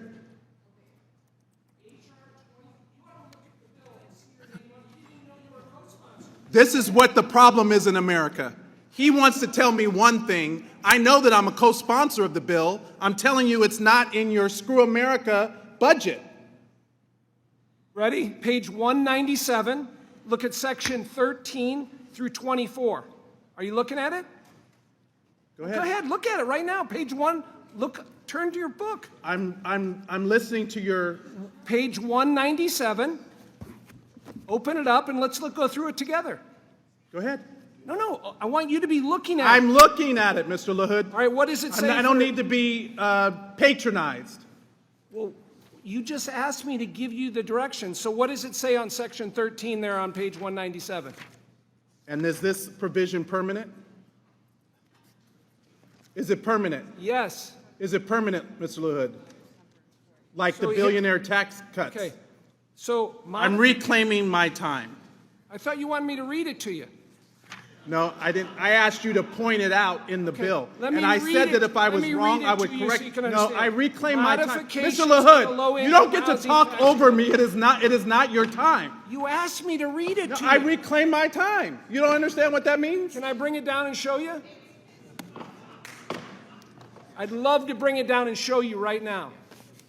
What Mr. LaHood fails to recognize, it's not the full bill. He doesn't have a score. It's not about making sure that we are addressing the comprehensive needs for housing in America. The only housing item that they want to talk about are the issue around tax-exempt bonds. That is what is the problem. It's a portion of the bill. It's not the full bill. I know that Representative Delbaney and other members, including myself, have worked hard on the low-income housing tax credit. It's something I fully support. That bill in its entirety is not included on page 197, section 13. I yield back. Mr. Smith is recognized. Thank you, Mr. Chairman. I yield my time to Mr. LaHood. Thank you, Mr. Smith. Again, I'm going to look at section 11109, page 197, the title, Modifications to the Low-Income Housing Credit. State Housing Credit Ceiling Increase for Low-Income Housing Tax Credit.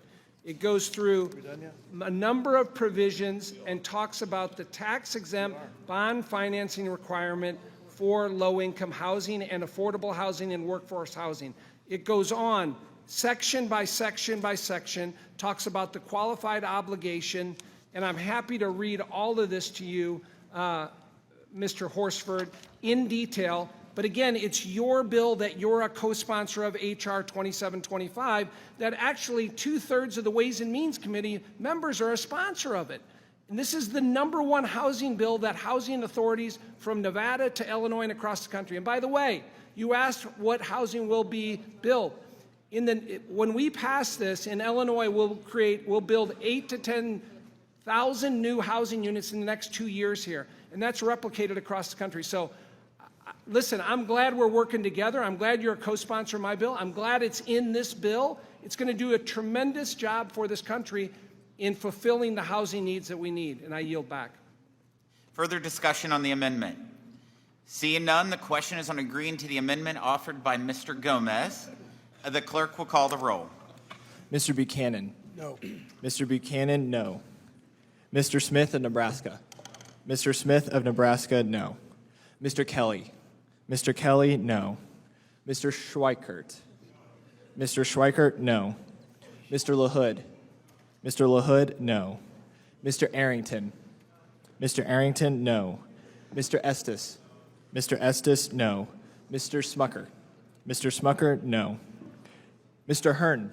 No. Mr. Hearn, no. Mrs. Miller? Mrs. Miller, no. Dr. Murphy? Dr. Murphy, no. Mr. Kustoff? Mr. Kustoff, no. Mr. Fitzpatrick? Mr. Stubbe? Mr. Stubbe, no. Ms. Tinney? Ms. Tinney, no.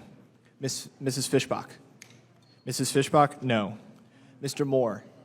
Mr. Moore, no. Ms. Van Dyne? Mr. Feenstra? Mr. Feenstra, no. Ms. Maliatakis? Ms. Maliatakis, no. Mr. Carey? Mr. Carey, no. Mr. Yakum? Mr. Yakum, no. Mr. Miller? Mr. Miller, no. Mr. Bean? Mr. Bean, no. Mr. Moran? Mr. Moran, no.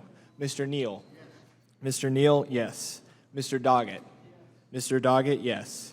Mr. Thompson? Mr. Thompson, yes. Mr. Larson? Mr. Larson, yes. Mr. Davis? Mr. Davis, yes. Ms. Sanchez? Ms. Sanchez, yes. Ms. Sewell? Ms. Sewell, yes. Ms. Del Bene? Ms. Del Bene, yes. Ms. Chu? Ms. Chu, yes. Ms. Moore? Ms. Moore, yes. Mr. Boyle? Mr. Boyle, yes. Mr. Byer? Mr. Byer, yes. Mr. Evans? Yes. Mr. Evans, yes. Mr. Schneider? Mr. Schneider, yes. Mr. Panetta? Yes. Mr. Panetta, yes. Mr. Gomez? Mr. Gomez, yes. Mr. Horsford? Mr. Horsford, yes. Ms. Plaskett? Yes. Ms. Plaskett, yes. Mr. Swazi? Mr. Swazi, yes.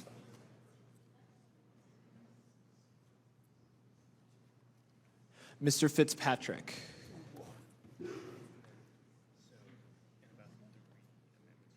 Ms. Van Dyne? Ms. Van Dyne, no.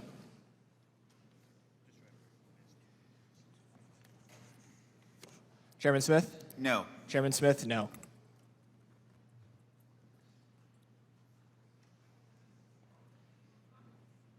The clerk will report the vote. The yeses are 19, the noes are 25. There being 19 yeses and 25 noes, the amendment is not agreed to. Are there additional amendments?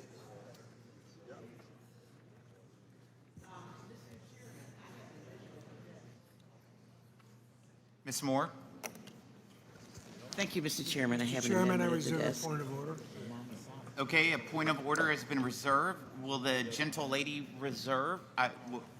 suspend while the amendment's distributed?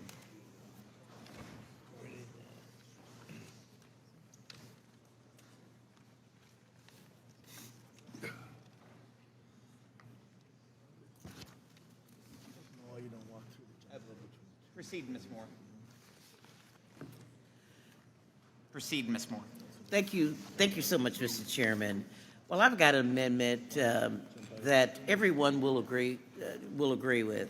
I mean, this an amendment. This provision it replaces the existing 199A deduction with a small business deduction of $25,000 on qualifying business income, phasing out business owners with over $200,000 in income for single filers and over $400,000 in income for joint filers. I just want to explain, Mr. Chairman, that this is one of the most expensive provisions of the Tax Cut and Jobs Act.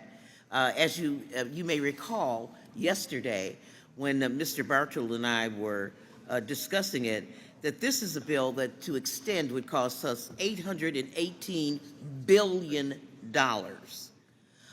And we've heard a lot of discussion here today about how, this big, beautiful bill supports families and low-wage workers. We've heard from Mr. Schweikert, I'm glad he's back, that the Tax Cut and Jobs Act is very progressive. We heard that the 199 folk were job creators, and of course none of that is true. We have also heard that Mr. Smith, I believe, said that the distribution tables really confirmed the fact that that the tax distribution is fair, which even though we got them late to look at them, it doesn't appear that it supports that argument. I think that that this is really where the rubber meets the road. What is a small business?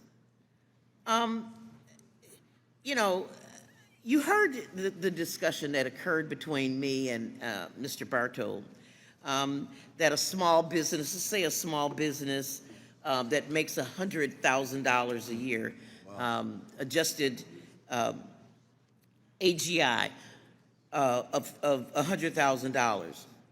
They only get $1,997 out of this big, beautiful bill. Someone making $200,000, in AGI, only gets $6,500 in AGI.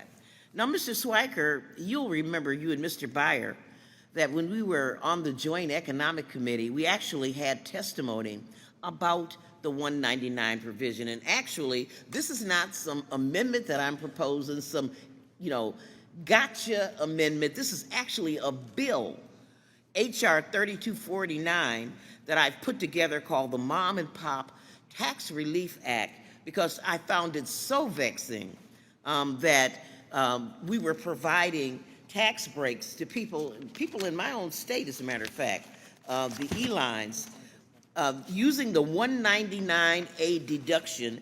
They received a benefit of $11 million, $11 million, which is just egregious, versus someone who has a real small business. $100,000 of AGI would only get $1,997. And in fact, I have a letter here, Mr. Chairman, and I'm hoping that you're going to allow me to enter it into the record without objection. Without objection. Okay, it's from the Small Business Tax Reform Coalition and the Small Business Majority, and they represent small businesses. I've got 2 pages with 2 columns of small businesses that say that this 199A provision does not represent small businesses. There's been a whole lot of talk here tonight that's Union Hall, but we're legislating like we're in the country club. This bill would provide $25,000 to small businesses with qualifying business income, and that we would be able to serve so many more small businesses. We had, and then the other argument is that these are job creators. Well, you heard the discussion that I had with Mr. Bartold, and of all of the 20 million businesses that claimed this credit, 84% of them had no employees. And I would yield back. Further discussion on the amendment. Ms. Chu?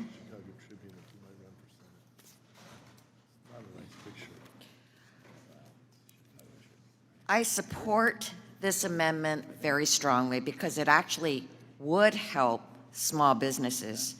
And I know about the scam of the 199 Cap A because I served on the House Small Business Committee for many years. And for so many years, Republicans crowed about how it was the measure that was helping small business, but it was totally untrue. And that's because the 199 Cap A pass-through deduction is not even targeted at small businesses. It's skewed towards the wealthy. It's truly shocking, but it's by design. A 20% deduction for a millionaire is worth a lot more than a 20% deduction for a small business owner earning $50,000 or even $100,000 per year. And in fact, I heard from witnesses before the Small Business Committee that many of the small businesses simply don't have the resources to navigate the complex rules and therefore don't claim the deduction at all. But you don't have to take my word for it. The Joint Committee on Taxation found that nearly half of the richest 10% of households claim the pass-through deduction, while fewer than 1 in 10 households in the bottom half of income claim it. Now, in 2022, the pass-through deduction for the wealthiest 10% of taxpayers was 3,000 times larger than for the taxpayers in the bottom 20%. And that's not an exaggeration. There's no incentive for hiring employees at all or passing that benefit along to lower wage workers. And here's the truth. In 2017, Republicans slashed the corporate tax rate by 40%, but did not want millionaires with pass-through entities to feel left out, so they created a 20% deduction for the ultra-wealthy and then told the public it was about fairness in small businesses. Well, I don't believe that people earning millions of dollars per year need a 20% tax cut when wage earners get no benefit and the smallest businesses who truly need our support are left out. And Ms. Moore's amendment changes that. The smallest of businesses would get the deduction that they need in order to survive and thrive. Can I have And Can I have some time? yes, I yield to Congressmember Moore. Thank you, Ms. Chu, for time. I want to correct something that I said when I had my time. In my rush, I misspoke and said that Dick and Liz Eline actually had, I said they had an $11 million deduction. It was actually a $115 million deduction. The hour is late. You know, why aren't we talking about the provision that Mr. Buchanan and Mr. Kelly talked about? It's something that I'd be interested in talking about. They're talking about a $20,000 deduction for small businesses. That is more in line with what we think of when we say we're going to do something to help small businesses, not $115 million for a corporation that has no employees whatsoever. And I really don't want to hear the argument that this is some sort of parity with C Corps. The only parity, the only thing that this offers parity to are the wealthiest, those in the highest tax bracket. Republicans say that they care about waste. Well, this is a big waste. You know, this $818 billion, I'd be happy to have that be a pay for extending the child tax credits so that we can take care of the poorest children and we can raise the GDP of our families. And with that, I would yield back to Ms. Chu. And I yield back. Mr. Smucker. Thank you, Mr. Chairman. The Tax Cuts and Jobs Act delivered on creating an environment that benefited all Americans. It benefited through more money in their pockets, less taxes paid, but also benefited in creating an economy that generated more investment and more jobs. That again created more opportunity for all Americans. The 199A portion of the Tax Cuts and Jobs Act is one of the most important parts of that bill because of the impact on communities all across the country. We held roundtables specifically in the district I represent and other districts about the importance of the 199A deduction to small businesses. Now, these are Main Street businesses, not large corporations. They're American entrepreneurs. They're craftspeople. We talked to one individual who owned a hair salon. They're photographers. They're mechanics. These are small businesses that are the lifeblood of their communities. In fact, I would say the health of the community is dependent on the success of the Main Street businesses in those communities. And these business owners talked about how this deduction provided more opportunity for them, not only to invest in their businesses, but also in their employees and in their communities. So again, this is not large corporations. This is small businesses. There are 26 million of them all across the country, individuals building their dream, investing in their future, investing in their organizations. They're self-starters, and there are some that do not yet have employees. Again, they might be styling hair to fixing a truck, but this bill gives them a fair shot to compete with the C corporations and to grow. So why would you disqualify a business because they haven't hired someone yet? That would be punishing the smallest businesses just for the size that they are. So again, the 199A provision in the Tax Cuts and Jobs Act was one of the reasons the Tax Cuts and Jobs Act was so successful. In this bill today, we increase the benefit of the 199A by deducting up to 23% of the K-1 income as opposed to just 20%. So this is a really important provision. I would say one of the most important provisions of the bill that we're considering today. So I just rise in opposition to this amendment, and I encourage my colleagues to vote no. Further discussion on the amendment. Mr. Smucker, will you yield just a second? He's already yielded his time. Oh, did he? Okay. Yep. Well, then I'll just have to get some more time. Further discussion. Mr. Neal. Ms. Moore, yield my time. Thank you, Mr. Neal, for yielding. I just wanted to just sort of redirect Mr. Smucker to the comments that I made. I don't know if he didn't hear me.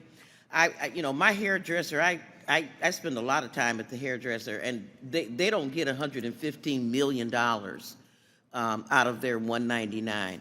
If they're making $100,000 a year, and that's a good hairdresser, they're getting $1,997.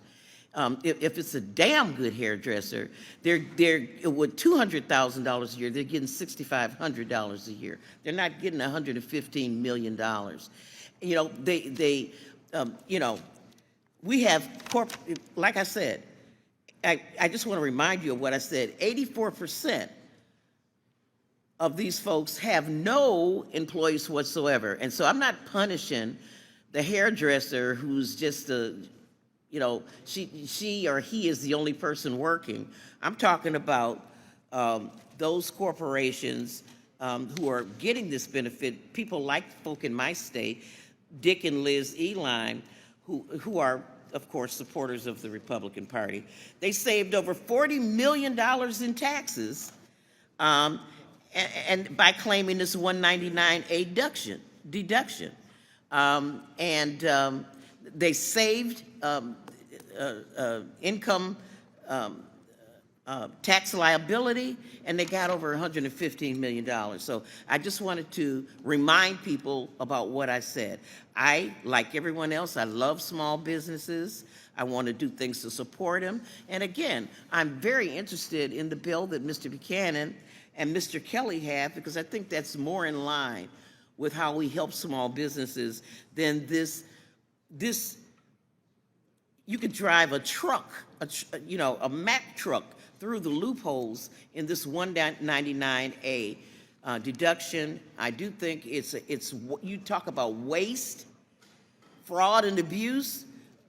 The 199A deduction is just that. And again, I have a bill, HR 3249, so I didn't just pull this out of my head somewhere so I could have a gotcha amendment.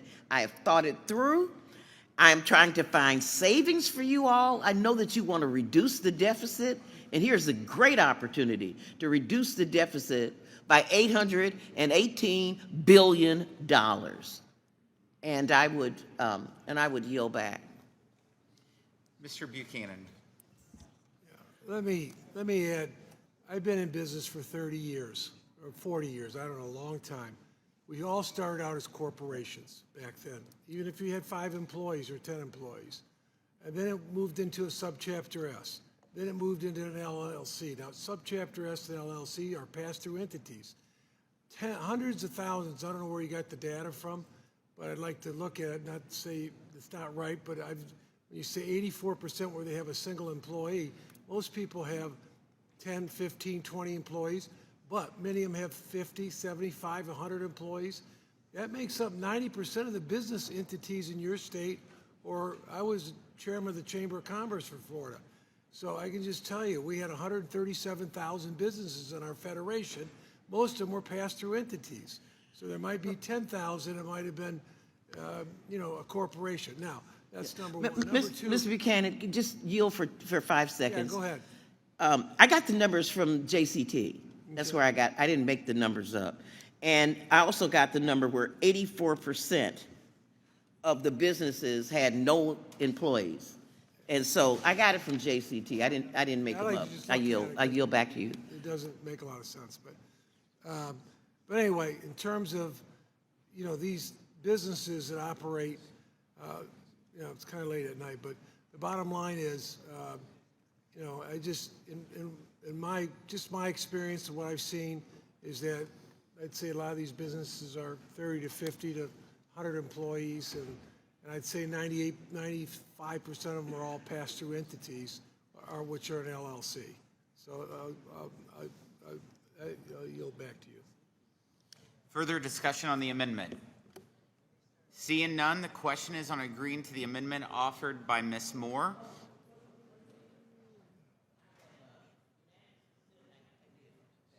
Yes, you already accepted that to the record. The clerk will call the roll. Mr. Buchanan? No. Mr. Buchanan, no. Mr. Smith of Nebraska? Mr. Smith of Nebraska, no. Mr. Kelly? Mr. Kelly, no. Mr. Schweikert? Mr. Schweikert, no. Mr. LaHood? Mr. LaHood, no. Mr. Arrington? Mr. Arrington, no. Mr. Estes? Mr. Estes, no. Mr. Smucker? Mr. Smucker, no. Mr. Hearn? Mr. Hearn, no. Mrs. Miller? Mrs. Miller, no. Dr. Murphy? Dr. Murphy, no. Mr. Kustoff? Mr. Kustoff, no. Mr. Fitzpatrick? Mr. Fitzpatrick, no. Mr. Stubbe? Mr. Stubbe, no. Miss Tinney? Miss Tinney, no. Mrs. Fishbach? Mrs. Fishbach, no. Mr. Moore? Mr. Moore, no. Ms. Van Dyne? Mr. Feenstra? Mr. Feenstra, no. Ms. Maliotakis? Ms. Maliotakis, no. Mr. Carey? Mr. Carey, no. Mr. Yakum? Mr. Yakum, no. Mr. Miller? Mr. Miller, no. Mr. Bean? Mr. Bean, no. Mr. Moran? Mr. Moran, no. Mr. Neal? Mr. Neal, yes. Mr. Doggett? Mr. Doggett, yes. Mr. Thompson? Mr. Thompson, yes. Mr. Larson? Mr. Davis? Mr. Davis, yes. Ms. Sanchez? Ms. Sanchez, yes. Ms. Sewell? Ms. Sewell, yes. Ms. Del Bene? Ms. Del Bene, yes. Ms. Chu? Ms. Chu, yes. Ms. Moore? Ms. Moore, yes. Mr. Boyle? Yes. Mr. Boyle, yes. Mr. Byer? Mr. Byer, yes. Mr. Evans? Yes. Mr. Evans, yes. Mr. Schneider? Mr. Schneider, yes. Mr. Panetta? Mr. Panetta, yes. Mr. Gomez? Mr. Gomez, yes. Mr. Horsford? Mr. Horsford, yes. Ms. Plaskett? Ms. Plaskett, yes. Mr. Swazi? Mr. Swazi, yes.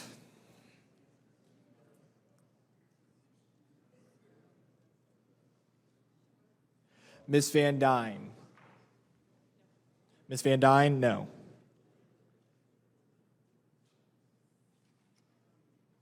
Mr. Larson? Mr. Larson, yes.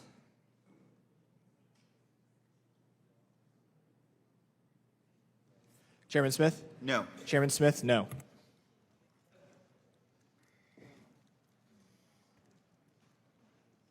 The clerk will report the vote. The yeses are 19, the noes are 26.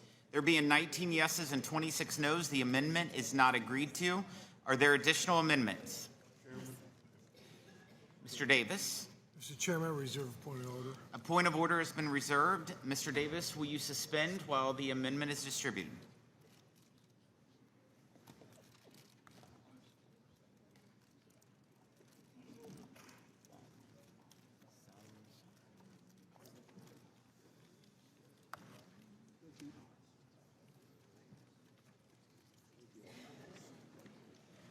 Mr. Davis, you can proceed.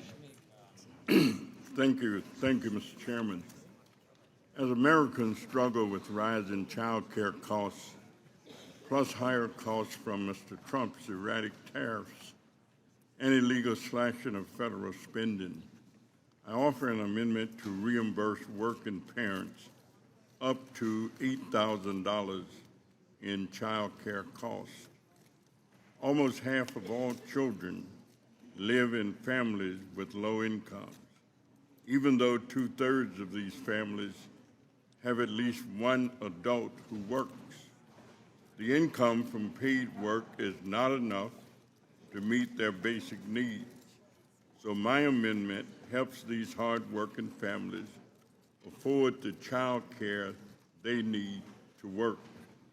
My amendment is in stark contrast to this Republican bill that does not improve the child and dependent care tax credit and leaves the poorest children out of the child tax credit and gifts the wealthy trillions.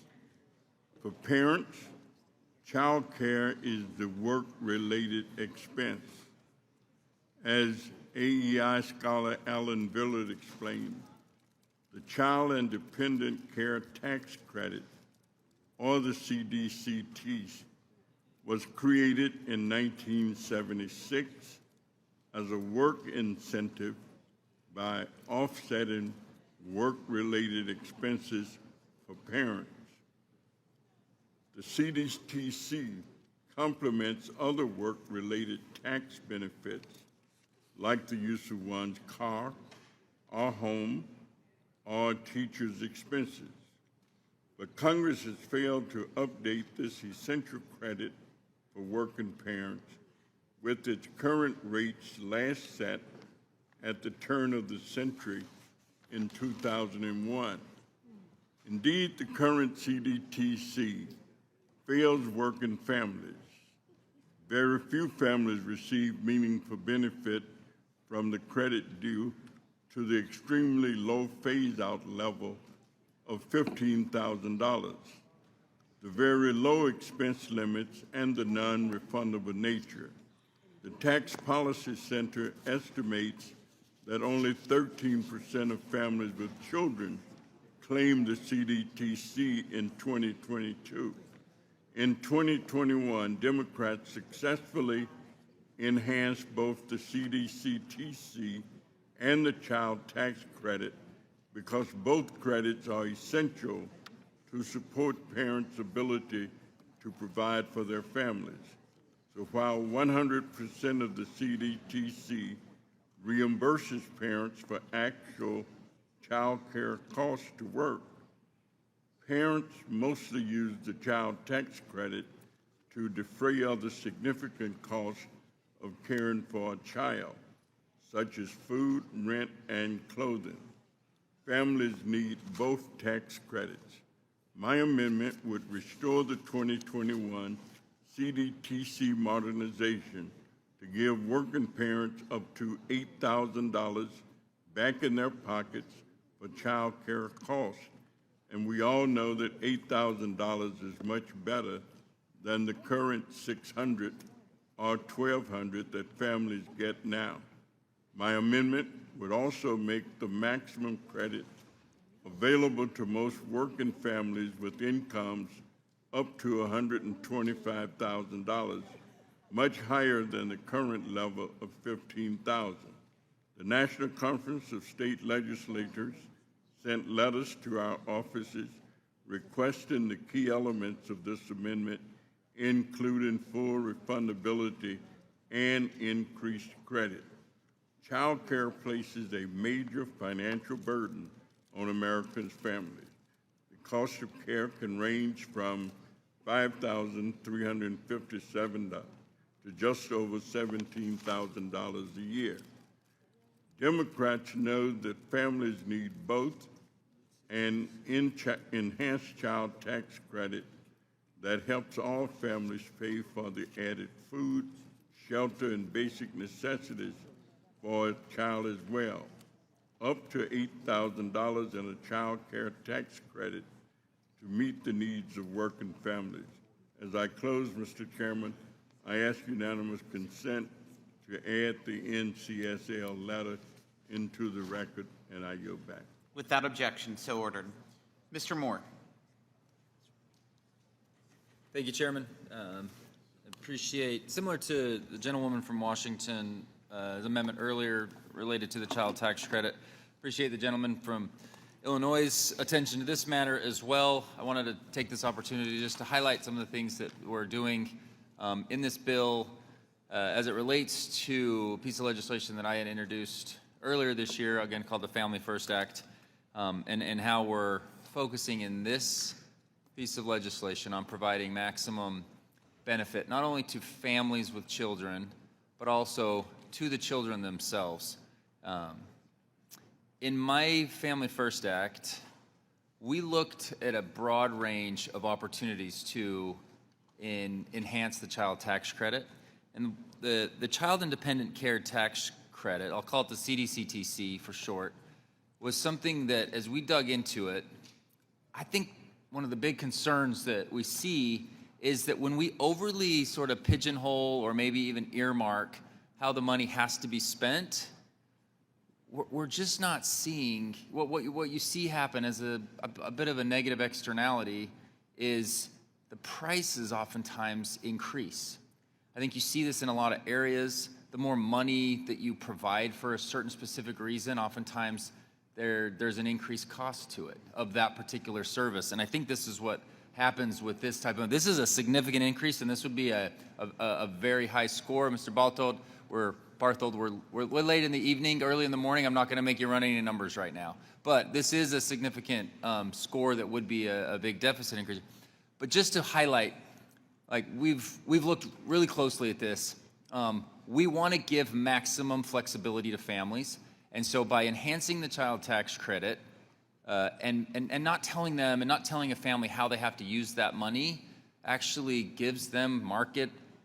It kind of helps the market be able to shape where the needs are best. And if they're forced to use it in a certain way, they may not need it for that particular reason, and it may not actually benefit their family. So again, in the spirit of providing maximum flexibility to families, I support that effort, but we want to make it so we're not pigeonholing how they have to use the money. But in addition to that, when we talk about investing actually in the child, something new and innovative that we're putting in this bill. It's something that's been talked about strongly in a bipartisan approach for many years. I've heard about it several times. We're finally getting a chance to do it in the money accounts for growth and advancement, the MAGA accounts that are going to go as a direct resource to newborn babies over the next several years for them to be able to have an account that will grow with them over time. And similar to a 529, but the use of it can be a little bit differently, and it will be something that can benefit them even further into their adult years. This is a unique approach that we think is a better way to be able to support that individual. Again, not exactly targeting the CDCTC in Mr. Davis's amendment, but the ways that we're going about in this particular piece of legislation that's in front of us today is real investment that can be unique and actually grow how we're going to support younger families and individual children. And with that, Chairman, I just wanted an opportunity to highlight some of the unique things that we're doing here, and I yield back. Thank you. The chair recognizes Ms. Sanchez. Thank you, Mr. Chairman. The Child Independent Care Tax Credit is the only tax credit that directly helps working parents offset the cost of childcare. Parents need both the Child Independent Care Tax Credit and the Child Tax Credit to help afford the cost of parenting in this country. When this committee temporarily updated the CDCTC in 2021, it nearly quadrupled that credit for working families. Mr. Davis's amendment would bring the Child Independent Care Tax Credit back to those 2021 levels. That means up to $8,000 in the pockets of working parents, specifically to afford childcare. The cost of childcare has risen so much in this country that $8,000 won't even cover a year of childcare for one child in most states. In fact, the average price for an infant in a child care center in California is a whopping $20,000 a year.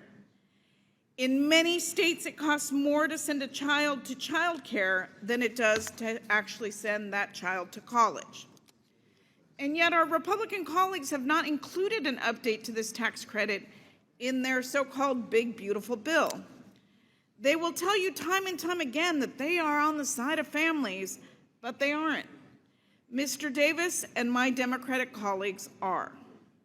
I introduced this bill along with Mr. Davis and Ms. DelBene to give working families a hand up in their biggest work-related expense.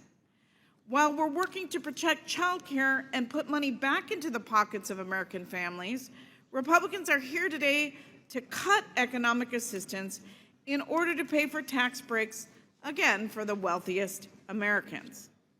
When parents don't have child care, they cut down their hours or they turn jobs down. This amendment would give parents the freedom to go to work knowing that their children are cared for. Child care is a win-win. It's good for businesses and families alike, and that should just be common sense. I hope my colleagues will vote with their conscience and with the families they represent and vote yes on this amendment. It doesn't do families any good to not update the assistance that they need for child care and claim that you're helping them when in reality the measly help that you're giving them is not even going to cover the cost of child care for a year. And with that, I yield back the balance of my time. Thank you. The chair recognizes Ms. DelBene. Thank you, Mr. Chairman. I support this amendment, which would lower the cost of child care for families. I want to thank my colleagues, Representative Davis and Sanchez, for their leadership on this effort. The amendment would permanently expand the Child Independent Care Tax Credit, the CDCTC, and raise the maximum credit to $4,000 for one child and to $8,000 for 2 or more children. In my home state of Washington, the average cost of child care is nearly $16,000 a year. To put that in perspective, that's more than in-state tuition at the University of Washington for an entire year. Every day, working parents have to make tough decisions to make ends meet, and things are only getting more difficult as costs continue to rise. But they're not the only ones paying the price. In Washington, the lack of affordable infant and toddler child care results in $3.5 billion of lost productivity, wages, and revenue a year. In the chairman's state of Missouri, they are losing $1.9 billion a year, and nationwide, we lose $122 billion annually. Republicans claim to be a pro-family party, and this amendment is an opportunity to vote like you are. Families across America are counting on us to make life more affordable for them, and this amendment will help address one of the biggest costs of raising kids. I urge my colleagues to support this amendment, and I yield back. Thank you. Chair recognizes Ms. Moore.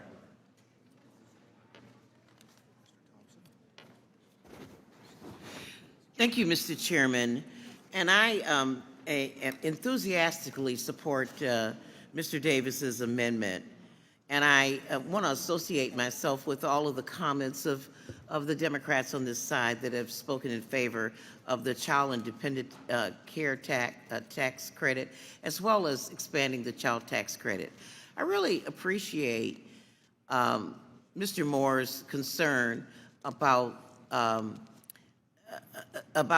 increasing the amount of the cost of services because we're providing subsidies. I appreciate his observation of that, but you know, families don't have any choice but to purchase child care.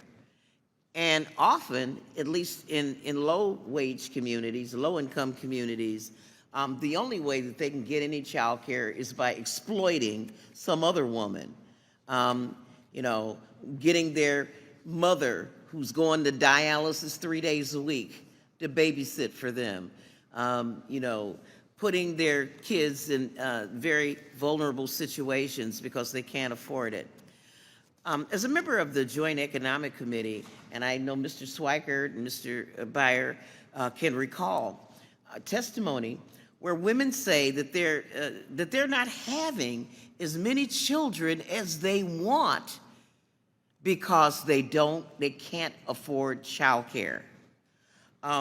We are having a problem in this country with our future workforce because we don't have an adequate replacement rate.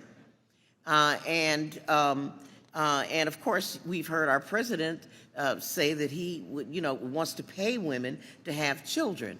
And I think that $5,000 would not go very far because we know the cost of child care is very expensive. I just did a little back of the envelope calculations here on Mr. Davis's $8,000 proposal. And you take some woman who's somebody's administrative assistant somewhere and she's making $50,000 a year. But if she had to pay that $8,000, or my calculation came up with $8,500 with 17% of her wages going to child care, that would reduce her adjusted gross income to only $41,500.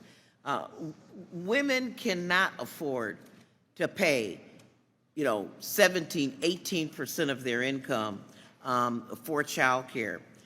We complain about the lack of workforce participation, particularly among low-income women, penalizing them, not providing them with benefits because they don't go to work. But when you think about the struggles and the expense of child care, we realize that women, no matter what their income, are not going to leave their children alone just to meet some work requirement. Many women find themselves, and I know one case in particular that inspired some legislation that I sponsored the other day, where a woman, was trying to go to work and meet her work requirements and left her 5-year-old at home at night. She worked third shift. Instructions: don't answer the door, make yourself a sandwich. And this worked out just fine. And finally, when the woman got busted leaving her 5-year-old child at home so she could go to work, the child found herself in an out-of-home placement for over a year, and it caused a lot of psychological damage to that child, all because the woman didn't have child care. So I just don't want to hear too many more complaints about women not working, women not having kids, about the replacement rate being low, when we won't support women in the one area that they say is causing them to not have as many children as they want. And with that, I would yield back. Gentlelady yields back. Recognize Mr. Gomez. Thank you, Mr. Chairman. This issue of how expensive childcare is something that is hurting so many families throughout the country. I'm a dad of a toddler who's 2.5, and I can tell you that we pay about $2,100 a month. And I'm fortunate because I have a good job that helps me pay that. But that cost of paying for childcare has only increased. So when you add that fact that the average American family is paying 26% of their income towards childcare, plus the average family is paying 30% of their income towards housing, then it's almost two things are taking up almost 60% of a family's income, 60%. And these figures are based on pre-tax numbers. So if you take it as a percentage of their net, it's probably even higher. So what's going on right now is that it's not only hurting these families. Economists have said that the cost of these two items are literally pulling down the growth of our GDP itself, the growth of our economy itself. That is something that is astonishing. So if we want to help our economy grow, we help families deal with these two issues. This amendment will do that when it comes to helping make childcare a little bit more affordable, allows parents to be able to afford it. But here's the thing, this doesn't apply to all taxpayers. The credit is non-refundable, meaning that low-income families can't take advantage of the credit. And the amendment before us would put more money in the pockets of families by more than tripling the maximum credit most families could receive from $1,050 to $4,000 per child, and up to $8,000 for 2 or more children. Furthermore, this amendment would make the credit refundable to ensure those with the greatest need benefit. So this is an amendment that it will impact so many people. I know this is not just a blue-collar issue. I know I've been talking to IBEW. I've been talking to people who are in the building trades, and they can't get to their work sites to help rebuild our country because they don't have anywhere to drop off their child. And then that's if they can afford it. And then they also struggle. So parents have to make that decision. They're making a calculus. Is it more beneficial economically and financially for our family if somebody stays home, whoever makes the least of that two-income family household? Is it more beneficial because it's cheaper to stay at home? Cheaper to stay at home. So we know that people are struggling. And here's the thing. Who does it disproportionately impact? For a variety of reasons, women make less money on doing the same job in this country. So what ends up happening, they leave the workforce. That means that they're not paying into a 401k, they're not paying into retirement, they're not paying into Social Security. And if something happens, if those parents separate, then the woman is worse off. And as all my colleagues on the other side of the aisle understand, that when you're saving for retirement, you want to be paying in every single year as long as possible before you ever retire. Because that's how you build the compound interest. That's how you build up a little bit of wealth. So this amendment is going to help working people. So I'm asking you all to support this amendment. And if you can't, then work with us on finding a solution to the child care crisis in our country. With that, I yield back. Gentleman yields back. Recognize Mr. Thompson. Ms. Chu, sorry. I urge support for this very important amendment, which will give much needed financial support to working families with children. Most families with young children have all available parents in the workforce, meaning childcare is so essential. But right now, the country's experiencing a childcare crisis. Right now, the average cost of full-time childcare for just one child can exceed $19,000 per year. And in Los Angeles, now, people are spending more money on childcare than even on housing. Most families can't afford these high costs, but this bill does nothing for them. Consider Jessica from my home state of California, who says that she and her husband have 3 kids. They both have good paying jobs, yet childcare costs for their 2-year-old keeps them living paycheck to paycheck. And buying a house is not even a financial possibility. Childcare prevents them from getting ahead. Democrats are thinking of families like Jessica's when we use the American Rescue Plan to strengthen and expand the Child Independent Care Tax Credit. We gave working families up to $300 per month to offset the cost of child care and made it refundable. But while corporations get another tax cut in this bill, families like Jessica's will be left behind. And it's incredibly ironic coming from a party that claims to be so pro-family and appears so concerned with incentivizing Americans to have more children. If Republican colleagues really were pro-family, they'd use the majority now to enact policy solutions that would actually support families and children, and that includes making child care more affordable. And that's why I strongly support this amendment and urge my colleagues to vote yes. And I yield back. Gentlelady yields back. Now recognize Mr. Thompson. Thank you, Mr. Chairman. I'd like to yield my time to Mr. Davis. Thank you, Mr. Chairman. And I want to thank all of those who have spoken favorably towards this proposal, and especially Mr. Moore. Mr. Chairman, I understand that there might be an appetite that we might be able to increase the CTC to $10,000.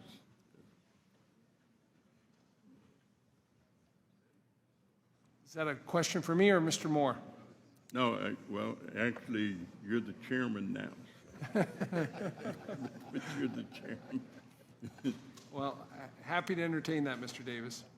Yep. I think that would be a great way to end this discussion and then take a vote. Gentleman yields back. Anybody else seek time?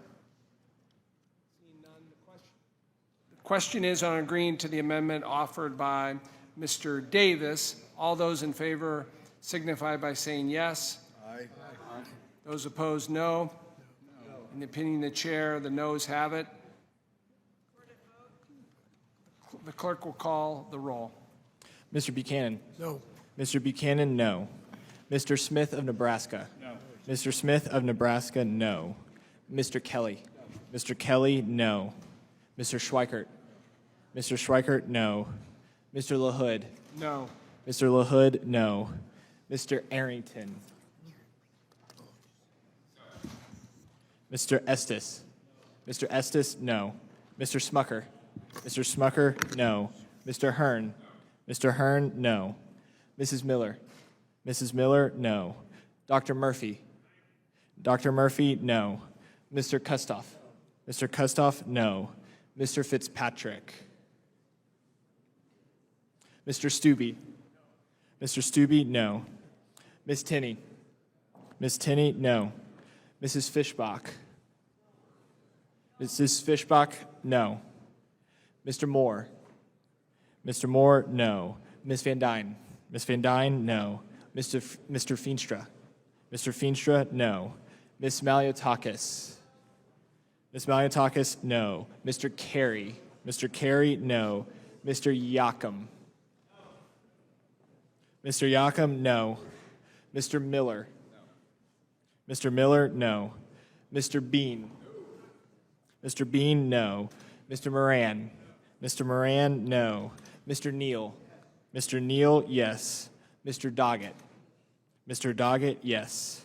Mr. Thompson? Mr. Thompson, yes. Mr. Larson? Mr. Larson, yes. Mr. Davis? Mr. Davis, yes. Ms. Sanchez? Ms. Sanchez, yes. Ms. Sewell? Ms. Sewell, yes. Ms. Delbene? Ms. Delbene, yes. Ms. Chu? Ms. Chu, yes. Ms. Moore? Ms. Moore, yes. Mr. Boyle? Mr. Boyle, yes. Mr. Byer? Mr. Byer, yes. Mr. Evans? Yes. Mr. Evans, yes. Mr. Schneider?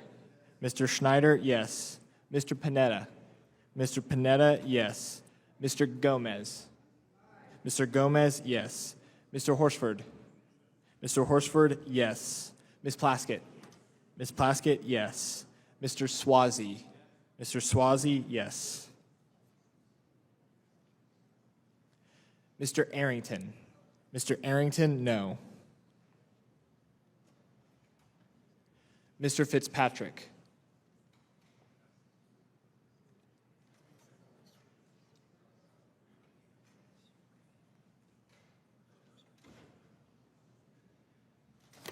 Chairman Smith? No. Chairman Smith, no.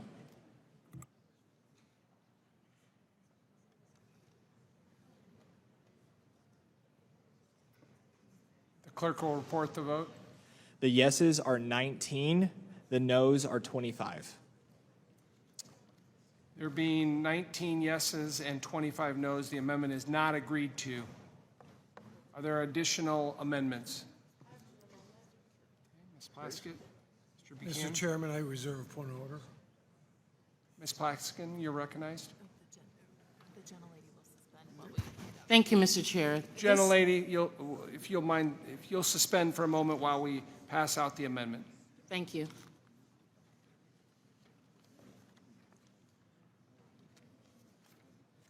you.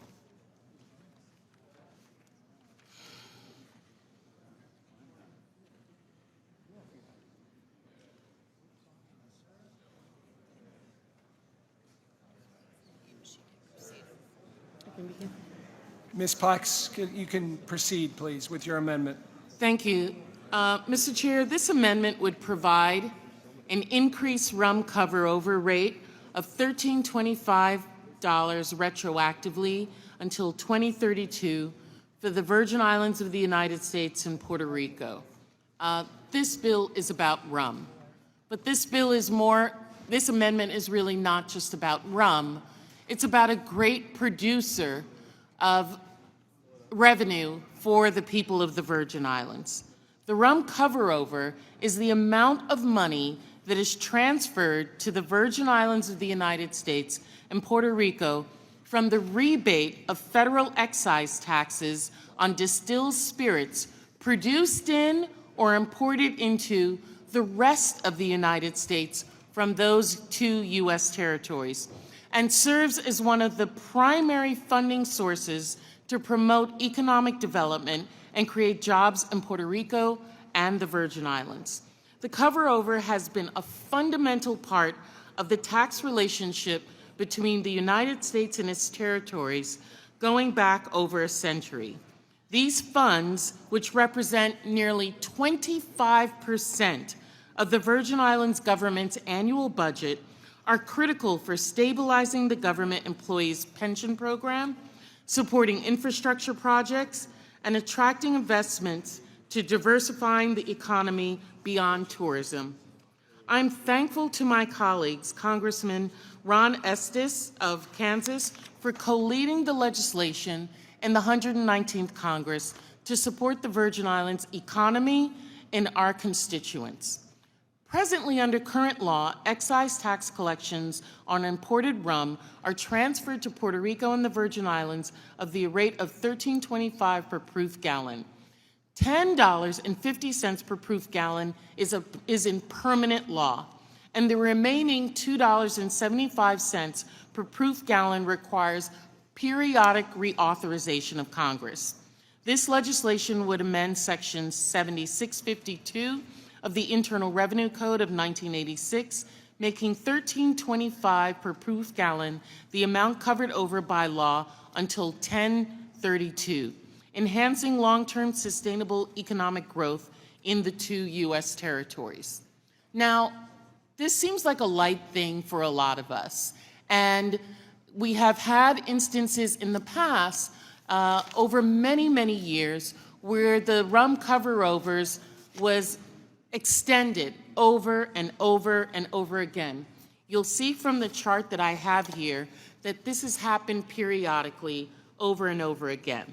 From 1999, extended in 2001. 2001, it was temporary, extended to 2003.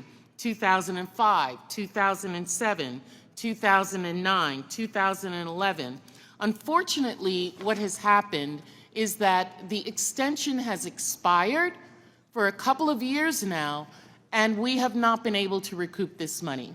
Now, I know that the chairman, Mr. Smith, Mr. Estes, and others have agreed to work with us because the economy, 25% of our revenues are dependent on that $13.25, particularly because in order to stabilize our retirement system, the government of the Virgin Islands used the $13.25 to securitize funding to be able to keep the employment system, the retirement system for our government employees moving. And so I'm asking that my colleagues continue to work with us to ensure that this money can be recouped by both Puerto Rico and the Virgin Islands so that our economies can continue to move forward and we can gain that financial independence that we so desperately are looking forward to. I yield back at this time. Thank you, Ms. Plaskett. Does anybody seek recognition? Mr. Estes, you're recognized for 5 minutes. Thank you, Mr. Chairman. I appreciate this amendment being brought forth by Ms. Plaskett.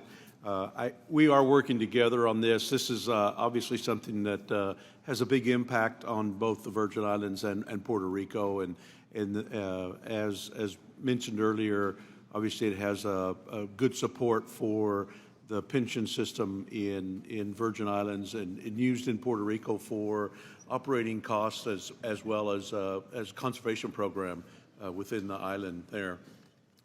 One of the things I think that's been problematic with this process and why we want to make sure that this gets renewed for the reimbursement is just the variable nature of it and how it's difficult to plan and move forward on this. So I know we didn't get this wording into the bill as we pulled together the one big beautiful bill, just because there were so many provisions to pull through that. But I think this is an ideal scenario where we can work together and have a bipartisan solution. With that, I yield back, Mr. Chairman. Does anybody else seek recognition? Ms. Sanchez. Thank you, Mr. Chairman. I support Congresswoman Plaskett's amendment, and I want to thank her for bringing forward this important amendment. I know how vital the rum carryover program is to her constituents as well as to the people of Puerto Rico. At its core, this amendment is about providing stability and certainty, two things that every jurisdiction we represent need for long-term planning and growth. The uncertainty surrounding the current rum carryover rate has made it difficult for both Puerto Rico and the U.S. Virgin Islands to confidently budget and invest in their communities. The rum carryover has been part of the U.S. tax system for over a century, helping Puerto Rico and the Virgin Islands make critical investments in infrastructure, education, and public services. In the Virgin Islands, it accounts for about 1/3 of the general revenue. Without that stability, the territories face financial strain. The temporary nature of the current rate leads to unpredictable funding, which affects not only the day-to-day operations, but also the territory's bond payments and retirement systems. By locking in the $13.25 rate until 2032, the amendment would provide much-needed financial certainty, enabling better budgeting, planning, and long-term growth for both territories. This change is essential for the continued development and economic health of Puerto Rico and the U.S. Virgin Islands.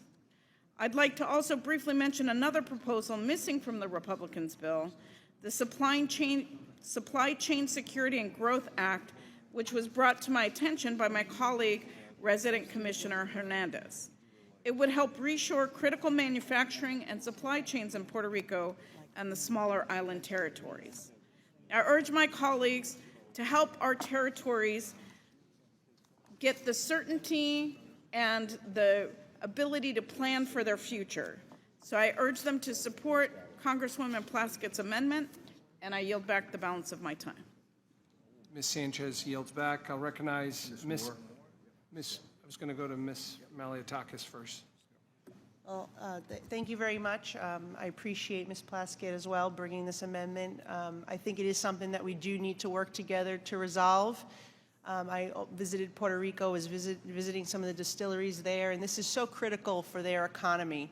The rum industry is so incredibly important to the economy in Puerto Rico, and we need to do what we can as a body to make sure that they have this income, which is used not just for stability in the government, but for their ecosystems and so many other things. And this is one way that we can help Puerto Rico and the Virgin Islands, and I think we need to work together in a bipartisan fashion to make sure that this gets done by the end of the year. And I thank you for putting this issue forward, and I join my colleagues who have spoken in favor of supporting a solution here, and I look forward to working together with the committee members to get this done. Thank you, Ms. Malliotakis. Now recognize Ms. Moore of Wisconsin. Thank you, Mr. Chairman. I'll be brief. I did not know about this problem in Puerto Rico and the Virgin Islands, and I appreciate the fact that, Ms. Plaskett, you seem to have bipartisan support with regard to increasing the rum cover over rate. But I think that had you brought us some samples of this, we might have been more inclined to pass this morning. I yield back. So I yield the rest of my time to Ms. Plaskett, but I was just wondering. Well, you know, Ms. Moore, Yesterday, it's officially now, yesterday was my birthday. And in my office, I not only had food, but you can be assured that at any day, given day, that the product of my home, rum, will be available to any and all members of the Ways and Means Committee, how and should they need it. Whether that's dark, white, flavored, however you want it, rum and Coke, it's available. But on a serious note, I really am, if you understand that, the territories are in a very different position because we rely on Congress to determine so much of what we do. We don't have the independence that the states have. And Congress decides so much of our very existence. And this is just one other example of that, where our economy, which, we have moved rum to be something that is a benefit to us.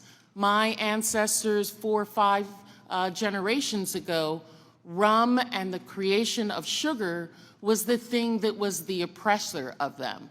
So we have moved this to be something that benefits us as a people, benefits our economy, but we rely on Congress to do the right thing, to give us the amount so that we can stabilize our government at that additional rate. And so, Mr. Chair, as you can see, we have bipartisan support in this. I'm grateful and thankful to my colleague from New York, Ms. Malliotakis, who I know has a large number of Puerto Rican constituents, as well as people from other Caribbean islands. And of course, my colleague, Mr. Estes, thank you so much for being the champion of this in this Congress. I know our former colleague, Congresswoman, former Congresswoman Gonzalez Colon, who's now the governor of Puerto Rico. I hope she's not watching at this very moment and that she's getting some rest. But this is something that we are all really very keen on and looking forward to. And so I'm asking if the chair would commit to working with us to ensure that there can be some work done on this matter so that our governments of both the Virgin Islands and Puerto Rico can continue to have certainty in how we work on ensuring that our economies move forward and are not as dependent on the federal government as we would propose we are right now. We want to be independent and mature, and that requires us to have the full funding that we need to be able to stabilize our economy, and I'm asking for your support as we continue to work on this. May I have that support? Thank you, Ms. Plaskin. We look forward to working with you in a collaborative way. And with that acknowledgement and from the chair, understanding that, as well as the bipartisan support of my colleagues, at this time I withdraw the amendment.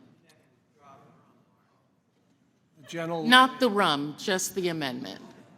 Thank you, Ms. Plaskett. The gentlelady withdraws her amendment. Are there any other amendments?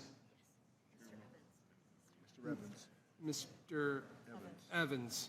Mr. Evans, you're recognized. Mr. Chairman, I have a reserve a point of order. Mr. Buchanan. Go ahead, Mr. Evans. Mr. Chairman, I have an amendment at the desk. If you'll pause for a second, we'll distribute that.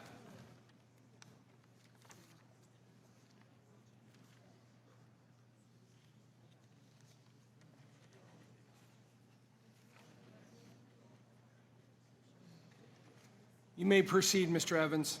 I ask that you consider my amendment, which would restrict the undue special treatment of millionaires. My amendment would make sure that millionaires face the same paperwork requirements that Republicans are forcing onto poor Americans.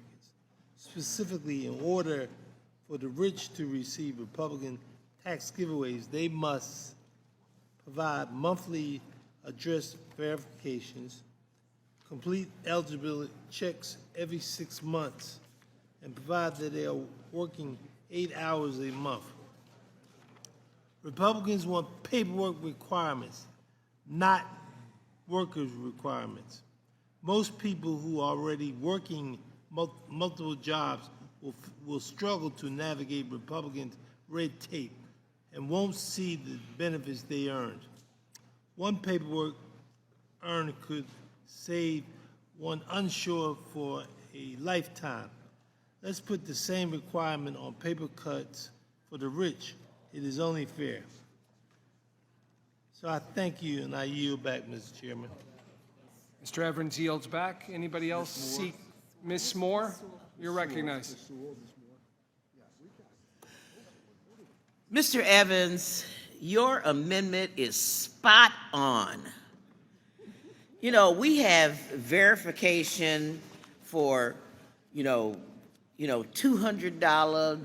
$500 benefits for people who are poor. And yet, these people who benefit from the 199A, we don't know what they're doing. I mean, they could be rock stars or something that, have one show every 3 months and claim the benefit and do nothing for 3 months, but lay on the beach and drink rum and Coke. And so I do think that it's spot on to create some parity between people who work hard and have to report and prove that they're working, and those people that we give gargantuan amounts of money to, how much work do we think Dick and Liz Eline are doing to get $115 million? I want to know how much work they're putting in for that $115 million and what value they're creating. This is, we require this kind of accountability from welfare recipients, and indeed, I think that many of the 199A recipients are in fact welfare recipients, and so I would yield back. Ms. Moore yields back. Recognize Mr. Smucker. Thank you, Mr. Chairman. I want to just mention again, 199A is one of the most pro-growth provisions in this bill that we're considering today. It's important to every small business that is a pass-through. We don't have work requirements for the corporate rate. We don't need work requirements here. These are individuals who are running business, who are working very, very hard. So this is an important bill that, as I mentioned earlier, or provision that I mentioned earlier, allows businesses to reinvest more into wages for their employees, reinvest in equipment, expansion, and reinvest in their communities. So I ask my colleagues to vote no on this amendment. Thank you, Mr. Smucker. Recognize Ms. Sewell. Thank you, Mr. Chair. I stand in support of the Evans Amendment in increasing the reporting requirements for those 199A recipients. These are citizens who are making over $10 million, and the reality is, I think that the tax code is not fair when it comes to these reporting requirements. I represent, in my district, the Alabama 7th Congressional District, folks who are making literally $25,000 are 32% of them get audited for EITC. And why? Because it's easy to audit someone whose income is $25,000. It's the $10 million folks that actually get away with murder because it's probably very complicated and whatever. So I think in the interest of parity and fairness, I think that Mr. Evans is spot on in increasing the reporting requirements. Why not? I mean, I'm sure that this is something that won't be onerous for these 199A recipients because they probably have a team of lawyers and auditors all on staff that will probably do the work. So at the end of the day, I think that we should try to make our tax code a little bit more fair. So I do support this and ask that my colleagues do the same. Thank you, Ms. Sewell. Anybody else seek recognition? If not, the question is on agreeing to the amendment offered by Mr. Evans. The clerk will call the roll. Mr. Buchanan. No. Mr. Buchanan, no. Mr. Smith of Nebraska. Mr. Smith of Nebraska, no. Mr. Kelly. Mr. Kelly, no. Mr. Schweikert. Mr. Schweikert, no. Mr. LaHood. Mr. LaHood, no. Mr. Arrington. Mr. Estes. Mr. Estes, no. Mr. Smucker. Mr. Smucker, no. Mr. Hearn. Mr. Hearn, no. Mrs. Miller. Mrs. Miller, no. Dr. Murphy.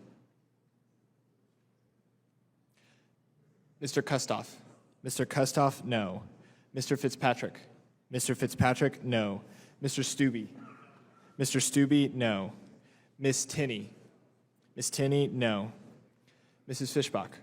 Mrs. Fishbach, no. Mr. Moore.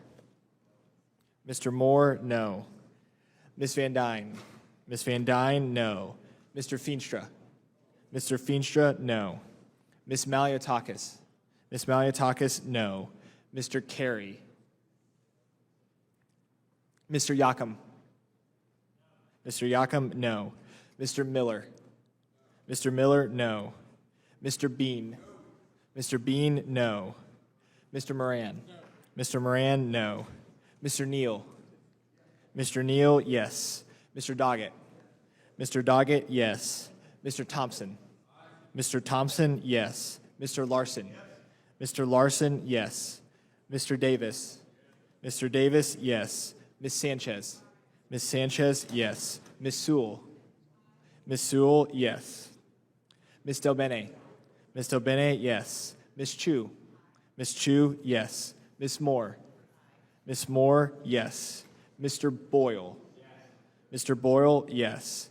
Mr. Byer. Yes. Mr. Byer, yes. Mr. Evans. Yes. Mr. Evans, yes. Mr. Schneider. Mr. Schneider, yes. Mr. Panetta. Mr. Panetta, yes. Mr. Gomez.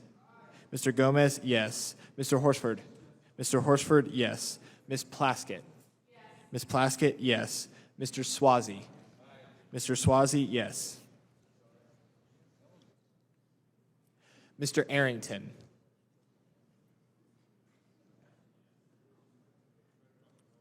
Dr. Murphy. Dr. Murphy, no. Mr. Carey. Mr. Carey, no.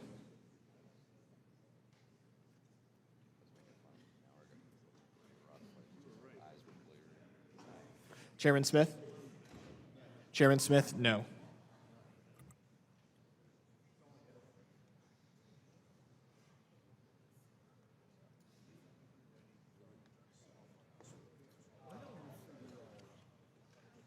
The clerk will report the vote.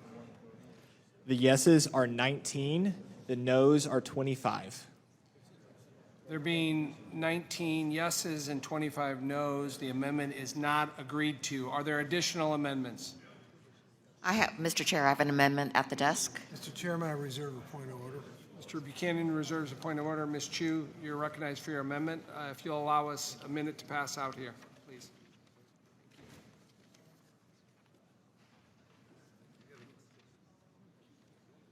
You can proceed, Ms. Chu. Mr. Chair, my amendment would strike 3 sections from this bill designed to rip health care away from the very people who need it most. These are the sections that use red tape to sabotage the Affordable Care Act. First, let's call this bill what it is, a deliberate attempt to gut the Affordable Care Act. This bill attacks one of the most basic protections of the ACA, automatic re-enrollment. For years, that provision has kept working families covered even if they missed a deadline or had trouble navigating complex paperwork. But now, Republicans want to kill it. Under this bill, every family would have to manually verify their income every year or lose access to their advanced premium tax credits. If they can't perfectly predict their income 12 months in advance, they'd be forced to pay the full premium out of pocket with no assistance. That isn't how any other health coverage works. Employer plans, Medicare, Medicaid, none of them force you to reapply every single year under threat of losing your care.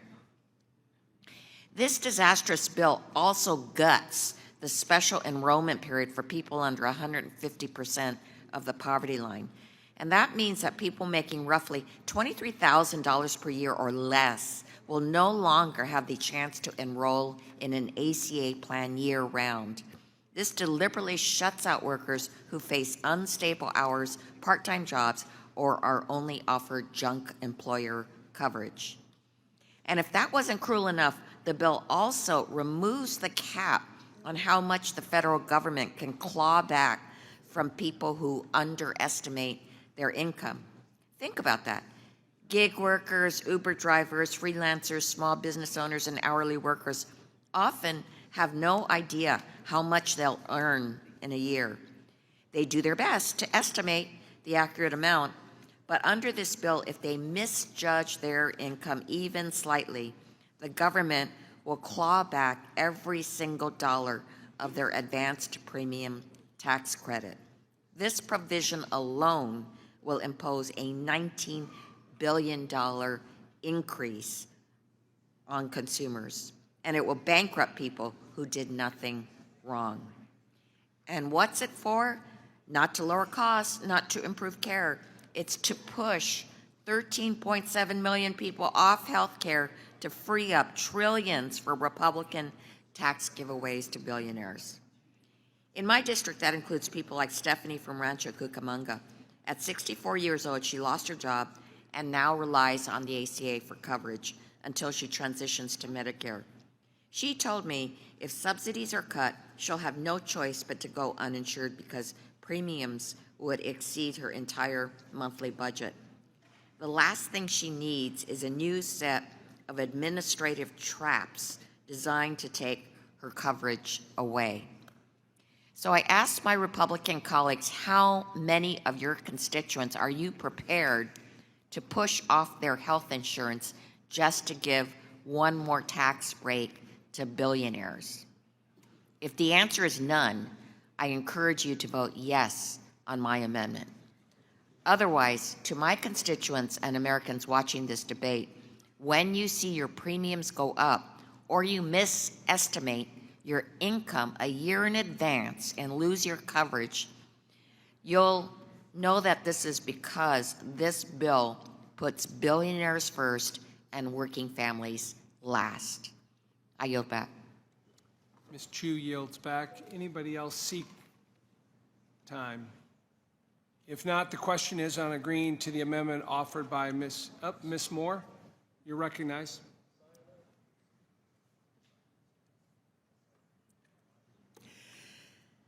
I'll be very brief.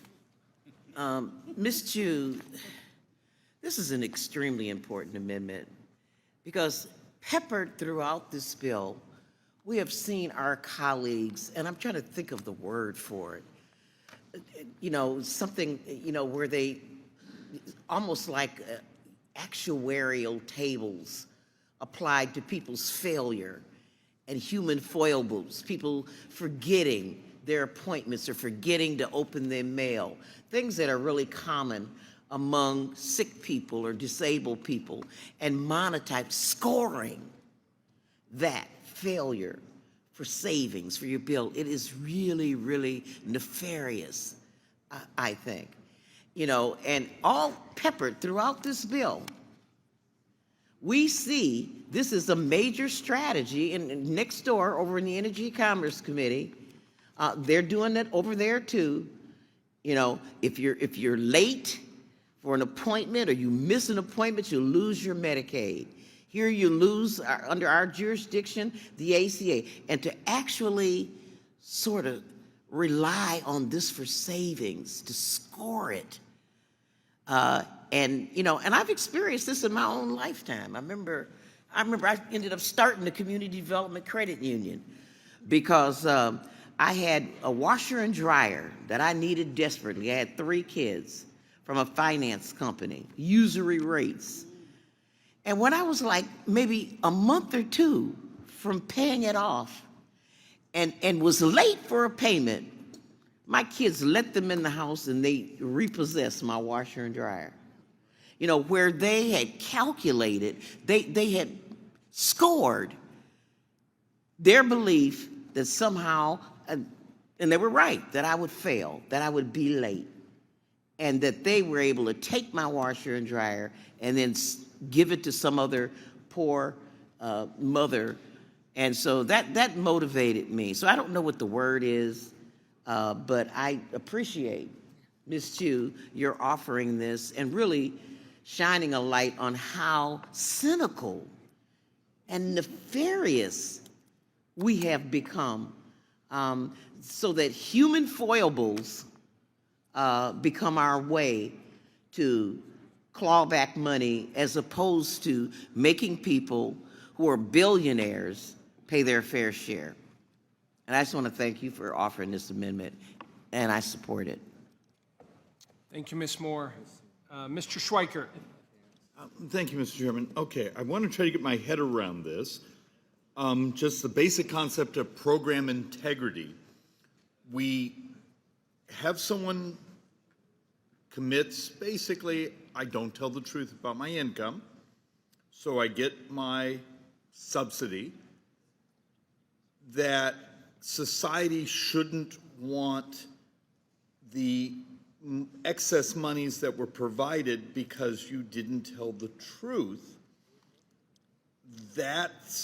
So we want an amendment that basically says it's okay to commit fraud and it's wrong for society to ask back the dollars that were fraudulently taken. You know, this is how you end up getting the public actually despising these programs that you say help, because you create the cascade of incentive. It's okay to cheat. And I know that's not what you mean here.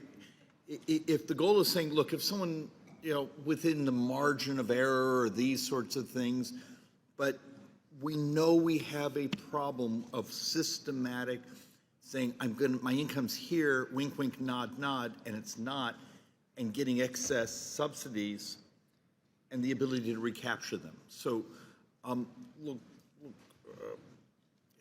it's not to be cruel. It's actually, if you want programs to continue, we can't basically tell everyone, hey, but it's okay if we have lots of fraud. So if there's a better mechanism, be happy to take it. Do you want me to yield, or yeah, go ahead. Thank you, Mr. Schweikert. Just following your same train of thought, what's the difference between that and a big corporation or billionaire evading taxes? But both of them require it when they're evading taxes. They actually are subject to criminal penalties. No, because you've underfunded the agency whose job it is to provide oversight. Okay, but no, you're doing. No, I'm asking. Quite frankly, that's just a level of conflating things. If you have a mechanism to, like, I'm a huge fan, as you know, of using technology at the IRS because it's much more effective than people. We've already seen that. So, look, I want to. If you cheat, you should get caught, whether you be a big corporation or individuals. As we've had talk for years, I want to come up with a cleaner, better way on earned income tax credits. So there's not the 2-month delay. Just use technology. Someone's earned it, get them their money, and get rid of that 2-month delay. And we've even had troubles on that of just doing the data match and saying, let's just get rid of, let's get the speed to work. There's a way to do this, but we can't look like we're incentivizing bad acts. And with that, I yield back. Mr. Schweikert yields back. Ms. Delbeni. I yield my time to Ms. Chu. I just have to answer this. You are accusing gig workers, Uber drivers, freelancers, small business owners, hourly workers, all of committing fraud. And you think if they're deliberately doing that? And how about this? Does an Uber driver know how many shifts that they will necessarily be taking? Now, I also have to express a thing that happens in my district, because I'm in a district with a lot of creative workers, they're in the music, television, and film industry, and they don't know if they will or will not get a job. And maybe they predict at the beginning of the year that they're going to have so much in income, but then they ultimately may not get a job, or they may get a big job in some production. They cannot know exactly how much they will make in that year. And what this would do is punish them for that and will force them to give back every single dollar of their advance premium tax credit, and will bankrupt people who did nothing wrong. And it's so cynical that it imposes, basically, this is how you're making money. This is how you are giving money to the billionaires by imposing a $19 billion tax increase on these consumers. You're making $19 billion off of this. And I yield back. The gentlelady yields back. I now recognize Mr. Kelly of Pennsylvania. Mr. Schweikert. Okay, fascinating. So you now admit that you gave the number, there's $19 billion, so you now admit there is a scale of bad acts. That's actually very large. Having Scottsdale, I also, believe it or not, have a very creative population too. The number of Hollywood that actually live in my community, because it's much more tax effective. The fact of the matter is, if you've been overpaid, you're making an argument you shouldn't have to pay it back. Does anyone else just see the absurdity here? So, you know, look, we can go back and forth on this. We obviously just see the world differently, that if you take something you shouldn't, maybe you should have to give it back. And with that, back to Mr. Kelly. Mr. Kelly yields. Any other member seeking recognition? If not, the question is on agreeing to the amendment offered by Ms. Chu. Clerk will call the roll. Mr. Buchanan? No. Mr. Buchanan, no. Mr. Smith of Nebraska? Mr. Smith of Nebraska, no. Mr. Kelly? Mr. Kelly, no. Mr. Schweikert? Mr. Schweikert, no. Mr. LaHood? No. Mr. LaHood, no. Mr. Arrington? Mr. Estes? Mr. Estes, no. Mr. Smucker? Mr. Smucker, no. Mr. Hearn? Mr. Hearn, no. Mrs. Miller? Mrs. Miller, no. Dr. Murphy? Dr. Murphy, no. Mr. Kustoff? Mr. Kustoff, no. Mr. Fitzpatrick? Mr. Fitzpatrick, no. Mr. Stubbe? Mr. Stubbe, no. Ms. Tinney? Ms. Tinney, no. Mrs. Fishbach? Mrs. Fishbach, no. Mr. Moore? Mr. Moore?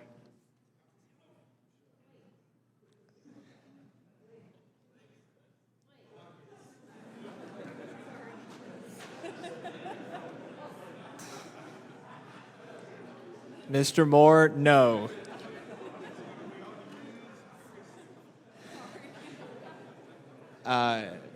Ms. Van Dyne.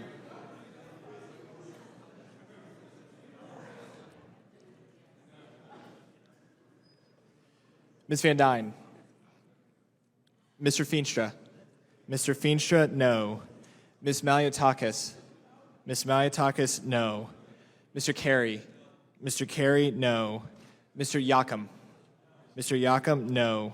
Mr. Miller. Mr. Miller, no. Mr. Bean. Mr. Bean, no. Mr. Moran. Mr. Moran, no. Mr. Neal.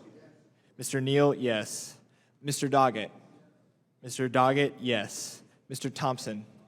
Mr. Thompson, yes. Mr. Larson. Mr. Larson, yes. Mr. Davis. Mr. Davis, yes. Ms. Sanchez.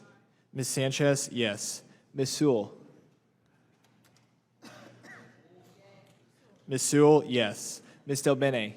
Ms. Del Bene, yes. Ms. Chu. Ms. Chu, yes. Ms. Moore. Ms. Moore, yes. Mr. Boyle. Mr. Boyle, yes. Mr. Byer. Mr. Byer, yes. Mr. Evans. Mr. Evans, yes. Mr. Schneider. Mr. Schneider, yes. Mr. Panetta. Mr. Panetta, yes. Mr. Gomez. Mr. Gomez, yes. Mr. Horsford. Mr. Horsford, yes. Ms. Plaskett. Ms. Plaskett, yes. Mr. Swazi. Mr. Swazi, yes. Mr. Arrington.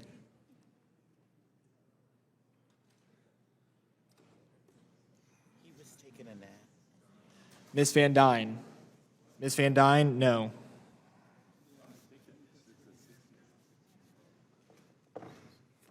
Chairman Smith? No. Chairman Smith, no.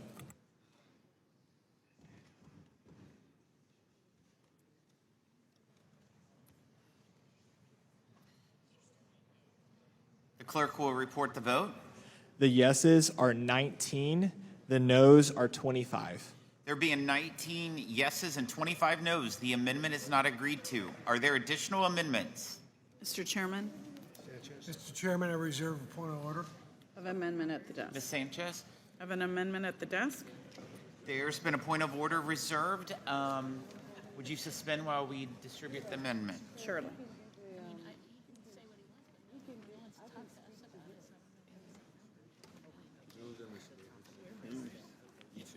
Thank you. You may proceed.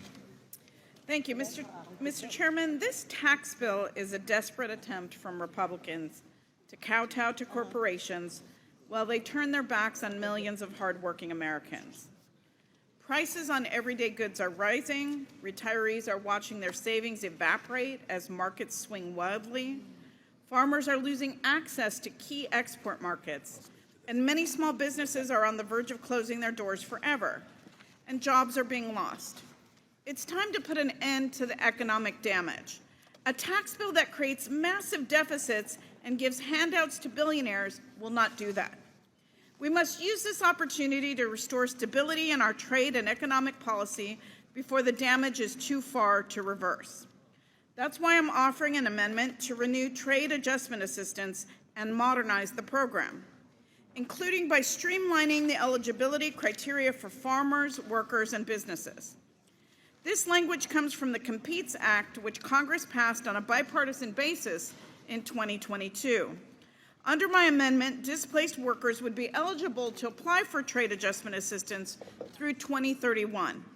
My amendment would also ensure port workers and workers in the trucking industry will be eligible to apply for TAA if they unfairly lost their jobs due to tariffs imposed by President Trump since January 20th of this year. Since its inception, TAA has helped millions of trade-displaced workers attain the necessary skills, credentials, resources, and support they need in order to return to work. At least 192,000 workers have pending TAA petitions with the Department of Labor. That includes 17,240 new applicants since President Trump took office in March, a nearly 10% increase in less than 2 months. Despite the fact this data was updated monthly, no new data has been available since March 3rd, just after Trump began to wreak havoc on our economy with the Canada and Mexico tariffs and the April 2nd global tariffs. Wow, I wonder why. Could it be that the Trump administration is scared of Americans finding out the real cost of his chaotic trade policies? Not only are prices going up, but Americans working in trade-related industries literally have their jobs on the line, including the thousands of port workers from Los Angeles and Long Beach that live in my district. Every one container that arrives in the port supports 4 jobs in the Los Angeles economy. Yet imports at the Port of Los Angeles are currently down by 35% from the same time last year. If this trend continues, empty shelves and layoffs will follow. We also cannot forget the truck drivers who help transport essential goods across the country. These truck drivers will lose from declining freight volumes and higher operational costs. We cannot abandon our workers. They need relief now. Over 8,000 workers with pending TAA applications are in my Republican Ways and Means colleagues' district. Chairman Smith currently has 1,272 workers with pending TAA applications. Representative Adrian Smith, 295 workers in his district. Representative Mike Kelly, 60 workers. Representative Schweikert, 250 workers. Representative LaHood, 1,097 workers. Representative Estes, 528 workers. Representative Miller, 35 workers. Representative Murphy, 120 workers. Representative Van Dyne, 1,382 workers. Rep. Feenstra, 197 workers. Rep. Carey, 387 workers. Rep. Miller, 125 workers. And Rep. Yacom, 2,442 workers, all with pending trade adjustment assistance claims. They cannot afford to be left in limbo any longer, waiting for Congress to renew trade adjustment assistance. I call on my Republican colleagues to support my amendment to renew TAA and offer some relief to their constituents who have unfairly lost their jobs due to this administration's stupid and irresponsible trade policies. And with that, I yield back the balance of my time. Mr. Smith. Thank you, Mr. Chairman. I think it's important to note that given the job market right now, with employers underwriting the costs of training their employees, that's pro-worker, it's pro-taxpayer, and certainly eliminates the need for what used to be a bipartisan program, but I think a lot of reasonable folks would describe it as overly partisan now, and, as I pointed out, largely unnecessary. When you look at the tax bill and how pro-worker that is, when you go back to the negotiation of USMCA, a Trump priority during a Pelosi speakership that got done, if that can get done, pretty much anything could be done, I would think, around here, if we lean into what our objectives are. It's enlightening, I guess, when during his first term, President Trump proposes tariffs, and certainly the anti-Trump crowd opposed those, and then once the anti-Trump crowd had control to get rid of those tariffs, they did nothing about those. In fact, we saw 4 years of absence on the world stage as it relates to a trade agenda. And I think the world was watching, certainly, and the world expected more out of us and for us to be more aggressive in advocating for ourselves on the world stage as it relates to commerce and international trade. So certainly we have a more aggressive negotiator now in the White House who's moving forward, I think, in a pro-worker way. And that's why I think that ultimately TAA, certainly as it's been fashioned in the past, is no longer necessary because employers are actually picking up the tab and more efficiently training their employees. That is pro-worker, pro-employee, and pro-taxpayer. Thank you. I yield back. Further discussion on the amendment? Ms. Chu. I strongly support this amendment, which would extend protections for workers who are completely left behind by this bill. That's because this legislation does nothing to shield consumers or workers from the devastation unleashed by President Trump's senseless trade war. He's unilaterally imposed tariffs on nearly every product or material imported into the U.S. from almost every single country in the entire world. Fortunately, he caved yesterday and paused the 145% tariffs on China for 90 days, but there's no reason to believe that any of these postponed tariffs will not come back into force soon. And that's why the International Longshore and Warehouse Union, which represents dock workers at the ports of Los Angeles and Long Beach nearby district, called these tariffs a direct attack on the working class. Their jobs are under threat as cargo stops moving through the ports. And because Republicans have refused to work with Democrats to reauthorize the trade adjustment assistance to help workers who lose their jobs due to trade-related impacts, they will be left behind if their jobs are lost. This amendment is a small step that Republicans can take towards addressing the havoc wreaked by the Trump trade war.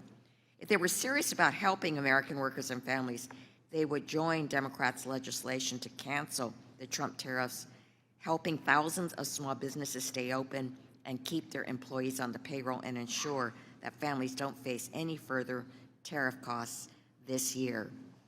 President Trump has turned the global economy upside down through this trade war.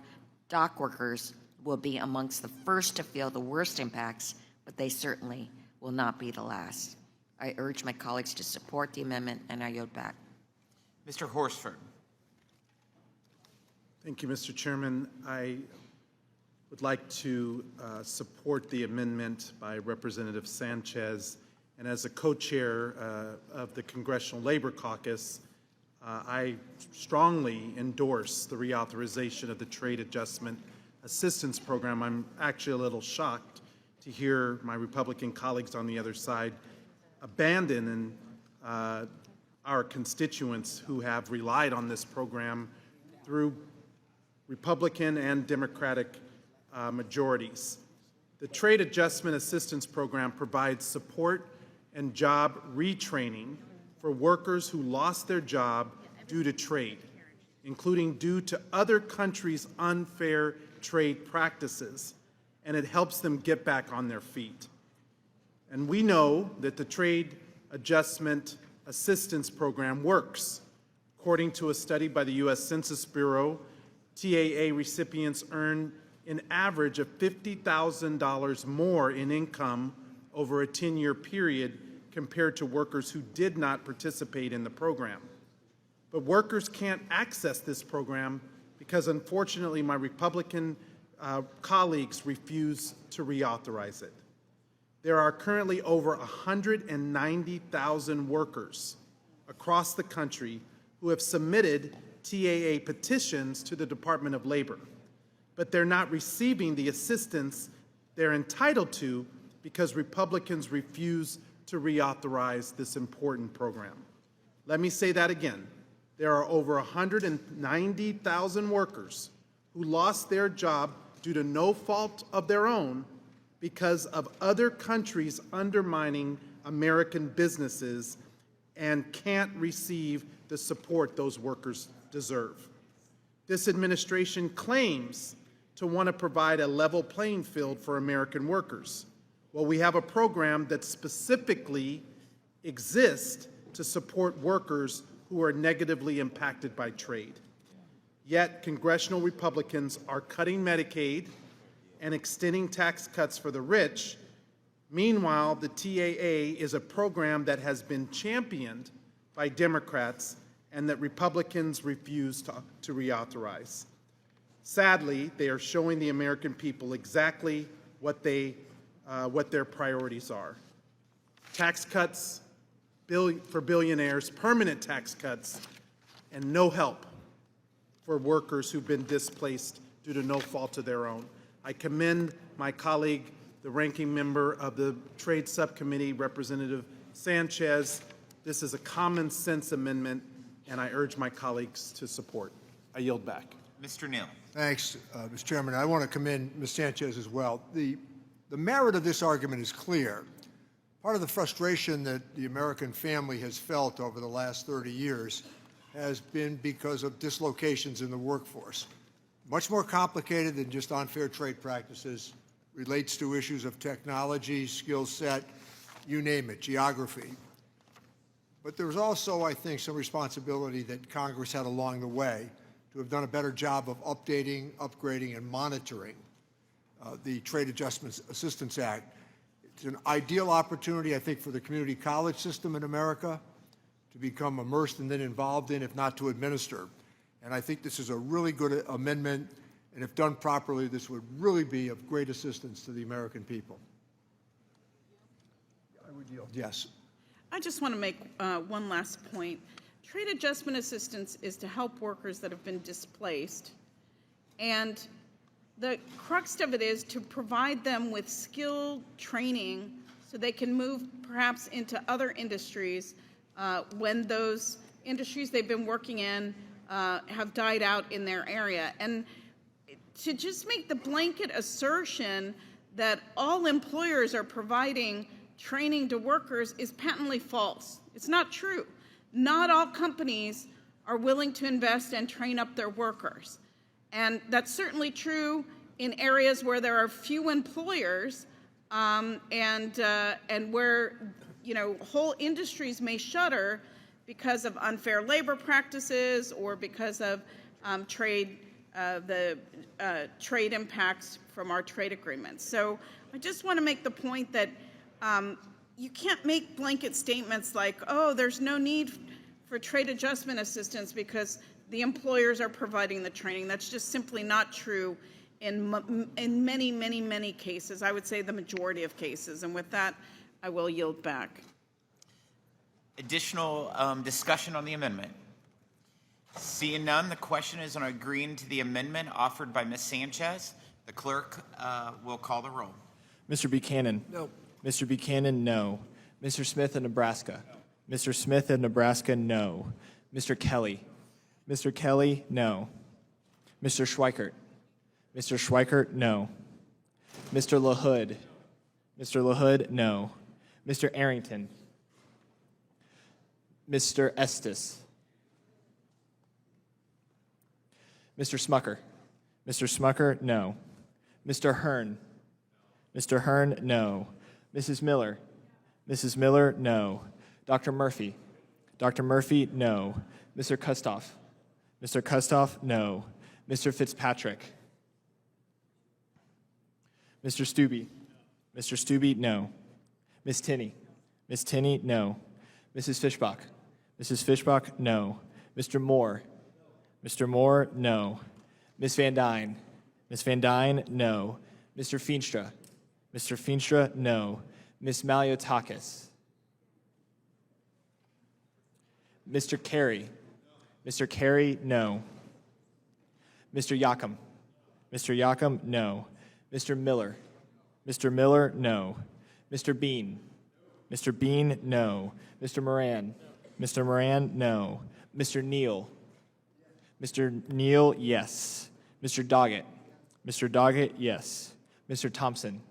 Mr. Thompson, yes. Mr. Larson? Yes. Mr. Larson, yes. Mr. Davis? Mr. Davis, yes. Ms. Sanchez? Ms. Sanchez, yes. Ms. Sewell? Ms. Sewell, yes. Ms. Delbene? Ms. Delbene, yes. Ms. Chu? Ms. Chu, yes. Ms. Moore? Ms. Moore, yes. Mr. Boyle? Yes. Mr. Boyle, yes. Mr. Byer? Yes. Mr. Byer, yes. Mr. Evans? Yes. Mr. Evans, yes. Mr. Schneider? Mr. Schneider, yes. Mr. Panetta? Mr. Panetta, yes. Mr. Gomez?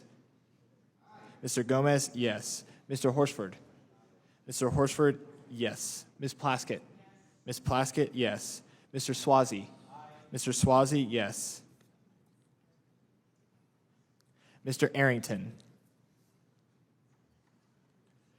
Mr. Estes? Mr. Estes, no. Mr. Fitzpatrick?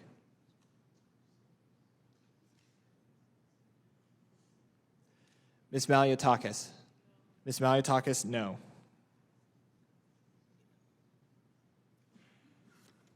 Chairman Smith? No. Chairman Smith, no.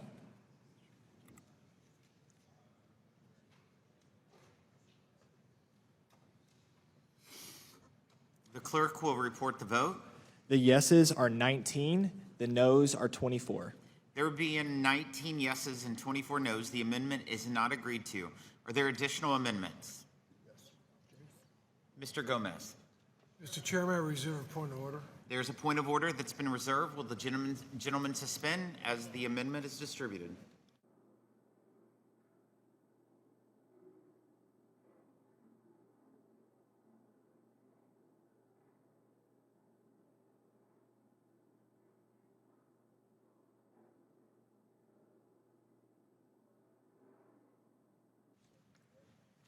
Mr. Gomez, you can proceed.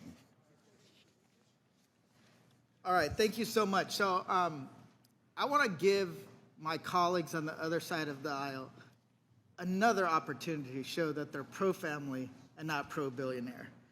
I have an amendment that would adjust the paid leave tax credit in the bill found in Section 45S to ensure that it actually helps working families.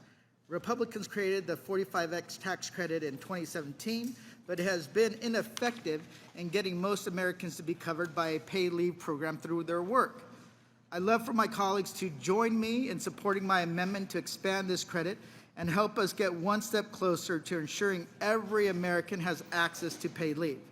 My amendment would increase the credit from 25% to 75% for small businesses and 50% for large businesses where the majority of workers make under $100,000. It would also put in place important protection for employees who employers claim the credit, like guaranteeing job protection, requiring employers to continue health insurance, and prohibiting employers from charging extra fees or discriminating against workers for taking leave. It would also support and strengthen existing state paid leave programs by offering a federal reimbursement to help more states create these successful programs. I've been hearing a great deal about President Trump and Republicans wanting to do more to boost the birth rate. As a father of a young son, I can tell you exactly what is making it hard for Americans to start and grow a family right now. Families want help with groceries, with rent, with affordable, high-quality childcare. And they want to know that when they have a child, they can take time off of work to care for their newborn son or daughter and still be supported financially. They want to know that they can go back to their job after their 12 weeks with their new family member. And we know that this isn't just good policy for families, it's good for the economy too. Paid leave helps small businesses keep and retain workers and remain competitive. Again, I ask my friends on the other side of the aisle, you want to pass this bill to give billions away to the wealthiest Americans. Why not work together to do some good for working families for a change? By passing this amendment, we'll make paid leave a reality for more Americans and show them what policy that is actually made to help working families. So here's the thing. I expanded paid family leave in California. And one of the things that we saw is when we passed it, we were the first state of the union to pass paid family leave. We started all of a sudden seeing more people spend time with their loved ones, to be there to bond with a newborn child and to support their spouse. And what we've learned is when a spouse spends time with their wife, they're less likely to have postpartum depression, the health outcomes actually increase and improve, and it also means that there is just a stronger family bond. So if you want to be pro-family values, and not just for the billionaires, then I ask you to support my amendment. With that, I yield back. Mr. Feenstra. Thank you, Mr. Chair. I would like to thank the gentleman for his amendment. We have done a tremendous job in this bill on the Family Medical Leave Act. We worked very hard. Obviously, many of you know that was a pilot program that was established in 2017 in the Tax Cuts and Jobs Act, and we are extending it and making it permanent, which is very significant. What it does, it strengthens the paid family medical leave credit from the premium Trump tax cut. It also quadruples the maximum employer-provided child tax credit and adds additional relief to small businesses for providing child care. I mean, these are very important things to families, and I'm very proud of what we're doing in this bill. I'm proud that we're going down the path to make sure that we extend family medical leave to small businesses, that they can use their insurance, their disability insurance, to make all these make this family medical leave work up to 12 weeks. So thank you for noting this, but the bill does a great job already in this area. Thank you, and I yield back. Are there additional discussion on the amendment? Ms. Sanchez. Thank you, Mr. Chairman. According to the National Partnership of Women and Families, only 27% of our workforce has access to paid family leave through their employers. In fact, the United States is one of only 6 countries in the world that does not guarantee any paid leave to our workers. I know how difficult coming back to work so quickly after having a baby can be. When my son Joaquin was born exactly 16 years ago, I was going to say today, but it was actually yesterday, I was back in this hearing room 3 days later to mark up the Affordable Care Act. Paid family leave is essential to any parent. We need it in every line of work, from the halls of Congress to office jobs to fast food restaurants. This amendment will vastly improve the paid family leave, allowing more workers to benefit from more time. It incentivizes states to allow all of their residents to have comprehensive leave policies. Paid leave isn't just good for families, it's also good for businesses. Small businesses are at a disadvantage if they can't provide paid leave to their workers, while big businesses can afford to do so. And paid leave keeps people in the workforce by allowing them to hold jobs and care for children at the same time. This bill makes it clear that my Republican colleagues don't care about the benefits that paid leave would bring to their constituents. They found ways to make big corporations richer, but at the expense of families. They made it clear that they don't care about their own constituents who are struggling to make ends meet, and they've made it very clear that they just don't care about working parents. I urge everyone to vote yes on this amendment to make paid leave applicable to all workers, protect American jobs, and help families afford to care for their children. And with that, I yield back the balance of my time. Ms. Moore.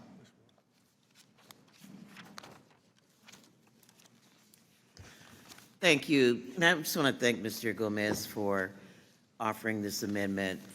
You know, it is, again, this is an extension of some remarks I had made earlier about the family supports people actually need in order to stay in the workforce.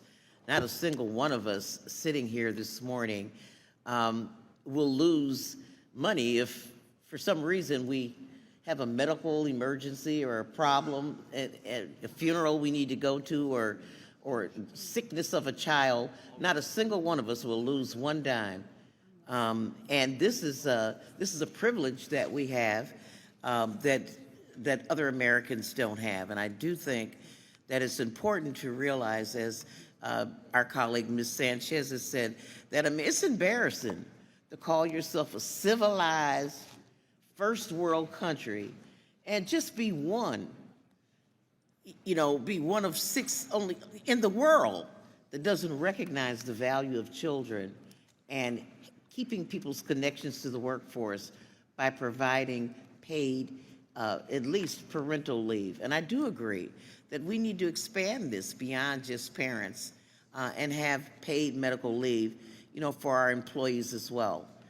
I've been an employer for many years in one capacity or another, and I have some of the most wonderful, talented, intelligent, and loyal employees because I put their families first. Nobody ever has to miss a parent-teacher conference on behalf of coming to my job. No one ever has to come to work ill because of my job. Nobody has to come and bring in a doctor's excuse. I respect them and take their words. And in return for that, I have people right here at 5 o'clock in the morning here staying with me. And that's the investment that I think we need to make in our employees, in our economy, and of course in our families. And I'll yield back. Further discussion on the amendment? Seeing none. Oh, Ms. Plaskett. Thank you. I, like so many women here who had children before this became a thing, I have, my oldest son is 37 now, and I can recall having him my senior year at Georgetown and not having any way of just having the support of friends to be able to watch him while I went to class. And then having my second son in between law school, my third son, my second year of law school, while I worked a job during the day, went to law school at night, graduated with 3 of them under the age of 5, and there was no leave. I wanted to start a family, wanted to get it out of the way, have my children have each other, and the country was not in a place where it was offering support to families for paid leave. And now the United States is one of only 6 countries in the world that does not guarantee any paid leave to our workers. Now, the Ways and Means Democrats passed the first ever bill to guarantee 12 weeks of comprehensive universal paid family leave without a single Republican vote. We did that. They want to talk about what we could have done when we had everything. That's something we did. And we found ways to pay for it when we were in charge. And now, instead of expanding paid leave, this bill continues a failed fig leaf policy from 2017. We know that during that time, only 1,230 businesses used the credit that they were offering, and 89% of the spending went to pay 180 claims from firms with over $1 billion in revenue. Only 16% of small business owners support extending the credit. This is not going to get to the families and to the individuals and to the young, growing families that we need to support them while they're growing their families. We talked about being pro-life, right? Remember that discussion? How many hours ago was that? When we talked about supporting women giving birth. And as Ms. Moore said, we support until the baby comes out. And then it's done. The support leaves completely, and you're on your own. So this bill, this amendment is being offered to support the range of families, the range of individuals, to be there in a manner so that they don't have to be like Ms. Sanchez had to do 3 days after giving birth, being back in this dreadfully cold room for a markup. And it will allow families to be able to have what they need to be able to go back to work.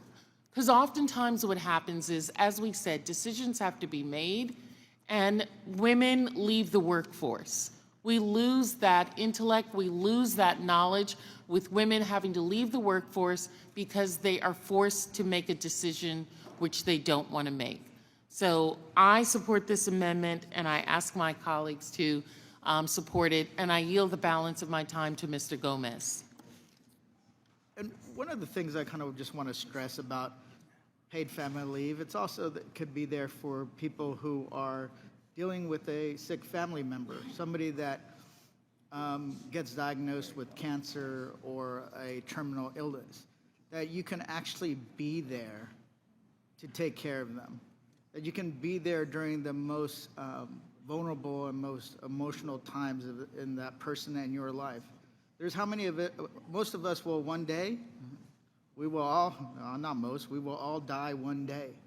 And don't we want our loved ones to be able to take off time to be there so that when we go gently into the dark night, that we have some comfort?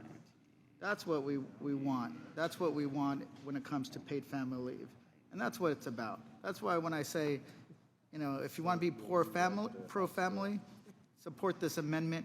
Show people that you're thinking about them. With that, I yield back to the gentle lady from the Virgin Islands. Thank you, Mr. Gomez, and I yield back my time. Further discussion on the amendment? Seeing none, the question is on agreeing to the amendment offered by Mr. Gomez. The clerk will call the roll. Mr. Buchanan. Mr. Buchanan, no. Mr. Smith of Nebraska. Mr. Smith of Nebraska, no. Mr. Kelly. Mr. Kelly, no. Mr. Schweikert. Mr. Schweikert, no. Mr. LaHood. Mr. LaHood, no. Mr. Arrington. Mr. Estes. Mr. Estes, no. Mr. Smucker. Mr. Smucker, no. Mr. Hearn. Mr. Hearn, no. Mrs. Miller. Mrs. Miller, no. Dr. Murphy. Dr. Murphy, no. Mr. Kustoff. Mr. Kustoff, no. Mr. Fitzpatrick. Mr. Fitzpatrick, no. Mr. Stubbe. Mr. Stubbe, no. Miss Tinney. Miss Tinney, no. Mrs. Fishbach. Mrs. Fishbach, no. Mr. Moore. Mr. Moore, no. Miss Van Dyne. Miss Van Dyne, no. Mr. Feenstra. Mr. Feenstra, no.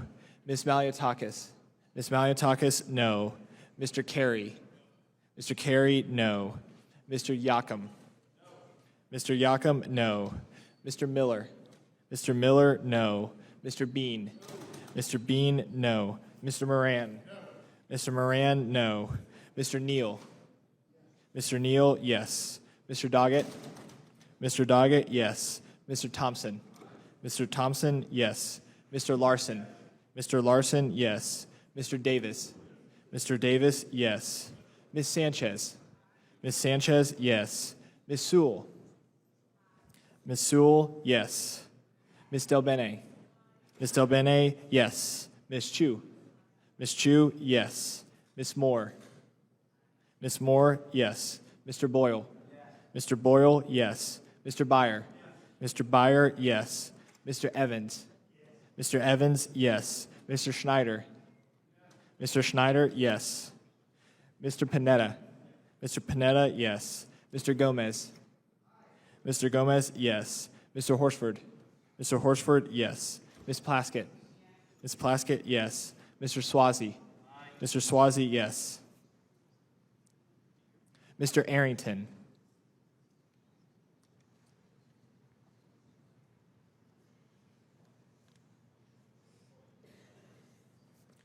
Chairman Smith? No. Chairman Smith, no.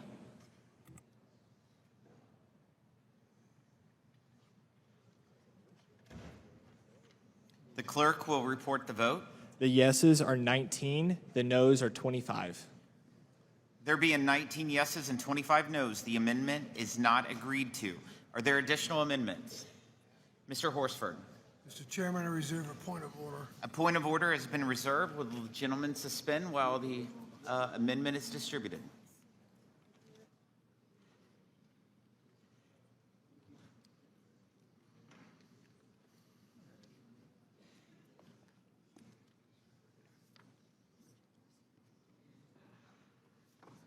Thank you.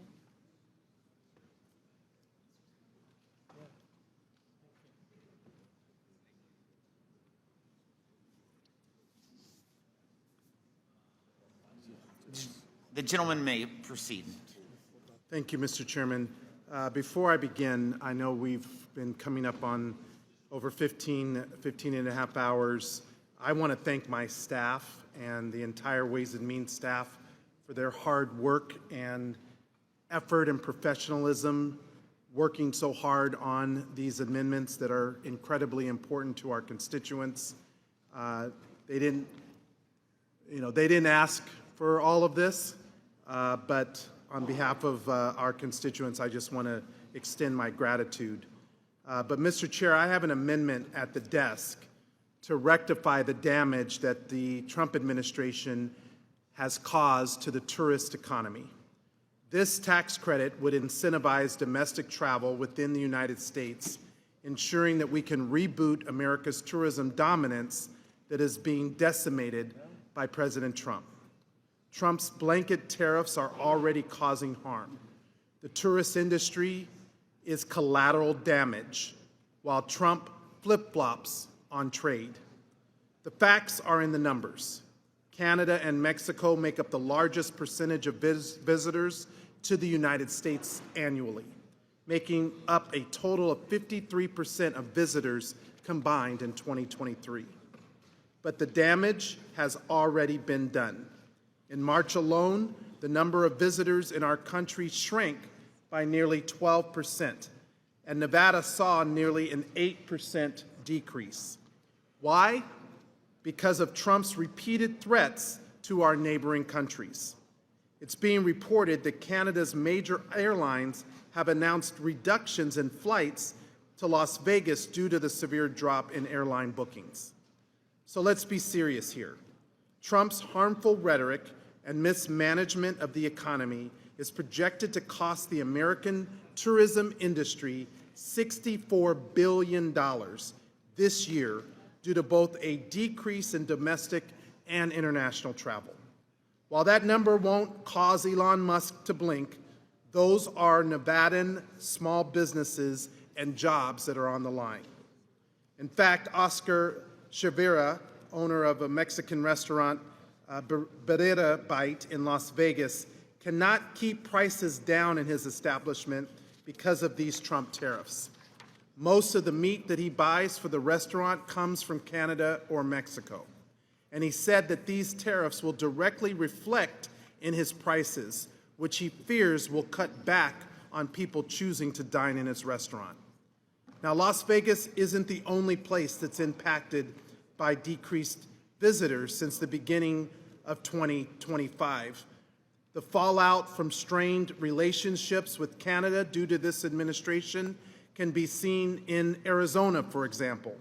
Canadians account for roughly $775 million in spending during the snow season, but because of this administration and their actions, they are reconsidering travel not only to Arizona, but also to Nevada and to places all around our country as a whole.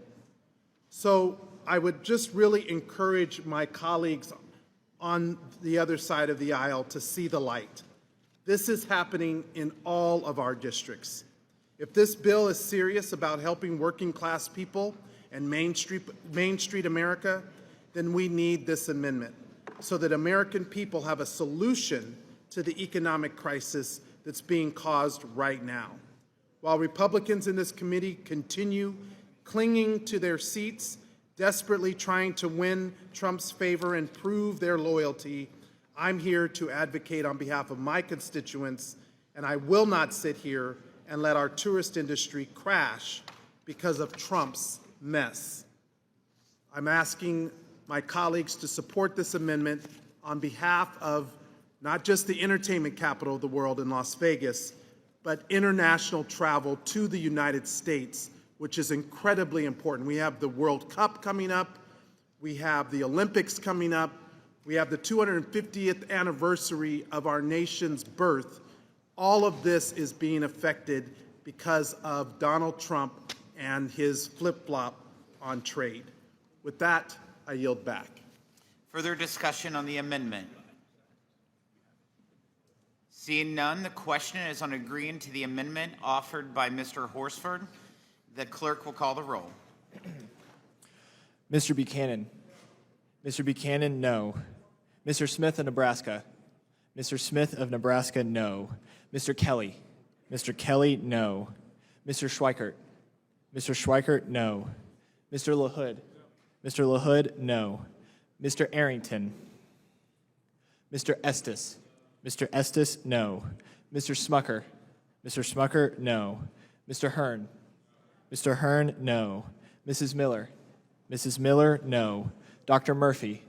Dr. Murphy, no. Mr. Kustoff. Mr. Kustoff, no. Mr. Fitzpatrick. Mr. Fitzpatrick, no. Mr. Stubbe. Mr. Stubbe, no. Ms. Tinney. Ms. Tinney, no. Mrs. Fishbach. Mrs. Fishbach, no. Mr. Moore. Mr. Moore, no. Ms. Van Dyne. Ms. Van Dyne, no. Mr. Feenstra. Mr. Feenstra, no. Ms. Maliotakis. Ms. Maliotakis, no. Mr. Carey. Mr. Yakum. No. Mr. Yakum, no. Mr. Miller. Mr. Miller, no. Mr. Bean. Mr. Bean, no. Mr. Moran. Mr. Moran, no. Mr. Neal. Mr. Neal, yes. Mr. Doggett. Mr. Thompson. Mr. Thompson, yes. Mr. Larson. Mr. Larson, yes. Mr. Davis. Mr. Davis, yes. Ms. Sanchez. Ms. Sanchez, yes. Ms. Sewell.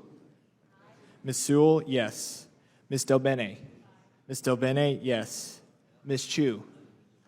Ms. Chu, yes. Ms. Moore. Ms. Moore, yes. Mr. Boyle. Yes. Mr. Boyle, yes. Mr. Byer. Mr. Byer, yes. Mr. Evans. Yes. Mr. Evans, yes. Mr. Schneider. Mr. Schneider, yes. Mr. Panetta. Mr. Panetta, yes. Mr. Gomez. Mr. Gomez, yes. Mr. Horsford. Mr. Horsford, yes. Ms. Plaskett. Ms. Plaskett, yes. Mr. Swazi. Mr. Swazi, yes.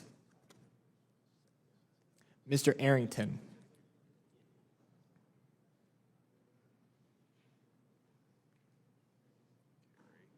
Mr. Carey. Mr. Carey, no. Mr. Doggett.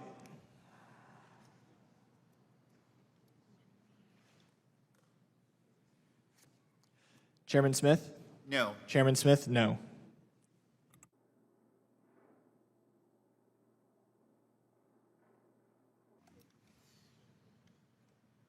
The clerk will report the vote. The yeses are 18, the noes are 25. There being 18 yeses and 25 noes, the amendment is not agreed to. Are there additional amendments? Mr. Chairman, I reserve a point of order. Mr. Doggett, Thank you, Mr. Chairman. would you suspend while your amendment is distributed? And there has been a point of order reserved. Oh, it's germane.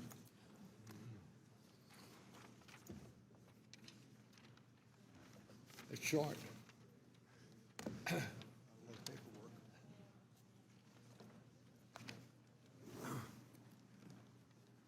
Proceed. Thank you, Mr. Chairman. This amendment is one line. It deletes the voucher provisions in this bill. These voucher provisions are designed to really undermine our public schools. They come as a supplement to voucher plans that have been implemented in some states, most recently in the state of Texas. I believe that our public schools are essential to our democracy, and that measures to undermine those schools, which serve about 90% of the students in our country, are measures that not only hurt public education, but hurt the entire concept of democracy.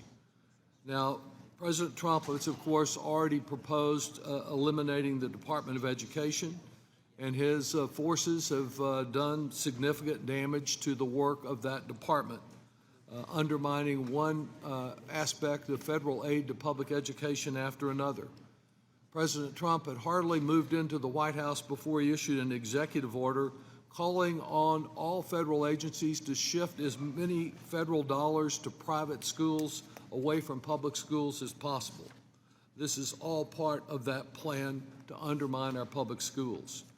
And it's very interesting on the development of this particular measure in that it did come before our committee last year and was voted on in this committee. I opposed it then. Democrats opposed it. It got out of committee, but Republicans never brought it to the floor for consideration. Instead of having this bill, this voucher proposal considered on its merits separately, it's being buried into this huge reconciliation bill in hopes that it can take a ride along the way and get passed when it might not be able to pass the House on its own merits. And that's been true of voucher measures generally. When they have gone to the public again and again, they have been voted down. We have also considerable experience from the states in these voucher systems. Take Florida, where in 2023 the state removed income eligibility limits for its voucher program. With these changes, 69% of new voucher recipients were already enrolled in private schools, while only 30% of them came from families earning less than $55,000 a year. In Arkansas, the state's own Department of Education reported that 95% of voucher recipients had never set foot in a public school before receiving public dollars. And in Arizona, over half of 2024 voucher spending is going to students who are already in private schools or not yet in school. And even within this bill, families who qualify include those making 300% of the area median income. In other words, in Texas, families making as much as $228,000 would be eligible for these credits. And credits to do what? To go to schools that don't have to accept everyone, schools that don't have to have certified teachers, schools that don't meet the needs of individuals with disabilities, of children with disabilities. And that's why I'm very pleased to work with our colleague, Congresswoman Sewell, in offering this amendment, because we believe in our public schools, believe in all they have to offer for America, and recognize that Parents are fine to send their children to private school, but don't use taxpayer dollars to do it. This is using taxpayer resources. It's just using it in a more obscure way through a tax credit system.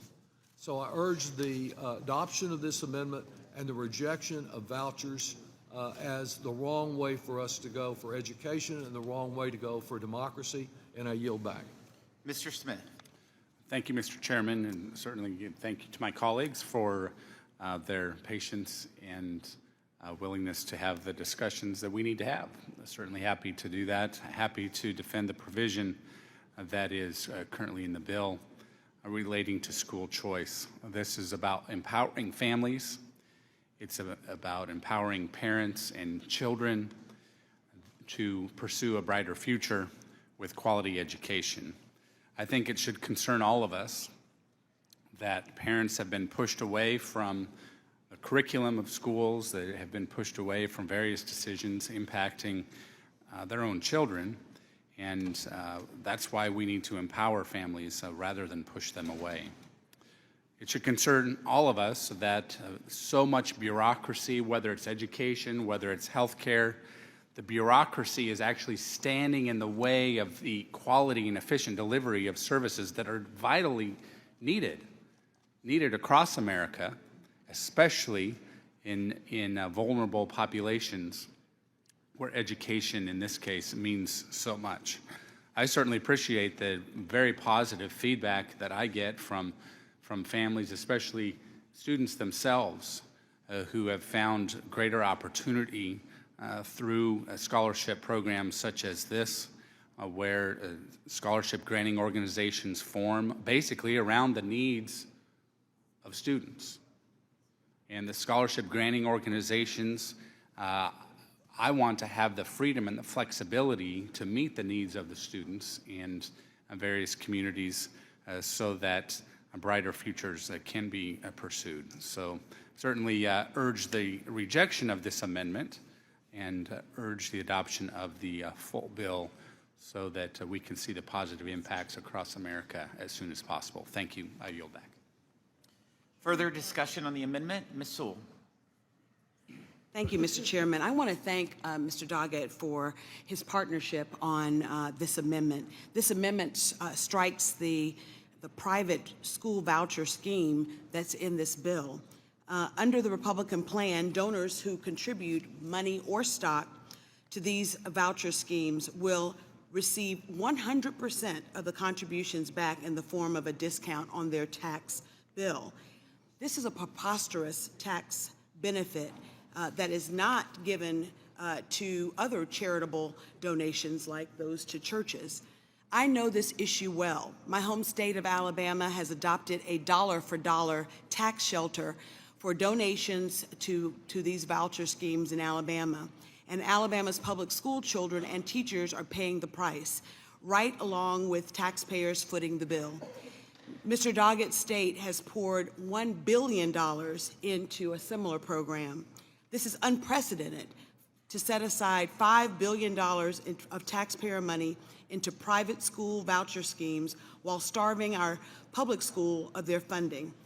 We should not stand for this, and I know I, for one, will be very vocal about it.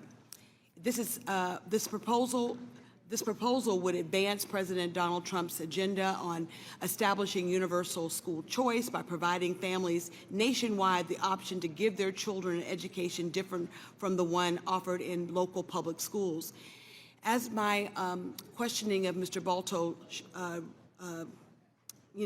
unveiled, there are no household income requirements for students to receive these scholarships. Therefore, parents can give as a donation to these organizations as much money as they want, dollar for dollar, getting that donation as a deduction.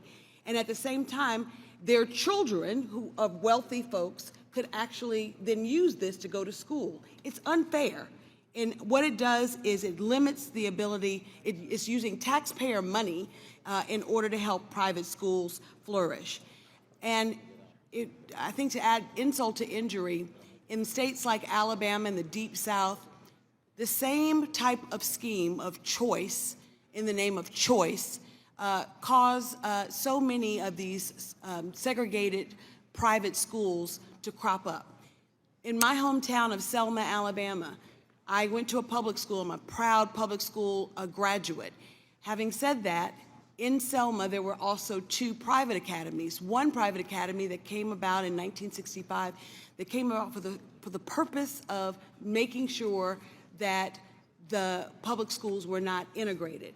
And I have to tell you, the public school back in Alabama, when I was there in Selma, we had a debate team. We were the ones who had winning basketball teams and the like. And it was our kids that went on to Ivy League schools and to top universities.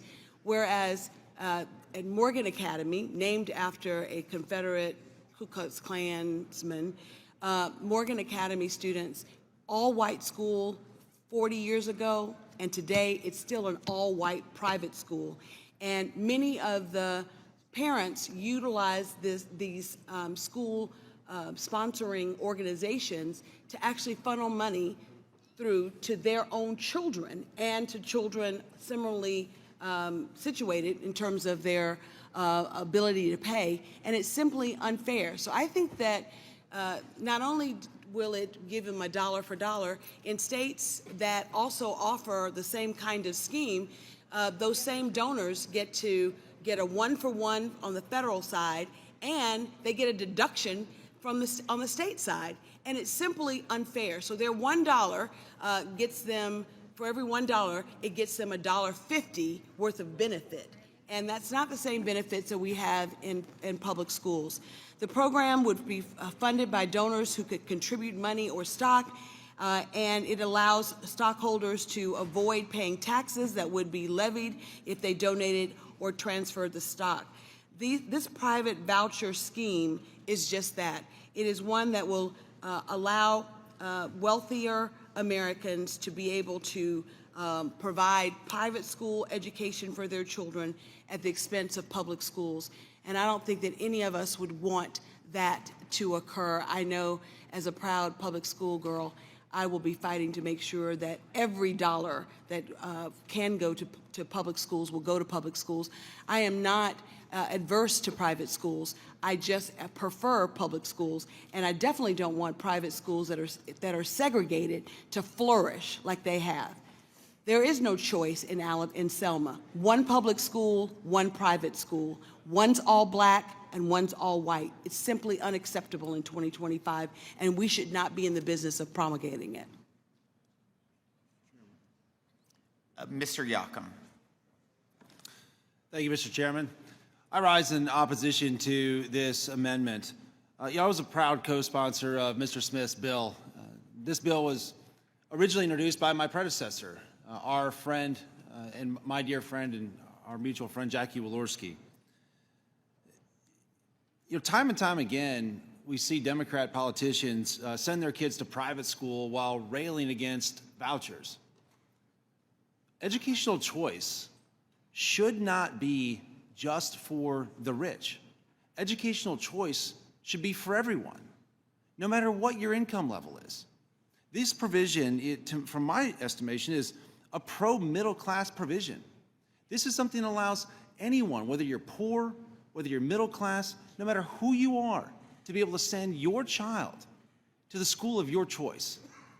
Mr. Chairman, I urge my colleagues to vote no on this amendment, and I yield back. Mr. Davis.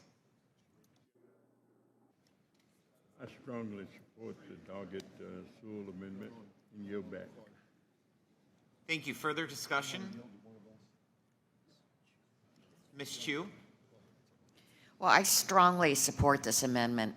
As if the bill we're marking up today doesn't already do enough to cater to the wealthiest individuals in this country, Republicans have included this Educational Choice for Children Act, which would take federal funding away from public schools in order to subsidize private schools and some of the wealthiest families that attend them.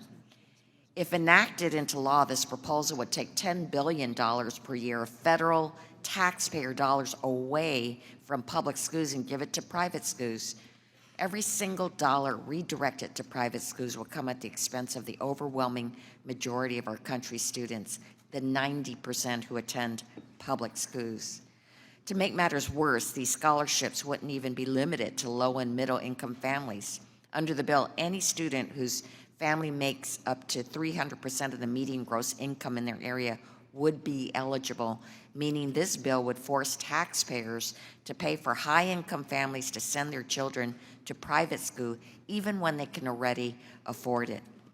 In fact, in schools that currently have school voucher programs, 70% of students receiving vouchers were already attending private schools to begin with. Furthermore, private schools, unlike public schools, are not required to provide a free and fair education to all children and are allowed to turn away prospective students and ignore civil rights protections, such as protections for students with disabilities. We must not use public tax dollars to subsidize the wealthiest families who send their children to private, expensive, and often religious schools that are not accountable to the public and are not required to serve every student equitably. For that reason, I urge a no vote on this bill. Further discussion on the amendment? Seeing none, the question is on agreeing to the amendment offered by Mr. Doggett. The clerk will call the roll. Mr. Buchanan. Mr. Buchanan, no. Mr. Smith of Nebraska. Mr. Smith of Nebraska, no. Mr. Kelly. Mr. Kelly, no. Mr. Schweikert. Mr. Schweikert, no. Mr. LaHood. Mr. LaHood, no. Mr. Arrington. Mr. Estes. Mr. Estes, no. Mr. Smucker. Mr. Smucker, no. Mr. Hearn. Mr. Hearn, no. Mrs. Miller. Mrs. Miller, no. Dr. Murphy. Dr. Murphy, no. Mr. Kustoff. Mr. Kustoff, no. Mr. Fitzpatrick. Mr. Stubbe. Mr. Stubbe, no. Ms. Tinney. Ms. Tinney, no. Mrs. Fishbach. Mrs. Fishbach, no. Mr. Moore. Mr. Moore, no. Ms. Van Dyne. Ms. Van Dyne, no. Mr. Feenstra. Mr. Feenstra, no. Ms. Maliatakis. Ms. Maliatakis, no. Mr. Carey. Mr. Carey, no. Mr. Yakum. Mr. Yakum, no. Mr. Miller. Mr. Miller, no. Mr. Bean. Mr. Bean, no. Mr. Moran. Mr. Moran, no. Mr. Neal. Mr. Neal, yes. Mr. Doggett. Mr. Doggett, yes. Mr. Thompson. Mr. Thompson, yes. Mr. Larson. Mr. Larson, yes. Mr. Davis. Mr. Davis, yes. Ms. Sanchez. Ms. Sanchez, yes. Ms. Sewell. Ms. Sewell, yes. Ms. Del Bene. Ms. Del Bene, yes. Ms. Chu. Ms. Chu, yes. Ms. Moore. Ms. Moore, yes. Mr. Boyle. Mr. Byer. Yes. Mr. Byer, yes. Mr. Evans. Yes. Mr. Evans, yes. Mr. Schneider. Mr. Schneider, yes. Mr. Panetta. Mr. Panetta, yes. Mr. Gomez. Mr. Gomez, yes. Mr. Horsford. Mr. Horsford, yes. Ms. Plaskett. Ms. Plaskett, yes. Mr. Swazi. Mr. Swazi, yes. Mr. Arrington. He's sleeping Mr. Fitzpatrick. somewhere in the hallway. Passed out in the hallway.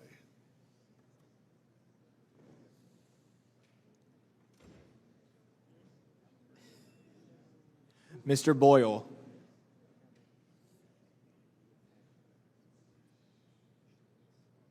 Chairman Smith?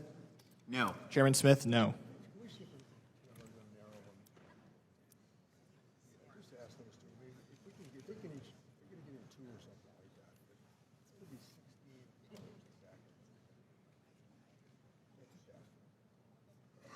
The clerk will report the vote. The yeses are 18, the noes are 24. There being 18 yeses and 24 noes, the amendment is not agreed to. Are there additional amendments? Ms. Sewell. Mr. Chairman, I reserve a point of order. There has been a point of order reserved. Would the lady please suspend while we distribute the amendment?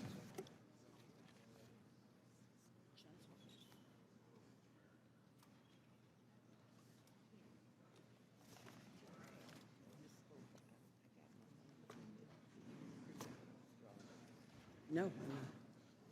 But you can speak on mine. Is yours about endowment? Ms. Sewell, you can proceed. Thank you, Mr. Chairman. My amendment seeks to strike the provision in this bill that targets the endowments of America's leading colleges and universities for the sake of paying for corporate tax and tax cuts for the wealthy. In 2017, for the first time, the Tax Cuts and Jobs Act imposed a tax on the endowments of not-for-profit colleges and universities with more than 500 students and endowments larger than 5,000 per student. It was a 1.4% tax. Now, this bill provides an even greater tax and expands the number of institutions that must pay it. Under this bill, it is a four-tiered tax proposal that ranges from 1.4% to as much as 21% tax. This is truly punitive. Imposing this punitive tax is an attack on American values. America's leading colleges and universities are nonprofit entities that benefit all Americans. They seek cures and treatments for diseases like Alzheimer's and cancer. These institutions generate discoveries in quantum science and artificial intelligence that are critical to America's security and prosperity. They spin out businesses and develop talents and entrepreneurs. They power regional economies and educate diverse regional workforces, and they truly change lives as well. It is an attack on college affordability. More than half of annual endowment spending goes directly to student financial aid, tens of billions a year. By reducing reliance on federal loans, endowments reduce burdens on American taxpayers and enable graduates more flexibility to pursue public sector or not-for-profit jobs. Now, I can personally attest to the college affordability. You see, I would never have had an opportunity to go to college, to my alma mater, had it not been for the fact that my alma mater used its endowment to provide a needs-blind admission. When I first got to Princeton, I didn't know how my family was going to afford it. Not only did they admit me on a needs-blind basis, but they provided me with every financial help that I needed in order to graduate. Princeton is one of the leading institutions when it comes to student aid. I can personally attest that even after 35 years, their commitment to college affordability and being able to use its endowment to help make sure that America's children that get in actually can get out of college debt-free. In fact, most families with incomes of under $100,000 pay nothing for their undergraduate students to attend college at Princeton, and I know that many of the other elite colleges have similar programs. Half of all Princeton students receive aid that covers the full cost of tuition, including most families with incomes up to $200,000. I think that the punitive nature of this tax is based on a fallacy, that somehow these institutions breed liberalism. Well, I can tell you that this one institution that I went to, my alma mater, produced Terry Sewell, a Democrat, as well as Ted Cruz, a Republican. I think it's a fallacy that somehow going to these institutions create liberalism. It's an attack on higher education. University endowments are essential to America's preeminence in higher education. It's an attack on America's competitiveness by continuing to have this punitive tax. Our country needs to win the global competition in industries that will dominate in the 21st century, such as AI and quantum science and biotechnology. And endowments support essential American leadership in these areas. You know, I also think it's really unfair that similarly situated taxpayers should be treated similarly. Nonprofit colleges and universities are no different than libraries, museums, and philanthropic foundations in each of our districts. They are significant organizations impacting overall well-being of the local economy. I think that it is a shame that we are utilizing endowments to tax endowments up to 21% to pay for the wealthiest to get a tax break and for big corporations to have permanent taxes. I yield back the balance of my time, and I urge my colleagues to think about the universities and institutions in their own districts that provide opportunities that would not exist for vulnerable children and children in need. Thank you, and I yield back. Further discussion on the amendment? Ms. Hsu? This bill is so outrageous and illogical that it would likely result in some universities paying a higher tax than many corporations do, despite the fact that these institutions of higher education are driven not by profit, but by their mission to educate the public and support research. And let's consider that university endowments enable many institutions to provide more generous financial aid for their students and to help fund groundbreaking research. In fact, U.S. colleges and universities spend more on student financial aid from their endowments than on anything else. Institutions like the California Institute of Technology, or Caltech, which is in my district, meets 100% of students' demonstrated financial needs so they can focus on making the discoveries of tomorrow without having to worry about costs or graduating with a mountain of debt. All told, this tax increase will undermine the teaching and research missions of affected institutions, harm students in need of financial aid, and curtail critical research without doing anything to lower the cost of college or enhance access to higher education. And for that reason, I urge a yes vote, and I yield back. Further discussion on the amendment? Seeing none, the question is on agreeing to the amendment offered by Ms. Sewell. The clerk will call the roll. Mr. Buchanan. No. Mr. Buchanan, no. Mr. Smith of Nebraska. Mr. Smith of Nebraska, no. Mr. Kelly. Mr. Kelly, no. Mr. Schweikert. Mr. Schweikert, no. Mr. LaHood. Mr. LaHood, no. Mr. Arrington. Mr. Estes.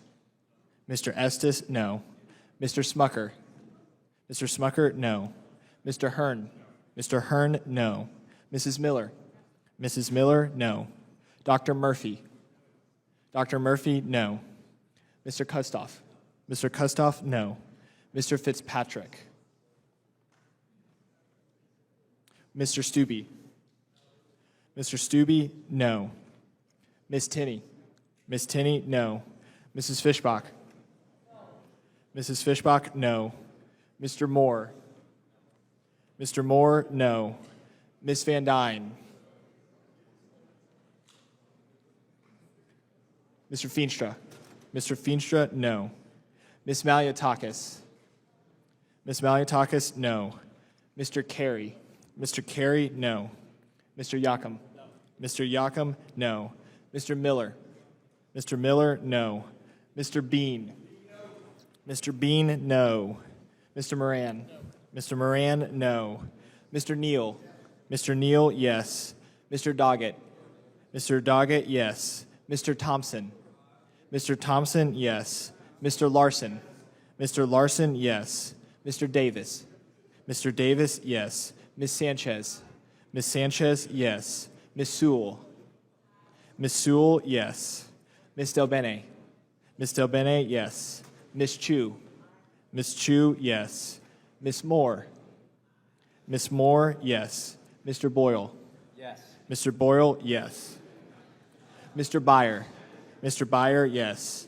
Mr. Evans. Yes. Mr. Evans, yes. Mr. Schneider. Mr. Schneider, yes. Mr. Panetta. Mr. Panetta, yes. Mr. Gomez. Mr. Gomez, yes. Mr. Horsford. Mr. Horsford, yes. Ms. Plaskett. Ms. Plaskett, yes. Mr. Swazi? Mr. Swazi, yes. Mr. Arrington? Mr. Fitzpatrick?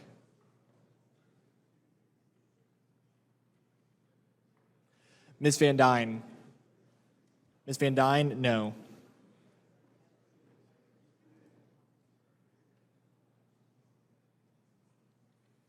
Chairman Smith? No. Chairman Smith, no.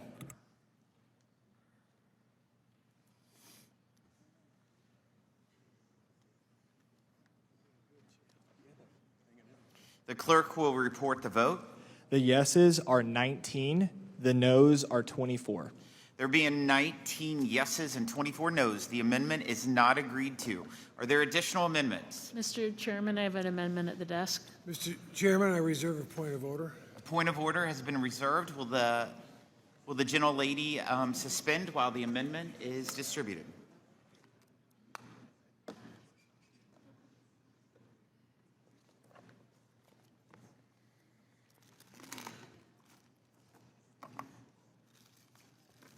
You can proceed. Thank you, Mr. Chairman. Mr. Chairman, my amendment would provide a refundable tax credit for fertility treatment expenses. Starting or growing a family looks different for everyone, and some parents need a little extra help. Everyone knows someone who's only been able to start a family because of fertility treatments. In 2023, over 95,000 babies were born via in vitro fertilization. Unfortunately, fertility treatments can be incredibly expensive and out of reach for many. With costs ranging from $15,000 to $30,000, IVF is cost prohibitive for so many couples looking to expand their families. We can and we should do more to help these families. Earlier this year, President Trump signed an executive order expanding access to in vitro fertilization.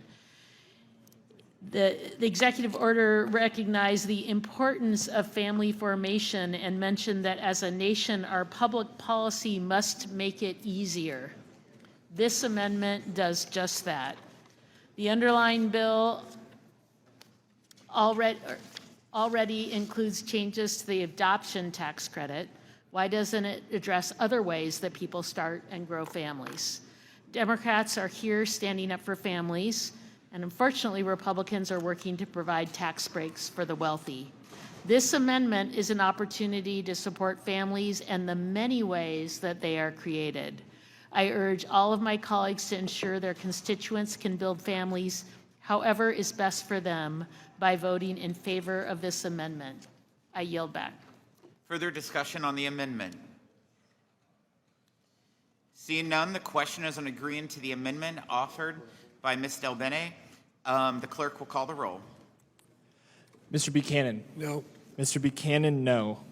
Mr. Smith of Nebraska? Mr. Smith of Nebraska, no. Mr. Kelly? Mr. Kelly, no. Mr. Schweikert? Mr. Schweikert, no. Mr. LaHood? Mr. Arrington? Mr. Estes? Mr. Estes, no. Mr. Smucker? Mr. Smucker, no. Mr. Hearn? Mr. Hearn, no. Mrs. Miller? Mrs. Miller, no. Dr. Murphy? Dr. Murphy, no. Mr. Kustoff? Mr. Kustoff, no. Mr. Fitzpatrick? Mr. Stubbe? Mr. Stubbe, no. Ms. Tinney? Ms. Tinney, no. Mrs. Fishbach? Mrs. Fishbach, no. Mr. Moore? Mr. Moore, no. Ms. Van Dyne? Ms. Van Dyne, no. Mr. Feenstra?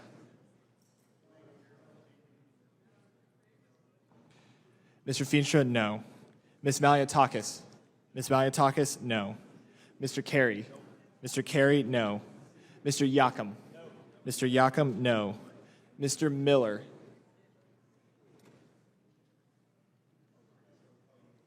Mr. Bean? Mr. Bean, no. Mr. Moran? Mr. Moran, no. Mr. Neal?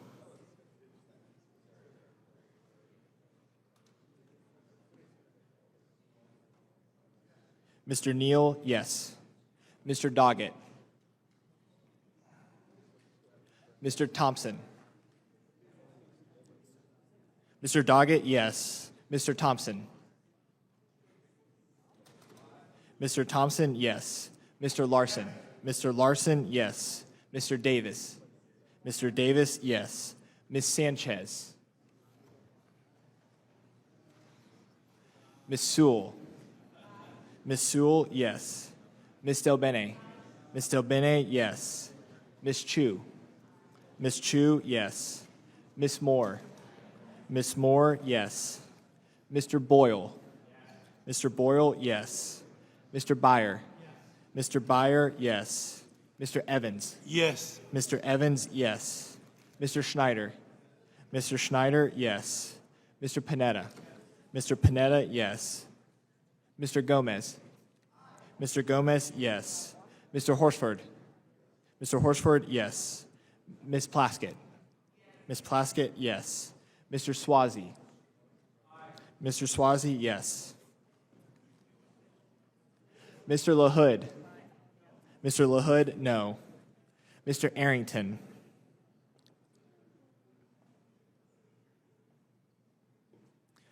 Mr. Fitzpatrick.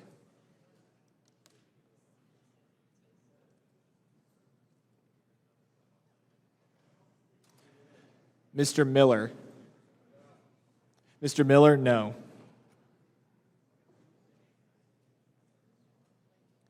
Ms. Sanchez. Ms. Sanchez, yes.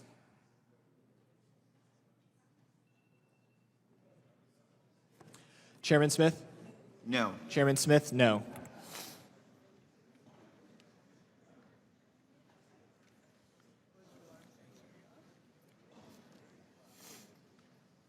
The clerk will report the vote. The yeses are 19, the noes are 24. There being 19 yeses and 24 noes, the amendment is not agreed to. Are there additional amendments? Mr. Byer. Mr. Chairman, I reserve a point of order. A point of order has been reserved. Thank you, Mr. Chairman. I have an amendment at the desk. Gentlemen can proceed.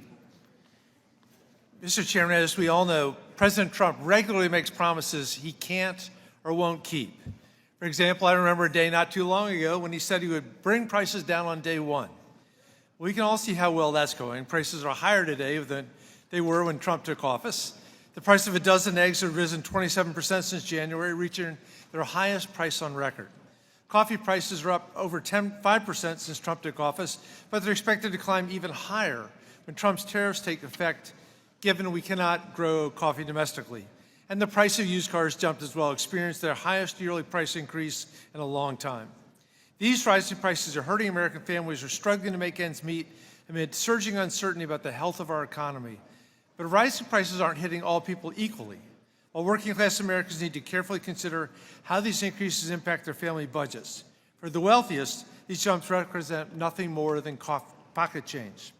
So it's not surprising we see the same kind of attitude apply to taxes as far as the president's concerned. Regardless of what Donald Trump promises, at the end of the day, he always up helping his rich pals over working people. During his first run for president a decade ago, Trump promised to eliminate the egregious carried interest loophole that allows the richest executives on Wall Street to pay a lower tax rate than their secretaries. The president was emphatic, declaring that we could close the loophole because, quote, the hedge fund guys didn't build this country. These guys that shift paper around and they get lucky. The hedge funds guys are getting away with murder, end quote. Well, when he's right, he's right. The hedge fund guys are getting away with murder. They've carried interest loopholes that hedge fund guys use is indefensible. For the uninitiated, carried interest is the percentage of investment gains, usually around 20%, that hedge funds managers, private equity executives, and venture capital partners take as profit, on top of a whole host of management fees they also charge their clients. And because of the way the current law is written, these rich executives don't need to put any of their money at stake to take advantage of this loophole and claim their profit as an investment tied to performance. What does this mean? It means that these profits are subject to low capital gains tax rates rather than the ordinary income tax rates that most people see on their W-2s. I'd like to say I'm surprised that my Republican colleagues are prioritizing tax cuts for the wealthy over playing the level field so hard-working Americans aren't disadvantaged, but we've seen this play before. Back in 2017, when my Republican friends passed the first tax cuts for billionaires bill, they failed to prioritize common sense reforms like closing the carried interest loophole, and unsurprisingly, Trump failed to push them on it. As a result, 45 private equity billionaires collectively hold $210 billion of personal wealth, which is now up a whopping 275% since Donald Trump's first term. This is perverse and absurd, and it needs to be changed. By closing the escaping loophole and ensuring these profits are taxed fairly, my amendment would raise billions of dollars and would help bring down our national debt that my Republican friends seem intent on blowing up even more with this bill. It is long past time to ask the richest people in America to start paying their fair share, and my amendment would do just that. So let's help Donald Trump keep a promise of his for once, because unlike so many of these other ideas, closing the carried interest loophole would be a promise worth keeping. I urge all my colleagues to support this long overdue amendment. And I yield back. Mr. Yocum. I've got copies here of the Inflation Reduction Act and the American Rescue Plan. I guess my question is that for the amendment's author, when you had the majority and you put through 2 reconciliation plans, can you show me what page the carried interest loophole closing is on? Will the representative yield? Sure. That was in the bill that passed out of this House, and it went to the Senate and was taken out by Senator Kirsten Sinema. So that did not make the American Rescue Plan or the Inflation Reduction Act? It did not, because we had one recalcitrant Democratic member who would not go along with it, and we had a 50-50 Senate. So just to be very clear, when you had the House, the Senate, and the presidency, you were not able to get that through? Are you trying to foreshadow what's going to happen to this bill in the Senate? I'm just making sure. Thank you so much, and Mr. Chairman, I yield back. Thank you. Further discussion? Mr. Doggett. When President Trump was first running for office, he said on the campaign trail, quote, "The hedge fund guys are getting away with murder. They're paying nothing, and it's ridiculous. The hedge fund guys didn't build this country. These are the guys that shift paper around." He was right then, but as with his promises to bring prices drastically down and to do so many other things, he abandoned his claims once he got into office. He did absolutely nothing to close this egregious loophole. As president, shutting down the tax break is exactly what he said he would do and what he did not do. Trump has since proclaimed again, as Mr. Byer pointed out as recently as last week, that he objected to this carried interest loophole. But it's all talk and no action. And the result, in an outcome that should not have surprised anyone, the Trump tax scam of 2017 did not close the loophole, and there's nothing in this bill to close the loophole. A new joint report published this year by Americans for Tax Fairness and Americans for Financial Reform shows how wide open this loophole remains and why this amendment is important to adopt and close the loophole. The report highlights that just 8 top executives at 2 of the biggest private equity firms saved a collective $335 million in taxes over a recent 5-year span, all thanks to the carried interest loophole. One individual at one of these private equity firms, who is himself worth over $40 billion, saved over $93 million on taxes over the same period, solely because of the carried interest tax break. If Trump were truly on the side of working Americans, if these Republicans were truly on the side of working Americans, they would join us to take action to fix a broken tax system replete with loopholes that allow billionaires to escape paying their fair share. A yes vote for this amendment will be a vote to trim hedges, will be a vote to assure that those trim hedges for a living are not paying a higher rate than those who manage hedge funds. A no vote is a vote that means the work of nurses, teachers, firefighters, and police officers is not valued as much as those who manage other people's billions for a living. I urge an approval of the amendment. Further discussion on the amendment?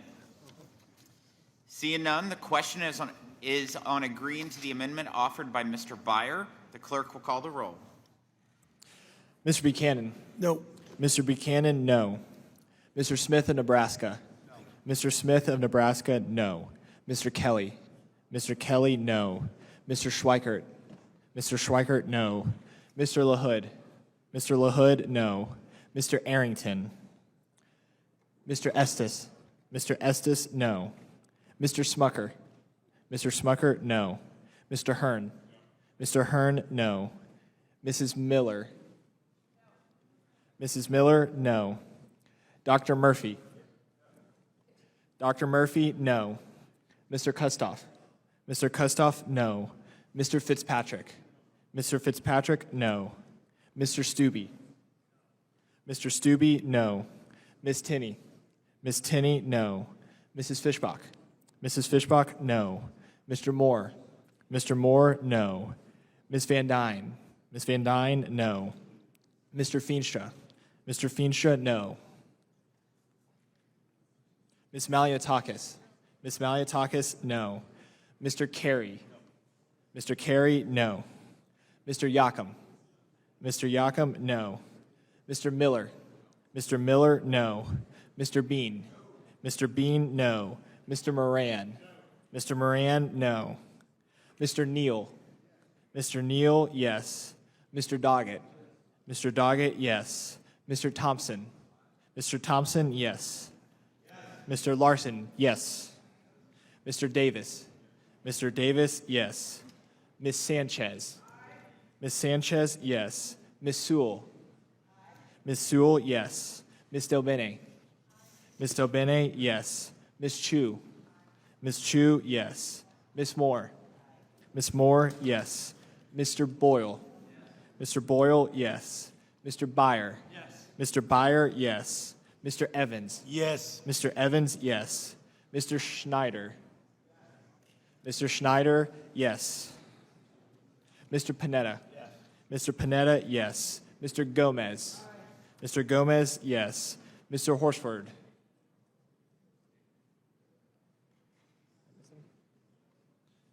Ms. Plaskett? Ms. Plaskett, yes. Mr. Swazi? Mr. Swazi, yes. Mr. Arrington?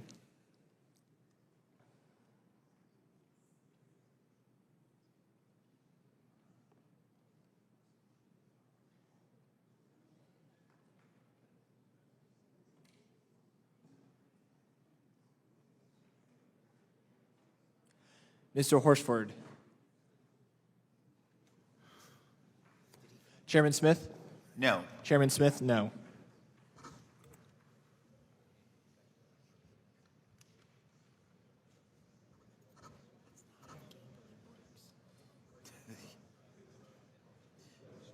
The clerk will report the vote. The yeses are 18, the noes are 25. There being 18 yeses and 25 noes, the amendment is not agreed to. Are there additional amendments? Thank you, Mr. Chairman. I got an amendment at the desk. Mr. Chairman, I reserve a point of order. A point of order has been reserved. Mr. Panetta, proceed. Thank you. My amendment would increase Medicare payments at the rate of medical inflation. It's an amendment to ensure that doctors and other providers are able to stay in practice and serve our constituents. Medicare payments to physicians in California's 19th congressional district, but also all around the country, have not reflected economic realities of the rising costs of health care. Since 2001, when adjusting for inflation, Medicare doctor payments have been cut by 1/3. As a result, more and more providers are closing their doors and leaving seniors and disabled Americans without access to vital medical care. Medicare is a promise we make to our constituents that if you pay into the system, it will be there for you. But unfortunately today, it's not about Medicare coverage. It's about doctors accepting Medicare patients because they can't afford to accept Medicare payments. For now, until you cut Medicaid programs, it's the #1 health issue I hear about from my constituents who can't find a doctor who will take their Medicare. I hear from seniors all the time who have to drive out of the district or wait months for an appointment because there simply are no providers accepting Medicare patients. This is a bipartisan problem that does have a bipartisan solution. The amendment I am introducing mirrors Representative Raul Ruiz's Strengthening Medicare for Patients and Providers Act, which last Congress had 172 co-sponsors, 47 of them were Republicans. The nonpartisan MedPAC, which was created to advise Congress on Medicare policy, recommended that Congress tie payments to inflation. The majority offered a bill today in Energy and Commerce that would give a modest one-time increase to doctors just for next year, followed by annual increases at just 0.1%, far less than even the current law. This means in the long run, doctors are going to be worse off than if we did nothing at all today. I'm proud to have partnered in the past with my Republican colleagues who I know are committed to getting this right and preventing further Medicare cuts. I urge all my colleagues to pass this amendment to finally link Medicare payments to the true cost of care and ensure that we keep our promise so that our constituents can always rely on Medicare. Thank you, Mr. Chairman. I yield back. Further discussion on the amendment. Dr. Murphy. I see the sun a-shining today. I see the light coming in from the east, my good friend from the west. I think it's going to be a Disney day. I am happy that finally my Democratic colleagues are seeing the light and that know that physician payment is a terrible, terrible disaster that we're all facing. I appreciate the interest in this. I really, really do. And my only problem is, Mr. Panetta, can I just ask a quick question? How much is this? You know the answer to that, Doctor. It's a lot of money. Yeah. We understand that, but we also know it's needed, though. We absolutely do. And if I may, I got to give you a lot of credit because you've been a leader on this. And you understand that although it's expensive, it's also needed, not just for doctors, for our patients. Absolutely. And our colleagues over in Energy and Commerce, I believe, who knows, they may still be going. I think they're going to try to break a record over there. I don't think we need to do that over here, by the way. That's a Will the gentleman yield? Will the gentleman yield? That's under doctor's orders, please. Y'all just don't look too good over there. I'm just saying. We don't look too good over here. Just ask Blake. But our colleagues over at Energy and Commerce have pulled out $8.9 billion. I think that's a good start. I don't think it's enough. Personally, I don't think it's enough. I think we can squeeze another $4 billion out to make our physicians and all the other people who do benefit from Medicare payments enough. In fact, I'm not voting for the bill unless they do that. I'm not voting for the final bill. The only problem with this is $200 billion. And that's the reason I didn't sign on this bill when to do it last year. I want us to be fiscally responsible, but I also want our doctors to actually be able to survive in private practice. Hell, I knew this when I was up at 2 a.m. looking for the paper clips at my private practice. And sadly enough, when I left, all my younger doctors went, hey, we're going to have to go work for a hospital. That's the only reason I won't support this. I do support it, but I can't support it just because there's not a pay for it. That's all. Thank you for the initiative, and I pray this is the last amendment we have.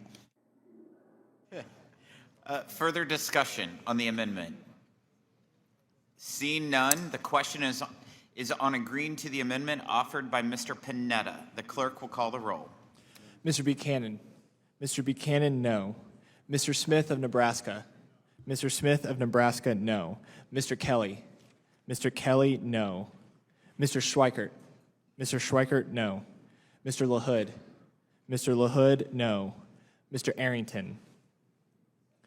Mr. Estes. Mr. Estes, no. Mr. Smucker. Mr. Smucker, no. Mr. Hearn. Mr. Hearn, no. Mrs. Miller. Mrs. Miller, no. Dr. Murphy. Dr. Murphy, no. Mr. Kustoff. Mr. Kustoff, no. Mr. Fitzpatrick. Mr. Fitzpatrick, no. Mr. Stubbe. Mr. Stubbe, no. Miss Tinney. Miss Tinney, no. Mrs. Fishbach. Mrs. Fishbach, no. Mr. Moore. Mr. Moore, no.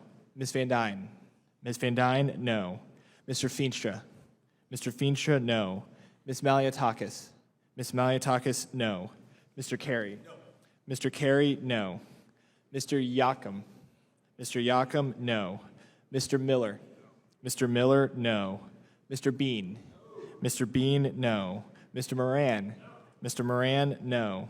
Mr. Neal. Mr. Neal, yes. Mr. Doggett. Mr. Doggett, yes. Mr. Thompson. Mr. Thompson, yes. Mr. Larson. Mr. Larson, yes. Mr. Davis.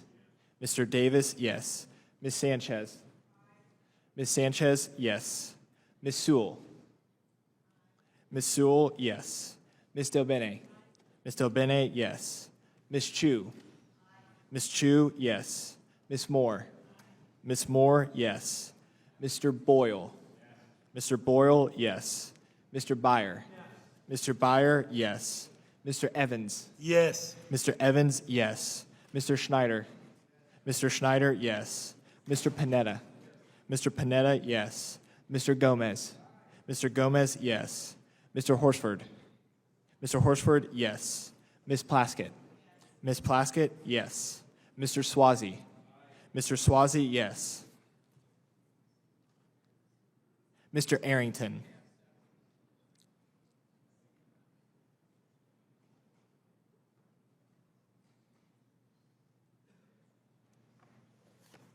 Chairman Smith? No. Chairman Smith, no.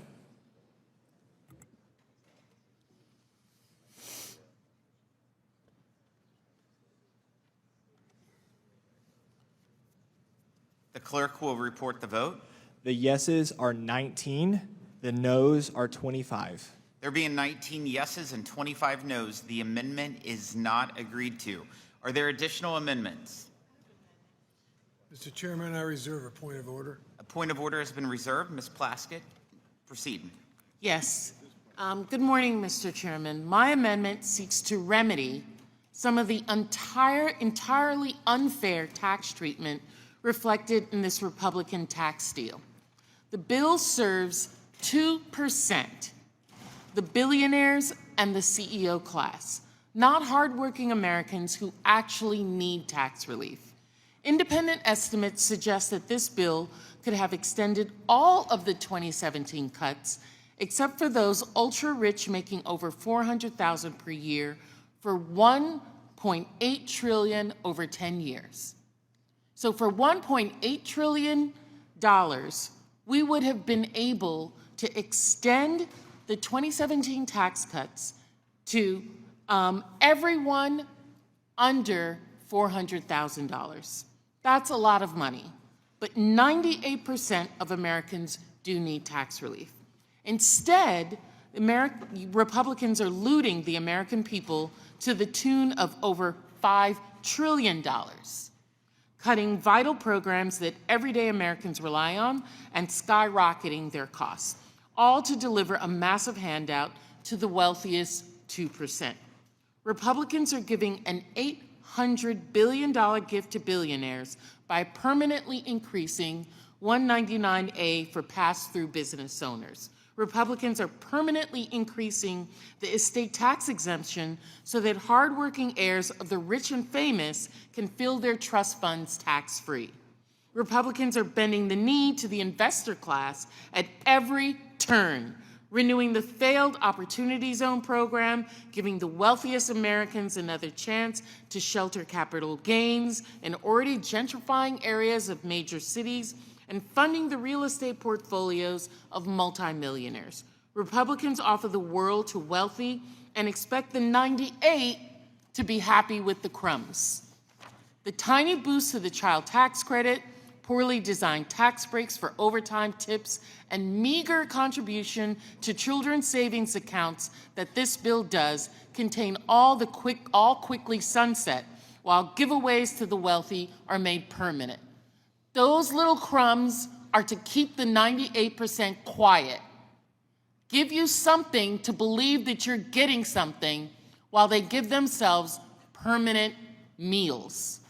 The Republicans are transparently targeting political enemies to pay for tax cuts for the rich. This bill exploits the deficit, driving up interest, explodes the deficit, driving up interest rate. This bill replaces targeted and strategic tax incentives with inefficient and complex giveaways that won't grow the American economy or help raise the take-home wages of American workers. Simply, this bill redistributes from poor to rich. My amendment is for the 98% of Americans who this bill takes from.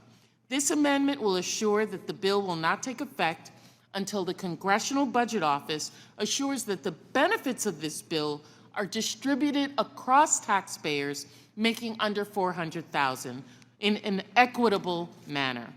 Oppose the billionaire boondoggle. Support this amendment.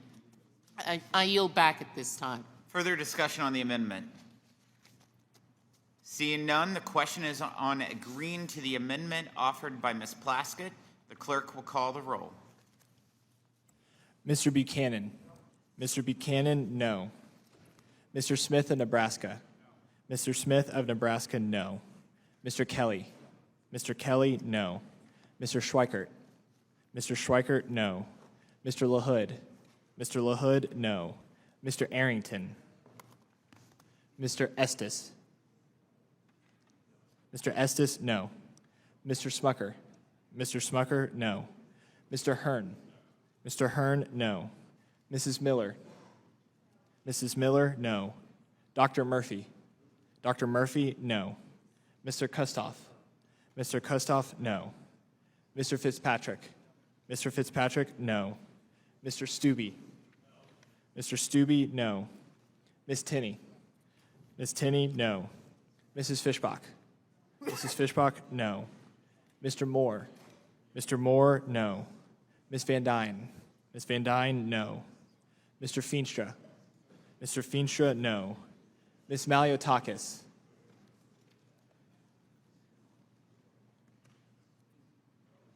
Mr. Carey.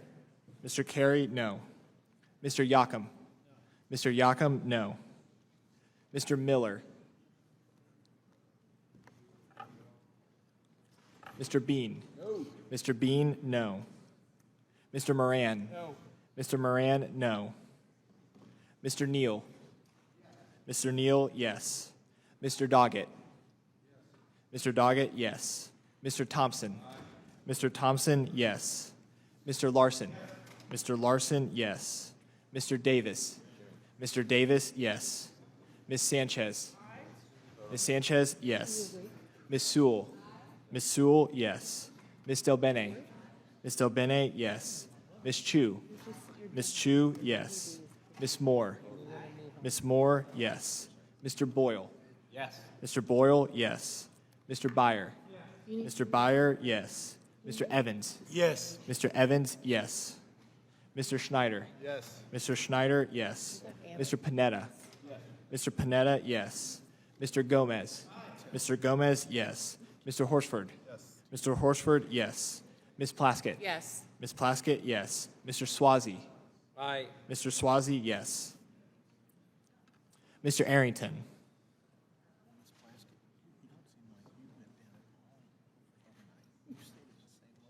Ms. Maliotakis. Ms. Maliotakis, no.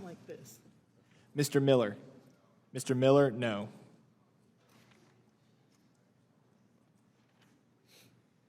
Chairman Smith? No. Chairman Smith, no.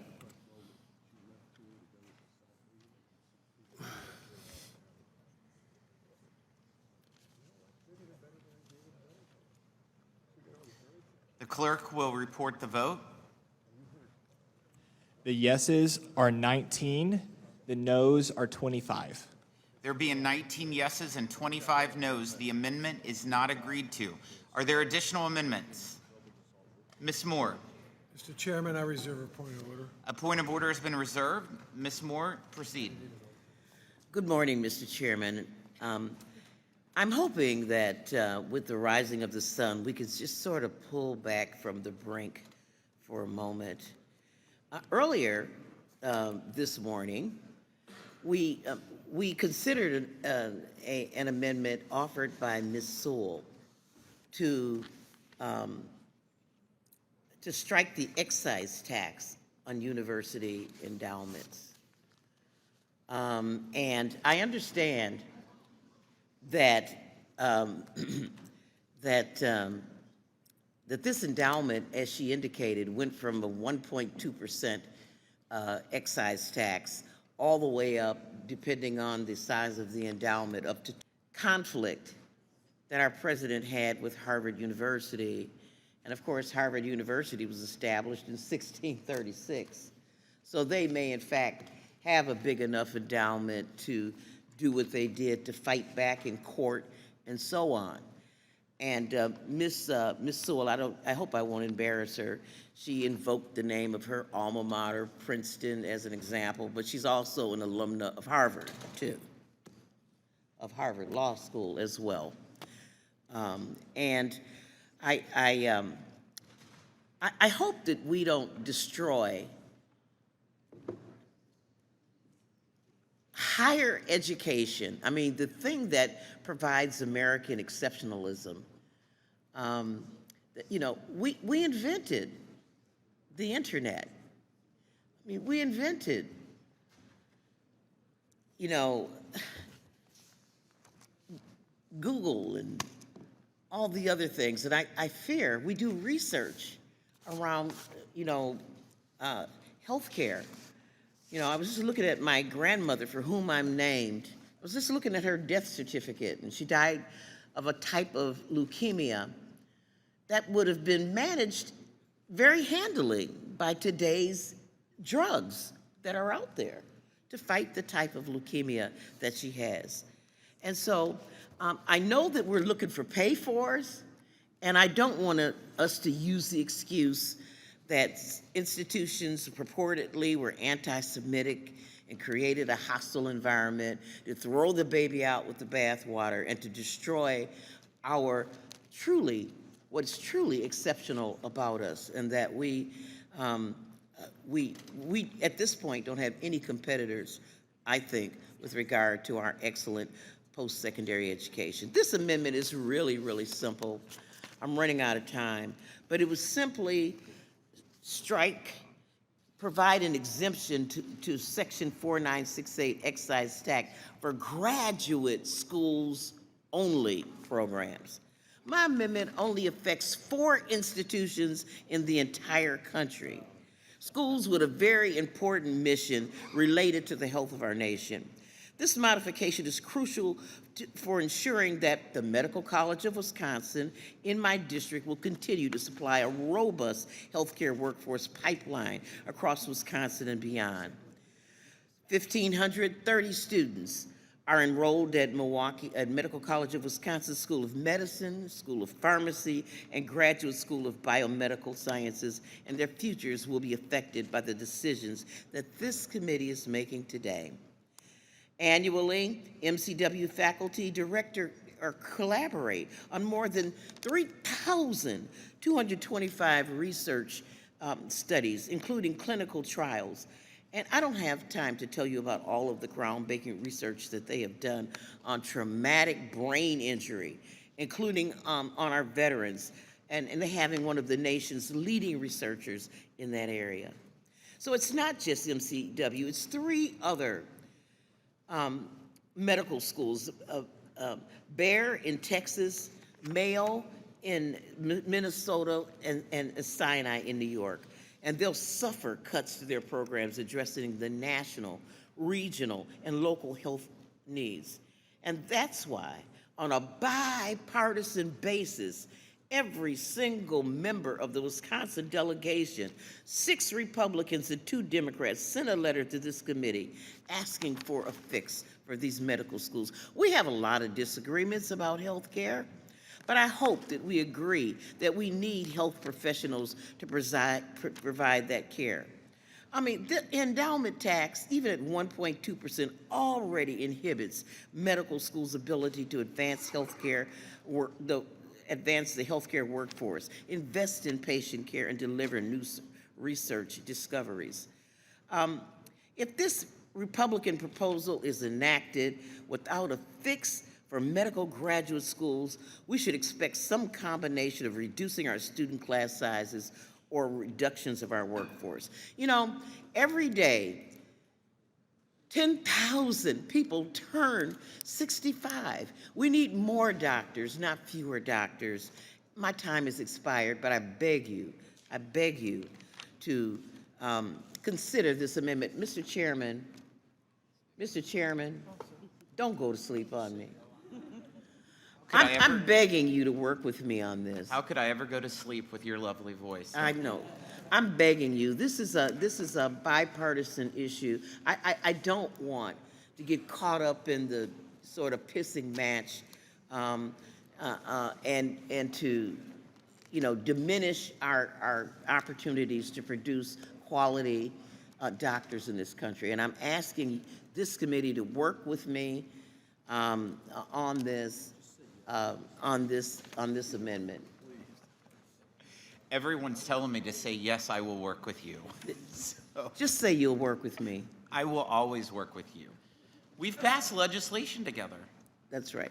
Well, with that, I'm going to give people a very early breakfast gift, and I will withdraw this amendment. All right. So who else wants to work with me? No, I'm just kidding. All right. Are there any more amendments? Mr. Horsford. Yes, Steve, come on. Mr. Chairman, I reserve 4 minutes. A point of order has been reserved. Would the gentleman suspend while the amendment is distributed?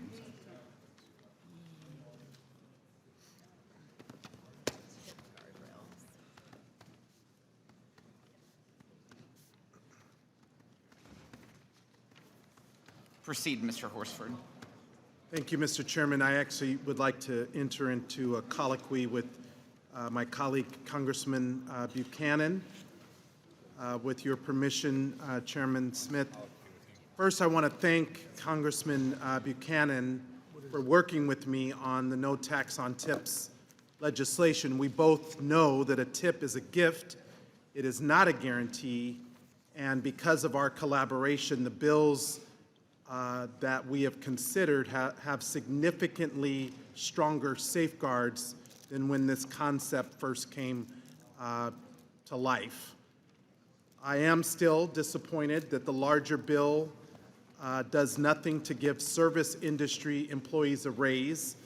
My TIPS Act would ensure that we eliminate the abysmal $2.13 an hour sub-minimum wage.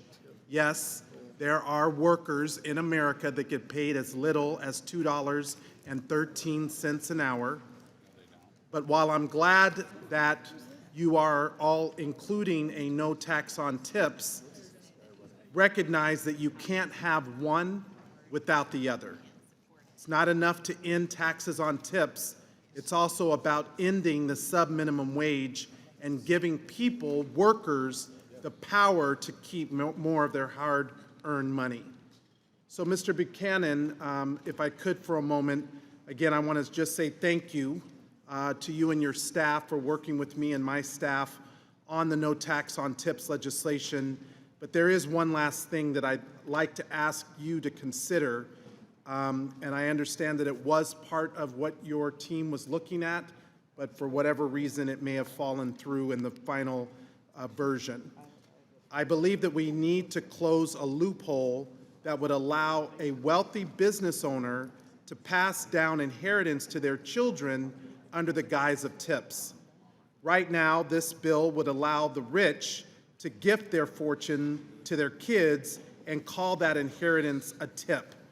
Now, we know that that's not the intent, but unless you put these safeguards in place, that's the type of abuse that could have happened. So my ask simply is that if this bill moves forward, that you, Mr. Buchanan, and through the chairman, would continue to work with me to ensure that this bill works for workers. My amendment asks that related parties cannot give a tip, that your boss can't give you a tip to call it your wage, and your brother can't give you a gift, and call it a tip.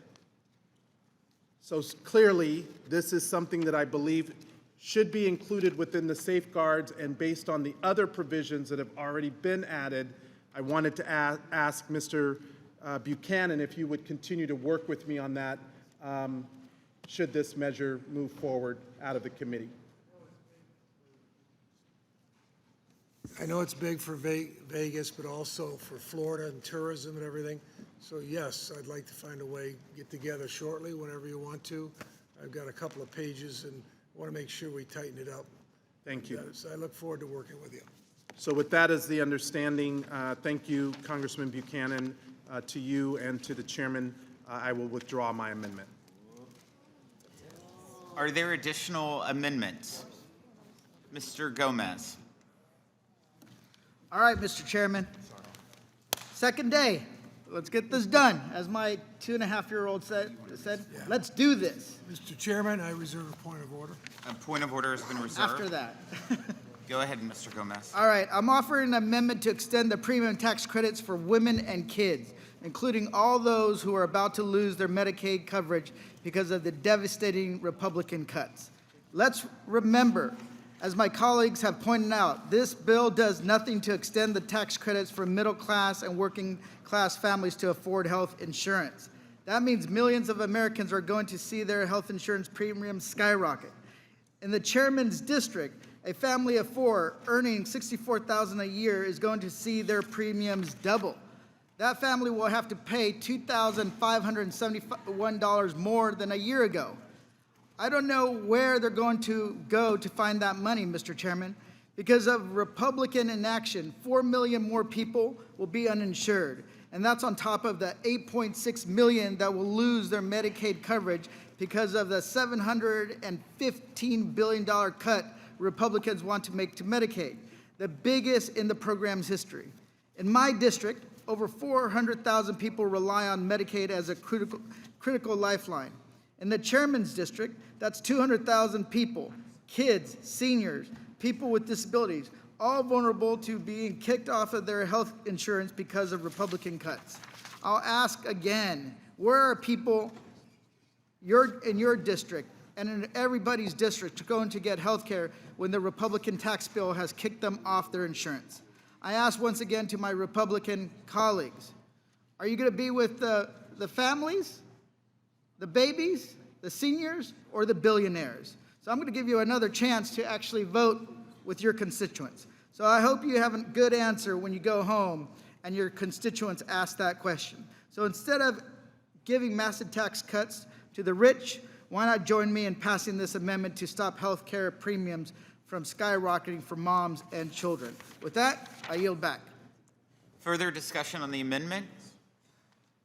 Seeing none, the question is on agreeing to the amendment offered by Mr. Gomez. The clerk will call the roll. Mr. Buchanan? No. Mr. Buchanan, no. Mr. Smith of Nebraska? Mr. Smith of Nebraska, no. Mr. Kelly? Mr. Kelly, no. Mr. Schweikert? Mr. LaHood? Mr. LaHood, no. Mr. Arrington? Mr. Estes? Mr. Estes, no. Mr. Smucker? Mr. Smucker, no. Mr. Hearn? Mr. Hearn, no. Mrs. Miller? Mrs. Miller, no. Dr. Murphy? Dr. Murphy, no. Mr. Kustoff? Mr. Kustoff, no. Mr. Fitzpatrick? Mr. Stubbe? Mr. Stubbe, no. Ms. Tinney? Ms. Tinney, no. Mrs. Fishbach? Mrs. Fishbach, no. Mr. Moore? Mr. Moore, no. Ms. Van Dyne? Ms. Van Dyne, no. Mr. Feenstra? Mr. Feenstra, no. Ms. Maliatakis? Ms. Maliatakis, no. Mr. Carey? Mr. Carey, no. Mr. Yakum? No. Mr. Yakum, no. Mr. Miller? Mr. Miller, no. Mr. Bean? Mr. Bean, no. Mr. Moran? Mr. Moran, no. Mr. Neal? Mr. Neal, yes. Mr. Doggett? Mr. Doggett, yes. Mr. Thompson. Mr. Thompson, yes. Mr. Larson. Mr. Larson, yes. Mr. Davis. Mr. Davis, yes. Ms. Sanchez. Ms. Sanchez, yes. Ms. Sewell. Ms. Sewell, yes. Ms. Del Bene. Ms. Del Bene, yes. Ms. Chu. Ms. Chu, yes. Ms. Moore. Ms. Moore, yes. Mr. Boyle. Mr. Boyle, yes. Mr. Byer. Mr. Byer, yes. Mr. Evans. Yes. Mr. Evans, yes. Mr. Schneider. Yes. Mr. Schneider, yes. Mr. Panetta. Yes. Mr. Panetta, yes. Mr. Gomez. Mr. Gomez, yes. Mr. Horsford. Mr. Horsford, yes. Ms. Plaskett. Ms. Plaskett, yes. Mr. Swazi. Mr. Swazi, yes. Mr. Schweikert. Mr. Schweikert, no.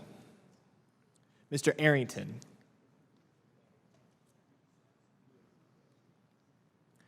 Mr. Fitzpatrick.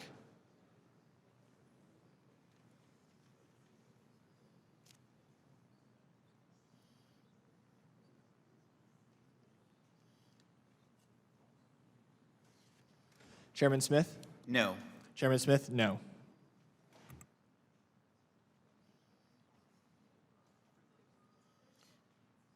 The clerk will report the vote. The yeses are 19. The noes are 24. There being 19 yeses and 24 noes, the amendment is not agreed to. Are there additional amendments? Mr. Horsford. Mr. Chairman, I reserve a point of order. A point of order has been reserved. Mr. Horsford, proceed. Thank you, Mr. Chairman. I have an amendment at the desk to ensure that the tax code honors our national commitment to veterans in a fiscally responsible manner. If you can't tell, I am passionate, and I'm passionate about housing. That's because my district is facing a housing affordability crisis. People need affordable homes, and they need them now. While I'm glad there is one thing in this bill for housing, my disappointment comes from what's not here. What's not here is something to address the millions of renters. What's not here is something to address Trump's blanket tariffs that will raise the cost of housing. My amendment would create a veterans housing fund that creates a modest 1% surtax on excessive corporate stock buybacks, limited to firms with over $10 billion in assets, to finance stable housing and essential mental health services for homeless and at-risk veterans. Last year, S&P 500 companies recorded nearly $1 trillion in buybacks, while over 30,000 veterans experienced homelessness. If my colleagues are committed to helping veterans, they can support this amendment to help balance that equation. This is not a blue city amendment. Nearly half of veterans experiencing homelessness are in suburban or rural communities, and around 75% of these patriots reside in states represented in this committee. There is nothing in this bill that addresses shelter, mental health, substance abuse, job training, or other assistance specifically for veterans. Meanwhile, stock buybacks set an annual record of $943 billion last year alone, which increased nearly 20% from 2023. In the fourth quarter, hundreds of companies reported buybacks of at least $5 million, increasing dividends nearly 7% to a record $168 billion. It was the top 20 S&P 500 companies that accounted for all stock buybacks. Stock buybacks inflate share prices and reward shareholders. They do nothing to create jobs, serve the broader economy, or reward national service.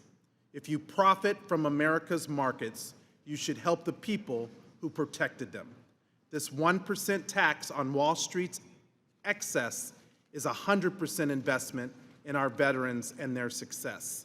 I'll say it again, if you profit from America's markets, you should help the people who protected them. I would urge my colleagues to support this amendment, and I yield back. Further discussion on the amendment. Ms. Plaskett. Thank you very much. I had more a question for my colleague regarding this Patriot Act that you had, this redeploy amendment. What will this take away from, and who are the individuals that would have to be putting into the fund to be able to pay for these veterans? Thank you to my colleague from the Virgin Islands. So it would apply to corporate S&P 500 companies specifically with assets of $10 billion or greater to finance housing, what I'm calling a Veterans Housing Fund, and they would be assessed 1% tax on any of those stock buybacks. So in essence, we've given them, these corporations, a tax break. And so they're already getting a lot of money in their pockets for their shareholders to put back into the company. And we're only asking that 1% of only the companies are in the Fortune 500, and there are millions of companies in this country, that those Fortune 500 companies need to put into a pool of funds, almost a trust, to be able to support our veterans, those individuals who have committed their lives to protect us and to protect America. Is that what you're asking out of this legislation? That's simply what I'm asking, and specifically to fund the needs around housing, mental health services, substance abuse, which we know many of our veterans suffer from, job training, and other assistance, including prevention for suicide. I believe these are common sense approaches to address a critical need that all of us have across all of our districts. There were 30,000 veterans that experienced homelessness. At the same time, S&P 500 companies recorded nearly $1 trillion in buybacks. This would set that towards a more balanced approach. And once again, I'm always looking at the end, what is the long-term fiscal responsibility that we have? By providing housing, mental health, job training to those individuals who come out of service, active service, and become our veterans, that in turn creates productivity in the American economy. That creates a productivity and allows our veterans to continue to being a part of this country while at the same time contributing, because if they have job training and then they have jobs, then they'll be paying taxes. They'll be paying income taxes. We know that we have a substantial number of veterans who are receiving Medicaid, who are receiving social services. By creating this fund, this then allows us to be able to set up programs outside of federal funding to be able to support these veterans. I think this is an amazing opportunity for us to show how we feel about veterans in this country and to show that we are willing to keep accountability to those corporations who are extracting the most, who are making the most money, to be able to give back to our country in a manner that supports those who have made the ultimate sacrifice for us. And I would ask my colleagues to support this amendment. And thank you to my colleague, Mr. Horsford, for not thinking that because it's 6 or 7 o'clock in the morning that we need to stop fighting for the American people, that we need to now, oh, we've done what we need to do and we've said what we need to do, and that's enough, that you are steady in these amendments. I appreciate that. I commend you for it, and I support this amendment. Thank you. Further discussion on the amendment? Seeing none, the question is on agreeing to the amendment offered by Mr. Horsford. The clerk will call the roll. Mr. Buchanan. Mr. Buchanan, no. Mr. Smith of Nebraska. Mr. Smith of Nebraska, no. Mr. Kelly. Mr. Kelly, no. Mr. Schweikert. Mr. Schweikert, no. Mr. LaHood. Mr. LaHood, no. Mr. Arrington. Mr. Estes. Mr. Estes, no. Mr. Smucker. Mr. Smucker, no. Mr. Hearn. Mr. Hearn, no. Mrs. Miller. Mrs. Miller, no. Dr. Murphy. Dr. Murphy, no. Mr. Kustoff. Mr. Kustoff, no. Mr. Fitzpatrick. Mr. Stubbe. Mr. Stubbe, no. Miss Tinney. Miss Tinney, no. Mrs. Fishbach. Mrs. Fishbach, no. Mr. Moore. Mr. Moore, no. Miss Van Dyne. Miss Van Dyne, no. Mr. Feenstra. Mr. Feenstra, no. Miss Maliatakis. Miss Maliatakis, no. Mr. Carey. Mr. Carey, no. Mr. Yakum. Mr. Yakum, no. Mr. Miller. Mr. Miller, no. Mr. Bean. Mr. Bean, no. Mr. Moran. Mr. Moran, no. Mr. Neal. Mr. Neal, yes. Mr. Doggett. Mr. Doggett, yes. Mr. Thompson. Mr. Thompson, yes. Mr. Larson. Mr. Larson, yes. Mr. Davis. Mr. Davis, yes. Miss Sanchez. Miss Sanchez, yes. Miss Sewell. Miss Sewell, yes. Miss Delbene. Miss Delbene, yes. Miss Chu. Miss Chu, yes. Miss Moore. Miss Moore, yes. Mr. Boyle. Mr. Boyle, yes. Mr. Byer. Mr. Byer, yes. Mr. Evans. Yes. Mr. Evans, yes. Mr. Schneider. Yes. Mr. Schneider, yes. Mr. Panetta. Mr. Panetta, yes. Mr. Gomez. Mr. Gomez, yes. Mr. Horsford.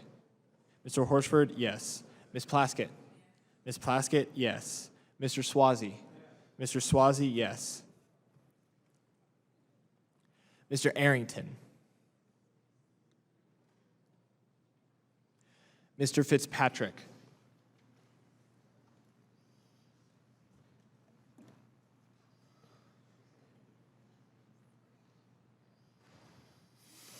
Chairman Smith? No. Chairman Smith, no.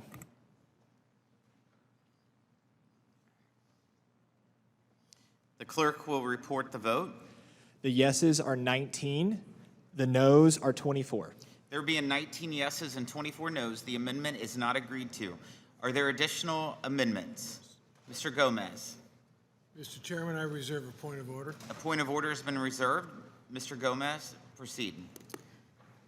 Thank you, Mr. Chairman. I believe that this markup should be focused on the needs of the working class and the middle class. And one of the biggest issues facing not only them, but the entire country is the housing affordability crisis. Americans voted for serious change and relief from high prices, not giving tax breaks to billionaires and Fortune 500 companies, paid for by slashing essential programs for workers and families like Medicaid and SNAP. Americans are concerned about affordability and how rising prices are making it increasingly difficult to achieve the American dream. A key part of that dream is home ownership. Last year, a survey indicated that 67% of Americans now believe home ownership is an unrealistic milestone for young people. And here's the thing.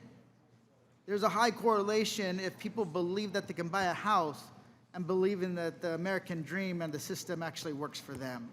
Home prices are skyrocketing, and rising prices on everything from childcare to groceries are making it harder for young Americans to save for a down payment.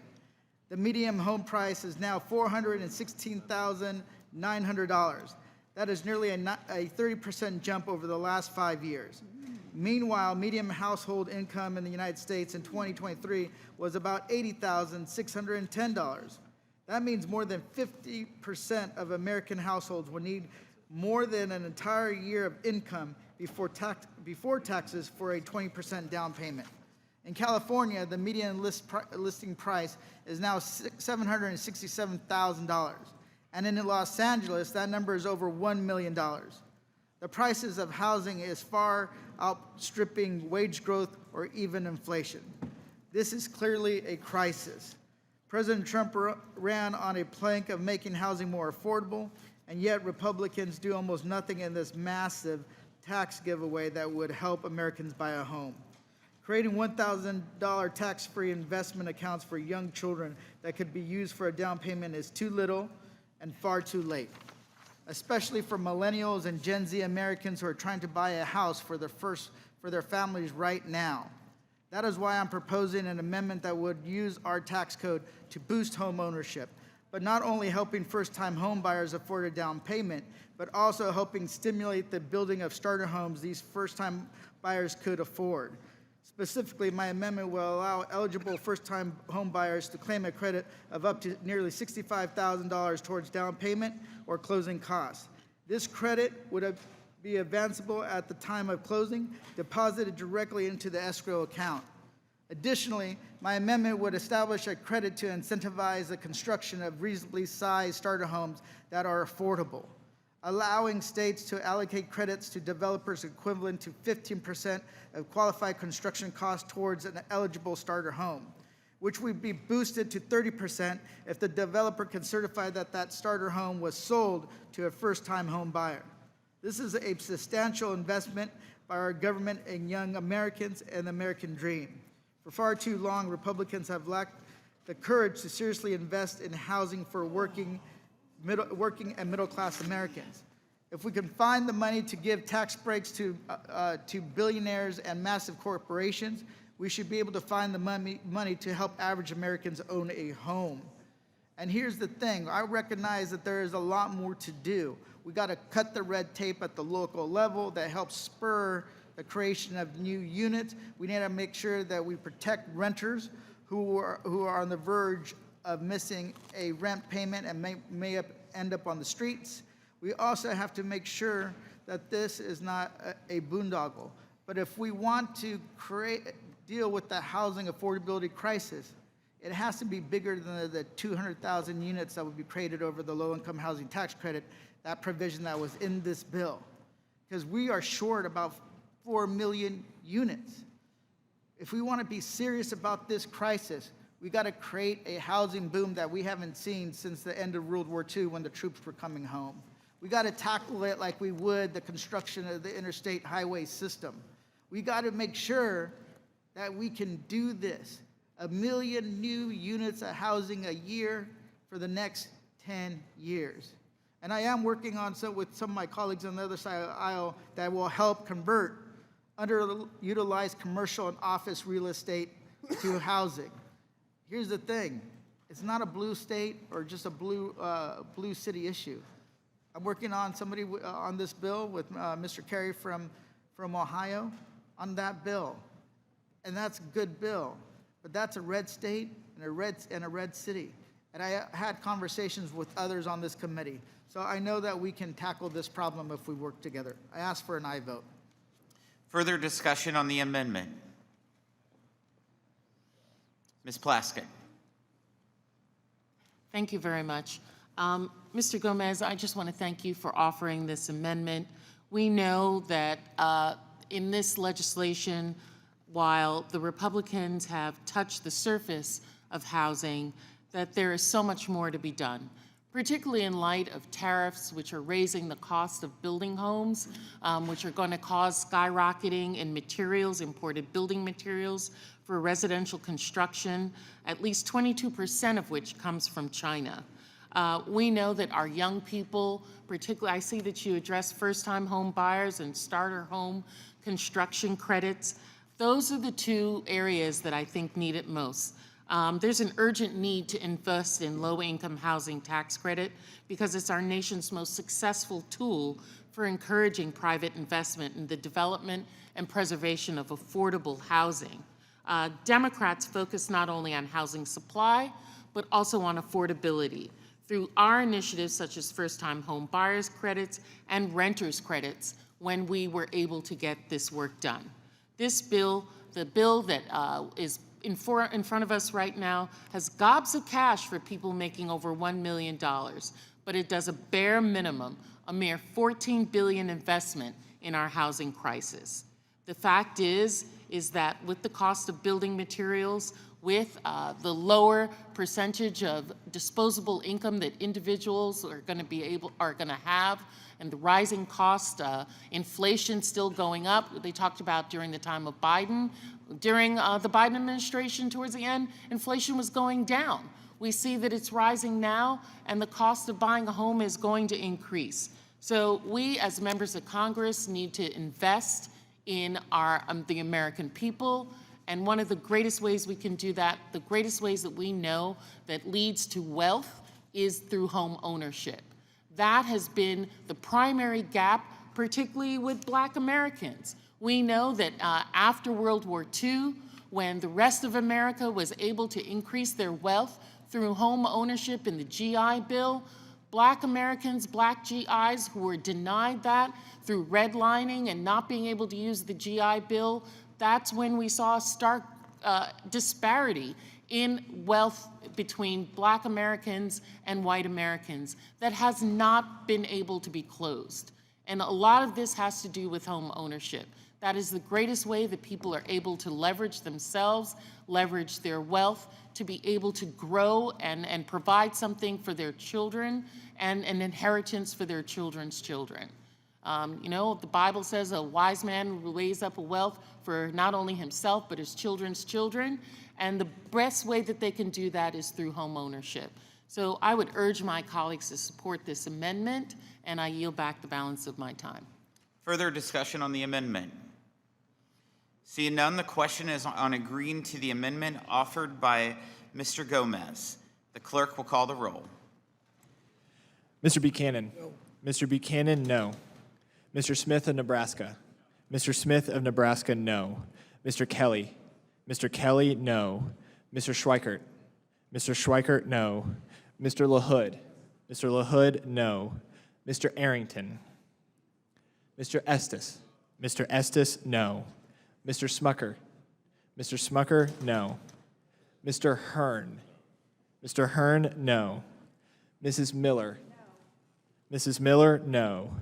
Dr. Murphy. Dr. Murphy, no. Mr. Kustoff. Mr. Kustoff, no. Mr. Fitzpatrick. Mr. Fitzpatrick, no. Mr. Stubbe. Mr. Stubbe, no. Ms. Tinney. Ms. Tinney, no. Mrs. Fishbach. Mrs. Fishbach, no. Mr. Moore. Mr. Moore, no. Ms. Van Dyne. Ms. Van Dyne, no. Mr. Feenstra. Mr. Feenstra, no. Ms. Maliotakis. Ms. Maliotakis, no. Mr. Carey.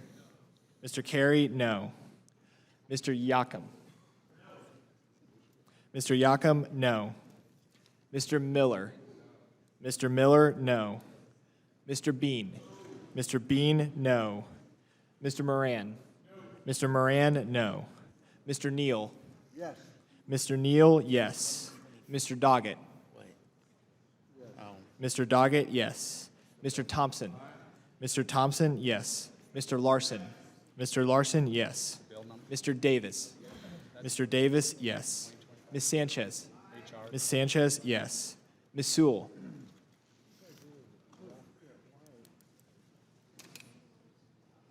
Ms. Sewell, yes. Ms. Del Bene. Ms. Del Bene, yes. Ms. Chu. Ms. Chu, yes. Ms. Moore.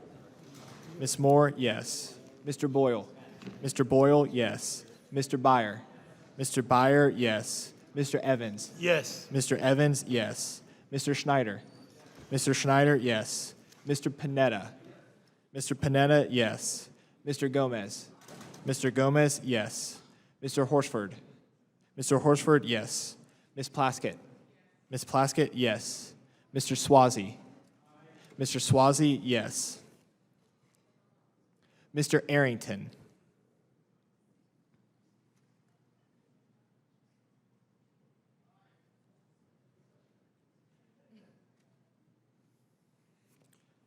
Chairman Smith? No. Chairman Smith, no.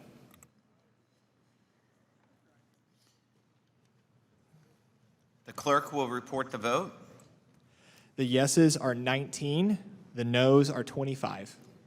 There being 19 yeses and 25 noes, the amendment is not agreed to. Are there additional amendments? Mr. Horsford. Mr. Chairman, I reserve a point of order.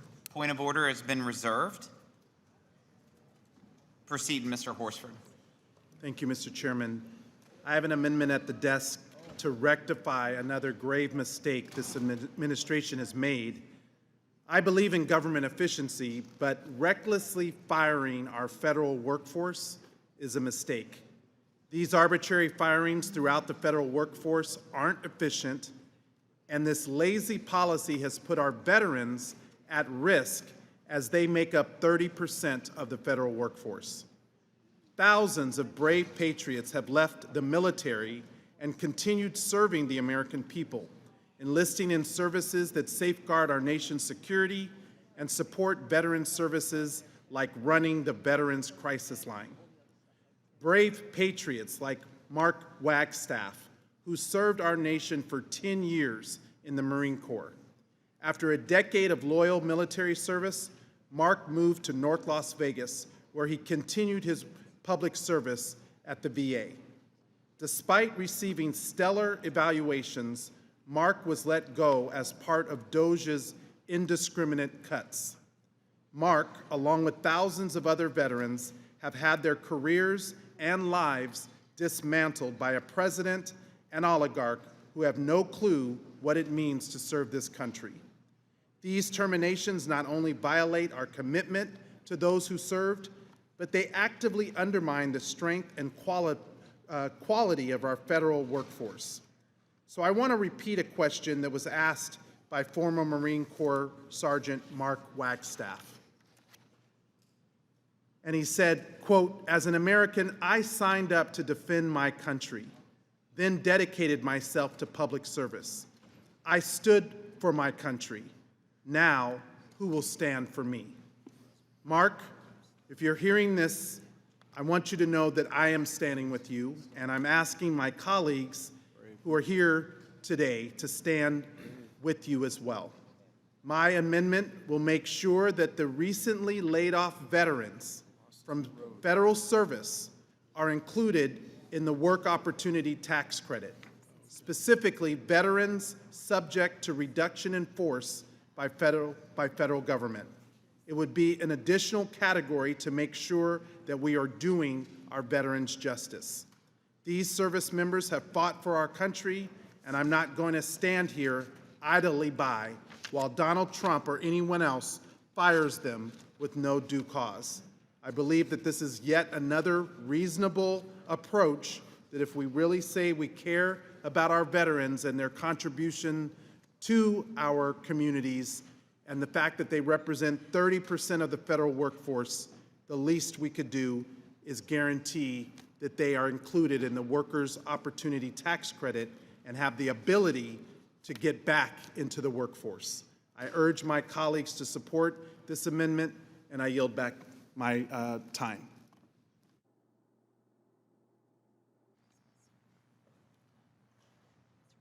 Mr. Buchanan is recognized.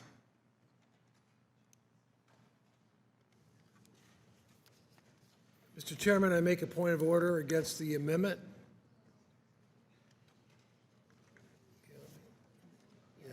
Mr. Chairman, the amendment is not germane to the underlying resolution under Clause 7 of Rule 16. An amendment is not germane if its subject matter is different from that of the underlying resolution. The subject matter of the underlying resolution is generally related to the matter within the committee's jurisdiction.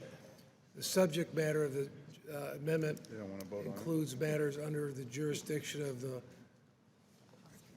House Committee on Appropriations. Therefore, the amendment is not germane. I urge the chair to sustain the point of order. Mr. Chairman, point of information.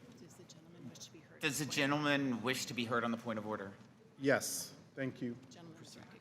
I appreciate it, Mr. Chairman.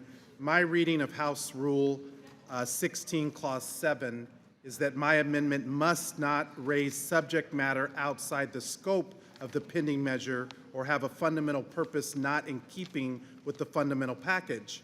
This package is such a massive jumble of provisions that I struggle to see the line distinguishing my amendment as non-germane to this far-reaching ANS if the ANS was considered germane to the base text. And I'll just note, I don't know how many amendments we went through, but this is the only amendment the entire 16 hours that's been challenged. Huh? 17. And it's for veterans. So let's be real.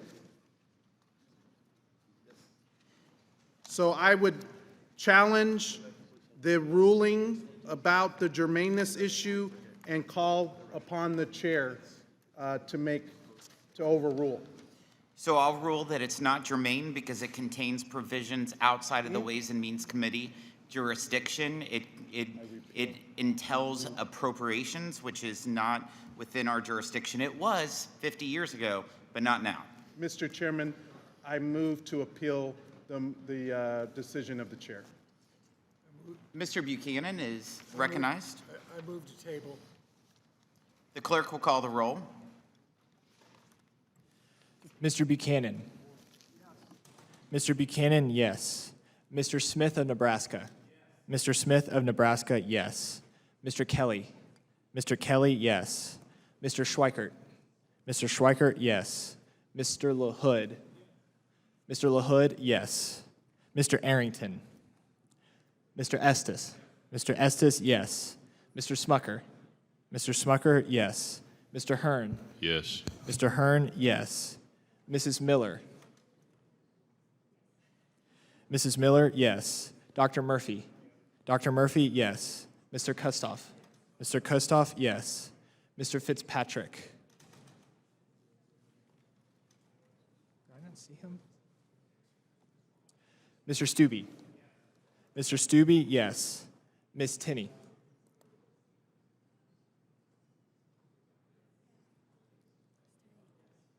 Ms. Tinney, yes.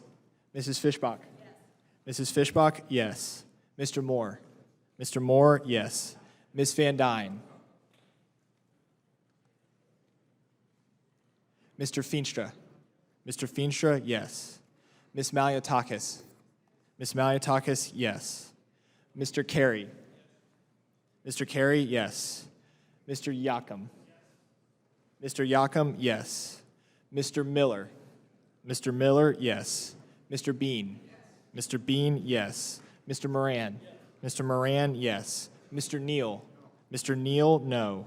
Mr. Doggett. Mr. Doggett, yes. Mr. Thompson. Mr. Thompson, no. Mr. Larson. Mr. Larson, no. Mr. Davis. Mr. Davis, no. Ms. Sanchez. Ms. Sanchez, no. Ms. Sewell. Ms. Sewell, no. Ms. Del Bene. Ms. Del Bene, no. Ms. Chu. Ms. Chu, no. Ms. Moore. Ms. Moore, no. Mr. Boyle. Mr. Boyle, no. Mr. Byer. Mr. Byer, no. Mr. Evans. Mr. Evans, yes. Mr. Schneider. Mr. Schneider, no. Mr. Panetta. Mr. Panetta, no. Mr. Gomez. Okay. Mr. Gomez, no. Mr. Horsford. Mr. Horsford, no. Ms. Plaskett. Ms. Plaskett, no. Mr. Swazi. Mr. Swazi, no. How is Mr. Evans recorded? Mr. Evans is recorded as yes. No. Mr. Evans, no. Mr. Arrington.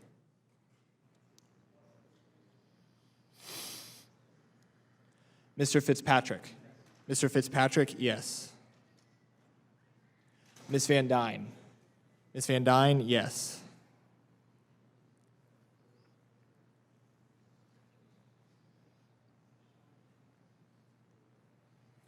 Chairman Smith? Yes. Chairman Smith, yes.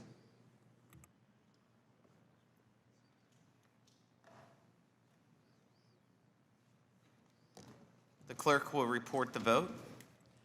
The yeses are 26, the noes are 18. There being 26 yeses and 18 noes, the appeal is tabled and the point of order is sustained. Are there additional amendments? Mr. Horsford. Mr. Chairman, I reserve a point of order. A point of order has been reserved, And the gentleman will suspend while the amendment is distributed.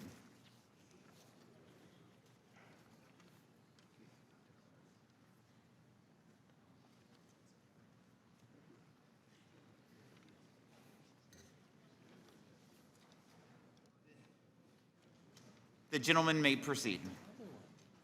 Thank you, Mr. Chairman. I have an amendment at the desk to unleash American entrepreneurship by increasing the startup tax deduction from $5,000 to $50,000. If this reconciliation package is about helping Americans, you will stand with me to remove a major financial barrier for those ready to build and innovate our economy. Starting a new business is one of the most effective ways to build wealth and to create jobs. But far too many small business owners know that the cost of starting a small business are daunting. Unlike the president, most Americans can't get a small loan of $1 million. Yet the current tax code only allows a startup a $5,000 deduction. This barely scratches the surface of what it takes to open the doors and hasn't kept pace with inflation or the real cost of launching a business in today's economy. In fact, the average startup costs for a business are now $40,000. Many small businesses in rural areas and red states face the same or even higher startup costs as urban businesses, but often with fewer financial tools or investor access. This policy would particularly benefit our veterans, farmers, and family-run businesses starting up on tight margins. Starting a business requires personal risk, grit, and responsibility, which are the values we should be rewarding. By raising the deduction cap, we give a break to the job creators, the real job creators and innovators who are the backbone of the American economy. Small businesses are responsible for nearly 2/3 of the net new jobs in the U.S. economy. By raising the deduction, this amendment aligns tax relief with the actual financial realities that entrepreneurs face and helps more Americans turn ideas into companies. Let me make this clear. This amendment would boost local economies and employment, helping small businesses survive their first year, saves federal dollars by reducing bankruptcies, unemployment, and lost growth. I urge my colleagues to support American small businesses and entrepreneurs, the engines of our economy. And with that, I yield back my time. Does any member further discussion on the amendment? Seeing none, the question is on agreeing to the amendment offered by Mr. Horsford. The clerk will call the roll. Mr. Buchanan? No. Mr. Buchanan, no. Mr. Smith of Nebraska? No. Mr. Smith of Nebraska, no. Mr. Kelly? No. Mr. Kelly, no. Mr. Schweikert? No. Mr. Schweikert, no. Mr. LaHood? Mr. LaHood, no. Mr. Arrington? Mr. Estes? Mr. Estes, no. Mr. Smucker? Mr. Smucker, no. Mr. Hearn? Mr. Hearn, no. Mrs. Miller? No. Mrs. Miller, no. Dr. Murphy?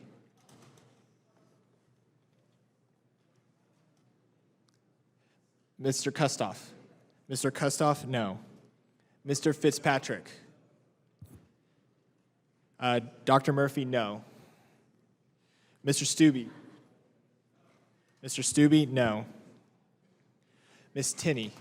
Miss Tinney, no. Mrs. Fishbach? Mrs. Fishbach, no. Mr. Moore? Mr. Moore, no. Miss Van Dyne? Miss Van Dyne, no. Mr. Feenstra? Mr. Feenstra, no. Miss Maliotakis? Miss Maliotakis, no. Mr. Carey? Mr. Carey, no. Mr. Yakum? Mr. Yakum, no. Mr. Miller? Mr. Miller, no. Mr. Bean? No. Mr. Bean, no. Mr. Moran? Mr. Moran, no. Mr. Neal? Mr. Neal, yes. Mr. Doggett? Mr. Doggett, yes. Mr. Thompson? Mr. Thompson, yes. Mr. Larson? Mr. Larson, yes. Mr. Davis. Mr. Davis, yes. Ms. Sanchez. Ms. Sanchez, yes. Ms. Sewell. Ms. Sewell, yes. Ms. Del Bene. Ms. Del Bene, yes. Ms. Chu. Ms. Chu, yes. Ms. Moore.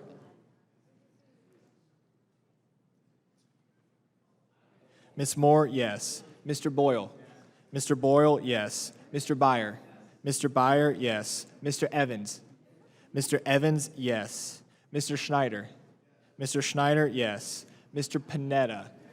Mr. Panetta, yes. Mr. Gomez. Mr. Gomez, yes. Mr. Horsford. Mr. Horsford, yes. Ms. Plaskett. Ms. Plaskett, yes. Mr. Swazi. Mr. Swazi, yes. Mr. Arrington.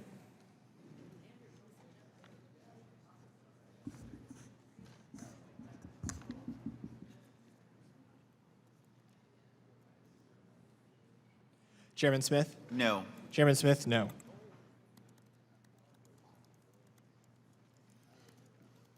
The clerk will report the vote. The yeses are 19, the noes are 25. There being 19 yeses and 25 noes, the amendment is not agreed to. Are there additional amendments? Mr. Chairman, I have an amendment at the desk. Mr. Schneider? Mr. Chairman, I reserve a point of order. A point of order has been reserved. Proceed, Mr. Schneider. Thank you, Mr. Chairman. It's been a long night. This hearing started more than 17 hours ago, and it's easy to forget that the whole proceeding has gone forth with a question hanging over it of whether the Ains was even germane. Remember, we started with a 28-page bill released on Friday that was nothing more than a feint. On Monday, exactly 24 hours before we started this markup, Republicans released a 400-page amendment with many new subjects not covered in the original bill, including a SALT cap, IRA credits, an endowment tax, and many other things. And you have to ask the question, why did my Republican colleagues insist on having this markup in the dark of night? Again, we've been here all night, 17 hours, rather than allowing real deliberation and debate in the light of day. Why did they hide the ball? Well, maybe it was the fact that 14 million people will lose their health care because of this bill, or that the bill will add $5 trillion, that's 5 with 12 zeros, in debt to our debt by 2034 and $45 trillion by 2055. Or maybe it was the unwillingness to consider any improvements or fixes, whether it dealt with housing or SALT or tariff relief, ideas for dramatically lowering the cost of the bill without raising taxes on 98% of taxpayers. In fact, my colleagues on the other side of the aisle even refused to raise rates for people making $1 million or $10 million or $100 million, even $1 billion. There was no willingness to try to bring some reason to this bill. And here's the thing. The Senate Republicans are already signaling that they are going to ignore what the House Republicans are doing. Here in the Energy and Commerce Committee in Agriculture, the Senate Republicans are just going to rewrite this bill. So my amendment would simply make it easier for the Senate by replacing the amendment in the nature of the substitute with a blank slate. And with the blank slate, I hope we can make it clear the Democrats are still willing to work together with our colleagues in the House and the Senate to craft responsible legislation that helps American families not only make ends meet, but get ahead, that doesn't take health care away from 14 million people, and doesn't leave our children and our grandchildren with mountains of debt. And with that, I yield back. Further discussion on the amendment? Seeing none, the question is on agreeing to the amendment offered by Mr. Schneider. The clerk will call the roll. Mr. Buchanan? No. Mr. Buchanan, no. Mr. Smith of Nebraska? Mr. Smith of Nebraska, no. Mr. Kelly? Mr. Kelly, no. Mr. Schweikert? Mr. Schweikert, no. Mr. LaHood? Mr. LaHood, no. Mr. Arrington? Mr. Estes? No. Mr. Estes, no. Mr. Smucker? Mr. Smucker, no. Mr. Hearn? No. Mr. Hearn, no. Mrs. Miller. Mrs. Miller, no. Dr. Murphy. Dr. Murphy, no. Mr. Kustoff. Mr. Kustoff, no. Mr. Fitzpatrick. Mr. Fitzpatrick, no. Mr. Stubbe. Mr. Stubbe, no. Ms. Tinney. Ms. Tinney, no. Mrs. Fishbach. No. Mrs. Fishbach, no. Mr. Moore. Mr. Moore, no. Ms. Van Dyne. Ms. Van Dyne, no. Mr. Feenstra. Mr. Feenstra, no. Ms. Maliatakis. Ms. Maliatakis, no. Mr. Carey. Mr. Carey, no. Mr. Yakum. Mr. Yakum, no. Mr. Miller. Mr. Miller, no. Mr. Bean. Mr. Bean, no. Mr. Moran. Mr. Moran, no. Mr. Neal. Mr. Neal, yes. Mr. Doggett. Mr. Doggett, yes. Mr. Thompson. Mr. Thompson, yes. Mr. Larson. Mr. Larson, yes. Mr. Davis. Mr. Davis, yes. Ms. Sanchez. Ms. Sanchez, yes. Ms. Sewell. Ms. Sewell, yes. Ms. Del Bene. Ms. Del Bene, yes. Ms. Chu. Ms. Chu, yes. Ms. Moore. Ms. Moore, yes. Mr. Boyle. Mr. Boyle, yes. Mr. Byer. Mr. Byer, yes. Mr. Evans. Mr. Evans, yes. Mr. Schneider. Mr. Schneider, yes. Mr. Panetta. Mr. Panetta, yes. Mr. Gomez. Mr. Gomez, yes. Mr. Horsford. Mr. Horsford, yes. Ms. Plaskett. Ms. Plaskett, yes. Mr. Swazi. Mr. Swazi, yes. Mr. Arrington.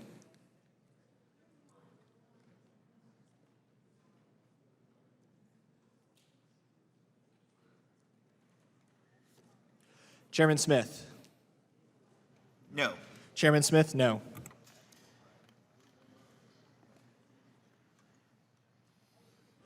Dr. Murphy is recorded as no.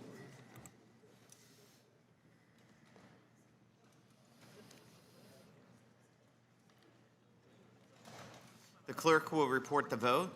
The yeses are 19, the noes are 25. Repeat those numbers. The yeses are 19, the noes are 25. There being 19 yeses and 25 noes, the amendment is not agreed to. Are there additional amendments?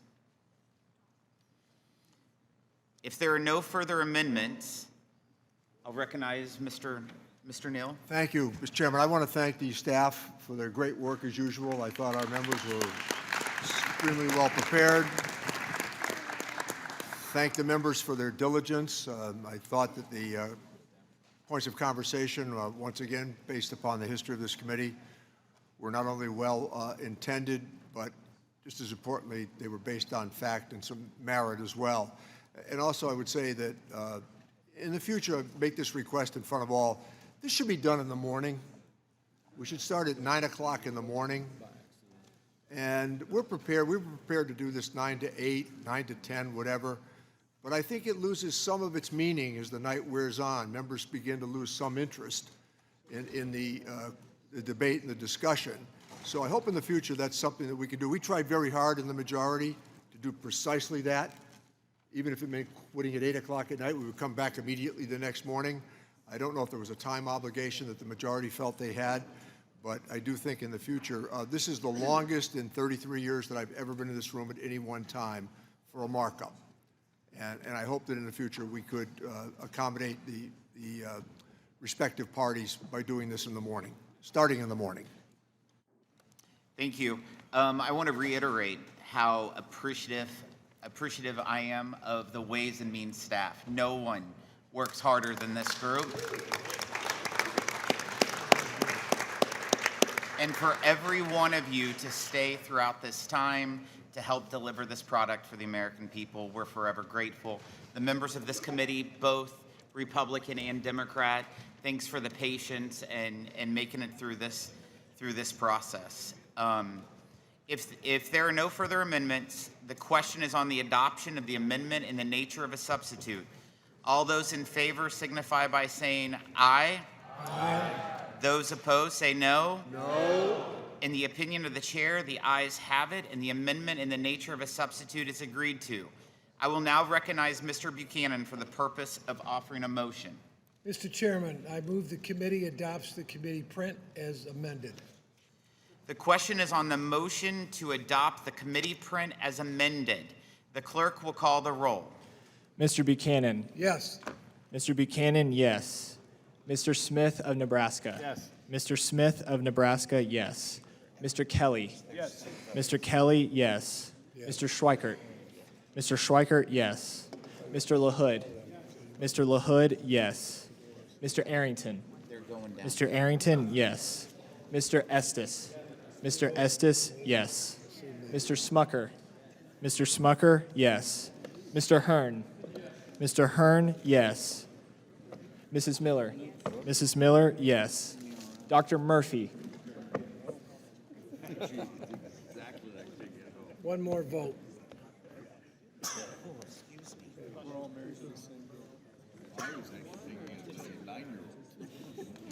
Dr. Murphy, yes. Mr. Kustoff. Mr. Kustoff, yes. Mr. Fitzpatrick. Mr. Fitzpatrick, yes. Mr. Stubbe.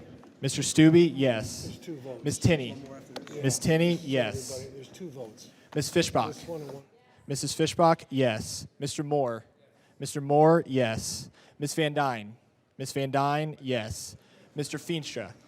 If I Mr. could just Feenstra. interrupt real quick, I want to remind everyone there's another vote after this, so don't leave. Okay.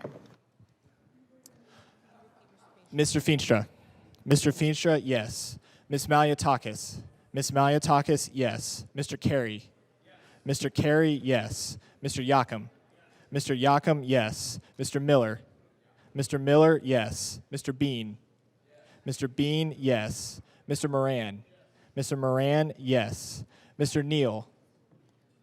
Mr. Neal, no. Mr. Doggett. Mr. Doggett, no. Mr. Thompson. Mr. Thompson, no. Mr. Larson. Mr. Larson, no. Mr. Davis. Mr. Davis, no. Ms. Sanchez. Ms. Sanchez, no. Ms. Sewell. Ms. Sewell, no. Ms. Del Bene. Ms. Del Bene, no. Ms. Chu. Ms. Chu, no. Ms. Moore. Ms. Moore, no. Mr. Boyle. Mr. Boyle, no. Mr. Byer. Mr. Byer, no. Mr. Evans. Mr. Evans, no. Mr. Schneider. Mr. Schneider, no. Mr. Panetta. Mr. Panetta, no. Mr. Gomez. Mr. Gomez, no. Mr. Horsford. Mr. Horsford, no. Ms. Plaskett. Ms. Plaskett, no. Mr. Swazi. Mr. Swazi, no. Chairman Smith? Yes. Chairman Smith, yes.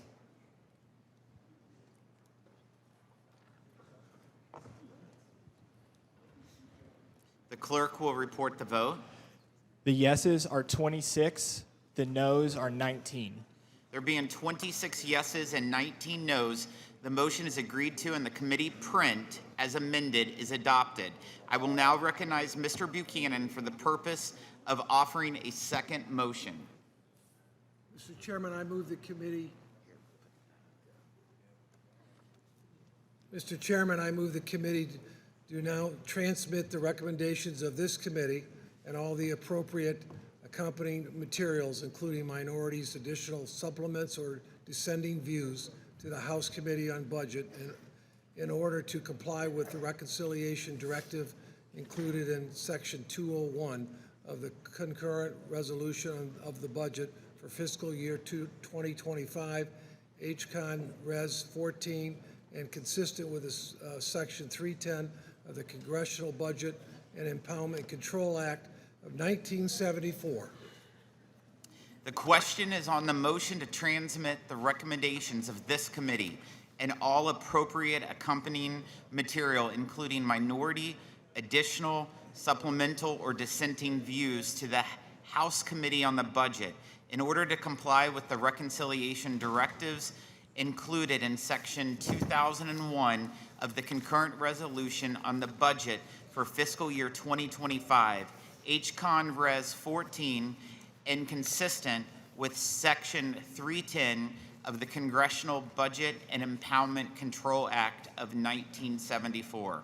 The clerk will call the roll. Mr. Buchanan. Yes. Mr. Buchanan, yes. Mr. Smith of Nebraska. Mr. Smith of Nebraska, yes. Mr. Kelly. Mr. Kelly, yes. Mr. Schweikert. Mr. Schweikert, yes. Mr. LaHood. Mr. LaHood, yes. Mr. Arrington. Mr. Arrington, yes. Mr. Estes. Mr. Estes, yes. Mr. Smucker. Mr. Smucker, yes. Mr. Hearn. Mr. Hearn, yes. Mrs. Miller. Mrs. Miller, yes. Dr. Murphy. Dr. Murphy, yes. Mr. Kustoff. Mr. Kustoff, yes. Mr. Fitzpatrick. Mr. Fitzpatrick, yes. Mr. Stubbe. Mr. Stubbe, yes. Miss Tinney. Miss Tinney, yes. Mrs. Fishbach. Mrs. Fishbach, yes. Mr. Moore. Mr. Moore, yes. Miss Van Dyne. Miss Van Dyne, yes. Mr. Feenstra. Mr. Feenstra, yes. Miss Maliotakis. Miss Maliotakis, yes. Mr. Carey. Mr. Carey, yes. Mr. Yakum. Mr. Yakum, yes. Mr. Miller. Mr. Miller, yes. Mr. Bean. Mr. Bean, yes. Mr. Moran. Mr. Moran, yes. Mr. Neal. Mr. Neal, no. Mr. Doggett. Mr. Doggett, no. Mr. Thompson. Mr. Thompson, no. Mr. Larson. Mr. Larson, no. Mr. Davis. Mr. Davis, no. Miss Sanchez. Miss Sanchez, no. Miss Sewell. Miss Sewell, no. Miss Del Bene. Miss Del Bene, no. Miss Chu.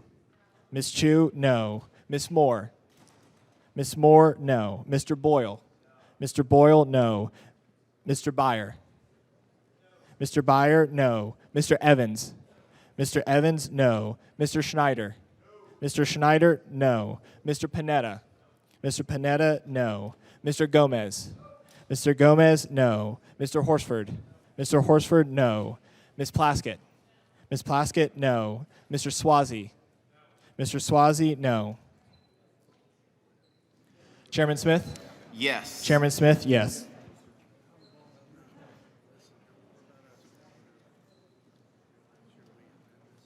The clerk will report the vote. Mr. Chairman, the yeses are 26, the noes are 19. There being 26 yeses and 19 noes, the motion is agreed to and the recommendations of this committee and all appropriate accompanying material are ordered transmitted to the House Committee on the Budget. Without objection, I ask the staff be authorized to make technical and conforming changes to the measure and that members have 2 additional days to file with the committee clerk supplemental additional dissenting or minority views. I also want for all of us to recognize Mr. Tom Barthold for staying through this entire hearing.